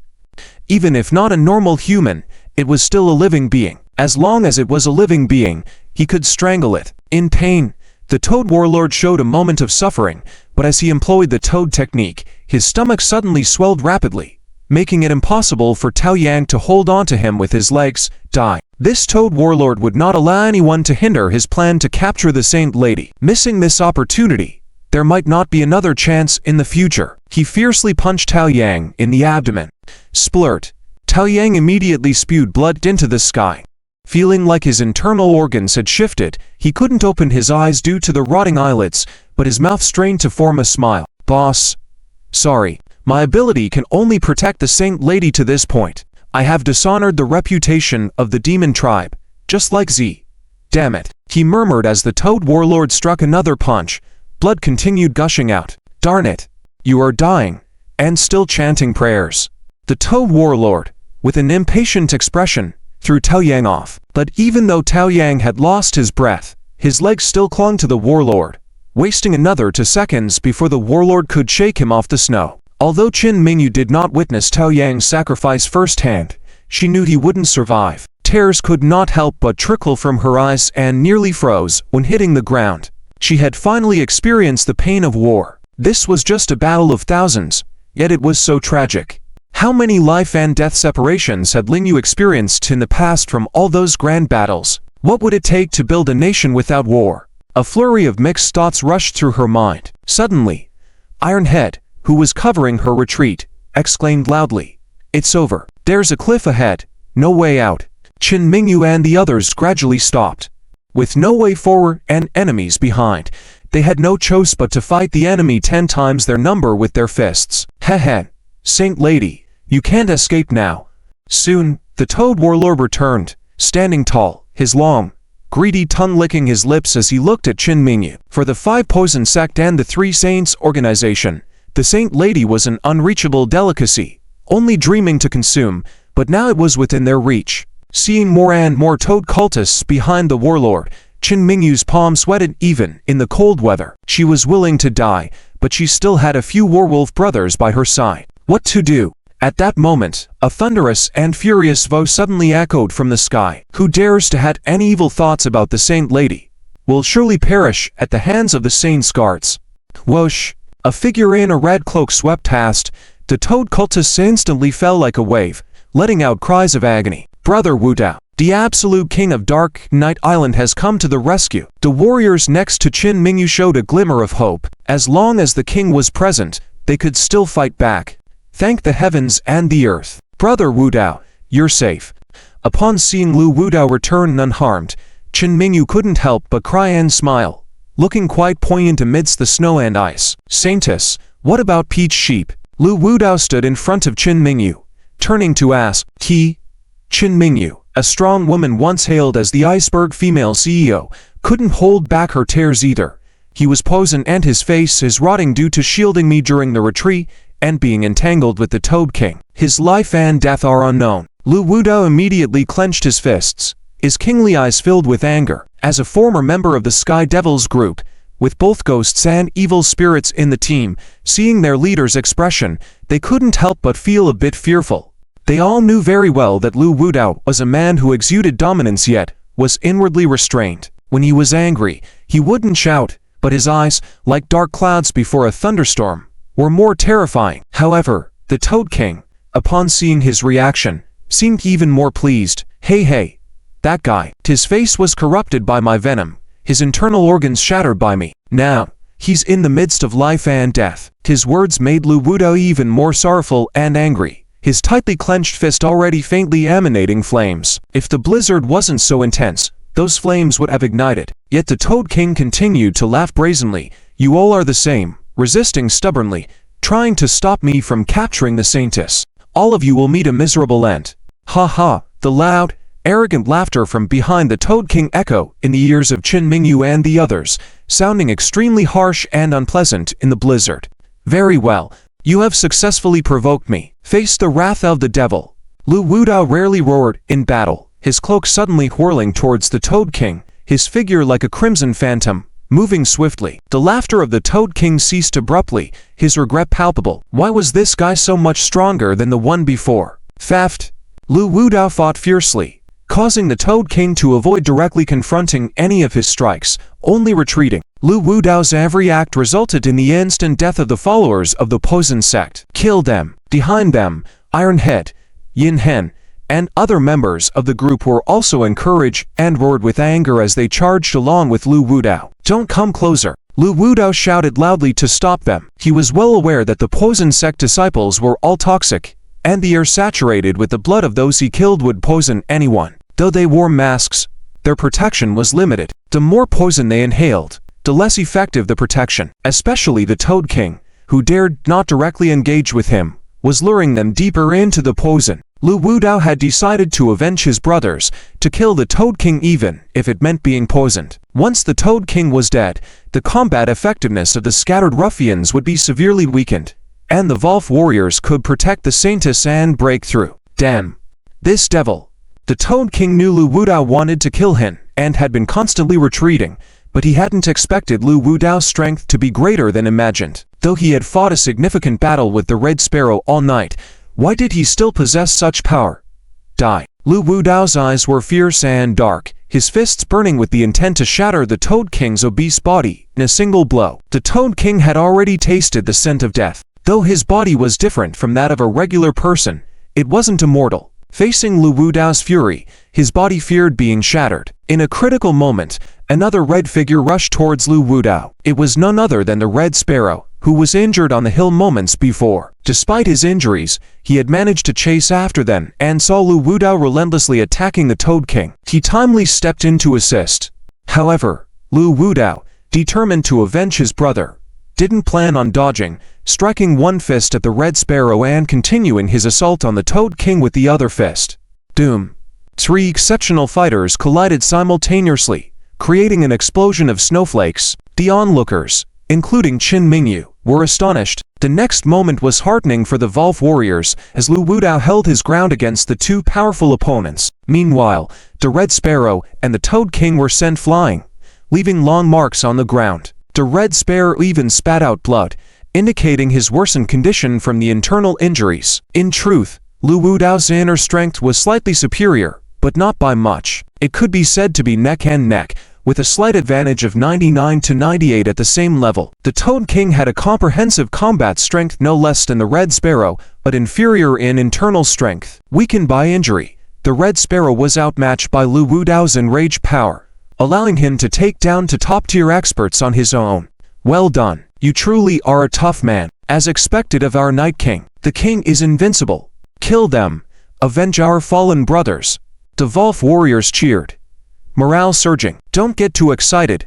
Only Qin Mingyu remained composed, cautioning them not to rush in recklessly. The blood of the Poison Sect disciples was toxic, and the Toad King could release venom at any moment. Charging in would pose a significant risk. Although she was not well versed in martial arts, Qin Mingyu keenly observed that Lu Wudao's mask had reddened. His injuries might not be any less than the Red Sparrow's, perhaps even poisoned. Red Sparrow, what should we do now? The Toad King, somewhat timid, had never encountered such a formidable adversary before aside from the 2 former Poison Sect leaders. The Red Sparrow gritted his teeth and said, "Don't panic. He's also on his last legs. Keep fighting. We will surely win." What will you do? The toxic mist will only grow stronger. Lu Wudao indeed felt his energy falter slightly, almost kneeling to the ground. His gas mask could no longer shield him from the Toad King's released venom. If this continued, he wouldn't last more than a few minutes, even if he gave up his life. If it weren't for the sudden appearance of the Red Sparrow earlier, and his brutal killing of the Toad King, there would still have been a chance to turn the tide. But now, there seemed to be no chance at all. Attack together, take them down, and capture the Saintess. The Toad King led the charge, and a group of poisonous disciples roared with excitement. Saintess, what should we do now? The ostrich shivered and asked. Ironhead gritted his teeth and said, Saintess, give your orders. We'll fight alongside Lu Wudao and battle these poison people to the death. Qin Mingyu's eyes were very cold and indifferent, and she didn't respond for a while. She didn't know what to do either. In the current situation, with close combat, strategies and wisdom were of no use. Kill! Hunk shouted and wanted to lead the charge. Lu Wudao's eyes were bloodshot, and he also roared, if you want to move the Saintess, you have to step over my corpse. At a critical moment, eerie sounds of engines echoed from the sky. Everyone immediately looked up. Then, many couldn't even blink their eyes. Fighter jets. Numerous fighter jets filled the sky. There were even 2 bombers. The vigorous sound of the jets passing through the sky was truly awe-inspiring. Oh, what's happening? Are the national troops here? Run. Run away. Faced with life and death, even the disciples of the 5 Poison Sect could not care for much. They had never experienced such a scene in their lives. Over a decade ago, there were reports of military troops attempting to eradicate the 5 Poison Sect, but never with such advanced fighter planes. This was too unfair. To use the most advanced weaponry to bully their organization of traditional weapons. How dishonorable. The Toad Llama was also shocked, but he didn't want to give up this great opportunity. If he could obtain the Saintess, he might become a god surpassing the 7 saints. However, now, was he about to fail at the last moment? He felt unwilling, and in the next moment, the fighter jets opened fire. Fortunately, Lu Wudao hadn't let the War Wolf unit charge with him just moments ago, so now both sides' forces were clearly separated, allowing the fighter jets to fire freely to one side. Bang! The disciples of the 5 Poison Sect fell in an instant. From a group of hundreds, after repeated casualties, there were less than 100 left. Damn it! Retreat! Hunk was also unwilling. This was already the 3rd time. Each time he came closer to success. Yet why couldn't he kill Qin Mingyu? Not only that, this time he had lost a companion. and Ziluan's fate was also uncertain. But against the cold weaponry, no matter how skilled one was, they feared knives. The supreme martial arts were no match for fighter jets. The Toad Llama had to retreat using the terrain. Thankfully, Honk awakened him, and the moment he retreated, the area he was in was bombed to bits. We're saved. We're saved. Charge. Kill all these poisonous people. The members of the Werewolf unit cheered, and some even wanted to charge forward to kill the enemies. However, Qin Mingyu stopped them, saying, "Don't chase desperate enemies. Let's regroup, tend to our wounded, and stabilize our position first." To the soldiers who only wished to kill enemies, it was hard to accept, but as the commander, she had to think of the bigger picture. The enemies of the Five Poison Sect were not just those in front of them. Killing a few wouldn't change the overall situation, but saving their own mattered greatly. The fighter jets circled overhead, and a helicopter slowly landed. Due jumped down from the aircraft. "Sister-in-law, are you okay?" Due approached Qin Mingyu, slightly nervous, and said, "Brother, you asked me to bring the fighter jets and weapons of mass destruction to support. We're not late, right? You arrived just in time." Qin Mingyu gratefully said, "But now we need to tend to the wounded immediately. Arrange for the aircraft to land and set up camp quickly. Secure the weapons. Prepare for battle." "Yes, sister-in-law." Due led a group of elite soldiers and a 50-person medical team to support them, even bringing food. Having been the logistics director of the Werewolf unit, she was experienced in such tasks. "Wu Dao, are you okay?" Qin Mingyu personally approached Lu Wudao and helped him stand up. "I'm all right, but I'm afraid I've been poisoned. Lady Saintess, please don't get too close to me, you might get infected." The king of the Dark Island was already at his limit. After saying this, he almost collapsed, but Yin Hunli Gui hurried over and supported him on both sides. "Quick, prioritize treating Brother Wudao." Qin Mingyu quickly ordered the medical team. Now with enough personnel and resources, everything would be manageable. However, Lu Wudao requested, "I don't want to go to the medical camp. I want to be treated here because I need to check on Taoyang's condition." "Brother Wudao, please focus on your treatment. I'll send someone to check on Taoyang. If he's still alive, I will do everything to save him," Qin Mingyu reassured him. Upon Lu Wudao's nod, she led a group back. Qin Mingyu had already removed unnecessary items, like hats and capes. Thanks to the power of the Sun Heart, her body was full of energy, impervious to wind and snow, and her movements were swift. 10 people arrived at the recent battleground to search. Besides Qin Mingyu, another woman seemed anxious. It was Feng Chen, the former Nightwolf clan member, a beautiful woman nearly defiled by Taoyang. Soon, the vanguard's To Na and Tai To called out to her, "Lady Saintess, we found Taoyang." Qin Mingyu couldn't help but feel happy and hurried over. But as she approached Taoyang, her expression turned more melancholic. "How is Taoyang?" Despite already knowing the situation with just a glance, she still asked. Tai To sighed. His eyes and nose were corroded by the venom. His nose rotted off, and no breath could be felt. "His body is cold. He should be dead." Qin Mingyu looked dejected but ordered, "Quick, bring him back. Whether alive or dead, the Werewolf unit will not abandon any of its members." "Yes, Lady Saintess." To Na and Tai To promptly carried Taoyang. Yin Hunli Gui offered to take care of him, but another voice intervened. "No, let me do it." Surprised, everyone turned to see Feng Chen volunteering to take care of Taoyang. "Feng Chen, do you still hold a grudge against Taoyang?" Yin Hunli Gui was a bit worried, but Qin Mingyu stopped them, saying, "Silence." They immediately quieted down. Qin Mingyu instructed Tai To and To Na, "Let Feng Chen take care of him. Assist her as needed." They nodded. Soon, the casualties of the Werewolf unit were brought back to the temporary camp, and the weapons of mass destruction were set up in an organized manner, with their support from the fighter jets occupying strategically advantageous terrain and air superiority. They were not afraid of another attack from the Five Poison Sect. Qin Mingyu then sent Tai To and To Na with 2 squads of soldiers to search for Xia Shaodi and the others, bringing them back to the camp as soon as possible. Subsequently, she entered the area of wounded soldiers to check on them. She first found Feng Chen and asked, "Is Taoyang still alive?" Despite the slim chance, she truly hoped he would survive after sacrificing himself to protect her. Unfortunately, Feng Chen shook his head and said, "He's gone." Qin Mingyu felt sorrowful once again. Another man had died protecting her.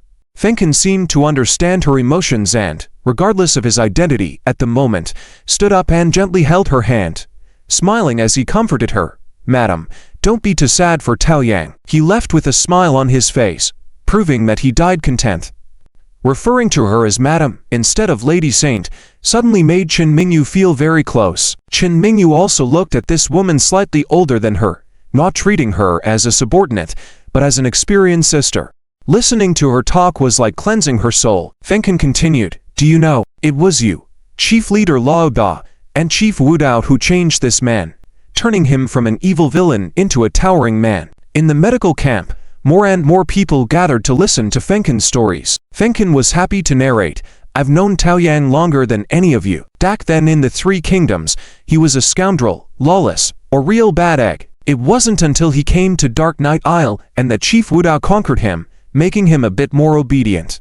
Later, because of Chief Leader rallying everyone for a rebellion, igniting the remnants of passion within him, it was that war, fighting shoulder to shoulder with everyone, experiencing life and death situations that completely changed this man's mindset." Qin Mingyu felt strange. She had rarely been interested in any man other than Ling Yu before, but now she listened quietly.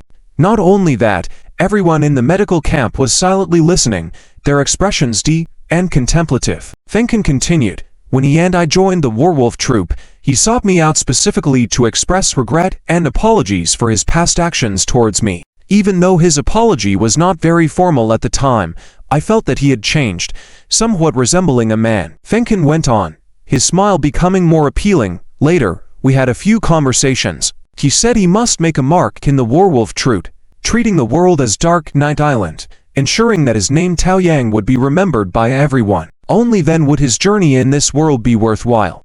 I just smiled then, but today, when he covered our retreat, I truly felt that he had changed. With the fire in his blood ignited, his manly nature was completely revealed.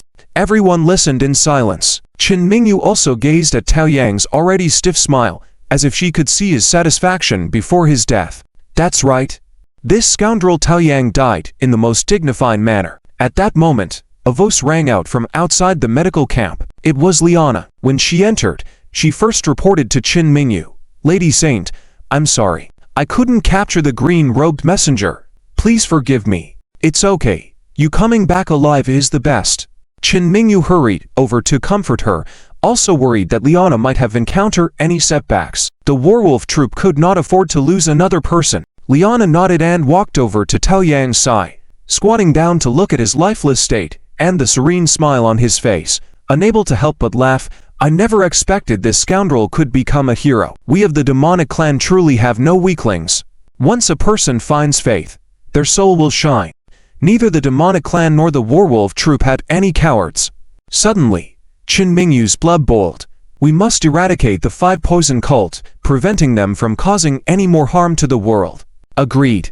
All the members of the medical camp raised their hands and cheered loudly, their morale unwavering despite the losses in battle. At that moment, Iron Hen and Ostrich rushed in, panting, "Lady Saint, it's bad news. We couldn't find Miss Xiaodi and Miss Lin." "What?" Qin Mingyu's heart once again clenched. Xiaodi and Lin Qingshuan were her best friends, and if anything happened to either of them, it would be devastating for her. Ostrich continued, "We found the guards at the Great Snake's stronghold were shot dead. They must have broken in." After a brief moment of contemplation, Qin Mingyu immediately gave the command, "Liana, gather your troops. Lead an elite team to attack the Great Snake's stronghold, then ensure that everyone inside comes out unharmed." "Yes, Lady Saint." Liana quickly took her leave. Ling Yu had arranged for DUA to transport 1,000-strong elite force to support them, along with advanced weaponry that had arrived. They were poised to crush the Great Snake's stronghold effortlessly. The only challenge now is minimizing casualties among innocent people. On the other side, Vermilion Sparrow and Toad Warlock have fled in panic and, upon realizing there were no pursuers behind them, took refuge at the foot of a large snowy mountain. "Damn it! Damn you! Qin Mingyu, I will devour you." Toad Warlock was seething with rage. To capture Qin Mingyu, he had brought 500 elite warriors from the Toad stronghold, but now only 30 survived. 4 words. Heavy losses. Another 4 words. Unbearable sight. "Brother Toad, anger won't solve the problem. Vermilion Sparrow was in a similarly sorry state, his inner fury matching that of Toad Warlock, but he maintained a calm demeanor as he reasoned. The Warwolf main forces are supporting Ling Yu, with plenty of men and advanced modern weaponry. None of our factions can match them alone. Only by uniting do we stand a chance. Uniting? Toad Warlock laughed uproariously, as if hearing a great joke, angry and excited as he retorted. The Five Poison cult hasn't united for 20 years. Major factions even fight each other openly and in secret, each vying for territory and profit. They've been at odds for years. Do you really think the Five Poison cult can still unite? This is our only way. And how do we know if we don't try? Vermilion Sparrow remained resolute. It, I'll give it a shot. Toad Warlock shouted, if you didn't say it was a great opportunity to capture the lady, would I have brought the elite forces to the Toad stronghold? Now, look, my elite forces are all dead. How will I stand equally with the other four warlocks in the future? Are you still thinking about your position in the Five Poison cult? Vermilion Sparrow retaliated. You'll all be uprooted when the Five Poison cult ceases to exist. What will you fight for? If you don't unite now, you'll be fighting for territory and positions in the underworld after you die. In dire straits, can any escape unscathed? These 8 words completely awakened Toad Warlock, prompting him to rethink his position. After a moment of stupefaction, he gritted his teeth. Brother Sparrow, you're right. What am I thinking? Trying to claim the lady for myself. Still dreaming of becoming the head of the Five Poison cult. I've been a fool. Understood. Go to the other strongholds, find the other 3 warlocks, and come out together. Unite to confront Ling Yu and her warwolf forces. Vermilion Sparrow quickly urged. All right. I'll go immediately. Toad Warlock regained some confidence. With the combined might of our 5 factions, nearly 10,000 men, we have the numerical advantage. Let's give it a shot. At this moment, within the stronghold of the giant snake, Ling Qinglong and 40 members of the team climbed the snowy mountain. So cold. Ling Qinglong couldn't help but complain. When can we finally start a fire? Yin Yin also looked at Zhao Wuji, who was the one preventing them from starting a fire. Zhao Wuji actually knew that Ling Qinglong, with his big frame, wasn't really cold. He was just complaining about his strategy and liked to be contrary. If anyone should feel cold, it would be him, as he had the lowest level of cultivation among the 40 people. So, he did not respond to Ling Qinglong's complaint, but continued to observe around with a telescope. Hey, Zhao Wuji, we've been hiding for a day and a night. When can we go down? We're here to fight the enemy, not to seek refuge. Ling Qinglong continued to grumble. This time, even Yin Yin spoke up. That's right. Instead of hiding like this, we might as well go all out.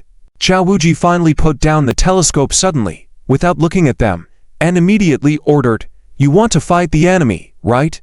Follow me. With that, he led the way down the mountain. Ling Qinglong and Yin Yin exchanged a glance, both feeling puzzled.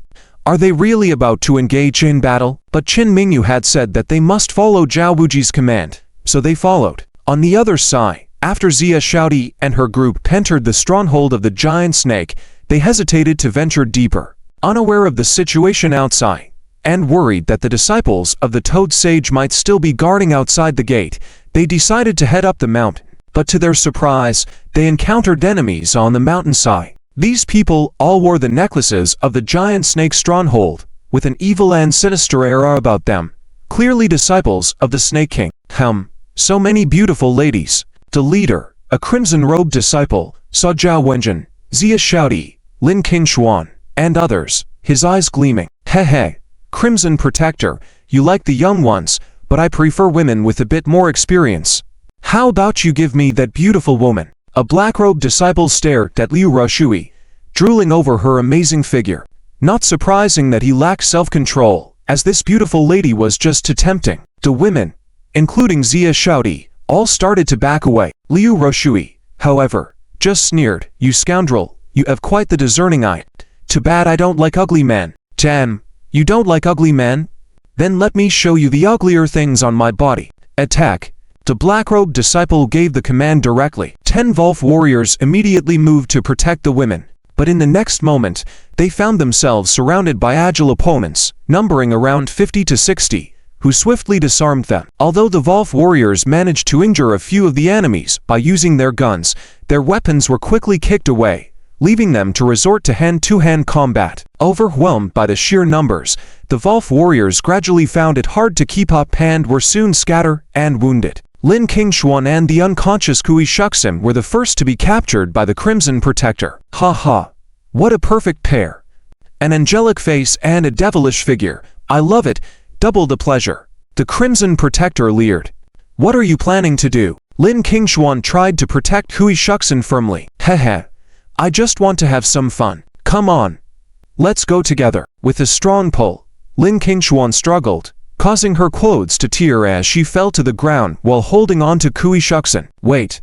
Lin Qingshuan stopped the Crimson Protector, who was about to attack again, and asked, Kui Shuxin is in a coma from poisoning. Can you really do this? Can you spare her?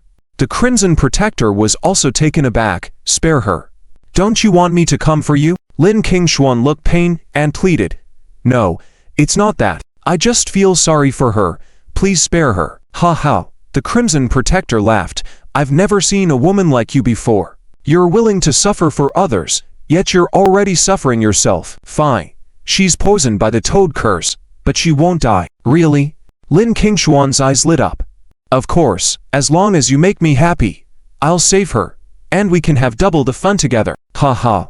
The Crimson Protector laughed triumphantly. However, Lin Qingshuan instinctively clutched her clothes tightly. What should she do? She didn't want this at all. Come on. Stop struggling. The Crimson Protector reached out to grab Lin Qingshuan, but just then, a gunshot rang out from behind. Luckily, due to his martial skills, he immediately dodged, or he might have been struck down by the surprise attack. Don't touch my Princess Qingshuan. Zhao Wuji's voice came from behind, followed by several more shots aimed at the Crimson Protector. The Crimson Protector quickly rolled over to dodge the bullets. Kill them. Lin Qinglong's booming voice followed. With their group of strong and skilled soldiers joining the fray, the situation quickly turned in their favor. Zhao Wuji then helped up Lin Qingshuan, asking tenderly, Qingshuan, are you okay? I'm fine, thank you. After Lin Qingshuan politely expressed her gratitude, she immediately shouted to Lin Qinglong, who was bravely fighting the enemies, Brother, go capture that Crimson Protector. He said he can save Shuxin. Without a word, Lin Qinglong knocked the heads of the 5 Poison cult disciples together, dealt with the enemies in front of him, and then turned to look at his sister. Why is it always this weak woman? Such a bother. Upon seeing Kui Shuxin, Lin Qinglong complained. Don't speak ill of Shuxin like that. She's helped us a lot. Hurry. Go save her. Lin Qingshuan urged loudly. Got it. Who asked you to be my sister? Well, I'll handle it. Lin Qinglong immediately leapt forward to pursue the Crimson Protector. Soon, the situation was under control, and although 7 or 8 brothers were injured, they had achieved a great victory. Lin Qinglong swiftly captured the Crimson Protector and returned to his sister. Before he could boast, Zhao Wuji promptly ordered Lin Qinglong, take a few skilled warriors to retreat from the leftmost mountain path, create as much commotion as possible to lead the enemy there, then secretly return to the rightmost mountain path so we can start a fire. Retreat. Lin Qinglong was momentarily surprised, and before he could say anything, he followed Zhao Wuji's gaze and saw a large group of 5 Poison cult disciples ascending the mountain, estimating at least 500 heading their way. Heh.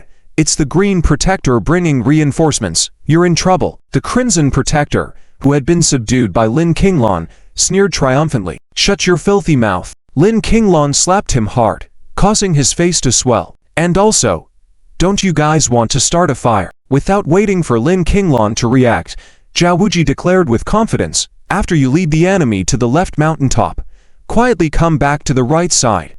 Then you can start a fire. Won't that reveal our location to the enemy? We'll be trapped at the foot of the mountain and become sitting ducks. Yin Yin exclaimed in surprise.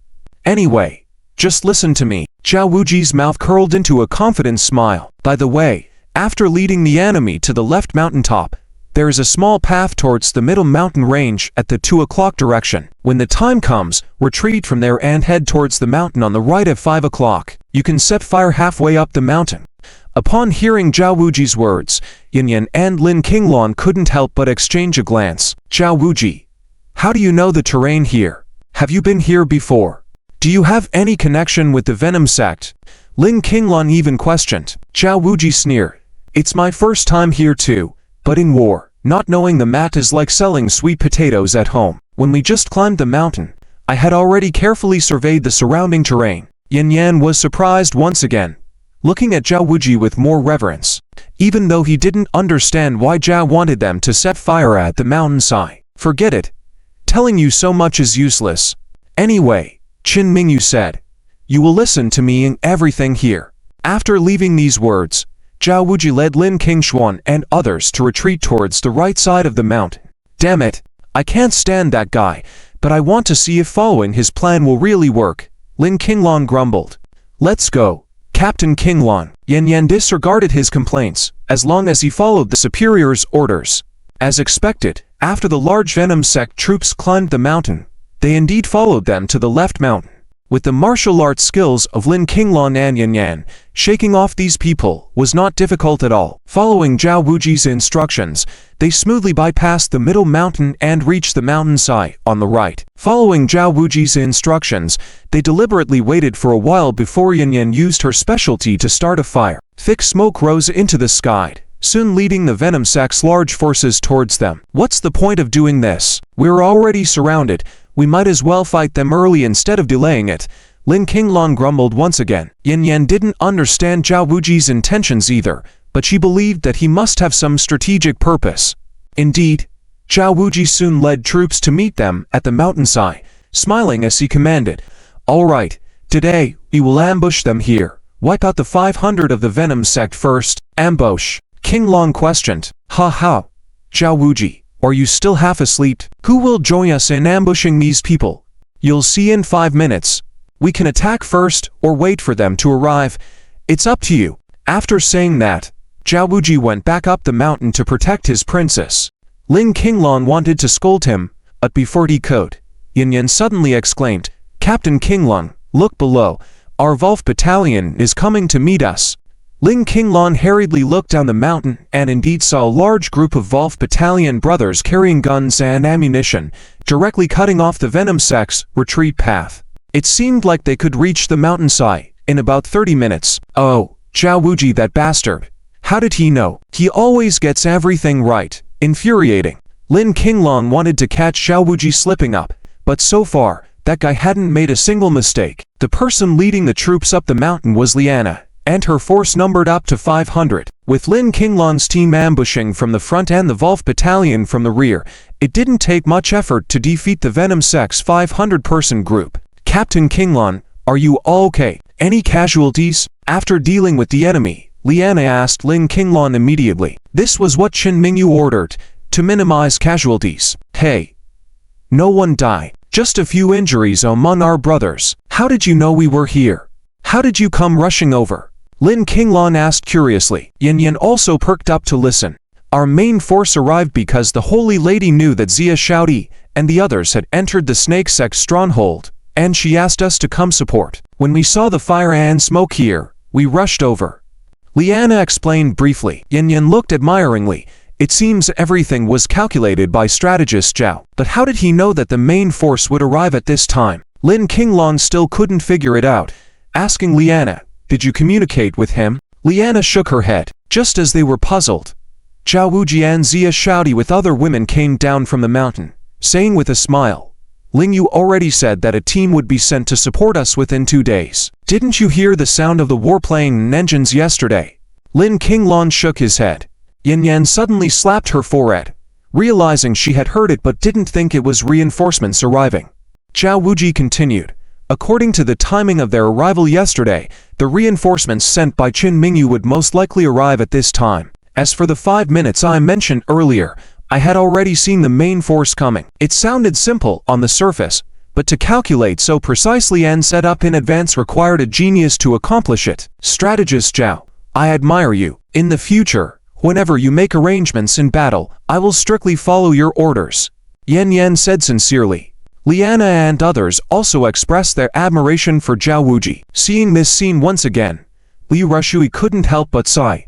No wonder Zhao Wuji has so many fans outside. This guy's abilities really make it easy for people to become his fans. Lin Qingshuan just nodded, not showing any emotional fluctuation towards men or women, and she didn't know why. All right, Zhao Wuji, I'll listen to your plan. What's next? Lin Qinglong said nonchalantly, "We have strong troops and ample weapons now. There shouldn't be any problem with a direct assault, right? Indeed, we could win."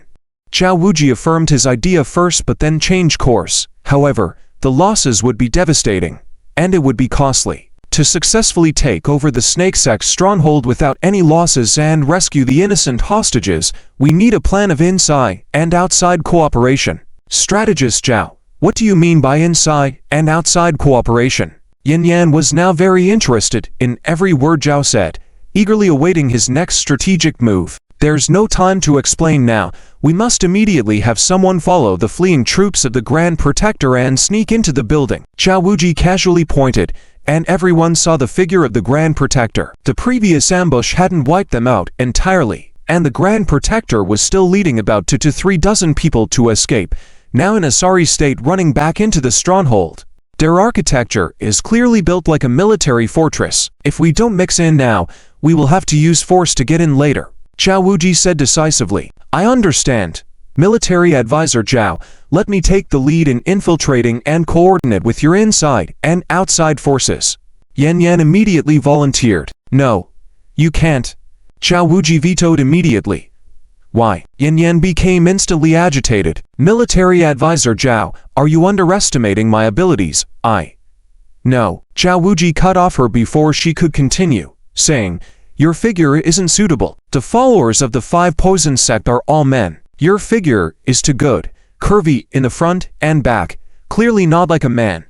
Upon hearing this reason, Yin Yan couldn't help but burst into laughter. Watching her change in expression, everyone realized that this fiery-tempered woman was currently in a good mood. It seems that handling such a difficult task can only be done by me. Ling Qinglong patted his chest. But Zhao Wuji immediately ordered, Liana, quickly disguise yourself and infiltrate. Everyone was shocked. Liana quickly understood. Her martial arts skills were second only to Lin Qinglong, and with her tall stature of nearly 1.8 meters, she could easily pass off as a man with a quick disguise. So she readily accepted the command, shouted yes, and immediately got to work. I can't believe you. Zhao Wuji, are you looking down on me? Lin Qinglong was also furious. No. I just want to assign the right task to the right person, Zhao Wuji said with a smile. Besides, Qinglong, you are our trump card. We still need you to show up at the crucial moment. Now is not the time for you. That's a fair point. Ling Qinglong finally calmed down after a round of comforting words. Though Yin Yan admired Zhao Wuji's leadership, she had just moments ago been arguing to comply with his orders yet was now going against them. She tore the clothes off a follower of the Great Serpent sect, putting them on and shouting, Military Advisor Zhao, Liana and I will infiltrate together and support your inside and outside forces. To appear more masculine, she even picked up a piece of wood and flattened her chest against it. Everyone was stunned by this scene. Only Zhao Wuji remained calm. Smiling faintly, she allowed her to proceed, even tossing her a military-grade Bluetooth earpiece. Maintain contact at all times. Yin Yan took the earpiece, slightly surprised but quickly responded, yes, Military Advisor. The 2 women soon caught up and blended in with the remnants of the green-robed Grand Guardian's forces and escaped back to the entrance of the building. These followers were wearing hats, and the 2 women intentionally dirtied their faces with mud. In the dim light, it was indeed difficult to distinguish their gender at a glance. Open the gate. Open it quickly. The green-robed Grand Guardian urgently yelled. The followers inside, upon seeing him, quickly opened the large stone gate. Liana and Yan Yan were quite surprised because this mechanical gate was extremely sturdy. Even cannons might not be able to break it open without the proper mechanism. But having made their way out of the devilish lands of Nactile, they dared to venture into any danger. Since no one had noticed them, they quietly snuck inside. Once inside, they found an opportunity to hide and proceed deeper. Initially, there wasn't much to be surprised about. The surroundings were guarded by some followers, but as they delved deeper, they soon witnessed a dark scene. Quick, move those stones over and reinforce the defensive barrier. A group of 5 Poison sect followers ruthlessly whipped a group of ordinary laborers. These laborers were in ragged clothes, covered in bloodstains. Among them were elderly men and teenagers, looking pitiful. The stones they were moving were small, weighing hundreds of pounds, while the larger ones might have weighed up to a ton. requiring a dozen people to carry together. An elderly man collapsed from exhaustion, and instead of getting a break, he received a flurry of lashes, leaving him close to death. Damn it! Yin Yan's temper flared, unable to tolerate such cruelty happening before her eyes. She wanted to burn these followers of the Five Poison sect to death. However, Liana quickly restrained her, shaking her head. Liana, though impulsive by nature, understood that as the team leader, she couldn't act recklessly. Killing these followers would not only risk their own lives, but also jeopardize the military advisor's plans and overall strategy. At that moment, Zhao Wuji's voice came through the earpiece. Kui Shuxin and some soldiers have been poisoned. We interrogated the red-robed guardian, and the antidote is in the antidote room, located in the Serpent's Clear Cave. You must find this place as soon as possible. The two women exchanged a glance. Yin Yan promptly responded to Zhao Wuji. Yes, advisor, we will ensure the mission is completed. The more challenging the task, the more determined they became. But the next moment, a voice rang out. What are you two doing here? What's going on? The two women were taken aback, unsure of how to respond. One of the followers raised an eyebrow provocatively. Are you here to inform us that we can go pick some women? Hehe. Pick women? Yin Yan and Liana shivered at the remark, wondering what was going on. Where were these women coming from? Did they realize they were women? Fortunately, Liana reacted quickly and adopted a fake tone. That's right. Aren't you going to choose some women? Hurry up. The followers instantly became excited, shouting, Let's go. Let's go. A new batch of offerings has arrived, and we can enjoy the previous ones. Ha ha. We can have them bear children for us, not just work labor. Exciting. Exciting. The group of followers cheered joyfully. Hearing their conversation, Yin Yan and Liana finally understood what was happening, and they seethed with anger. Although they had disrupted the outposts and prevented dozens of offerings from being delivered, there were still other outposts sending a new batch of women for the Great Serpent King's enjoyment. The previous offerings had tired of him, so he bestowed them upon these lesser followers. It turned out that among the team led by the green-robed Grand Guardian that had been sent to pursue, there were messengers among them. The clothes worn by the two women were those of messengers, which led to them being misunderstood by these followers. Let's go. Let's go. The orange-robed follower who had questioned the two women earlier now said with a pleasing smile, Please, brothers, guide us to the pleasure cave. Yin Yan was flustered. She had no idea where she was supposed to lead them. As for Liana, she remained composed and nonchalantly shouted, What are you waiting for? Move quickly. The more she acted tough, the more the followers eager for women heeded her, not suspecting her identity. But once they exited the building entrance, Liana led them in the wrong direction. Brothers, why are you going that way? The pleasure cave is in the other direction. The orange-robed follower asked in confusion. Rubbish. Of course, I know. Liana immediately turned around and scolded him back. Just because you want to enjoy yourselves, does it mean we don't need to? We have secretly kept two decent ones. Do we have to tell you too? Oh, I see now. The orange-robed disciple and his followers behind him pointed and mocked. We knew messenger followers weren't honest. We'll go enjoy the cave first and then come back for you. That's right. We want to have our share too. A group of goldfish disciples ran directly towards the pleasure cave. Yin Yan breathed a sigh of relief. Liana, luckily you are clever enough, otherwise we might have blown our cover and ruined Zhao strategist's plan. Liana also noticed that this woman seemed to have a special admiration for Zhao Wuji. However, she didn't meddle in unnecessary matters and quickly said, Let's follow them up and see what happens next. Okay. Yin Yan also immediately turned cold, and her killing intent began to show. She looked down on these goldfish disciples the most. The two of them were quick and agile, stealthily following these disciples to a large stone building. After entering, hiding in a corner and seeing the scenes in the hall, their killing intent surged even more. Over 100 women, with no clothes on, were tied up and thrown here. Most of them had various injuries, some even had bloodstains on their bodies. Some with weaker constitutions lay pale-faced on the ground, being demanded various performances by this group of male disciples. In short, no one saw them as human beings, just tools for pleasure and release of desires. How despicable. I'll kill them all. This time it was Liana who couldn't hold back her anger. Instead, it was Yin Yan who stopped her, saying, I also want to kill them, but we cannot ruin the strategist's plan. What should we do then? Liana gritted her teeth.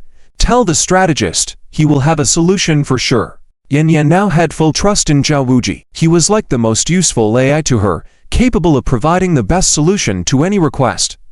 That's simple. Zhao Wuji did not disappoint them either. Upon hearing the situation there, he immediately told them, pretend to fight over the women with them, stir up conflicts and kill someone. There's no need to reveal your identities. Then, in the chaos, you can also save some women and gather information from them, killing two birds with one stone. After listening, both women had a sudden realization, and even knew how to use their martial skills. Coincidentally, at that moment, an orange-robed disciple spotted a particularly well-shaped woman and couldn't resist rushing over, pulling down his pants as he shouted, "This figure is too good. I don't care. I'm going for it." "No, don't." The woman subconsciously cried out, knowing she couldn't change her fate, only able to shed tears. Unexpectedly, the orange-robed disciple suddenly stopped his actions and fell to the ground next to her, blood flowing everywhere. In an instant, the atmosphere changed drastically. "This woman is mine. No one dares to fight with me." Liana deliberately acted arrogantly. "How could you kill our brother? You must provide an explanation to us." The next moment, the orange-robed disciple's colleagues all rushed over. Liana and Yan Yan weren't prepared for this turn of events. "Do you want to fight?" I said. "This woman is mine," Liana purposely said, immediately starting a bloody confrontation. The group of women were frightened, never expecting the disciples of the five poisons to turn against each other for the sake of women. "Let's go." Amidst the chaos, Yan Yan quickly grabbed the decently shaped woman and quietly left. Liana killed a few people, feeling satisfied enough, and took the opportunity to leave the building. As for what would happen next, let those five poisons disciples figure it out themselves. Once outside the building, Yan Yan quickly took off her coat and draped it over the woman. The woman hesitated, thinking they wanted to use her body for themselves. "Don't be afraid." Yan Yan took off her hat and wiped her face clean, saying, "We are women too, and we came here to save you." The woman then revealed a look of surprise and joy, not expecting someone to come to their rescue. "What's your name? Do you know how to get to the antidote room?" Liana also came forward and asked. I am named Kui Myoxin. I know where the antidote room is." After she said her name, Yan Yan and Liana both trembled. "Can it be such a coincidence? Are you Kui Shuxin's sister?" Liana quickly asked. In fact, Yan Yan had a premonition just now, as the karmic ties between the two sisters were strong. As expected, Kui Myoxin nodded, more surprised than them. "You know my sister. It's a long story, but in any case, she came with us to save you. She is poisoned and urgently needs the antidote," Yan Yan quickly informed her. "Okay, I'll take you there right away." Kui Myoxin's demeanor changed. With her sister's life in danger, she had to hurry. The three of them quietly made their way to the antidote room, with Kui Myoxin sharing her ordeal on the way. The Snake King and his disciples were different from the others. They were more sinister, yet they didn't lust after women's bodies. Instead, they sought to absorb their feminine energy. However, not every woman was suitable for them to absorb from, and Kui Myoxin's constitution was not suitable, so she was used as a vessel and nurtured for a year before being thrown out by the Snake King. During this process, because of her good figure, she had suffered humiliation from many male disciples. If it weren't for still clinging to a glimmer of hope to leave this place and reunite with her sister and Terence, she would have thought of ending her own life long ago. "Don't be afraid. With the Holy Lady and Zhao strategist, we will surely be able to successfully rescue you," Yan Yan quickly reassured her. Kui Myoxin nodded as tears streamed down her face, mustering up the courage to take them along. On the other side, the Toad King and Red Sparrow finally arrived at the territory of the Scorpion King. The Scorpion King was a woman who looked to be in her 20s or 30s, wearing flashy golden clothes. Her low-cut top couldn't hide her attractive assets, and her figure was quite alluring. Of course, what attracted men the most was her thin tail. However, the Toad King and Red Sparrow both knew that the tail was a deadly weapon, and even they felt a bit wary upon seeing it. "Beauty Scorpion, has the Centipede King arrived yet?" The Toad King shouted loudly. The Scorpion Beauty immediately frowned. "Ugly toad, don't shout in my Scorpion Hall." "Oh, why can't you dare to? You ugly toad are just a failure. Are you here to join me now, or do you want me to help you as a weakling?" The Scorpion Beauty said smugly. "How about this? From now on, you are my subordinate, and I will appoint you as the Grand Protector of the Scorpion. How about that? Damn it, you're going too far. The Toad King couldn't bear the insult, and he pounced on the Scorpion Beauty. Red Sparrow, seeing this, was extremely anxious. He wanted him to come for help, not to start a fight as soon as they met. Stop. Stop fighting. Red Sparrow shouted loudly, but the two didn't even acknowledge him. Both Grand Poison Kings were experts in using poison, but each had a different method. The Toad King excelled in poisoning through blood and passively spreading it over a large area. The Scorpion Beauty was skilled in attacking with poison, especially through her tail, making her invincible in one-on-one combat. The Toad King had just missed a sharp attack from Lu, who was now struggling to keep up in another's territory after exchanging blows for 20 or 30 moves. Red Sparrow rushed to intervene. Although his martial arts were slightly higher than the two others, he couldn't simultaneously control both and had to maintain neutrality, making it impossible to bring the situation under control. Haha. What a show we have here. At that moment, a six-armed monster walked in. It was the Centipede King. If anyone else had seen such a monster, they might have been scared to death, but the 5 Grand Poison Kings of the 5 Poison sect were not ordinary people and remained unfazed. Centipede King, you arrived just in time. Stop the two, we have a common enemy now. The 5 Poison sect mustn't fight amongst ourselves. Red Sparrow urgently shouted to him. Unexpectedly, the Centipede King calmly sat down, showing no intention to mediate, and even added fuel to the fire. Scorpion Beauty, I heard Toad King say he wants to turn you into his breeding tool. Can you imagine the bizarre offspring you'd have? Pot-bellied, big-eared, with a tail. What would you call that? Haha. The two were further provoked and ready to unleash deadly attacks, with Red Sparrow considering attacking the Centipede King and ending this nuisance once and for all. Just as the situation was about to spiral out of control, a cold voice rang out. So many years have passed, new generations have replaced the old, but you Grand Poison Kings are still bickering like dogs.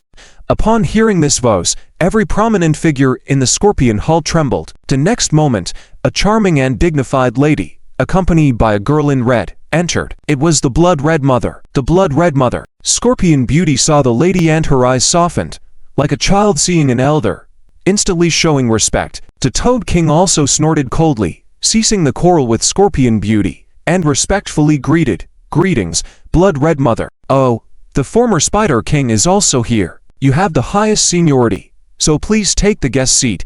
The Centipede King, who had earlier been sitting there, quickly got up to offer his spot. Red Sparrow also paid his respects, acknowledging. Red Sparrow greets Master Begonia. The lady ignored everyone and sat down directly. The Snake Spirit's sister stood behind her, looking proud. Even the 5 Grand Poison Kings and the 4 chief envoys of the 5 Poison sects showed respect to her master, naturally placing her in a high position. Or should we just dissolve the 5 Poison sect? Master Begonia spoke, going straight for the jugular. This was like a sudden lightning strike to the others. What? Blood Spider Mother, are you joking? You're also a member of the 5 Poison sect, the Toad King shouted, incredulously. Of course, I know. I am a member of the 5 Poison sect and even your former Grand Poison Mother, Master Begonia slowly said. Exactly. With our enemy at the gate, the only way to save your lives is to dissolve the 5 Poison sect and go your separate ways.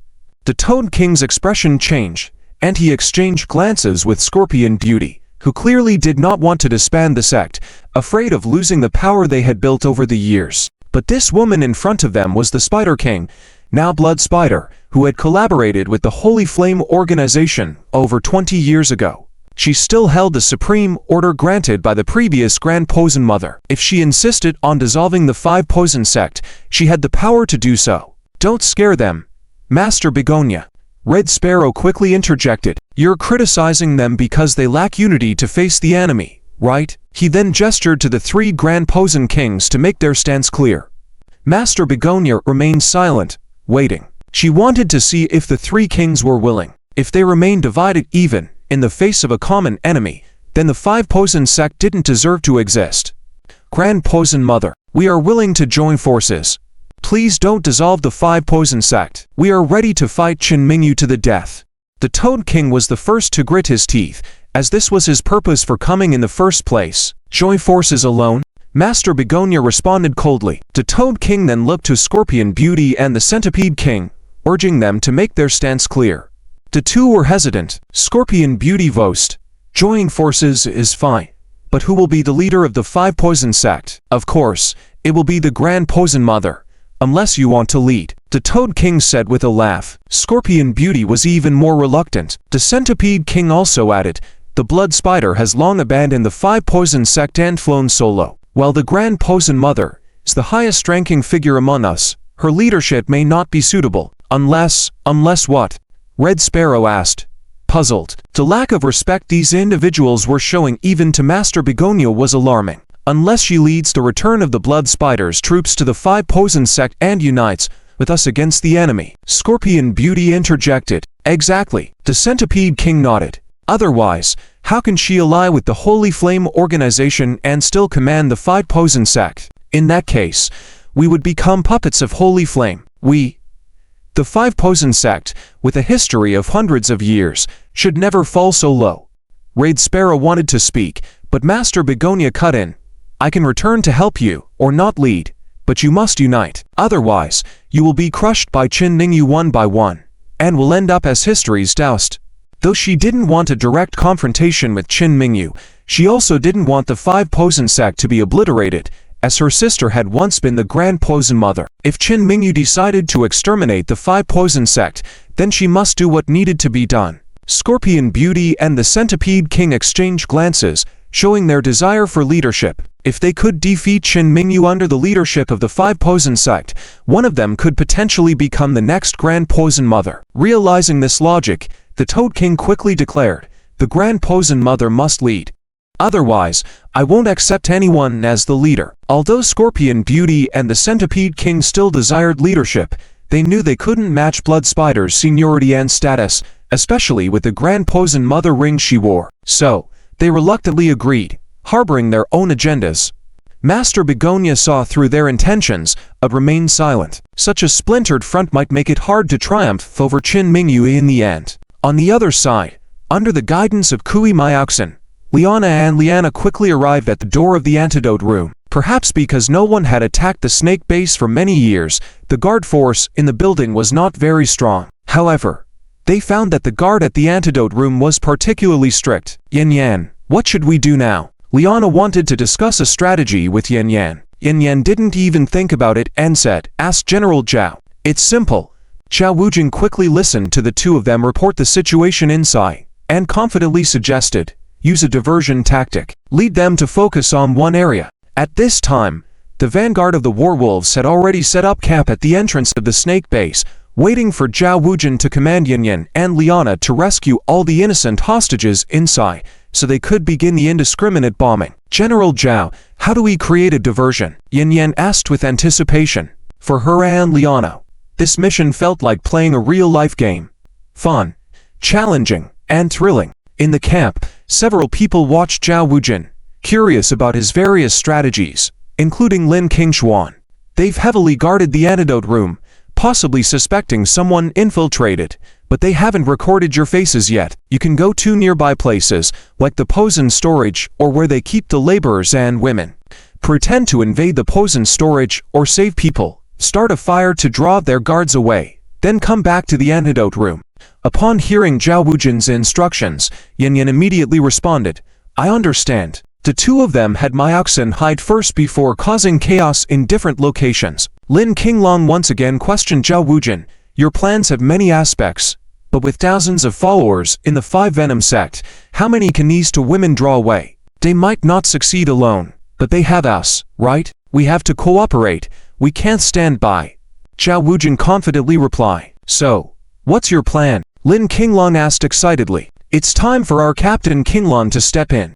Lead your team to attack their camp buildings, show a fierce stance." Zhao Wujin pointed on the map and continued, "Remember, if they don't counterattack, act like you're ready to charge in at any moment. If they release poison or retaliate, immediately pull back." Ling Qinglong quickly asked, "Why pull back?" Zhao Wujin patiently explained, "If they use poison or initiate a counterattack, it means they're confident in confronting you. Their main forces must be deployed, making Yin Yan and Liana's success almost guaranteed." Your mission is to hold off their main troops. Lin Qinglong praised Zhao Wujin's strategy and said he would go. Zhao Wujin remained silent, determined to capture the snake base without casualties. Yan Yan and Liana followed Zhao Wujin's orders, causing distractions as instructed before returning to the antidote room. They found only 2 guards remaining. General always plans ahead, masterful in warfare. After easily dispatching the guards, they entered the room. Jia had already provided them with the names of the antidotes, letting them decide which ones were most important. After retrieving the antidotes, Zhao instructed, "Now you each have different tasks, one dangerous and the other more dangerous. Choose which one you want." Yan Yan and Liana looked at each other and almost simultaneously said, "Please command us." General, Zhao's adept management skills were evident. These tasks might not have been as cooperative if Lin Qinglong had been involved. One of you will escort Shuxin's sister and the antidote to escape. We need to save the poisoned people first. Outside the gate, Lin Qinglong will assist you. After giving the first task, Zhao's eyes gleamed with confidence and mystery. The people around him were also curious about the second task. Yan Yan even asked, "General, what is the more dangerous task?" "Enter the snake altar, find the snake king, and then persuade him to surrender." The others were shocked. Liu Shui couldn't help but say, "General Zhao, are you crazy? How could the Snake King surrender when he's living a carefree life?" Without responding, Zhao asked Yan Yan and Liana, who has the confidence to execute this task. Yan Yan immediately volunteered, but Liana also wanted the more dangerous task.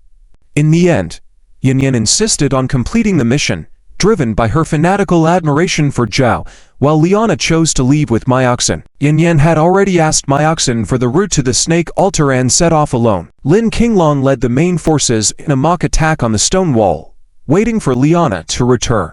At Zhao's sudden command, Lin Qinglong launched a real attack. The building's sturdy walls became precarious after a fierce bombardment. Zhao intentionally had Lin Qinglong halt the attack, feigning an ammunition shortage. As expected, the 5 Venom sect's leader, thinking the werewolves were vulnerable, led a charge out with their troops. Myoxin, now is the time. Charge out.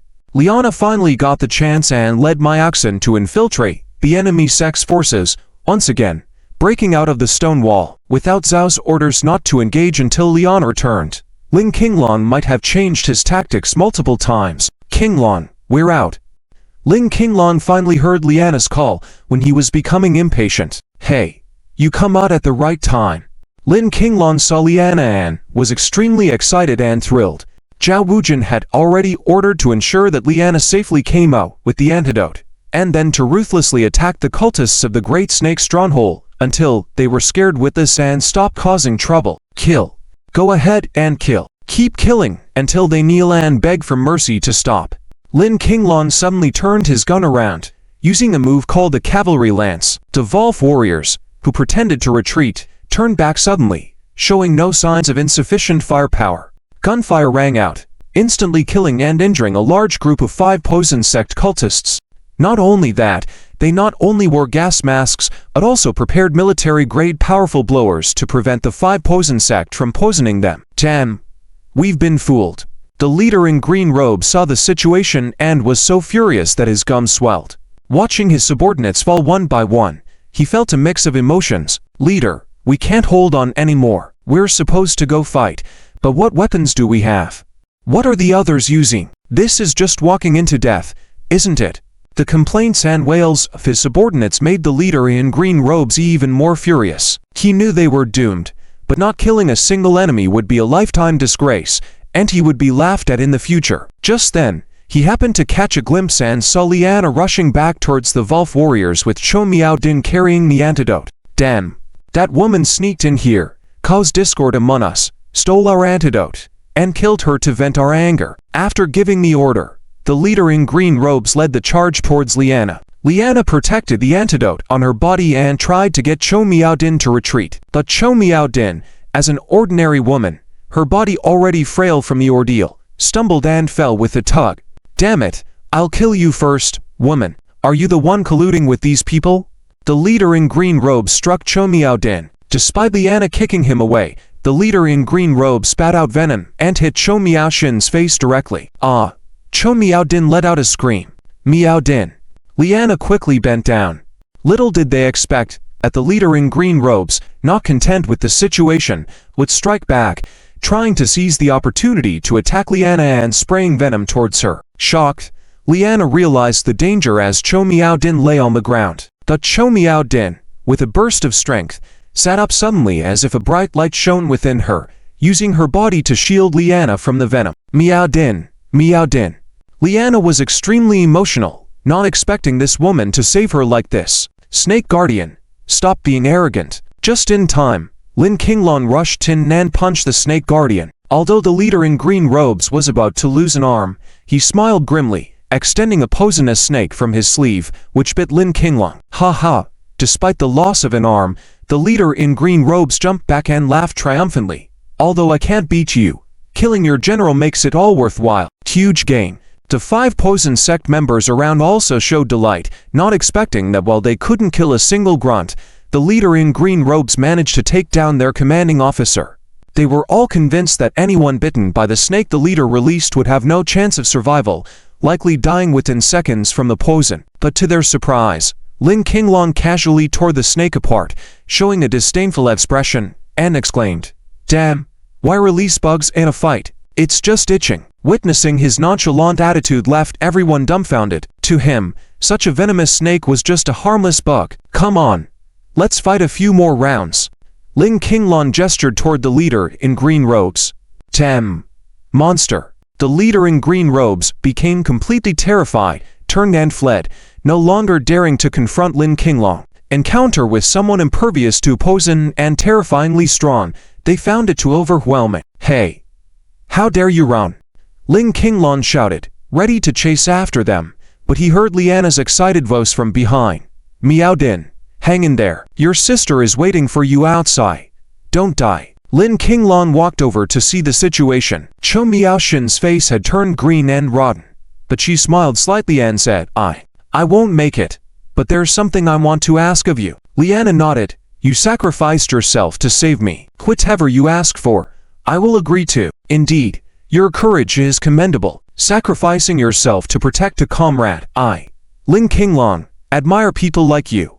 Lin Qinglong also crouched down, nodding. Anyone who knew him knew that he admired strong individuals and despised the weak. In his world, apart from Qin Mingyu, everyone else was considered akin to men, regardless of gender. Please take care of Shu Din from me. Cho Miao Din held Liana and Lin Qinglong's hands, her eyes too weak to open, but both felt as if her gaze was fixed on them, nodded at the same time. As if sensing their agreement, Cho Miao Din collapsed, with no signs of life. Report to Captain Qinglong, we have eliminated 233 enemies, with 0 casualties.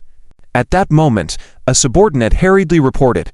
Ling Qinglong sighed. If not for Cho Miaoxin's sacrifice, their victory would have been perfect with no losses. The stone wall in front was about to collapse. As he was about to issue orders to attack, Zhao Wujin's voice came through the earpiece. Hold off for now, this is our bargaining chip. If we launch a strong attack, they will resort to desperate measures, using innocent lives as leverage. Lin Qinglong stopped his move, but questioned, but we have to attack eventually, right? Otherwise, will they just surrender? They will surrender, came Zhao Wujin's confident voice. Even Lin Qinglong now believed that what this guy said, he could achieve. They refrained from attacking and instead stood guard at the entrance, while Liana led a few people out of the stronghold with the antidote and Cho Miao Din to save her.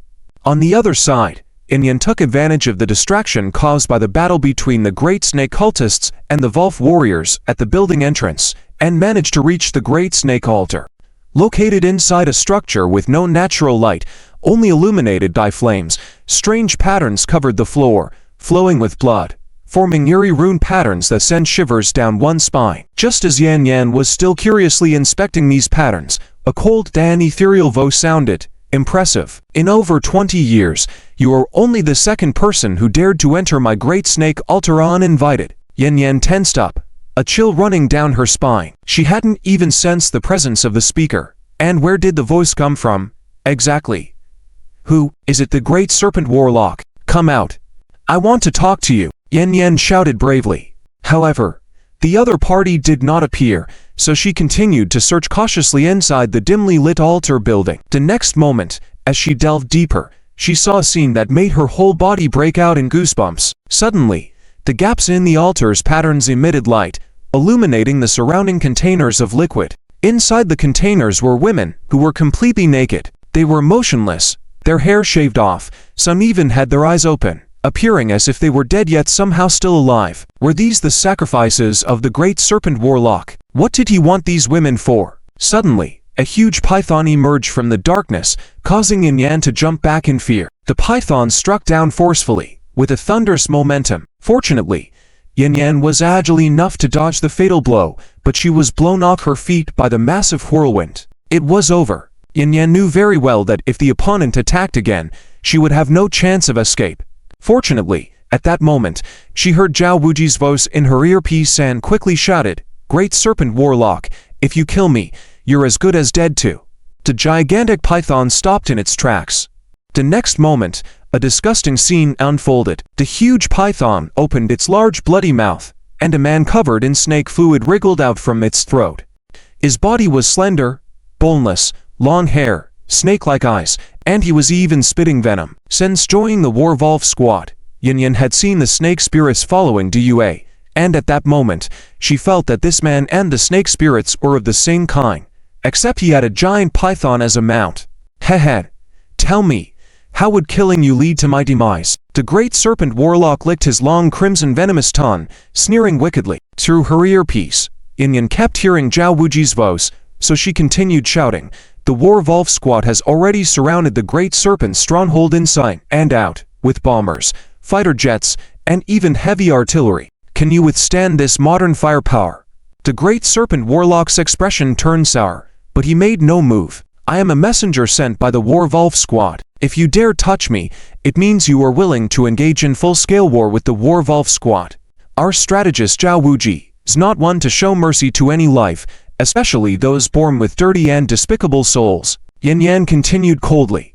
"Oh, really?" The great serpent warlock retorted with some intelligence, immediately mocking, "If you don't spare lives, why haven't you started the bombing already? Why drag it out until now?" Yin Yan was momentarily taken aback but quickly retorted, "Is that what you think? Then listen to the commotion outside." The great serpent warlock instantly became serious. The next moment, a loud rumble came from outside. Doom.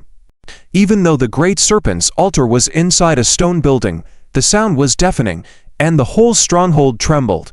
The great serpent warlock's face grew increasingly scared and ugly. "What's going on?" Qin Mingyu, still in the camp outside the great serpent's stronghold, sensed the huge commotion coming from the mountains. She hurriedly came out of her tent and saw the terrifying flames once again. Behind the swirling wind and snow, thick black smoke rose, and the silhouette of a mushroom cloud could be vaguely seen. "Report, sister-in-law." Dua quickly approached her to report the situation. "You authorized Zhao Wuji to fire at the great serpent's stronghold, and Zhao Wuji just ordered the release of a strategic missile with a yield of 100,000 tons. What? 100,000 tons of yield? This is outrageous. By doing this, won't he kill many innocent people?" Qin Mingyu had not reacted yet, but the Dark Knight Island warriors beside her showed astonishment. Lu Wuda also did not expect Zhao Wuji to go this far. Even though he had no concrete understanding of modern military data, that explosion just now was enough to destroy a mountain. That kind of destructive power was beyond what a warrior could achieve. Qin Mingyu remained silent for a long time, still feeling the remnants of the explosion, but she believed Zhao Wuji wouldn't act recklessly, otherwise he wouldn't be able to justify it to himself. Indiscriminately killing innocents was also not beneficial to him. Perhaps his actions were not to engage in warfare but to achieve his goals peacefully. Trust those you employ, and employ those you trust. Although Qin Mingyu had never been in battle, she had accumulated a considerable amount of experience in the business world. After the battles she had been through, she had developed some level of trust in Zhao Wuji. 5 minutes later, the tremors inside the great serpent's altar gradually subsided. The great serpent warlock remained silent. Only when Yin Yan received instructions did she smugly speak. "Great serpent warlock, how does it feel? You wouldn't want your decades of hard work to be destroyed in an instant, would you? Do you want to make a bet with me?" The evil grin had disappeared from the great serpent warlock's face, replaced by intense anger. "Damn, how dare you threaten me? And what if we did?" Yin Yan proudly retorted, "We dare to kill you. Do you believe it?" The great serpent warlock seethed with anger, and suddenly, like a snake, he coiled around Yan Yan, tightly gripping her and roaring furiously, "How dare you threaten me? For so many years, no one has ever dared to speak to me like this. No one." Despite struggling to breathe and in considerable pain, Yan Yan still smiled triumphantly.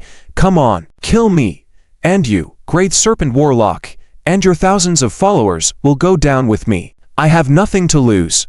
The angrier the great serpent warlock became, the more he hesitated to act. The recent explosion had cast a huge shadow in his heart. He was well aware that his opponent was not one to show mercy but rather a ruthless individual. If he killed this woman, who knew what kind of devastating weapon she would unleash next time?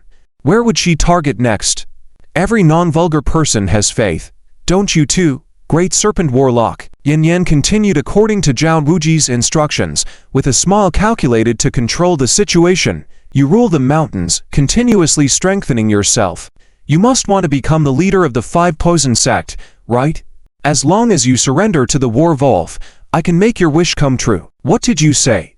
The great serpent warlock trembled. It seemed that she had guessed his thoughts, which were not difficult to discern. The 5 great warlocks of the 5 Poison sect had been competing against each other for many years, each wanting to conquer the others. And to achieve any bigger goal behind the scenes, this primary goal must first be realized.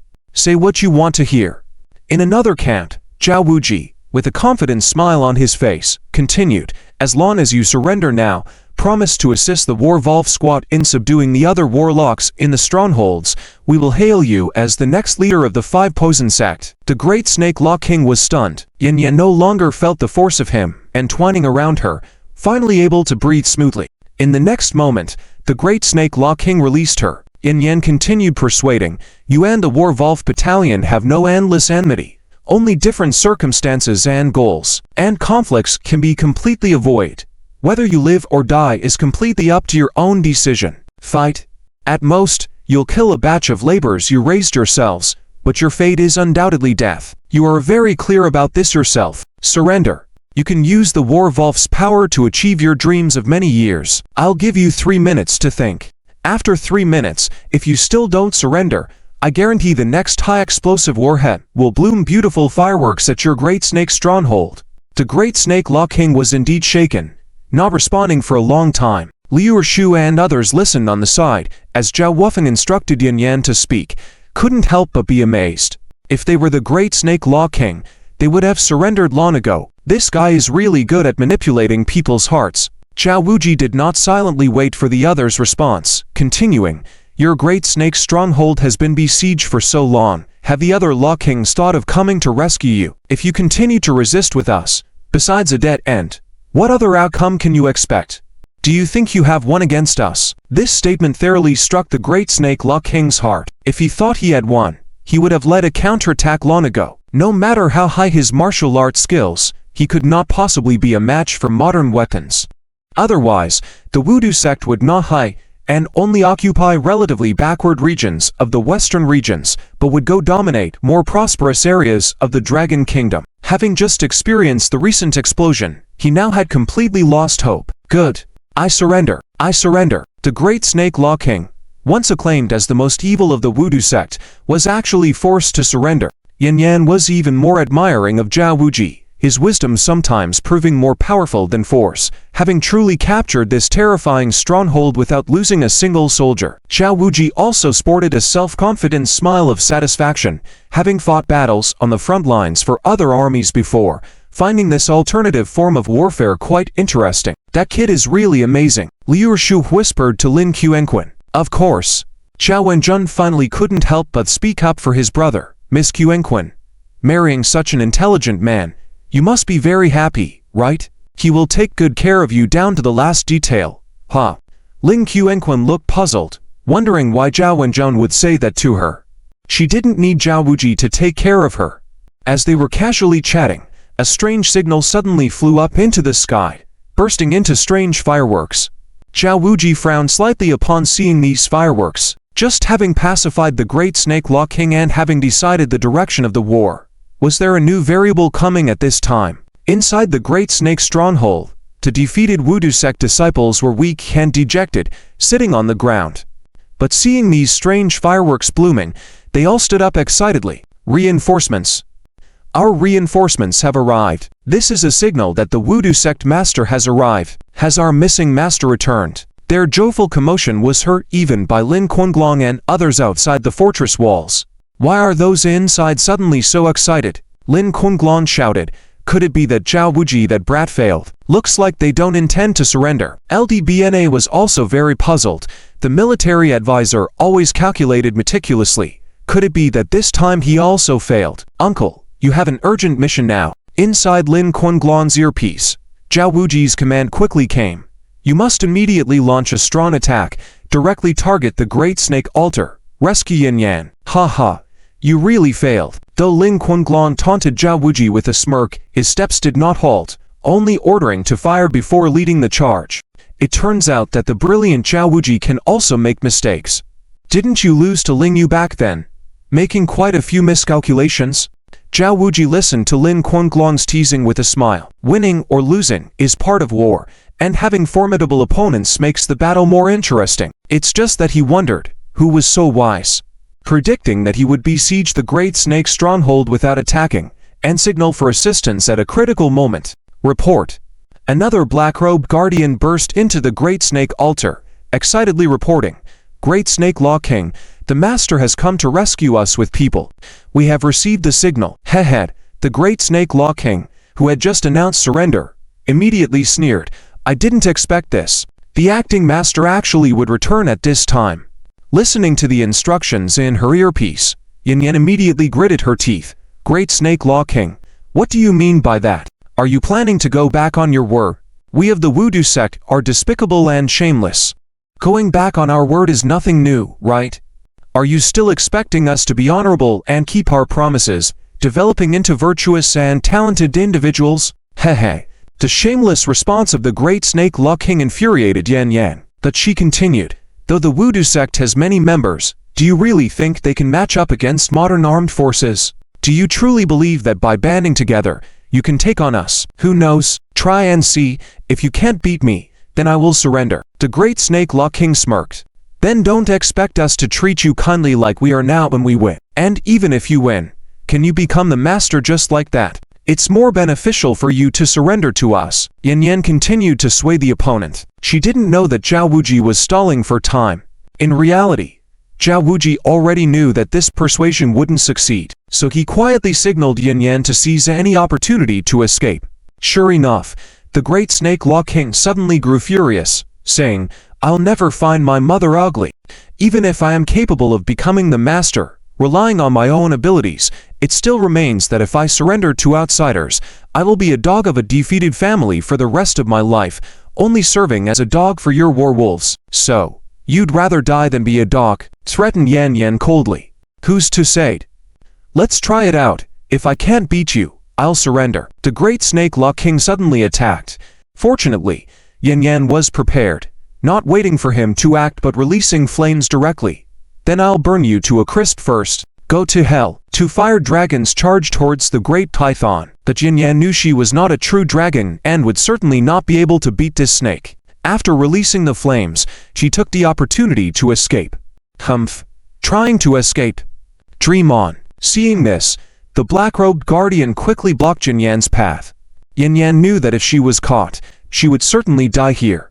At this crucial moment, she erupted in flames all over, with nothing to lose, and charged headlong towards the exit. Fortunately, Yin Yan came in fiercely. If it were Liana who came in, she definitely wouldn't be able to escape. Most of the poisonous disciples of the cult of the five poisons fear flames the most, including the black-clothed Great Protector, who dodged directly, and the flames rushed towards them. Hey, you can't escape.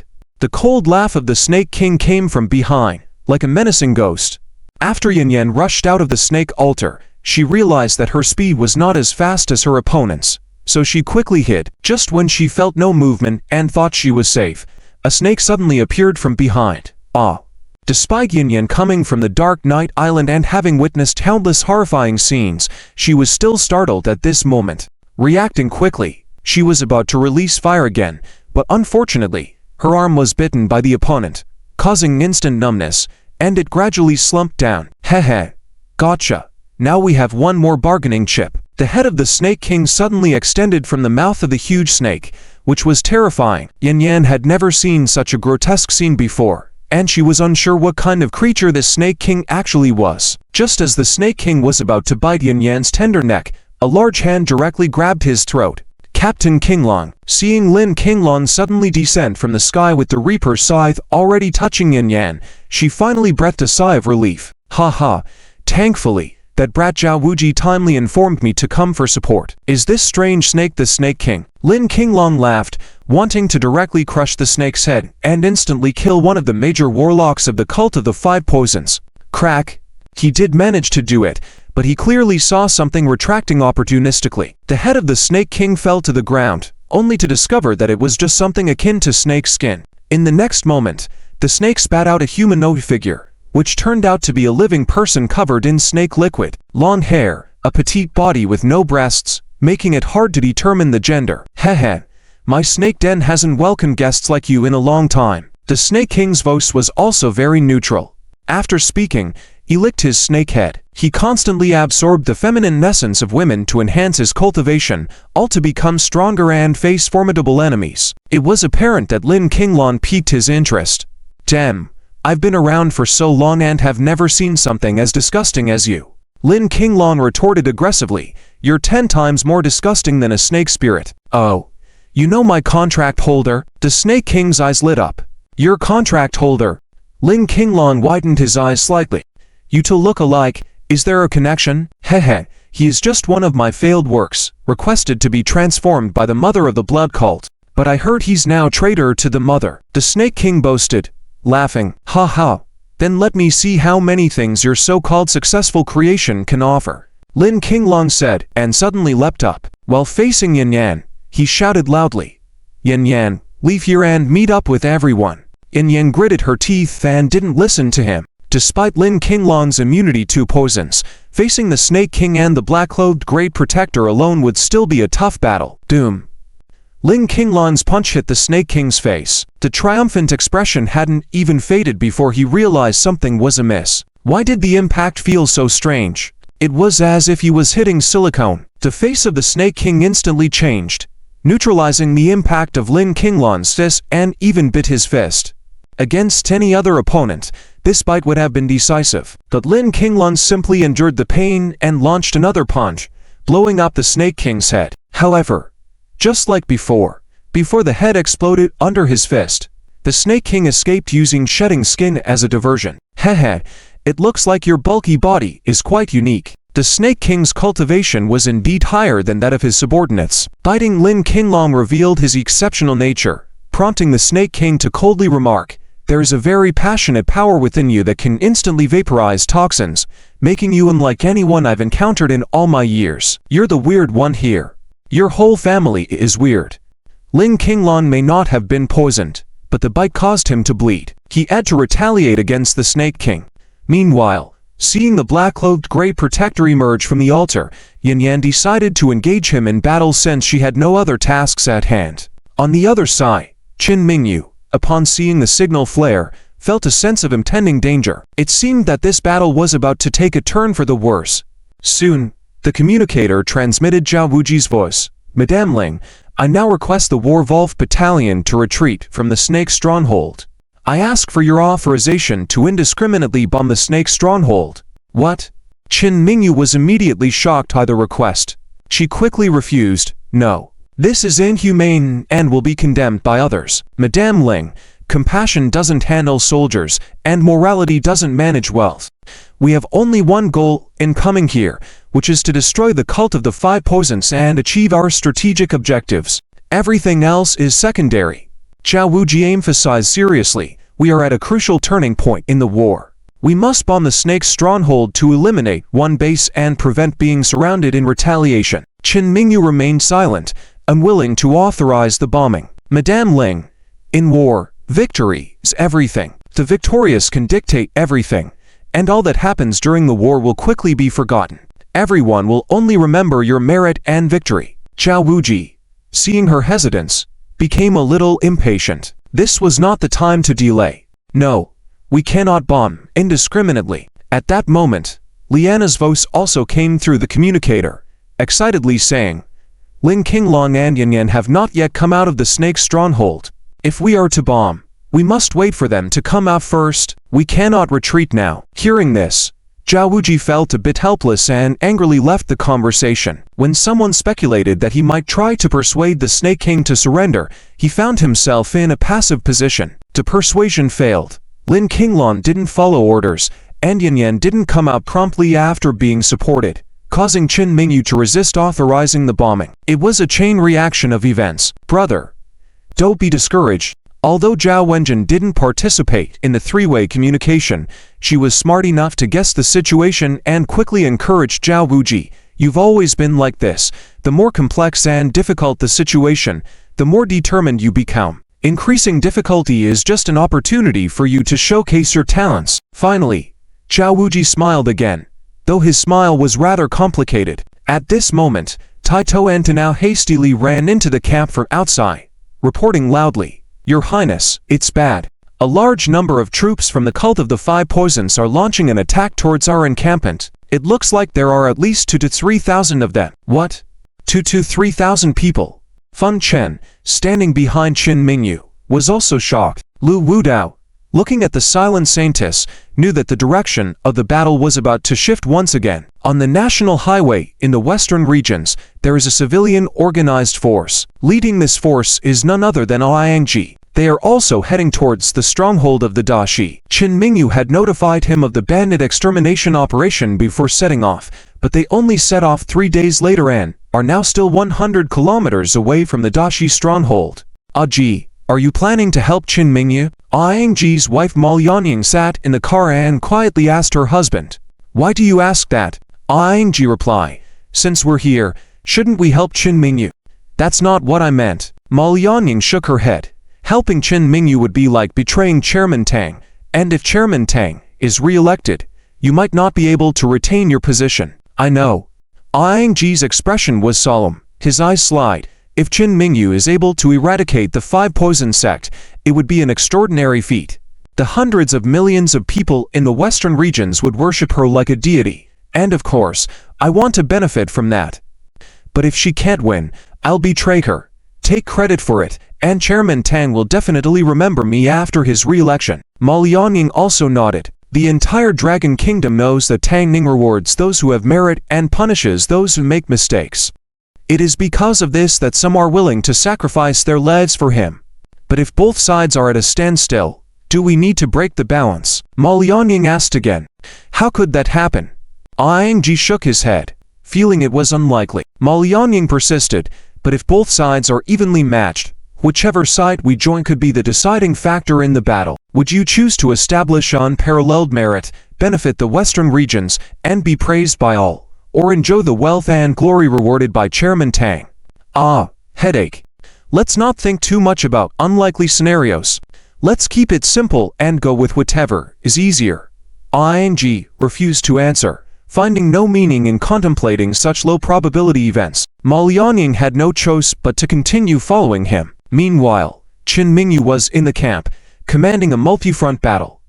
The Five Poison sects to 2,000 to 3,000 people were attacking from several directions, all skilled in poison and with numerous martial artists. Once engaged in close combat, it would become extremely difficult, and casualties would be high, an outcome Qin Mingyu did not desire. Unexpectedly, a report soon came from the other side. Holy Lady, we have broken through the Dashi stronghold according to General Zhao's orders, but now the enemy has taken innocent civilians hostage in the stronghold. They say if we continue the attack, they will start killing the innocents indiscriminately. This was the real situation reported by Liana. Qin Mingyu understood Zhao Wuji's strategy. They must break through the Dashi stronghold no matter what, to occupy this strategic area. Their forces could both attack and defend from there. Attack. Just when everyone was worried that Qin Mingyu might hesitate, she finally made her decision. At this point, she could only prioritize reducing their own losses and couldn't worry about others. If they were later criticized for this decision, she alone would bear the blame. On the other side, Liana received this command with fervor. She and many others were against indiscriminate bombing because Lin Qinglong and Yanyan, who fought alongside her, were still at the Dashi altar. They couldn't sacrifice them for the sake of victory in war. However, like many others, they had no sympathy for the innocent people at the Dashi stronghold, who were considered wicked and pitiful, yet they couldn't let the Five Poison Sect, a great evil, continue to harm the world for the sake of these individuals. Leading the way, with 500 elite troops of the Warwolves, she launched a direct attack, aiming to capture the Dashi stronghold in the shortest time possible. Brother, it seems Ling Yu has made up her mind to win. This battle can still be fought. Zhao Wenjin accompanied Zhao Wujik on a hill at the Dashi stronghold, observing the situation and speaking. Zhao Wujik put down his binoculars and smiled slightly. We have tied our hands, waiting 3 moves before striking. Now the best opportunity is lost, and we can only compete with the enemy in tactics. This will test your talents, brother. Zhao Wenjin encouraged him again. This time, Zhao Wujik smiled more handsomely and immediately suggested to Qin Mingyu, Madam Ling, it is clear that the enemy wants close combat now. We must not let them close in, or we will lose the advantage of our long-range weapons. I understand, but how can we prevent them from getting close? The enemy is not attacking head-on, and they have strong stealth capabilities. There must be a skilled tactician commanding them, Qin Mingyu said immediately. It was evident that the enemy coalition had strong discipline and combat skills, which were completely different from the previous intelligence they had received. They have it, and so do we. Zhao Wujik said confidently, we will immediately employ the divide and conquer strategy and adopt a 1-4-3 cover mechanism to maintain distance and keep the advantage. 1-4-3 cover mechanism. Qin Mingyu was a bit puzzled. She understood how to fragment, and she had already thought of that, but she didn't have experience with the more sophisticated 1-4-3 cover mechanism. I have sent you a detailed diagram. According to this arrangement, divide the main force of 1,000 troops and scatter them to prevent the enemy from getting close. Zhao Wujik sent the diagram he had drawn to Qin Mingyu's headquarters. Qin Mingyu was a smart woman. After seeing the diagram, she knew how to proceed with the battle. Soon, it was the turn of the Five Poison Sect to complain. They wanted close combat, but the enemy used a dispersed tactics, and, worse still, when they tried to pursue during the enemy's retreat, they found themselves under attack from a flanking position. While the Five Poison Sect also had various signal flares for communication, they were still far behind the modern communication methods of the Warwolves' troops. After a lengthy engagement, the losses on the side of the Five Poison Sect were significantly higher than those of the Warwolves, to the point where enemy casualties were almost negligible. Master Haitan, what should we do now? Han Qiu had been following Master Haitan, standing on a high mountain and commanding the battle. Although they had the advantage in numbers, they could not gain any advantage. This was embarrassing, especially considering that the enemy had given up the use of mass destruction weapons and still managed to achieve this result. That Zhao Wujik is indeed a genius. Master Haitong praised generously, even saying, as long as Zhao Wujik is there, we can never win this war. What? Frog Monarch thought that Mother Daoist was about to give up, but Han Qiu was smarter. He immediately understood, grabbed him, and descended the mountain. Hey! Where are you taking me? Frog Monarch was still puzzled, shouting loudly, are you suggesting we retreat early to preserve our strength? Forget it. Han Qiu scolded loudly. Gather your people and come with me to kill that Zhao Wujik. Reporting to the Lady Saint, the Five Poison Sect has been completely withdrawn. Ironhead quickly reported excitedly, we have 33 people poisoned, 7 lightly injured, and no fatalities. We have also wiped out over 400 enemy forces. This kind of military record, no matter how you hear it, is a resounding victory for the Warwolf unit, with the casualty rate being exceptionally low. However, Qin Mingyu was worried, as the Five Poison Sect came and went as they pleased. Even to use reconnaissance aircraft hadn't been able to track their movements. How were they able to retreat and hide in the vast snowy mountains? The worrying was great. They couldn't let their guard down for a moment. She needed to discuss a strategy with Zhao Wuji first. Lady Ling, I have thoroughly studied the geographical environment of the Great Serpent Stronghold. This area is surrounded by mountains, dense forests, so it's highly likely that the Five Poison Sect's main stronghold is somewhere around here. The Five Poison Sect has been in operation for over 100 years. It's not surprising if there are various traps and secret passages in this area. They are able to instantly retreat and hide. They must have many hiding spots prepared in advance for wartime. They must still be nearby. waiting for the right moment to strike back. Zhao Wuji's speculation matched what Qin Mingyu had in mind. But she didn't understand one thing. Why did they suddenly retreat Danhai to commit murder? Zhao Wuji said confidently, they have realized that they can't win a direct confrontation with us in a large-scale battle, so they are resorting to guerrilla tactics and underground warfare. But they have some advantages over us as well. Please go on. Qin Mingyu knew Zhao Wuji liked to keep people guessing, so she urged him on. Unusually, Zhao Wuji didn't play games this time and said directly, firstly, they have strategic advantages and will heavily rely on the terrain and environment to fight against us. Also, they have several high-ranking masters and a mysterious female leader. Their top combat power exceeds ours. If I were them, I would adopt the strategy of capturing the leader, capturing the king, and assassinate to key figures. Qin Mingyu was momentarily stunned. Zhao Wuji was being his usual self, not directly mentioning which to people, but said, I've gone into hiding. Don't be alarmed if I occasionally miss contact. Lady Ling, you should also consider using strategies such as the empty city, the golden cicada sheds its skin, and the true and false monkey king. Decide on the specifics yourself. Qin Mingyu was also a clever woman and immediately understood his hint. However, she was truly taken aback by the turn the war had taken. Lady Ling, the key now is to capture the Great Serpent stronghold. Once we have a foothold, the situation will improve significantly. Zhao Wuji reminded, you can have the main force support our vanguard, and leave a force outside the stronghold ready to respond as needed. I understand. Following Zhao Wuji's advice, Qin Mingyu left the command post, with Lu Wudao guarding her in hiding. On the other side, after ending the call, Zhao Wenjin smugly said to Zhao Wuji, Brother, I've completed what you asked me to do. How does it look? Watching from the sidelines, Liu Shui and Lin Qingzhuang couldn't help but marvel. The four beautiful women were indeed as skilled as rumored. Using dry branches and grass, she had created a model that looked exactly like Zhao Wuji. When Zhao Wuji put on his coat, it was almost indistinguishable, even from behind. Zhao Wuji just smiled faintly. He knew his sister's skills were even more incredible than other women imagined. She could even make human skin masks. Unfortunately, in this environment, there weren't enough materials for her to work with. If any of you want to play this game too, you can take off your clothes. Zhao Wenjin clapped her hands, and several models, similar in size to the women, were brought in by the Warvolf soldiers. Although I don't know what use it serves, I think it will be fun. Liu Shui immediately took off her coat, revealing her proud figure. In comparison, Lin Qingzhuan was less confident. Everyone here was curvier than her. Let's go, Princess. Zhao Wuji singled out her for protection as they left. The other women followed Zhao Wuji along a small path, leaving the camp as it was. Before long, the Toad grandmother followed behind the Red Sparrow, leaping stealthily from the mountainside. The Toad grandmother had been communicating with the Red Sparrow all along and at this moment, still carried an excited expression. Hey, I've heard that Zhao Wuji's sister is one of the four beauties of Yanjing. And this grandmother has enjoyed many beauties, but has yet to taste that level of beauty. The Red Sparrow's cold rebuke cut him off. A dog will always eat shit. What's the time now? You're still thinking about what's under your crotch. Haha.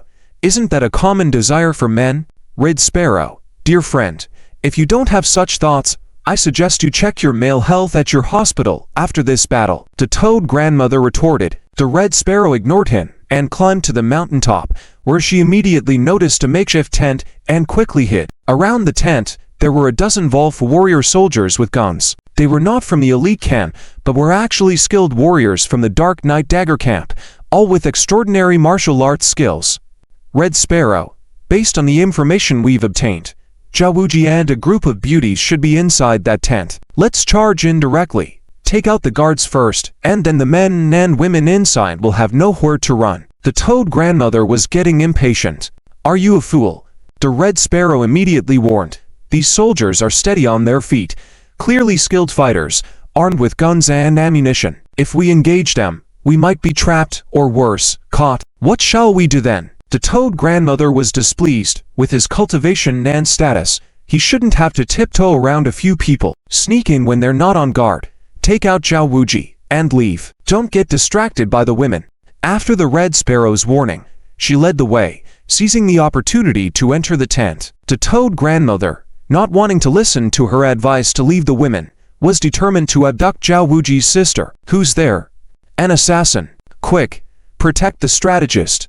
The Wolf warrior soldiers quickly noticed an intruder in the tent and immediately raised alarm. However, instead of rushing in to protect the strategist, they hurried to flee the scene. The Toad grandmother, alarmed by their commotion, wanted to finish his important task quickly. The Red Sparrow at first didn't pay attention, but soon realized something was amiss. Unfortunately, it was a bit too late.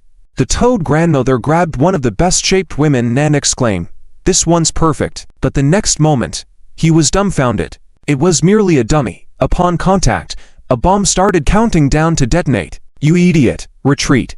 The Red Sparrow reacted swiftly, immediately pulling him out of the tent. Doom. A bomb exploded, triggering a chain reaction with other bombs detonating one after another. The successive explosions increased in power exponentially. Even top martial arts experts like Red Sparrow and Toad King would have a hard time dealing with it. Red Sparrow had some precautions prepared beforehand and managed to use Toad King's huge body as cover discreetly, escaping unscathed, but still looking very disheveled from the blast. Toad King, on the other hand, suffered greatly with a large portion of his body charred by the explosion, almost turning him into a dried-up toad. Not only that, the Wolf warriors, who had scattered just moments ago, were regrouping at that moment, aiming to crush the cornered enemies and wipe them out. Fortunately, Red Sparrow showed loyalty and risked his life to carry Toad King as they both fled in a sorry state, resembling a near-death escape, even almost losing their pants in the process. "You little rascal, you almost got us killed." Soon enough, Red Sparrow brought Toad King back to the main camp of the Five Poison Sect. As predicted by Zhao Wuji and Ling Yu, the main headquarters of the Five Poison Sect was situated in these continuous snow-capped mountains, not far from the stronghold of the Great Serpent. Moreover, the main camp was even more concealed, similar to the secluded Xia family, both built within the mountains, making them extremely difficult to find amidst the raging snowstorms outside. "Who sent us to assassinate Zhao Wuji? This is a terrible idea. At this rate, we will be completely wiped out." Toad King continued to complain incessantly. If it weren't for the fact that several grandmasters had bodies different from ordinary people, they would have been killed by Zhao Wuji's treacherous schemes long ago. Ha ha.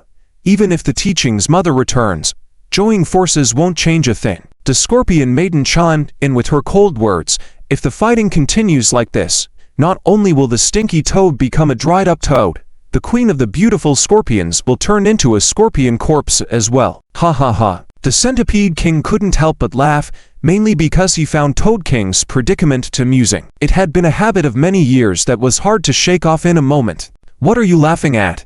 The Scorpion Maiden mocked. "The stinky fat toad, even when charred, still can become a dried-up toad. But you, the skinny centipede, if you were to be blown up, you wouldn't even have a corpse left." "All right, enough squabbling." Finally, the Master Begonia, who had been keeping her back to them all along, couldn't help but interrupt. The situation had already spiraled out of control, as she had expected.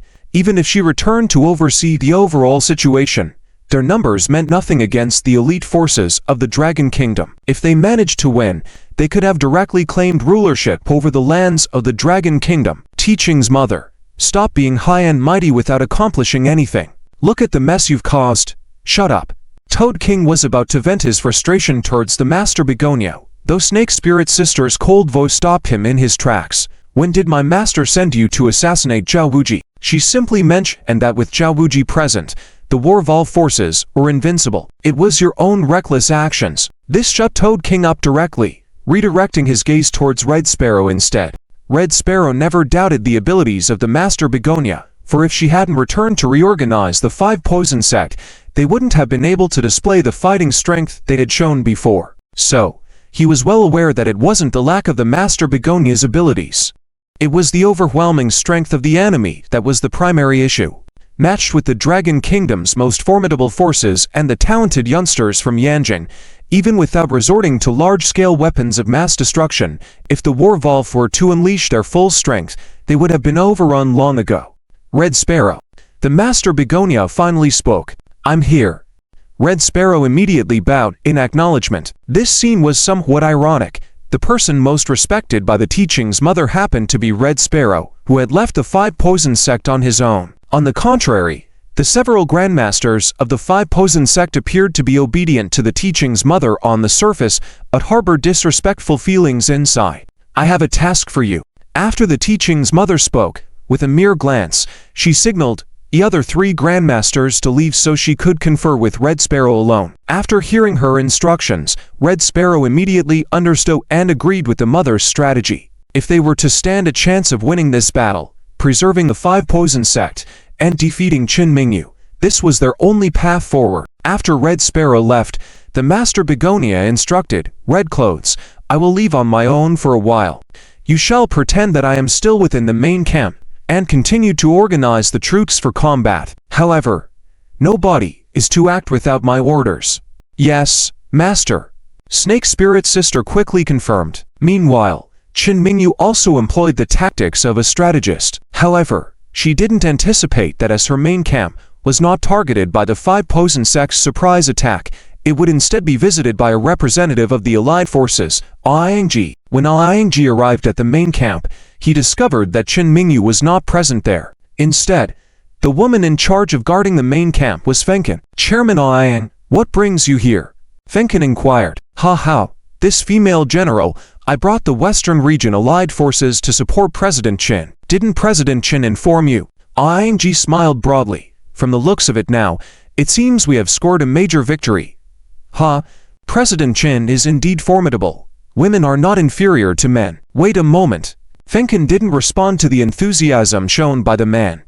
Instead, she instructed him to stay in the camp while she went to contact Qin Mingyu. Indeed, I asked them to come, but I didn't expect them to take so long. Dealing solely with Lu Wudao guarding Qin Mingyu, she received the report from Fenken and began to speculate. She was also aware that Aiyangji was an opportunist. Arriving at the last moment, she couldn't determine if his arrival was beneficial or not. Fenken, keep him waiting for now.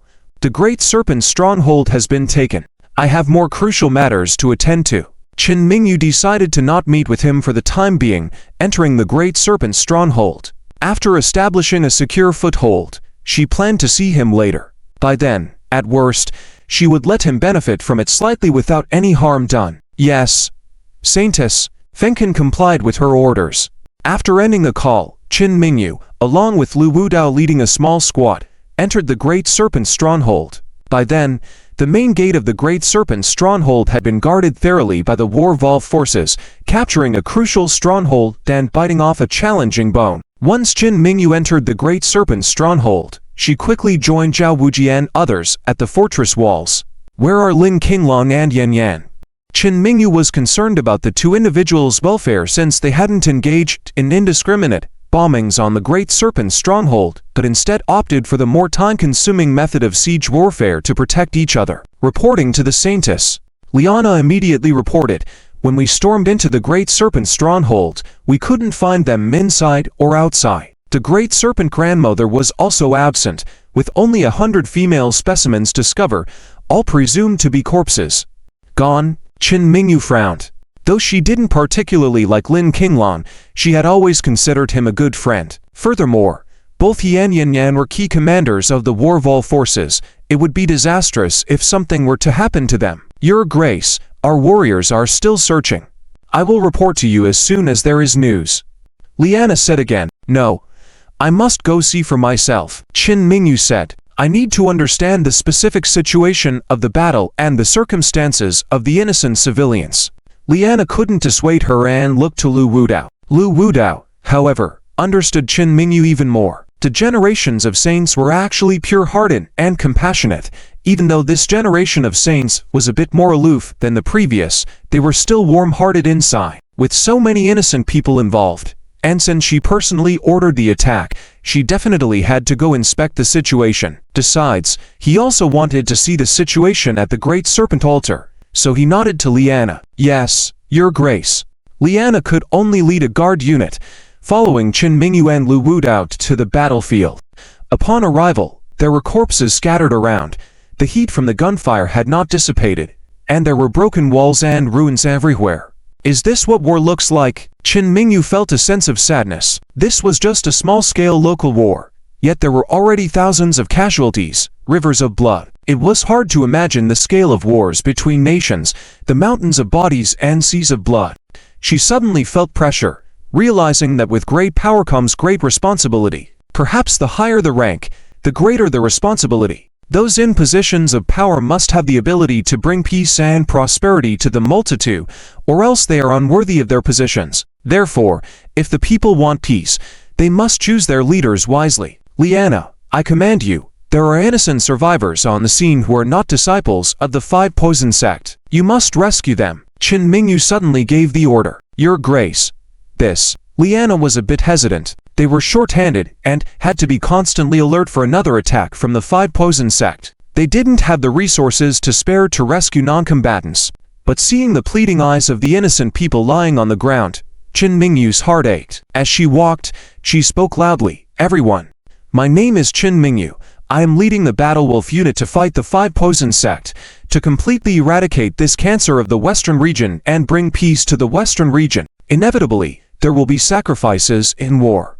In order to win this battle, we cannot be timid or hesitant. I ordered the attack, so the responsibility for your injuries and losses is entirely mine. Now that the battle at the Great Serpent Stronghold is over, for any innocent survivors remaining, I will not ignore them. You must stay strong and survive. There is a wonderful, free world awaiting you outside. Hearing these words, almost everyone on the scene was moved. However, each person's expression varied, reflecting their individual thoughts. Lu Wudao didn't concern himself with the thoughts of others. He deeply admired this generation of the saint. When it was necessary to be ruthless, she was, and when compassion was needed, she showed it. This was the legendary woman with flesh and blood. Brother Wudao, will you accompany me to the Great Serpent Altar?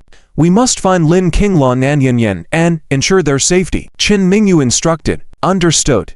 Lu Wudao readily agreed. After a day and night of rest, his injuries and poisoning from the battle with Red Sparrow and Toad Venerable had basically healed. Liana stayed behind with soldiers at the scene to treat the survivors, while she and Lu Wudao accompanied Qin Mingyu to the Great Serpent Altar. The fighting traces were evident outside the altar's construction. These large pits must have been caused by Lin Qinglong's attacks, and the walls were likely damaged by him too.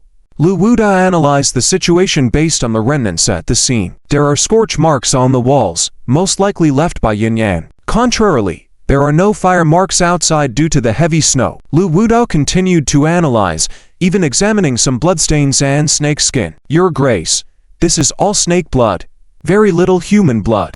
It can be determined that no one died outside.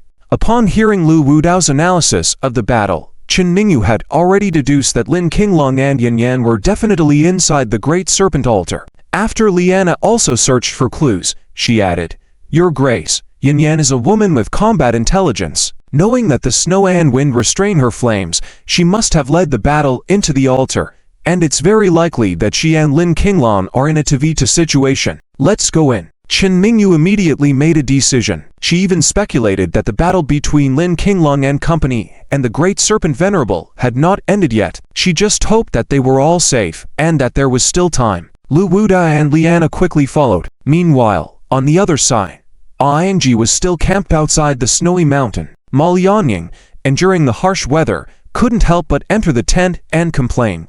Look at this. We've come all this way to support Qin Mingyu, and that woman just left us here hanging. Isn't that great? Ing retorted impatiently. We don't have to do anything. Just sit and watch the show here. When we go back, we don't have to worry about being criticized for not doing anything. After all, we came to support.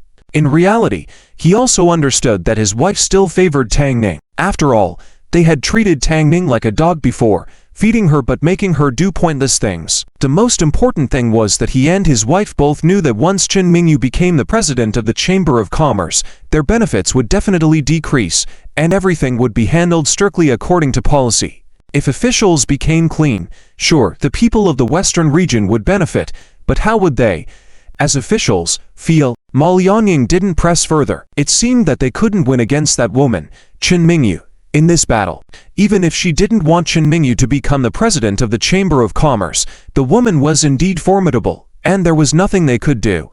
At that moment, a red figure suddenly flashed into the tent. Who? The couple startled. There were no experts guarding their tent, so a top expert could easily come in. If the intruder intended to kill them, they would already be 2 corpses. Shh. The newcomer immediately covered their mouths, signaling them not to make noise. When they saw the person clearly, Ing quickly removed the person's hand and frowned. Red Sparrow Envoy. It's you. Yes. The mistress of the 5 poison sect sent me to find you.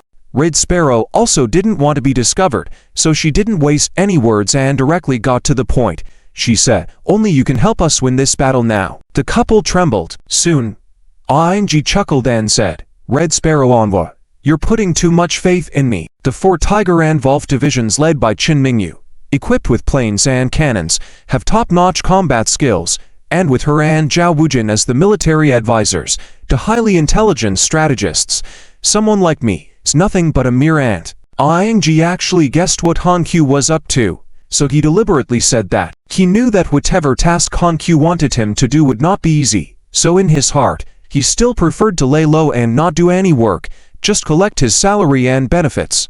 That's what a smart person should do. Hehe, if you want to help Ling Yu, it doesn't even count as adding an extra hand. Han Q apparently also knew Ing's thoughts and directly sneered, but if you help us, after taking down Ling Yu, President Tang will definitely give you even greater benefits.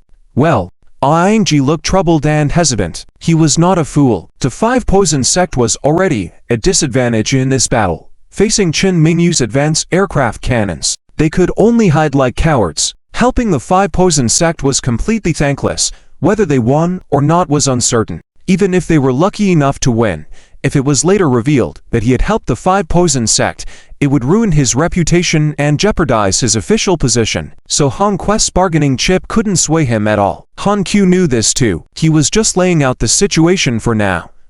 As for bargaining chips, he could slowly add more later. Then he continued, by then, President Tang will figure out a way to seize Ling Yu's home and hand over all of the Qin family's assets to you. How about that? Sure enough, this bargaining chip was much more compelling. Ing's eyes lit up immediately. The Qin family's assets must be in the billions, right? Definitely much richer than his own family. But he still said, Envo Han Q, you're overestimating me. Besides, wealth is just an external possession. We can't take it with us in life or death. What use do I have for so much money? Then, President Ing, what do you want? Han Q asked directly. Ing was hesitant and didn't know what to say. Honk, with a faint smile, continued to raise the stakes. Ling Yu is a stunning beauty, the most beautiful woman in the southern continent. If the 5 poison sect wins, how about we capture her alive and let you handle her as you please? What? This? Ing was shocked and instinctively stood up, glancing at his wife. What are you thinking? Ma Lianying, his wife, immediately glared at him like a fierce tiger. Huh, what are you trying to do? I didn't think of anything.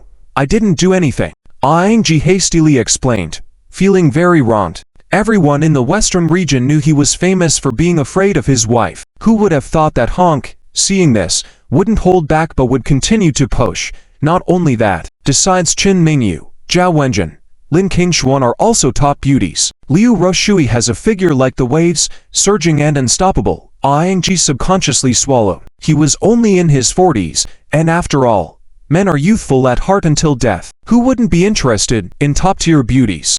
Ing, what are you doing? How dare you show that expression? Ma Lianying erupted, screaming like a tigress, are you dissatisfied with me? Back in the day, I was also a top beauty. Wasn't I? And I gave you several children. As she spoke, she grabbed his ear. Ing was in agony, hurriedly explaining, wife, I didn't say anything. I didn't do anything. Seeing the couple quarreling, Honk became even more pleased. Even Zia Shouty, and that budding young girl, are all exceptional. Tell me, what man wouldn't be delighted to have all of them in his harem, embracing so many beauties every night? Even being an emperor is no better than this. Oh, Red Bird Envoy, please stop. Please stop talking. Ing's ears were almost being torn off, so he quickly shouted for him to stop. If this continued, his wife might really kill him. But to his surprise, Honk suddenly extended his hand, directly stabbing Ma Lianying in the heart. The couple didn't even have time to react before Ma Lianying's eyes widened, and she died on the spot. Wife, Ing was so emotional that it was hard to tell whether he was sad or happy. Hank immediately covered his mouth to prevent him from yelling and drawing others' attention, even lifting him with one hand. President Ing, isn't the happiest thing for a man not only to get promoted, get rich, and have his wife die? As long as you help us defeat Qin Mingyu, Tangzon and I can make all your dreams come true. Isn't that a good deal? Hank said with a triumphant smile. Ing was emotionally overwhelmed and wanted to speak. Hank threatened again, if you don't cooperate, I'll kill you too. It's up to you. After saying that, he roughly pushed Ing to the ground. Ing sat on the ground, trembling and asked, What do you want me to do? I've told you, in front of you, I'm just an insignificant nobody. How can I decide the outcome of the war? No, it's precisely people like you who can determine the outcome of the war, Hank said bluntly. Anyway, your wife is already dead. Whether you want to go to hell with her or have a future filled with beautiful women, it's your choice. Then, what do you want me to do? Ing asked, clearly showing that his greedy side had won. What you need to do is simple. Hank sneered. First, arrange for your people to find Qin Mingyu's child. With her child as a hostage, she won't dare to act rashly. Then, at the right moment, I need you to deal her a fatal betrayal. President Ing's expression was still heavy. He knew that if this plan failed, the consequences would be severe. But if he didn't agree now, Hank could kill him at any moment, so he could only nod and say, I understand. Hank, knowing that this two-faced man might not be reliable, took out a pill and forcibly shoved it into Ing's mouth, threatening, You have 2 days to find Qin Mingyu's child for us, or you'll join your wife in the afterlife. After finishing the task, he left immediately. Ing looked at his dead wife, feeling a mix of emotions and sat on the ground for a long time, unable to get up. Meanwhile, Qin Mingyu and her 2 companions had already entered the Great Serpent Altar. Seeing the women who were naked and soaked in containers, their eyes revealed a trace of pity. Li Wudao immediately said, Holy Maiden, I've read about this sacrificial method in ancient books. The Great Serpent King relies on this method to absorb the yin energy from women. The more he absorbs, the stronger his power becomes. Based on the information we've gathered, he has absorbed the yin energy of at least 8 or 900 women, making his power incredibly strong. Even Lin Qinglong would have difficulty resisting him. Qin Mingyu nodded and instructed, Liana, once the casualties are taken care of, remove these women, dress them, and settle them properly. After the war, we'll find a way to send them back. Let's try to restore their dignity as much as possible. Seeing the cruel, evil, and twisted scenes at the Great Serpent's stronghold, Qin Mingyu became even more determined to completely eradicate the 5 Poison sect, no matter the cost. After a busy day, Ling Yu, also known as Ling Yu, waited for Shi Pen to finish work and return to the official residence before returning to his own residence to try to contact Qin Mingyu, only to find that she was not in the service area. Although Ling Yu has been busy with many things in Yanjing these days, he has been kept informed of the situation in the western regions, IDUA. He knew that his wife had led the troops into the stronghold of the Great Snake, which made him a little worried. Now that his wife is out of contact, he is even more worried. Fortunately, DUA was still able to be contacted. Boss, sister-in-law took Lu Wuda and Liana into the Great Snake altar to find Lin Qinglong. Mingyu is really reckless. Ling Yu couldn't help but comment, but he also knew his wife's personality. Outwardly cold, but internally warm, more emotional than himself, and it was impossible for him to stay out of trouble if his companions were in trouble. Has the 5 Poison teachings stopped attacking? Ling Yu continued to be concerned about the situation. Boss, after we repelled the 5 Poison teachings, they haven't shown up for 2 days and nights. Hearing Du Yu's report, Ling Yu frowned. In terms of combat experience, she was much richer than Qin Mingyu. He knew that the 5 Poison teachings would not simply admit defeat. If they were not attacking now, they must be planning something. In the past, when he was fighting in Beijing, if the enemy couldn't win head-on, they would often find a way to cause trouble in their rear. So, he immediately thought of his son and hurriedly asked, Who did Mingyu leave to protect Wukan? Due immediately replied, Her mother Lin Fei is taking care of it. She left behind 10 soldiers from the War Wolf Battalion, as well as many bodyguards from the Qin family of Yuncheng, who are now in a relatively concealed and secure place in Chuancheng. Upon hearing this, Ling Yu's expression became slightly grave. After hanging up the phone, he immediately called DRIZZLE to discuss matters. Boss, the national selection day is only 4 days away, and now Mr. Guo is in the most dangerous moment, especially since his approval ratings are slightly ahead of the other 2 candidates. DRIZZLE said dutifully, I believe the other 2 forces will definitely make a move, and blood may be shed at any moment. We cannot afford to be complacent for a moment. Ling Yu also understood this, but with his only son being protected by so few, he really couldn't rest assured. So he ordered, DRIZZLE, you must personally go to Chuancheng now and bring my mother-in-law and son back to Yanji. He knew that the battle with the 5 poison teachings was far from over, and he couldn't let his son become his wife's weakness. Yes. DRIZZLE immediately took his leave. Just as he left, Nangongwu entered the room where Ling Yu was. Master, Meng Huosheng has defeated 5 superiors, and publicly declared that he will defeat 1 per week in the future, and finally set up a platform at Chanwang Mountain, challenging Nang Morong and the North Wolf King by name. Master, you can't stand idle by now. Haha. Nangongwu could not contain his excitement. After all, as a martial enthusiast, he was passionate and eager, and most eager to see the pinnacle battle. Now the bookie from the spinach company is sitting, offering odds for every big battle. Nangongwu continued excitedly. Could that bookie from the spinach company be you? Ling Yu asked casually. Haha. Master, you really understand me. But I'm just a shareholder, not the only boss. I even bet on the matches myself. When the boss can only eat water money, when the initiative is not in one's own hands, but when the gambler can bet on the player they support, watching the match becomes more exciting and exhilarating. Ling Yu asked him for the odds, and when he saw the odds from Mo Yin's final challenge to the 8 major superiors, he couldn't help but be surprised, because the odds were almost 1 to 1, meaning that the banker believed that both sides had an almost equal chance of winning. Was Mo Yin's previous strength insufficient, or was his opponent very strong? Is this Dizhen Zishi very powerful? Ling Yu immediately asked. Master, have you not competed with him before? Nangongwu immediately responded enthusiastically. He is acclaimed by many as the last hope. His strength is definitely the highest among the 8 major superiors. Many even think he's stronger than Nang Moran. Ling Yu immediately chuckled. Those people also think he's stronger than me, right? Are you just flattering me? Nangongwu burst into laughter. That's not important. What's important is that he is indeed very powerful, always hailed as the old warrior who protects the land. Back then, my Nangong family also invited him, but no matter what chips were offered, he was unmoved, and could only seek compromises in the end. Ling Yu nodded, also curious. Have you seen his martial arts prowess? How do you think he compares to me? Ling Yu knew very well that Mo Yin's strength was definitely higher than his own. If Dizhen Zishi couldn't defeat him, the outcome against Mo Yin would probably be no easy task. Haha. I don't know.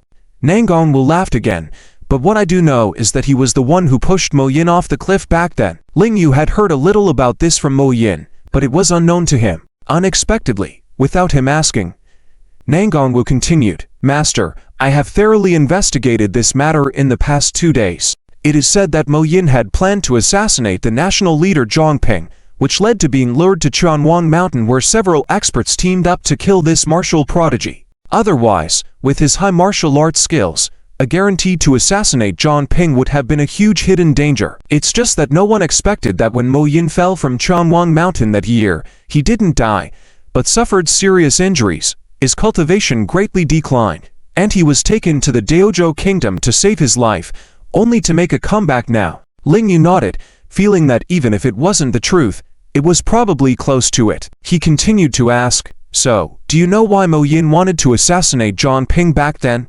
At that time, his brother Mo Tiu shouldn't have been competing for the national leader position yet, right? Nangongwu smiled again.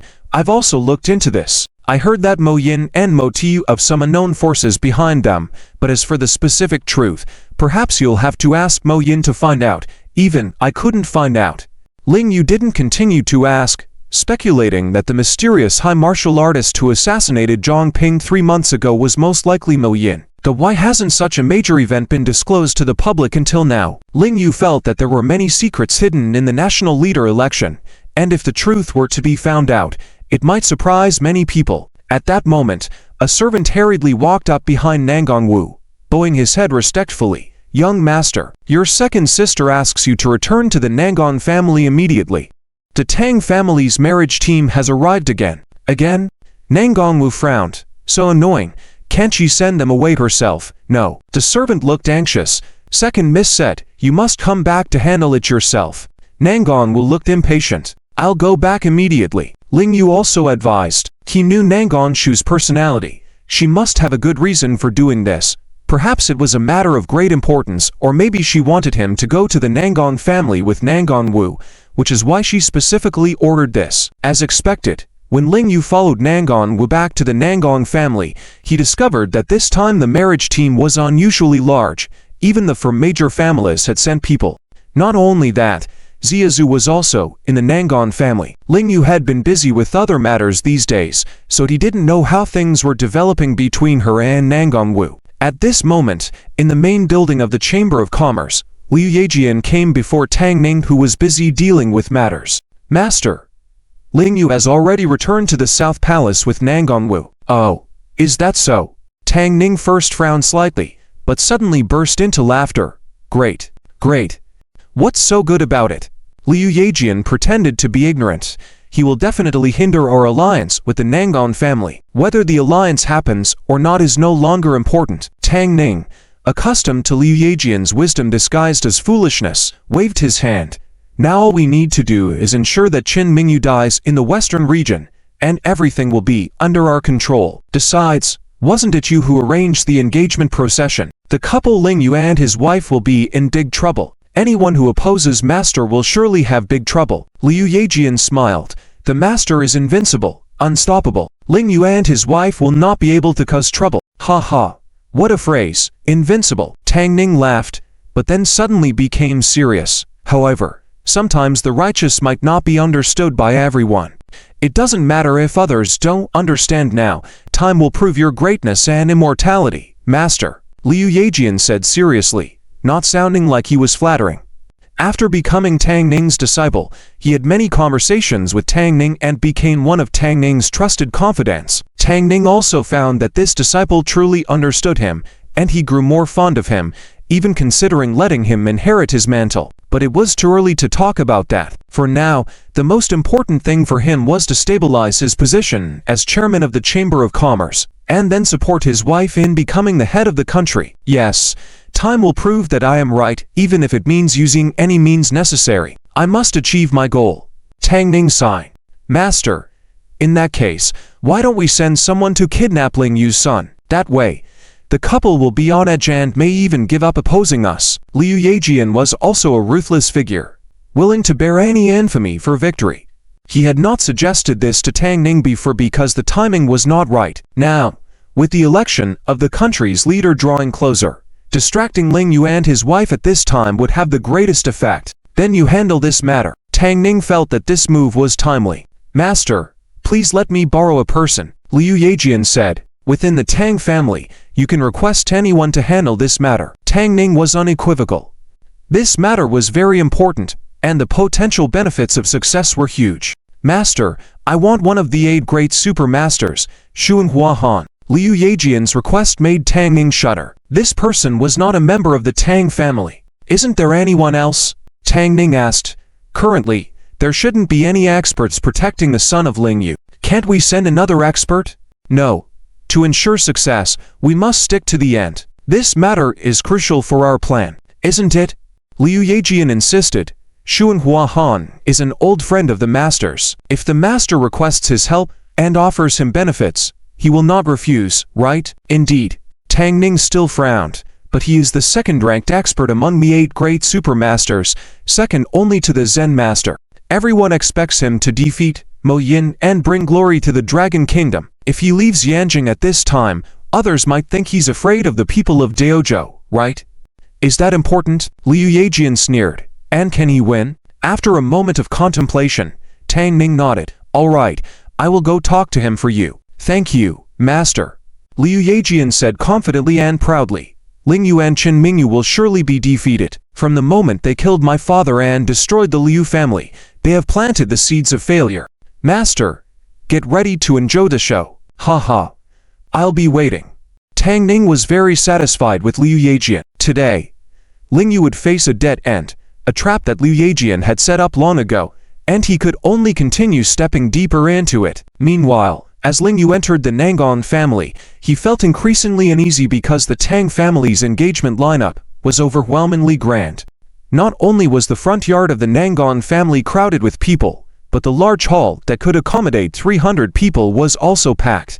What's going on? The young master of the Nangon family is back, someone shouted, and suddenly all eyes turned towards him. However, surprisingly, the focus was not on the young master of the Nangon family, but on Ling Yu behind him. Hostile gazes. Ling Yu smiled wryly to himself. He didn't know most of these people, but he could tell they were influential figures, otherwise, they wouldn't have qualified to enter the Nangon family hall. After thinking about it, it was probably because of the incident where he dealt with the second-generation officials and businessmen at the Chinky Club that night, right? Ling Yu, you should keep a low profile today.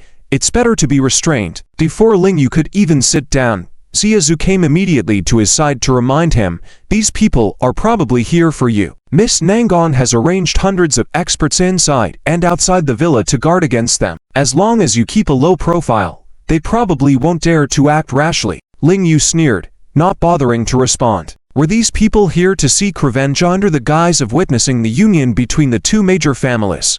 Young Master Nangon, you're back at just the right time. The assistant manager immediately approached Nangon with a smiling face. Last time during the engagement, you and Miss Tang hadn't made up your minds yet, so both our families agreed to give you young people some time. But today, you must give us a clear answer. Nangon looked at Tang Zuchen. She was truly beautiful and charming. However, Tang Zuchen's gaze did not fall on him but on Ling Yu. Her eyes showed a mix of complex emotions. Evidently, she did not want to marry Nangon Wu, but she had come for another reason. Ha ha. Then I'd like to hear Miss Tang's opinion first. If she is not willing to marry me, it doesn't seem to matter whether I am willing or not, right? Nangon Wu maintained his attitude from last time. This annoyed Ziazu. In recent days, she had been getting closer to Nangon Wu, even practicing martial arts with him almost every day, and even cooking for him personally. She could feel that Nangon Wu might have feelings for her, but why was this man still so indifferent? Making women feel insecure. All eyes turned to Tang Zuchen. Tang Zuchen was a bit nervous as she stammered, "Can I speak to Ling Yu alone first?" As soon as she said this, everyone's gazes turned to Ling Yu. Even if he wanted to be a nobody, it was impossible now. Tang Zuchen knew that this would bring trouble to Ling Yu, but she had something very important to say to him. Tang Ning had always restricted her freedom, and she couldn't contact Ling Yu at all. She could only speak today face to face. What's going on? Whether she marries or not, why does she need to talk to Ling Yu? Isn't it so? I heard Ling Yu is Nangon Wu's master. They wouldn't have any remarkable relationship, right? Immediately many people started discussing on the spot. Tang Zuchuan looked towards the special assistant Li and asked, "Is it okay?" "It is not okay." Li directly refused.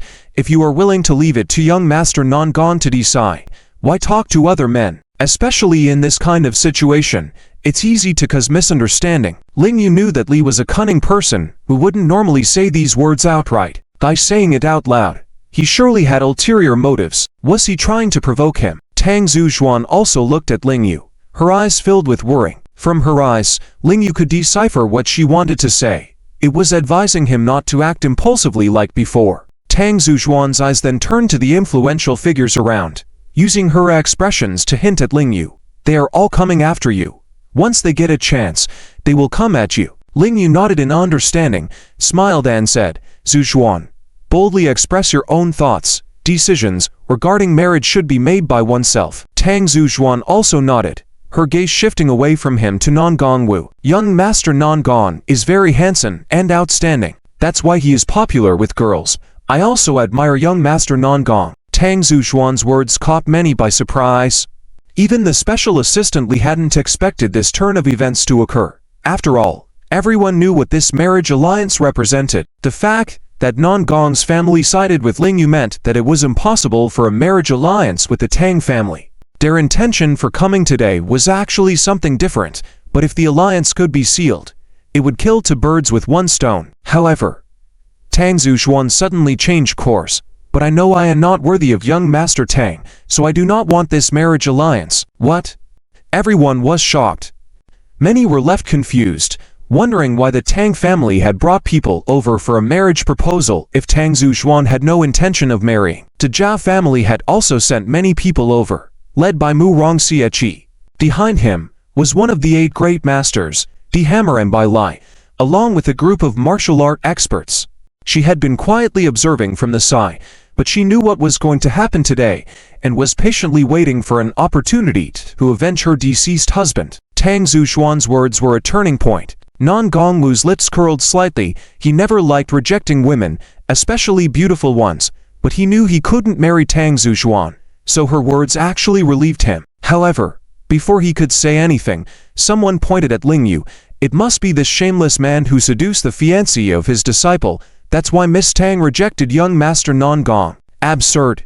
Yet, such an absurd accusation was instantly echoed by many, gradually forming a wave of condemnation against Ling Yu. Yes, Miss Tang wanted to talk to Ling Yu just now. They must have had an affair. He has no shame. Miss Non Gong, you must not let such a man go. Down with Ling Yu. Yanjing cannot tolerate such trash.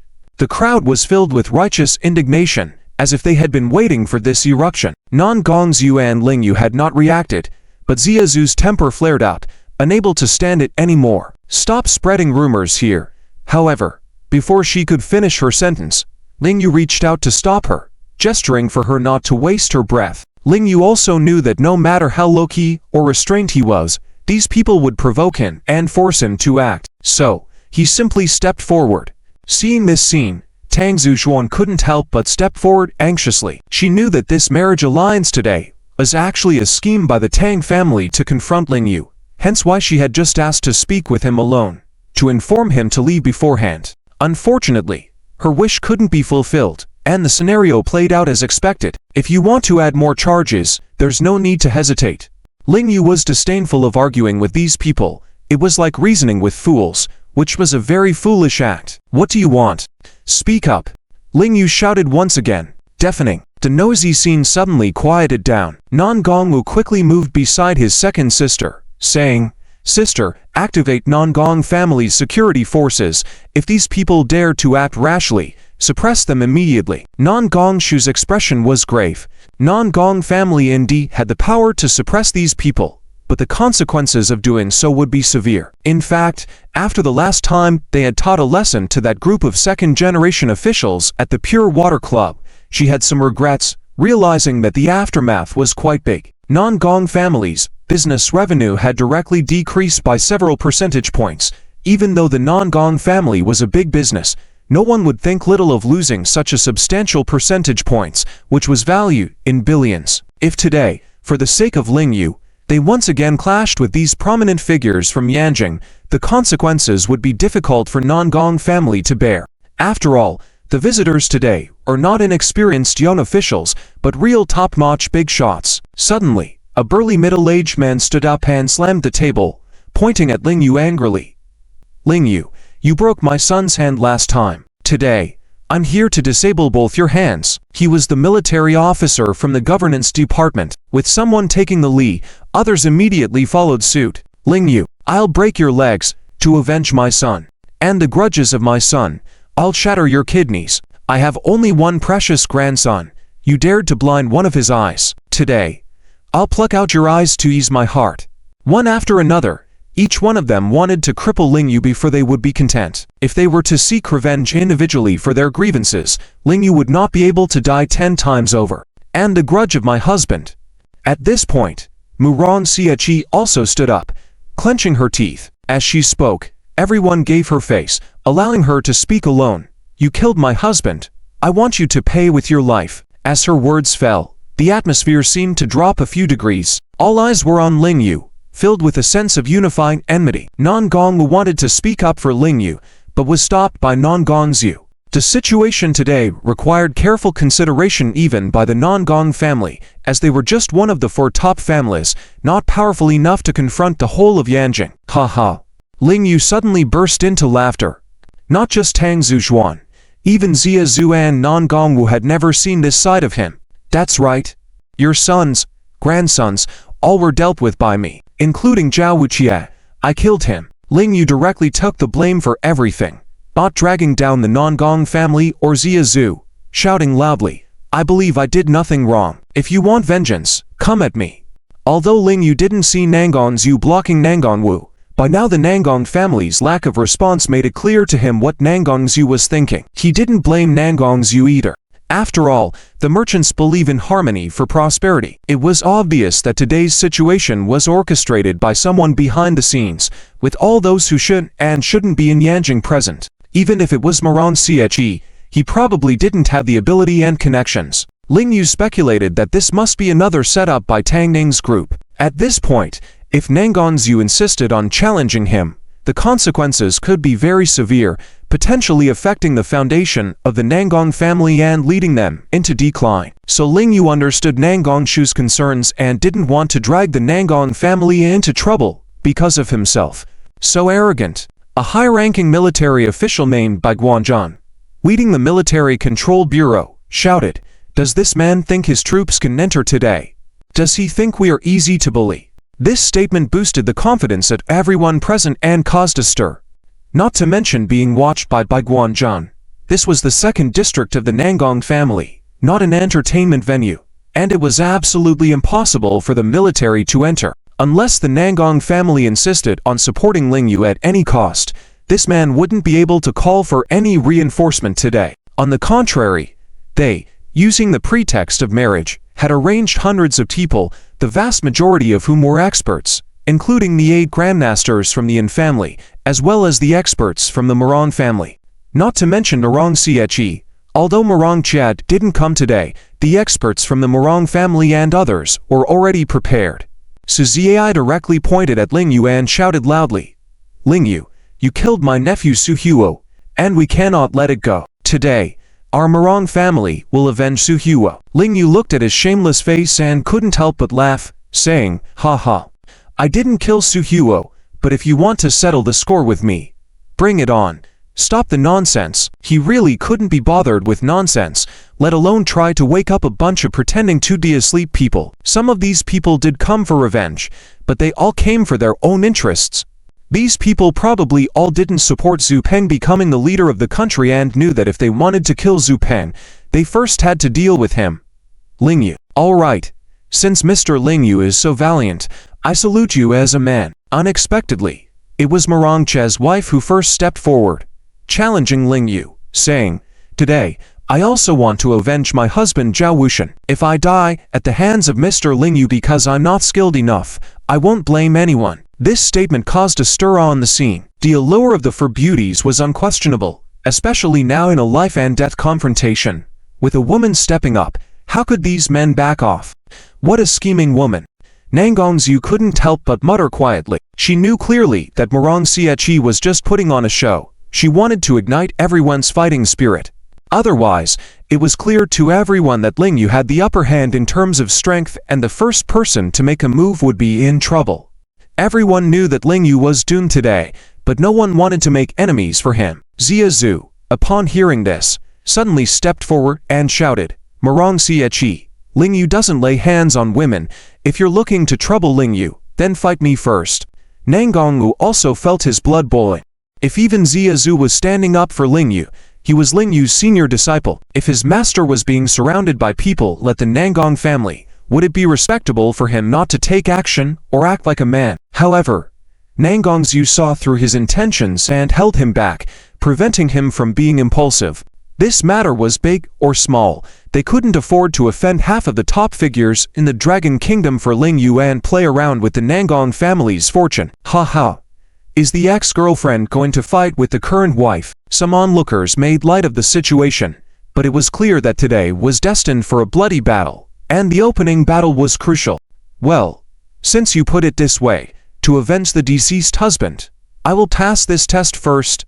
Moran Chia almost hesitated, leaping up directly to challenge Xia Zhu. As predicted by Nangong Zhu, she wanted to kick off today's wolf-slaying drama, but she was also worried that Ling Yu might not show mercy and harm her. Now with Xia Zhu, this woman overestimating her abilities, stepping in first, it was a chance for her to take advantage and bully this husband's ex-wife. Her martial arts moves were very exquisite and graceful, almost like a dance. Although Zhu had made considerable progress in the past year and had the strength equivalent to a+, she was clearly no match for Moran Chia, and she was quickly pushed back. Smack, smack. Zhu was struck twice, then kicked, blood oozing from the corner of her mouth, but her eyes remained unyielding. Good. Well done.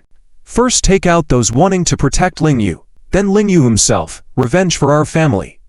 Seeing Zhu being beaten on one side, the crowd cheered, and Nangongwu couldn't bear it any longer and, despite his second sister's obstruction, jumped into the fray. Shao.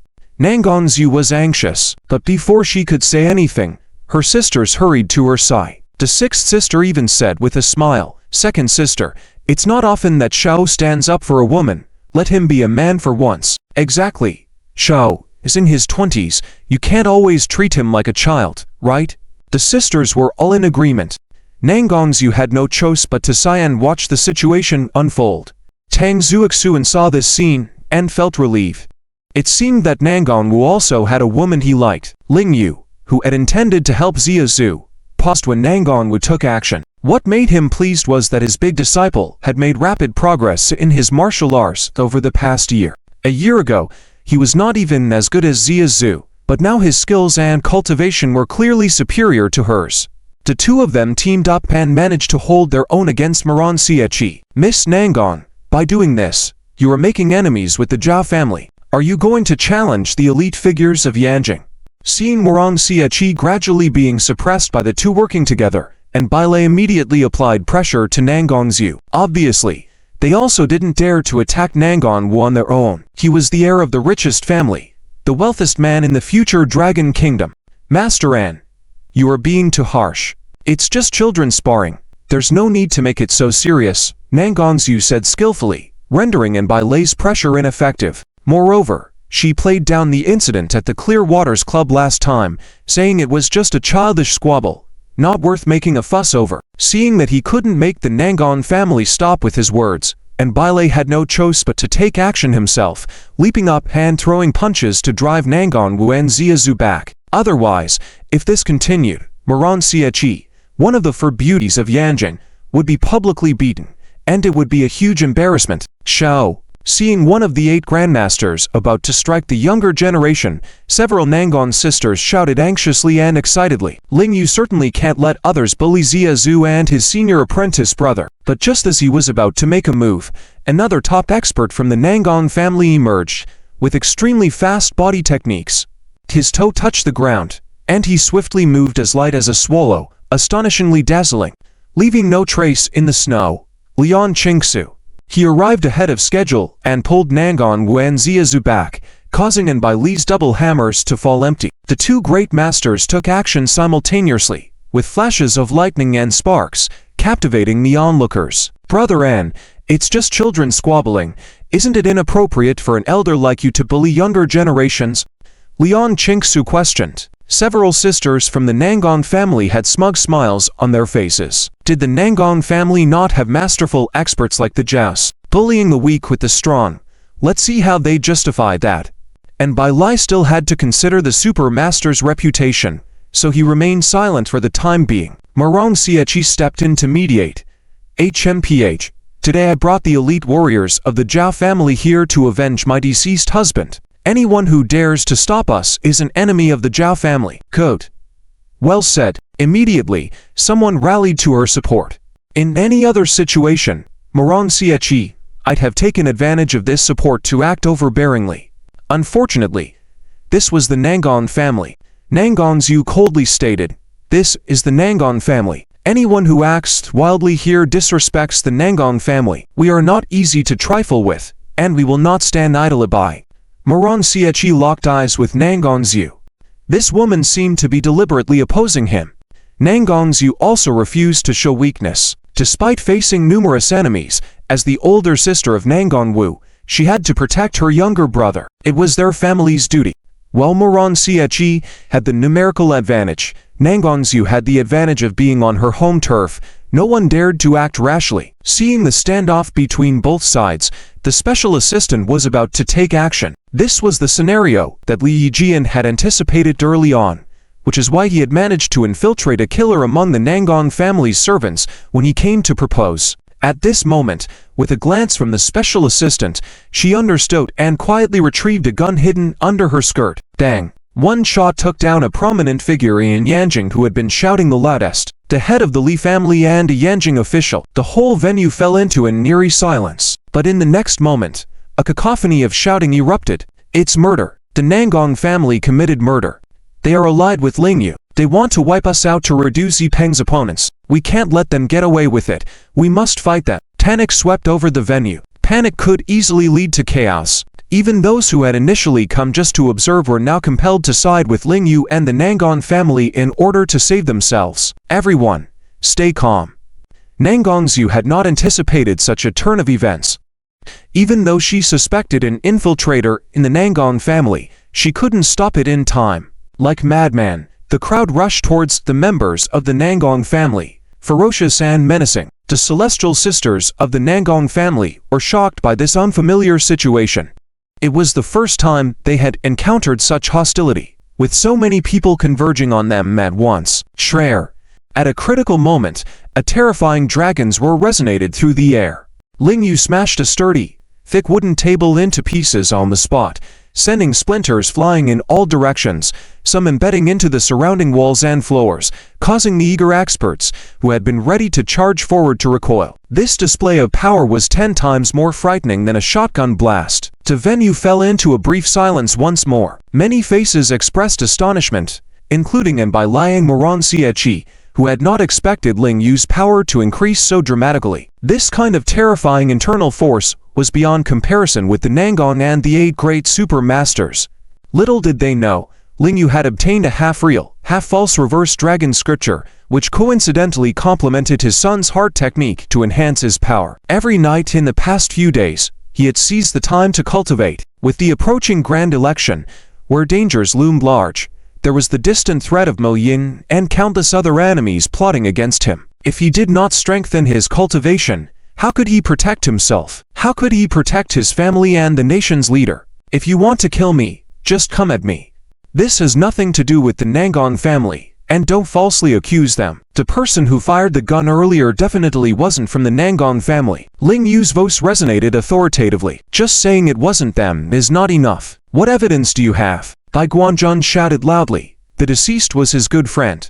Who accuses? Who provides evidence? Ling Yun first spoke logically, but then he didn't want to waste words with these people any longer. He roared angrily, if you believe they did it, show your evidence. And as for me saying they didn't, my fists are the evidence. If anyone doubts it, command ask my fists. Dang. With that, he slammed his foot on the ground in anger. The sturdy floor cracked under the pressure as if a fierce dragon was advancing, causing both Liang Moran Chia to step back in fear. Hissing. As the commotion subsided, everyone took in a deep breath of cool air. How could they possibly kill this man in a place under gun control? Many witnesses had seen Mo Yin battle the 8 great super masters. The destructive force of Ling Yu, was it possibly surpassing Mo Yin's? Seeing this scene, Nangong Wu became so excited that he trembled all over and couldn't help bursting into laughter. Ha ha. A group of ants wants to slaughter a dragon. How do you plan to do it? Everyone looked at Moran Chia and Bai lied. Clearly, they were seen as the ringleaders of today's Volf slaughter assembly. If you want to settle scores with me, meet me at the Nangong family. Don't dirty other people's homes, Ling Yu declared, striding step by step towards the entrance of the hall. The crowd dispersed to make way as everyone wished to kill him, but no one dared to approach. This killing god was too terrifying, and anyone who acted rashly would die first. Master, wait for me. Nangong Wu also wanted to follow him out.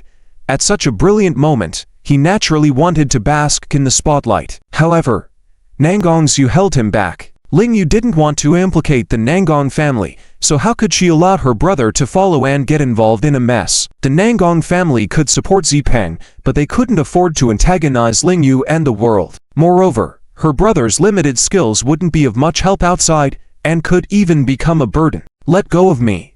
Let go of me. Determined to confront Ling Yu, Nangong Wu pushed off his second sister's hand. However, Nangong Yu ordered Liang Qingsu to forcefully keep him there. Despite Nangong Wu's determination to go out, Zhu still ran after Ling Yu. Tang Zuixuan, who had been anxiously watching, disregarded everything and also rushed out after Ling Yu. Soon, Ling Yu had left the Nangong family's gate. The several hundred people from the Nangong family had not yet come out, but there were figures waiting outside. Individuals who were originally waiting to provide support emerged like mushrooms after the rain, surrounding Ling Yu in the courtyard outside the Nangong mansion's gate. Ling Yu remained unruffled, not even bothering to smile. It seemed these people had come prepared today, intent on killing him within the Nangong family's territory. Hurry, hurry and deploy. Follow me to the Nangong residence. Yanjing police station. Crossing FEI received a distress call and immediately led his team to the Nangong residence to quell the riot. After all, his goddess was Nangong Zhu. However, crossing FEI. Don't go. His superior suddenly appeared and stopped him in his tracks. Crossing FEI was surprised and asked eagerly, "Why not go? There is chaos at the Nangong residence. I must lead the team to maintain order. It is my duty." The superior did not bother explaining much and directly said, "If you go, you will be dismissed." Crossing FEI trembled all over at once. Seeing the expression on his superior's face, he understood everything. It seemed to be a struggle among the upper class, and people like them had no say in it. But Crossing FEI was fond of Nangong Zhu and wanted to ensure her safety even if it meant going as a private individual, even if he couldn't handle the big events. At this moment, Ling Yu faced a situation entirely different from before. He wanted to say a few words to appeal to the crowd, but no one gave him the opportunity. Someone came at him with a knife directly. In the Nangong residence, they still had some reservations, but now that they were outside, they no longer held back. Hundreds of people gathered here with one goal: to kill Ling Yu, by any means necessary. Ling Yu clearly understood as well. After dodging several attacks, he no longer held back and with one palm, he ended a life on the spot. Someone died. Ling Yu killed someone. The rowdy crowd fell silent. Seizing the moment, Ling Yu exclaimed, "Today, you all want to kill me, but this is self-defense. For those who are not afraid to die and still want to kill Ling Yu, please come at me." With just these two sentences, the scene was rocked. The hundreds of people looked at each other, hesitant. They had just clung to a sliver of hope, but seeing Ling Yu's decisive actions, that hope vanished. Moran Chia and Bailey also appeared, but the experts from the Zhao family did not join in. They knew Ling Yu was mighty, and there wasn't a person present who could match him in a one-on-one fight.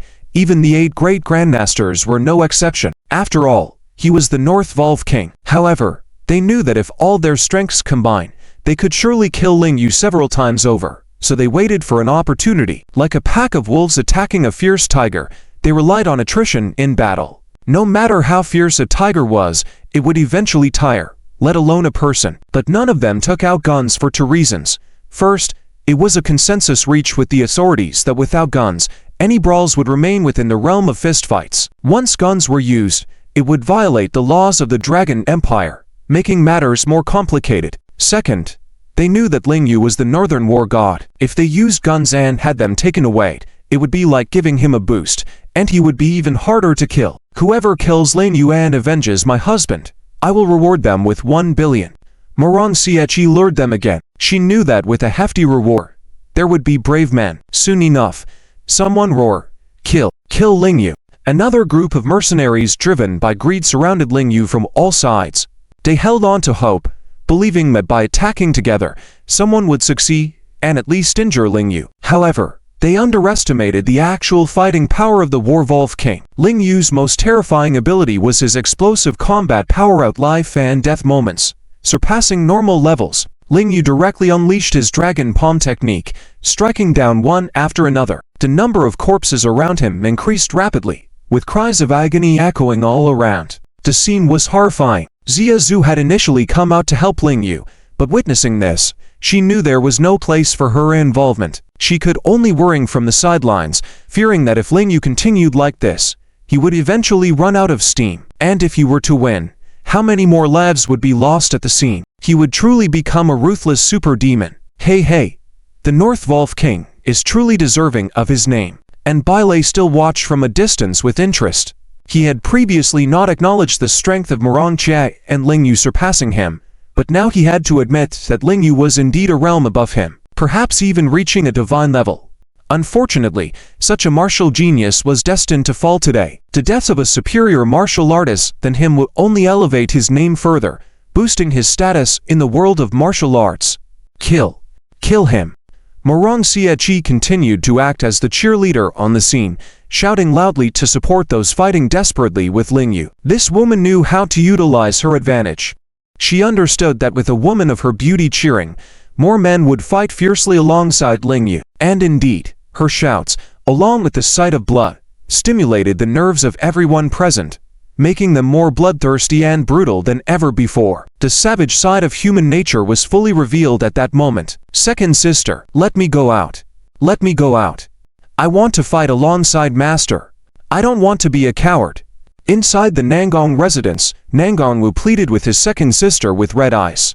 Nangongzu watched the surveillance footage at the door, her expression filled with pain and torture. She knew the relationship between her brother and Ling Yu. Now, with Ling Yu facing a deadly onslaught from hundreds of people as his disciple, she could only watch from inside. How frustrating and helpless was that feeling. However, for the sake of the Nangong family, for the future and prospects of her brother, she had to stop her brother from going out, even if it meant holding back tears. Nangong was still wanted to rush out regardless, but Nangongzu had the grandmother knock him unconscious. Ziwu, I'm sorry. Ling Yu has offended the entire Yanjing city and is doomed to not survive.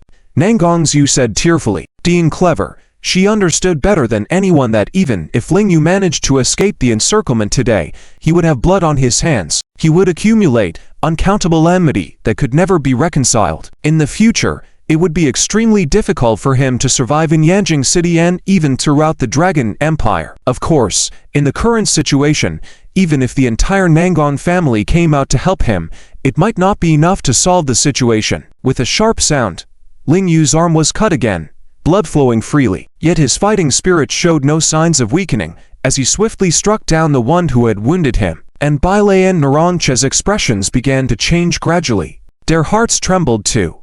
Ling's power relied on his strong combat, will and killing intent. His stamina and inner strength had been weakening all along. Just as Ling Yu was about to strike down another enemy who had wounded him in the back, the 8 great grandmasters launched a surprise attack. Ling Yu, be careful.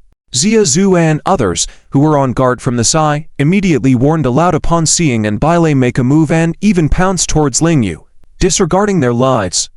Upon hearing Xia Zhu's reminder, Ling Yu immediately turned around. One of the 8 great supermasters, and Beili actually did not dare to continue his sneak attack, but instead became angry and rushed towards Xia Zhu. You little brat, spouting nonsense, defaming my reputation. Since the shameless act was unsuccessful, he decided to maintain his pretense. And Beili did not want to admit that he sneak attacked Ling Yu, but rather wanted to take down this mistaken woman, Xia Zhu. Now it was Ling Yu's turn to worrying about Xia Zhu. How could she possibly be a match for one of the 8 great supermasters? Xia Zhu was also well aware of this. For her, a female martial arts enthusiast, the object of her admiration used to be the instructor Yi, and the 8 great supermasters, or like mountains that she could never hope to reach in her lifetime. However, she had never dreamed that one of the 8 great supermasters would target her, a mere insignificant figure, and even intend to kill her. At this moment, all she could do was smile with complexity on her face, waiting for the impending death, just like a small flower cat in front of a fierce tiger, giving up resistance. However, at that moment, a dragon's roar sounded in her ears. A whoosh. Ling Yu used the dragon capture technique to forcefully pull in Beili, and Beili was shocked, realizing that such a divine skill actually existed in the world. Xia Zhu did not expect that despite being surrounded by so many people, Ling Yu still had the strength to save her. With Ling Yu's help, the little flower cat also needed to struggle, dodging away from Beili's hammer-like fist at a critical moment. Doom! And Beili's fist went off course, smashing the ground behind Xia Zhu, even causing Xia Zhu to lose her balance, get injured by the rubble, and suffer significant damage. And Beili, you are supposed to be one of the 8 great supermasters, enjoying a prestigious reputation. Yet here you are, failing to sneak attack and attempting to kill a woman. What kind of man are you? Ling Yu pointed at Beili and scolded him harshly. The surroundings were filled with martial artists, and seeing Ling Yu defeat and injure many people, they naturally looked down on this kind of person who would sneak attack and bully women. especially since this person had such a high reputation. "Come on, if you have the guts, come man kill me," Ling Yu taunted and Beely, fearing that he might insist on killing Zhu. His provocation succeeded, and Beely could feel the eyes around him and realized that he had no face to show. After a fierce battle, with his internal strength and physical stamina somewhat depleted, facing Ling Yu's provocation, he dared not engage in a fair fight with Ling Yu. If he didn't, his reputation as one of the 8 great super masters would be ruined. "You brat, offer your life." And Beely finally challenged Ling Yu. "Cheer for Master An." Moran Chia quickly ordered the Zhao family's top experts around him. In an instant, the battlefield turned into a high-stakes one-on-one duel. It is important to note that even if Mo Yin challenged one of the 8 great super masters, there might not be as many spectators, and this was not a friendly martial arts competition, it was a fight to the death. Boom, boom, boom. And Beely made his move, unleashing his killer move, earth-shattering meteor hammer. Every punch had the power to split mountains and crack the earth. Anyone familiar with the 8 great super masters knew that Earth Hammer and Beely's fists were the most formidable among them, possibly the most powerful fist in the world. And Beely also believed this, even though he had gained no advantage in his initial confrontation with Ling Yu. He firmly believed that now was the time when Ling Yu's strength was exhausted, and that he could seize this opportunity to defeat him definitively. Ling Yu was probably too scared to face him head-on. However, he never dreamed that, in the face of his earth-shattering meteor hammer, Ling Yu showed no sign of backing down. Having warmed up, he was in the peak of his killing intent, and he directly used the Northland Reverse Dragon Palm 16th move to counterattack. Northland 100 Dragons Overlord. The palms of the two instantly clashed in midair. Each collision caused a vortex explosion, making the entire scene look like a hurricane and an earthquake. Just like last time, and Beely instantly felt his fists numb.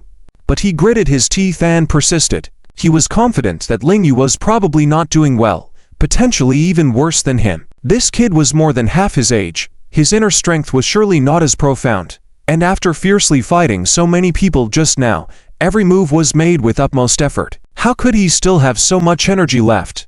If they continued to fight, he would surely emerge victorious. However, the next moment shattered his confidence. Roar. Ling Yu naturally roared like a battle cry, the 100 Dragons palm becoming increasingly powerful with each strike. There was no sign of his strength weakening at all. This was contrary to the martial arts theory that the more you fought, the weaker you became. And Beely felt a sense of despair. As one of the top martial artists in the Dragon Kingdom, he knew about the phenomenon where the stronger you faced, the stronger you became.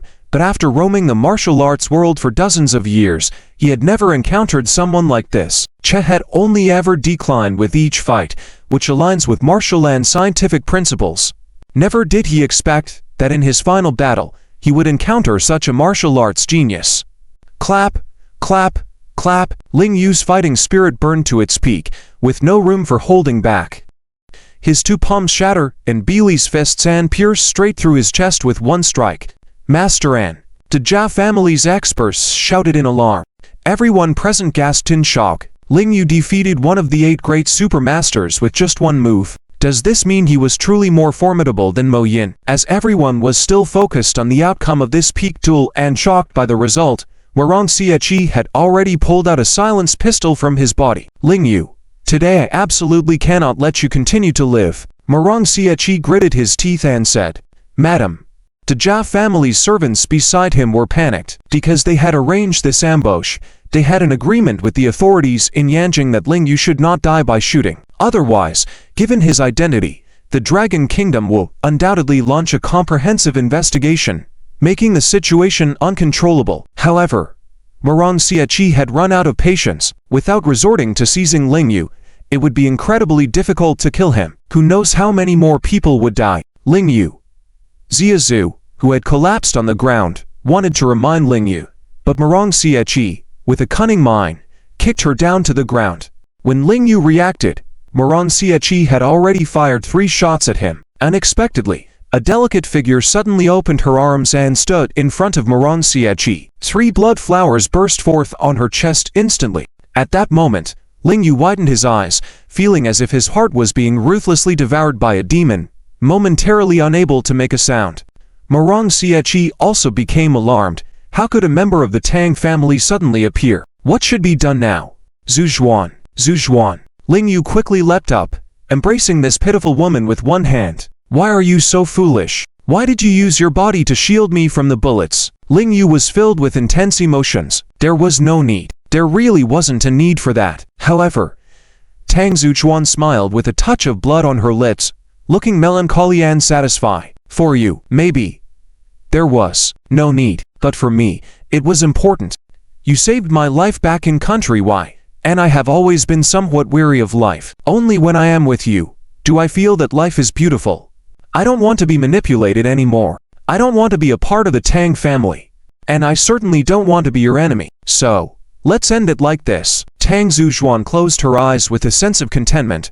I can surrender to Nangon Wu, but for you, I do not want to lose to Miss Xia. Zuexuan. Don't close your eyes. Ling Yu quickly blocked Tang Zuexuan's pulse, preventing her from finishing her words, pretending to be dead. In any case, he had to save this poor woman. He couldn't let anyone else die for him again. The next moment, he plunged into madness completely. His eyes turning dark, he roared to the sky.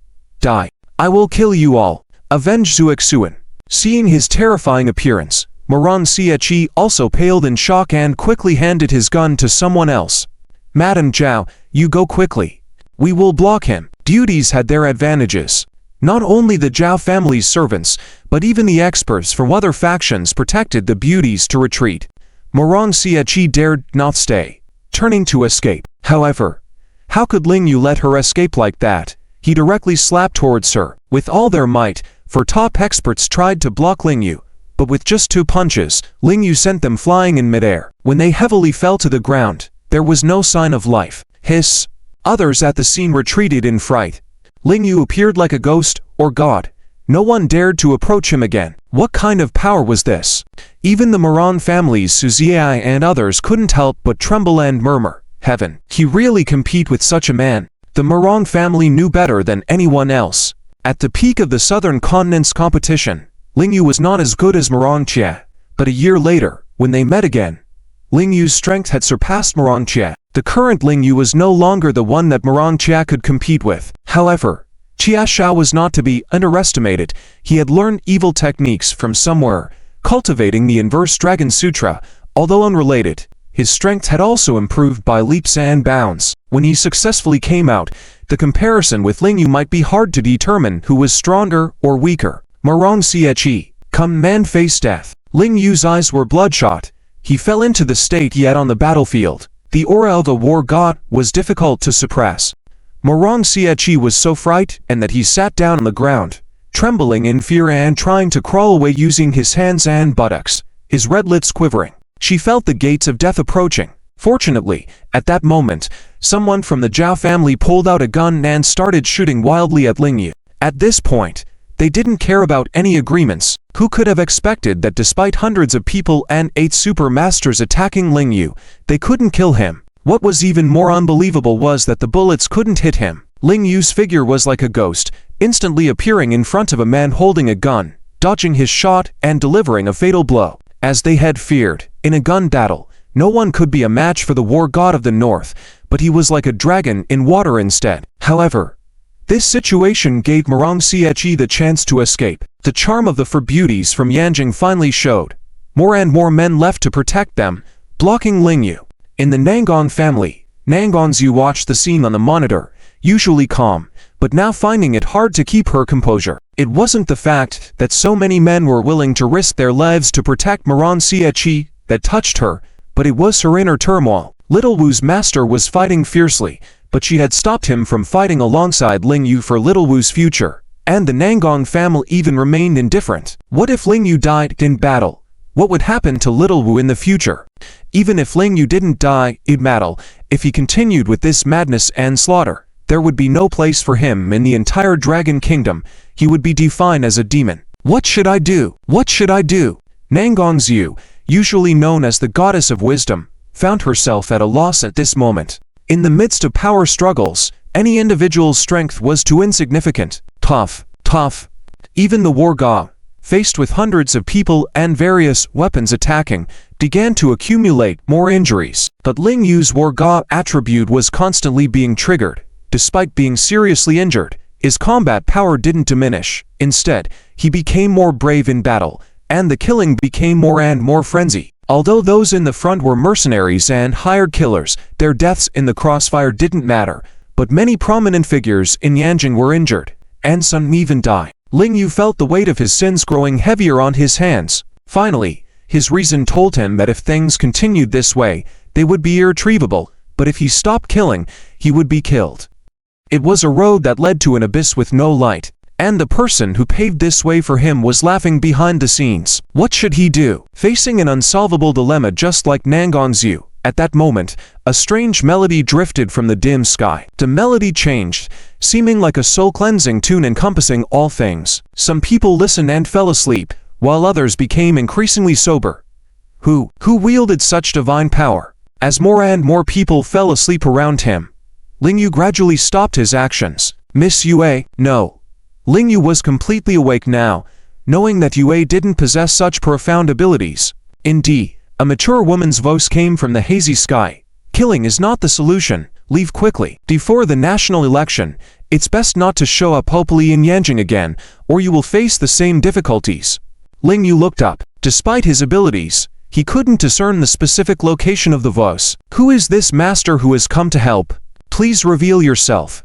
Ling Yu called out loudly, but the other party didn't appear, deliberately staying away, avoiding Ling Yu's detection of her specific location. The destiny of the country lies with the people of the time. Since you have been chosen, strive to live well and devote yourself to benefiting the people. The voice gradually faded away. Ling Yu couldn't track it, so he sighed deeply, looking at the devastated scene before his eyes. The old general often said that for their own ambitions, many people turned a blind eye to the river of blood. These people before him were unknowingly being used as pawns, and he almost became a pawn in someone else's death trap.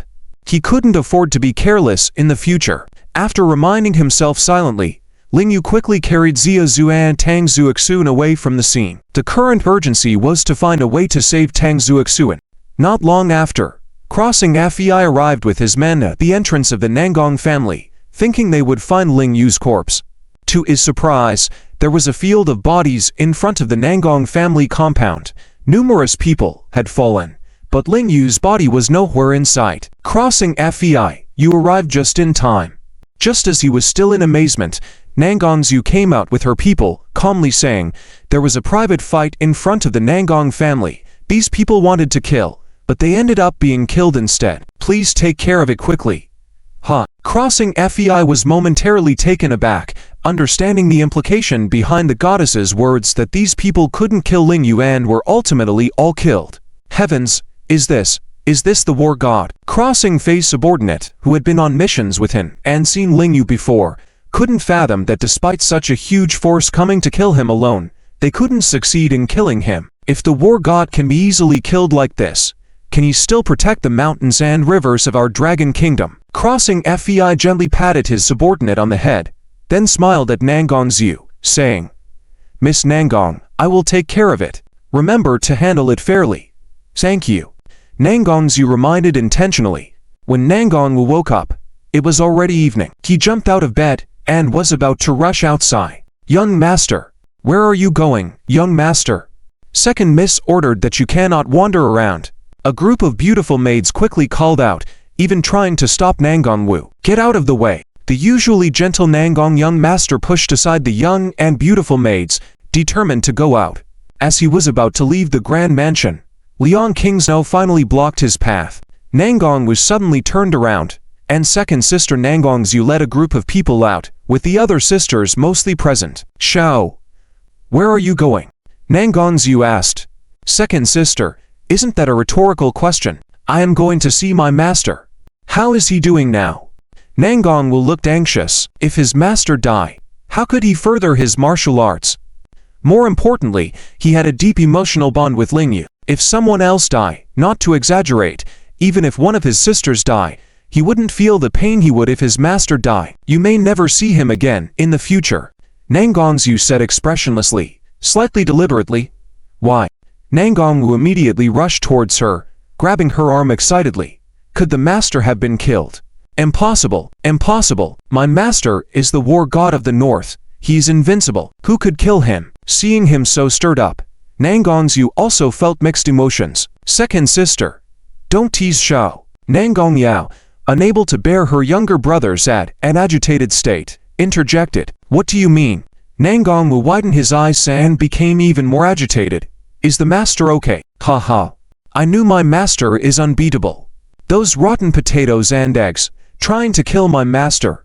It's thousands of years too early. Those 8 great masters, in front of my master, are nothing. As soon as he finished speaking, he suddenly felt a chill behind him. Nangong quickly turned back. Master Liang, I am not talking about you.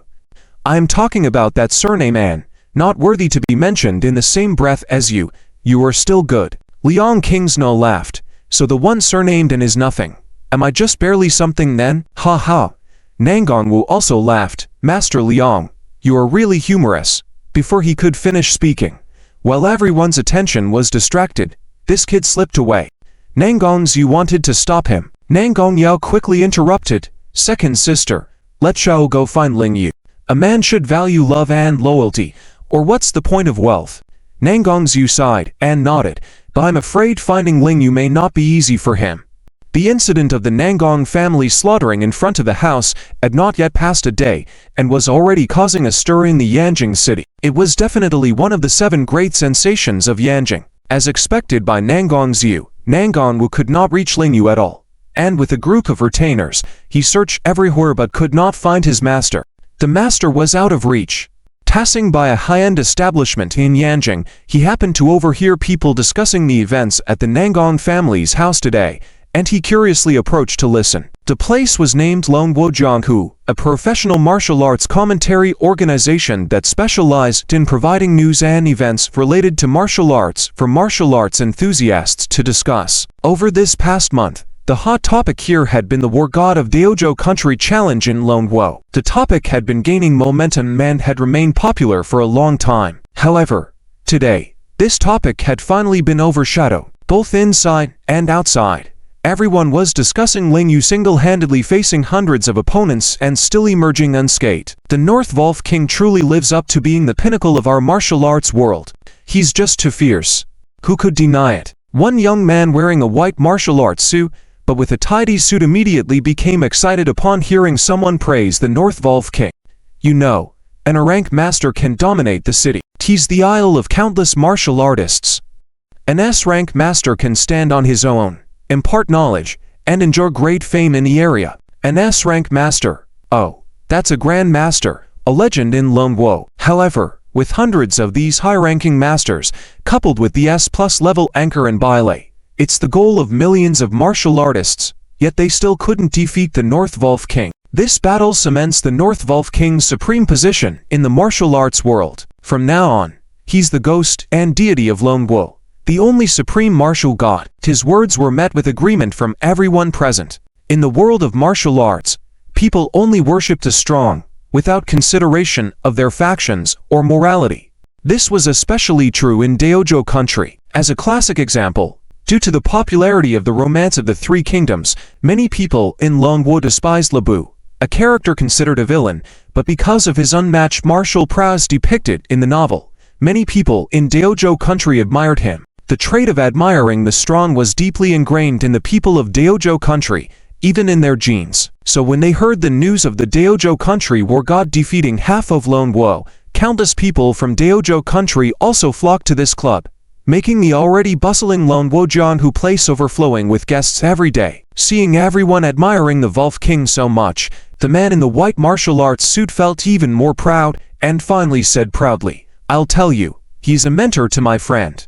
If my friend inherits his mantle and receives his true transmission, then he will become the best in the world, a hope for our Longwo martial arts world." The tables around him, including many people from Daojo country, were drinking and discussing martial arts in the vicinity. When they heard the words "the best in the world," these people from Daojo country and other Longwo people turned their heads in unison. Ha ha.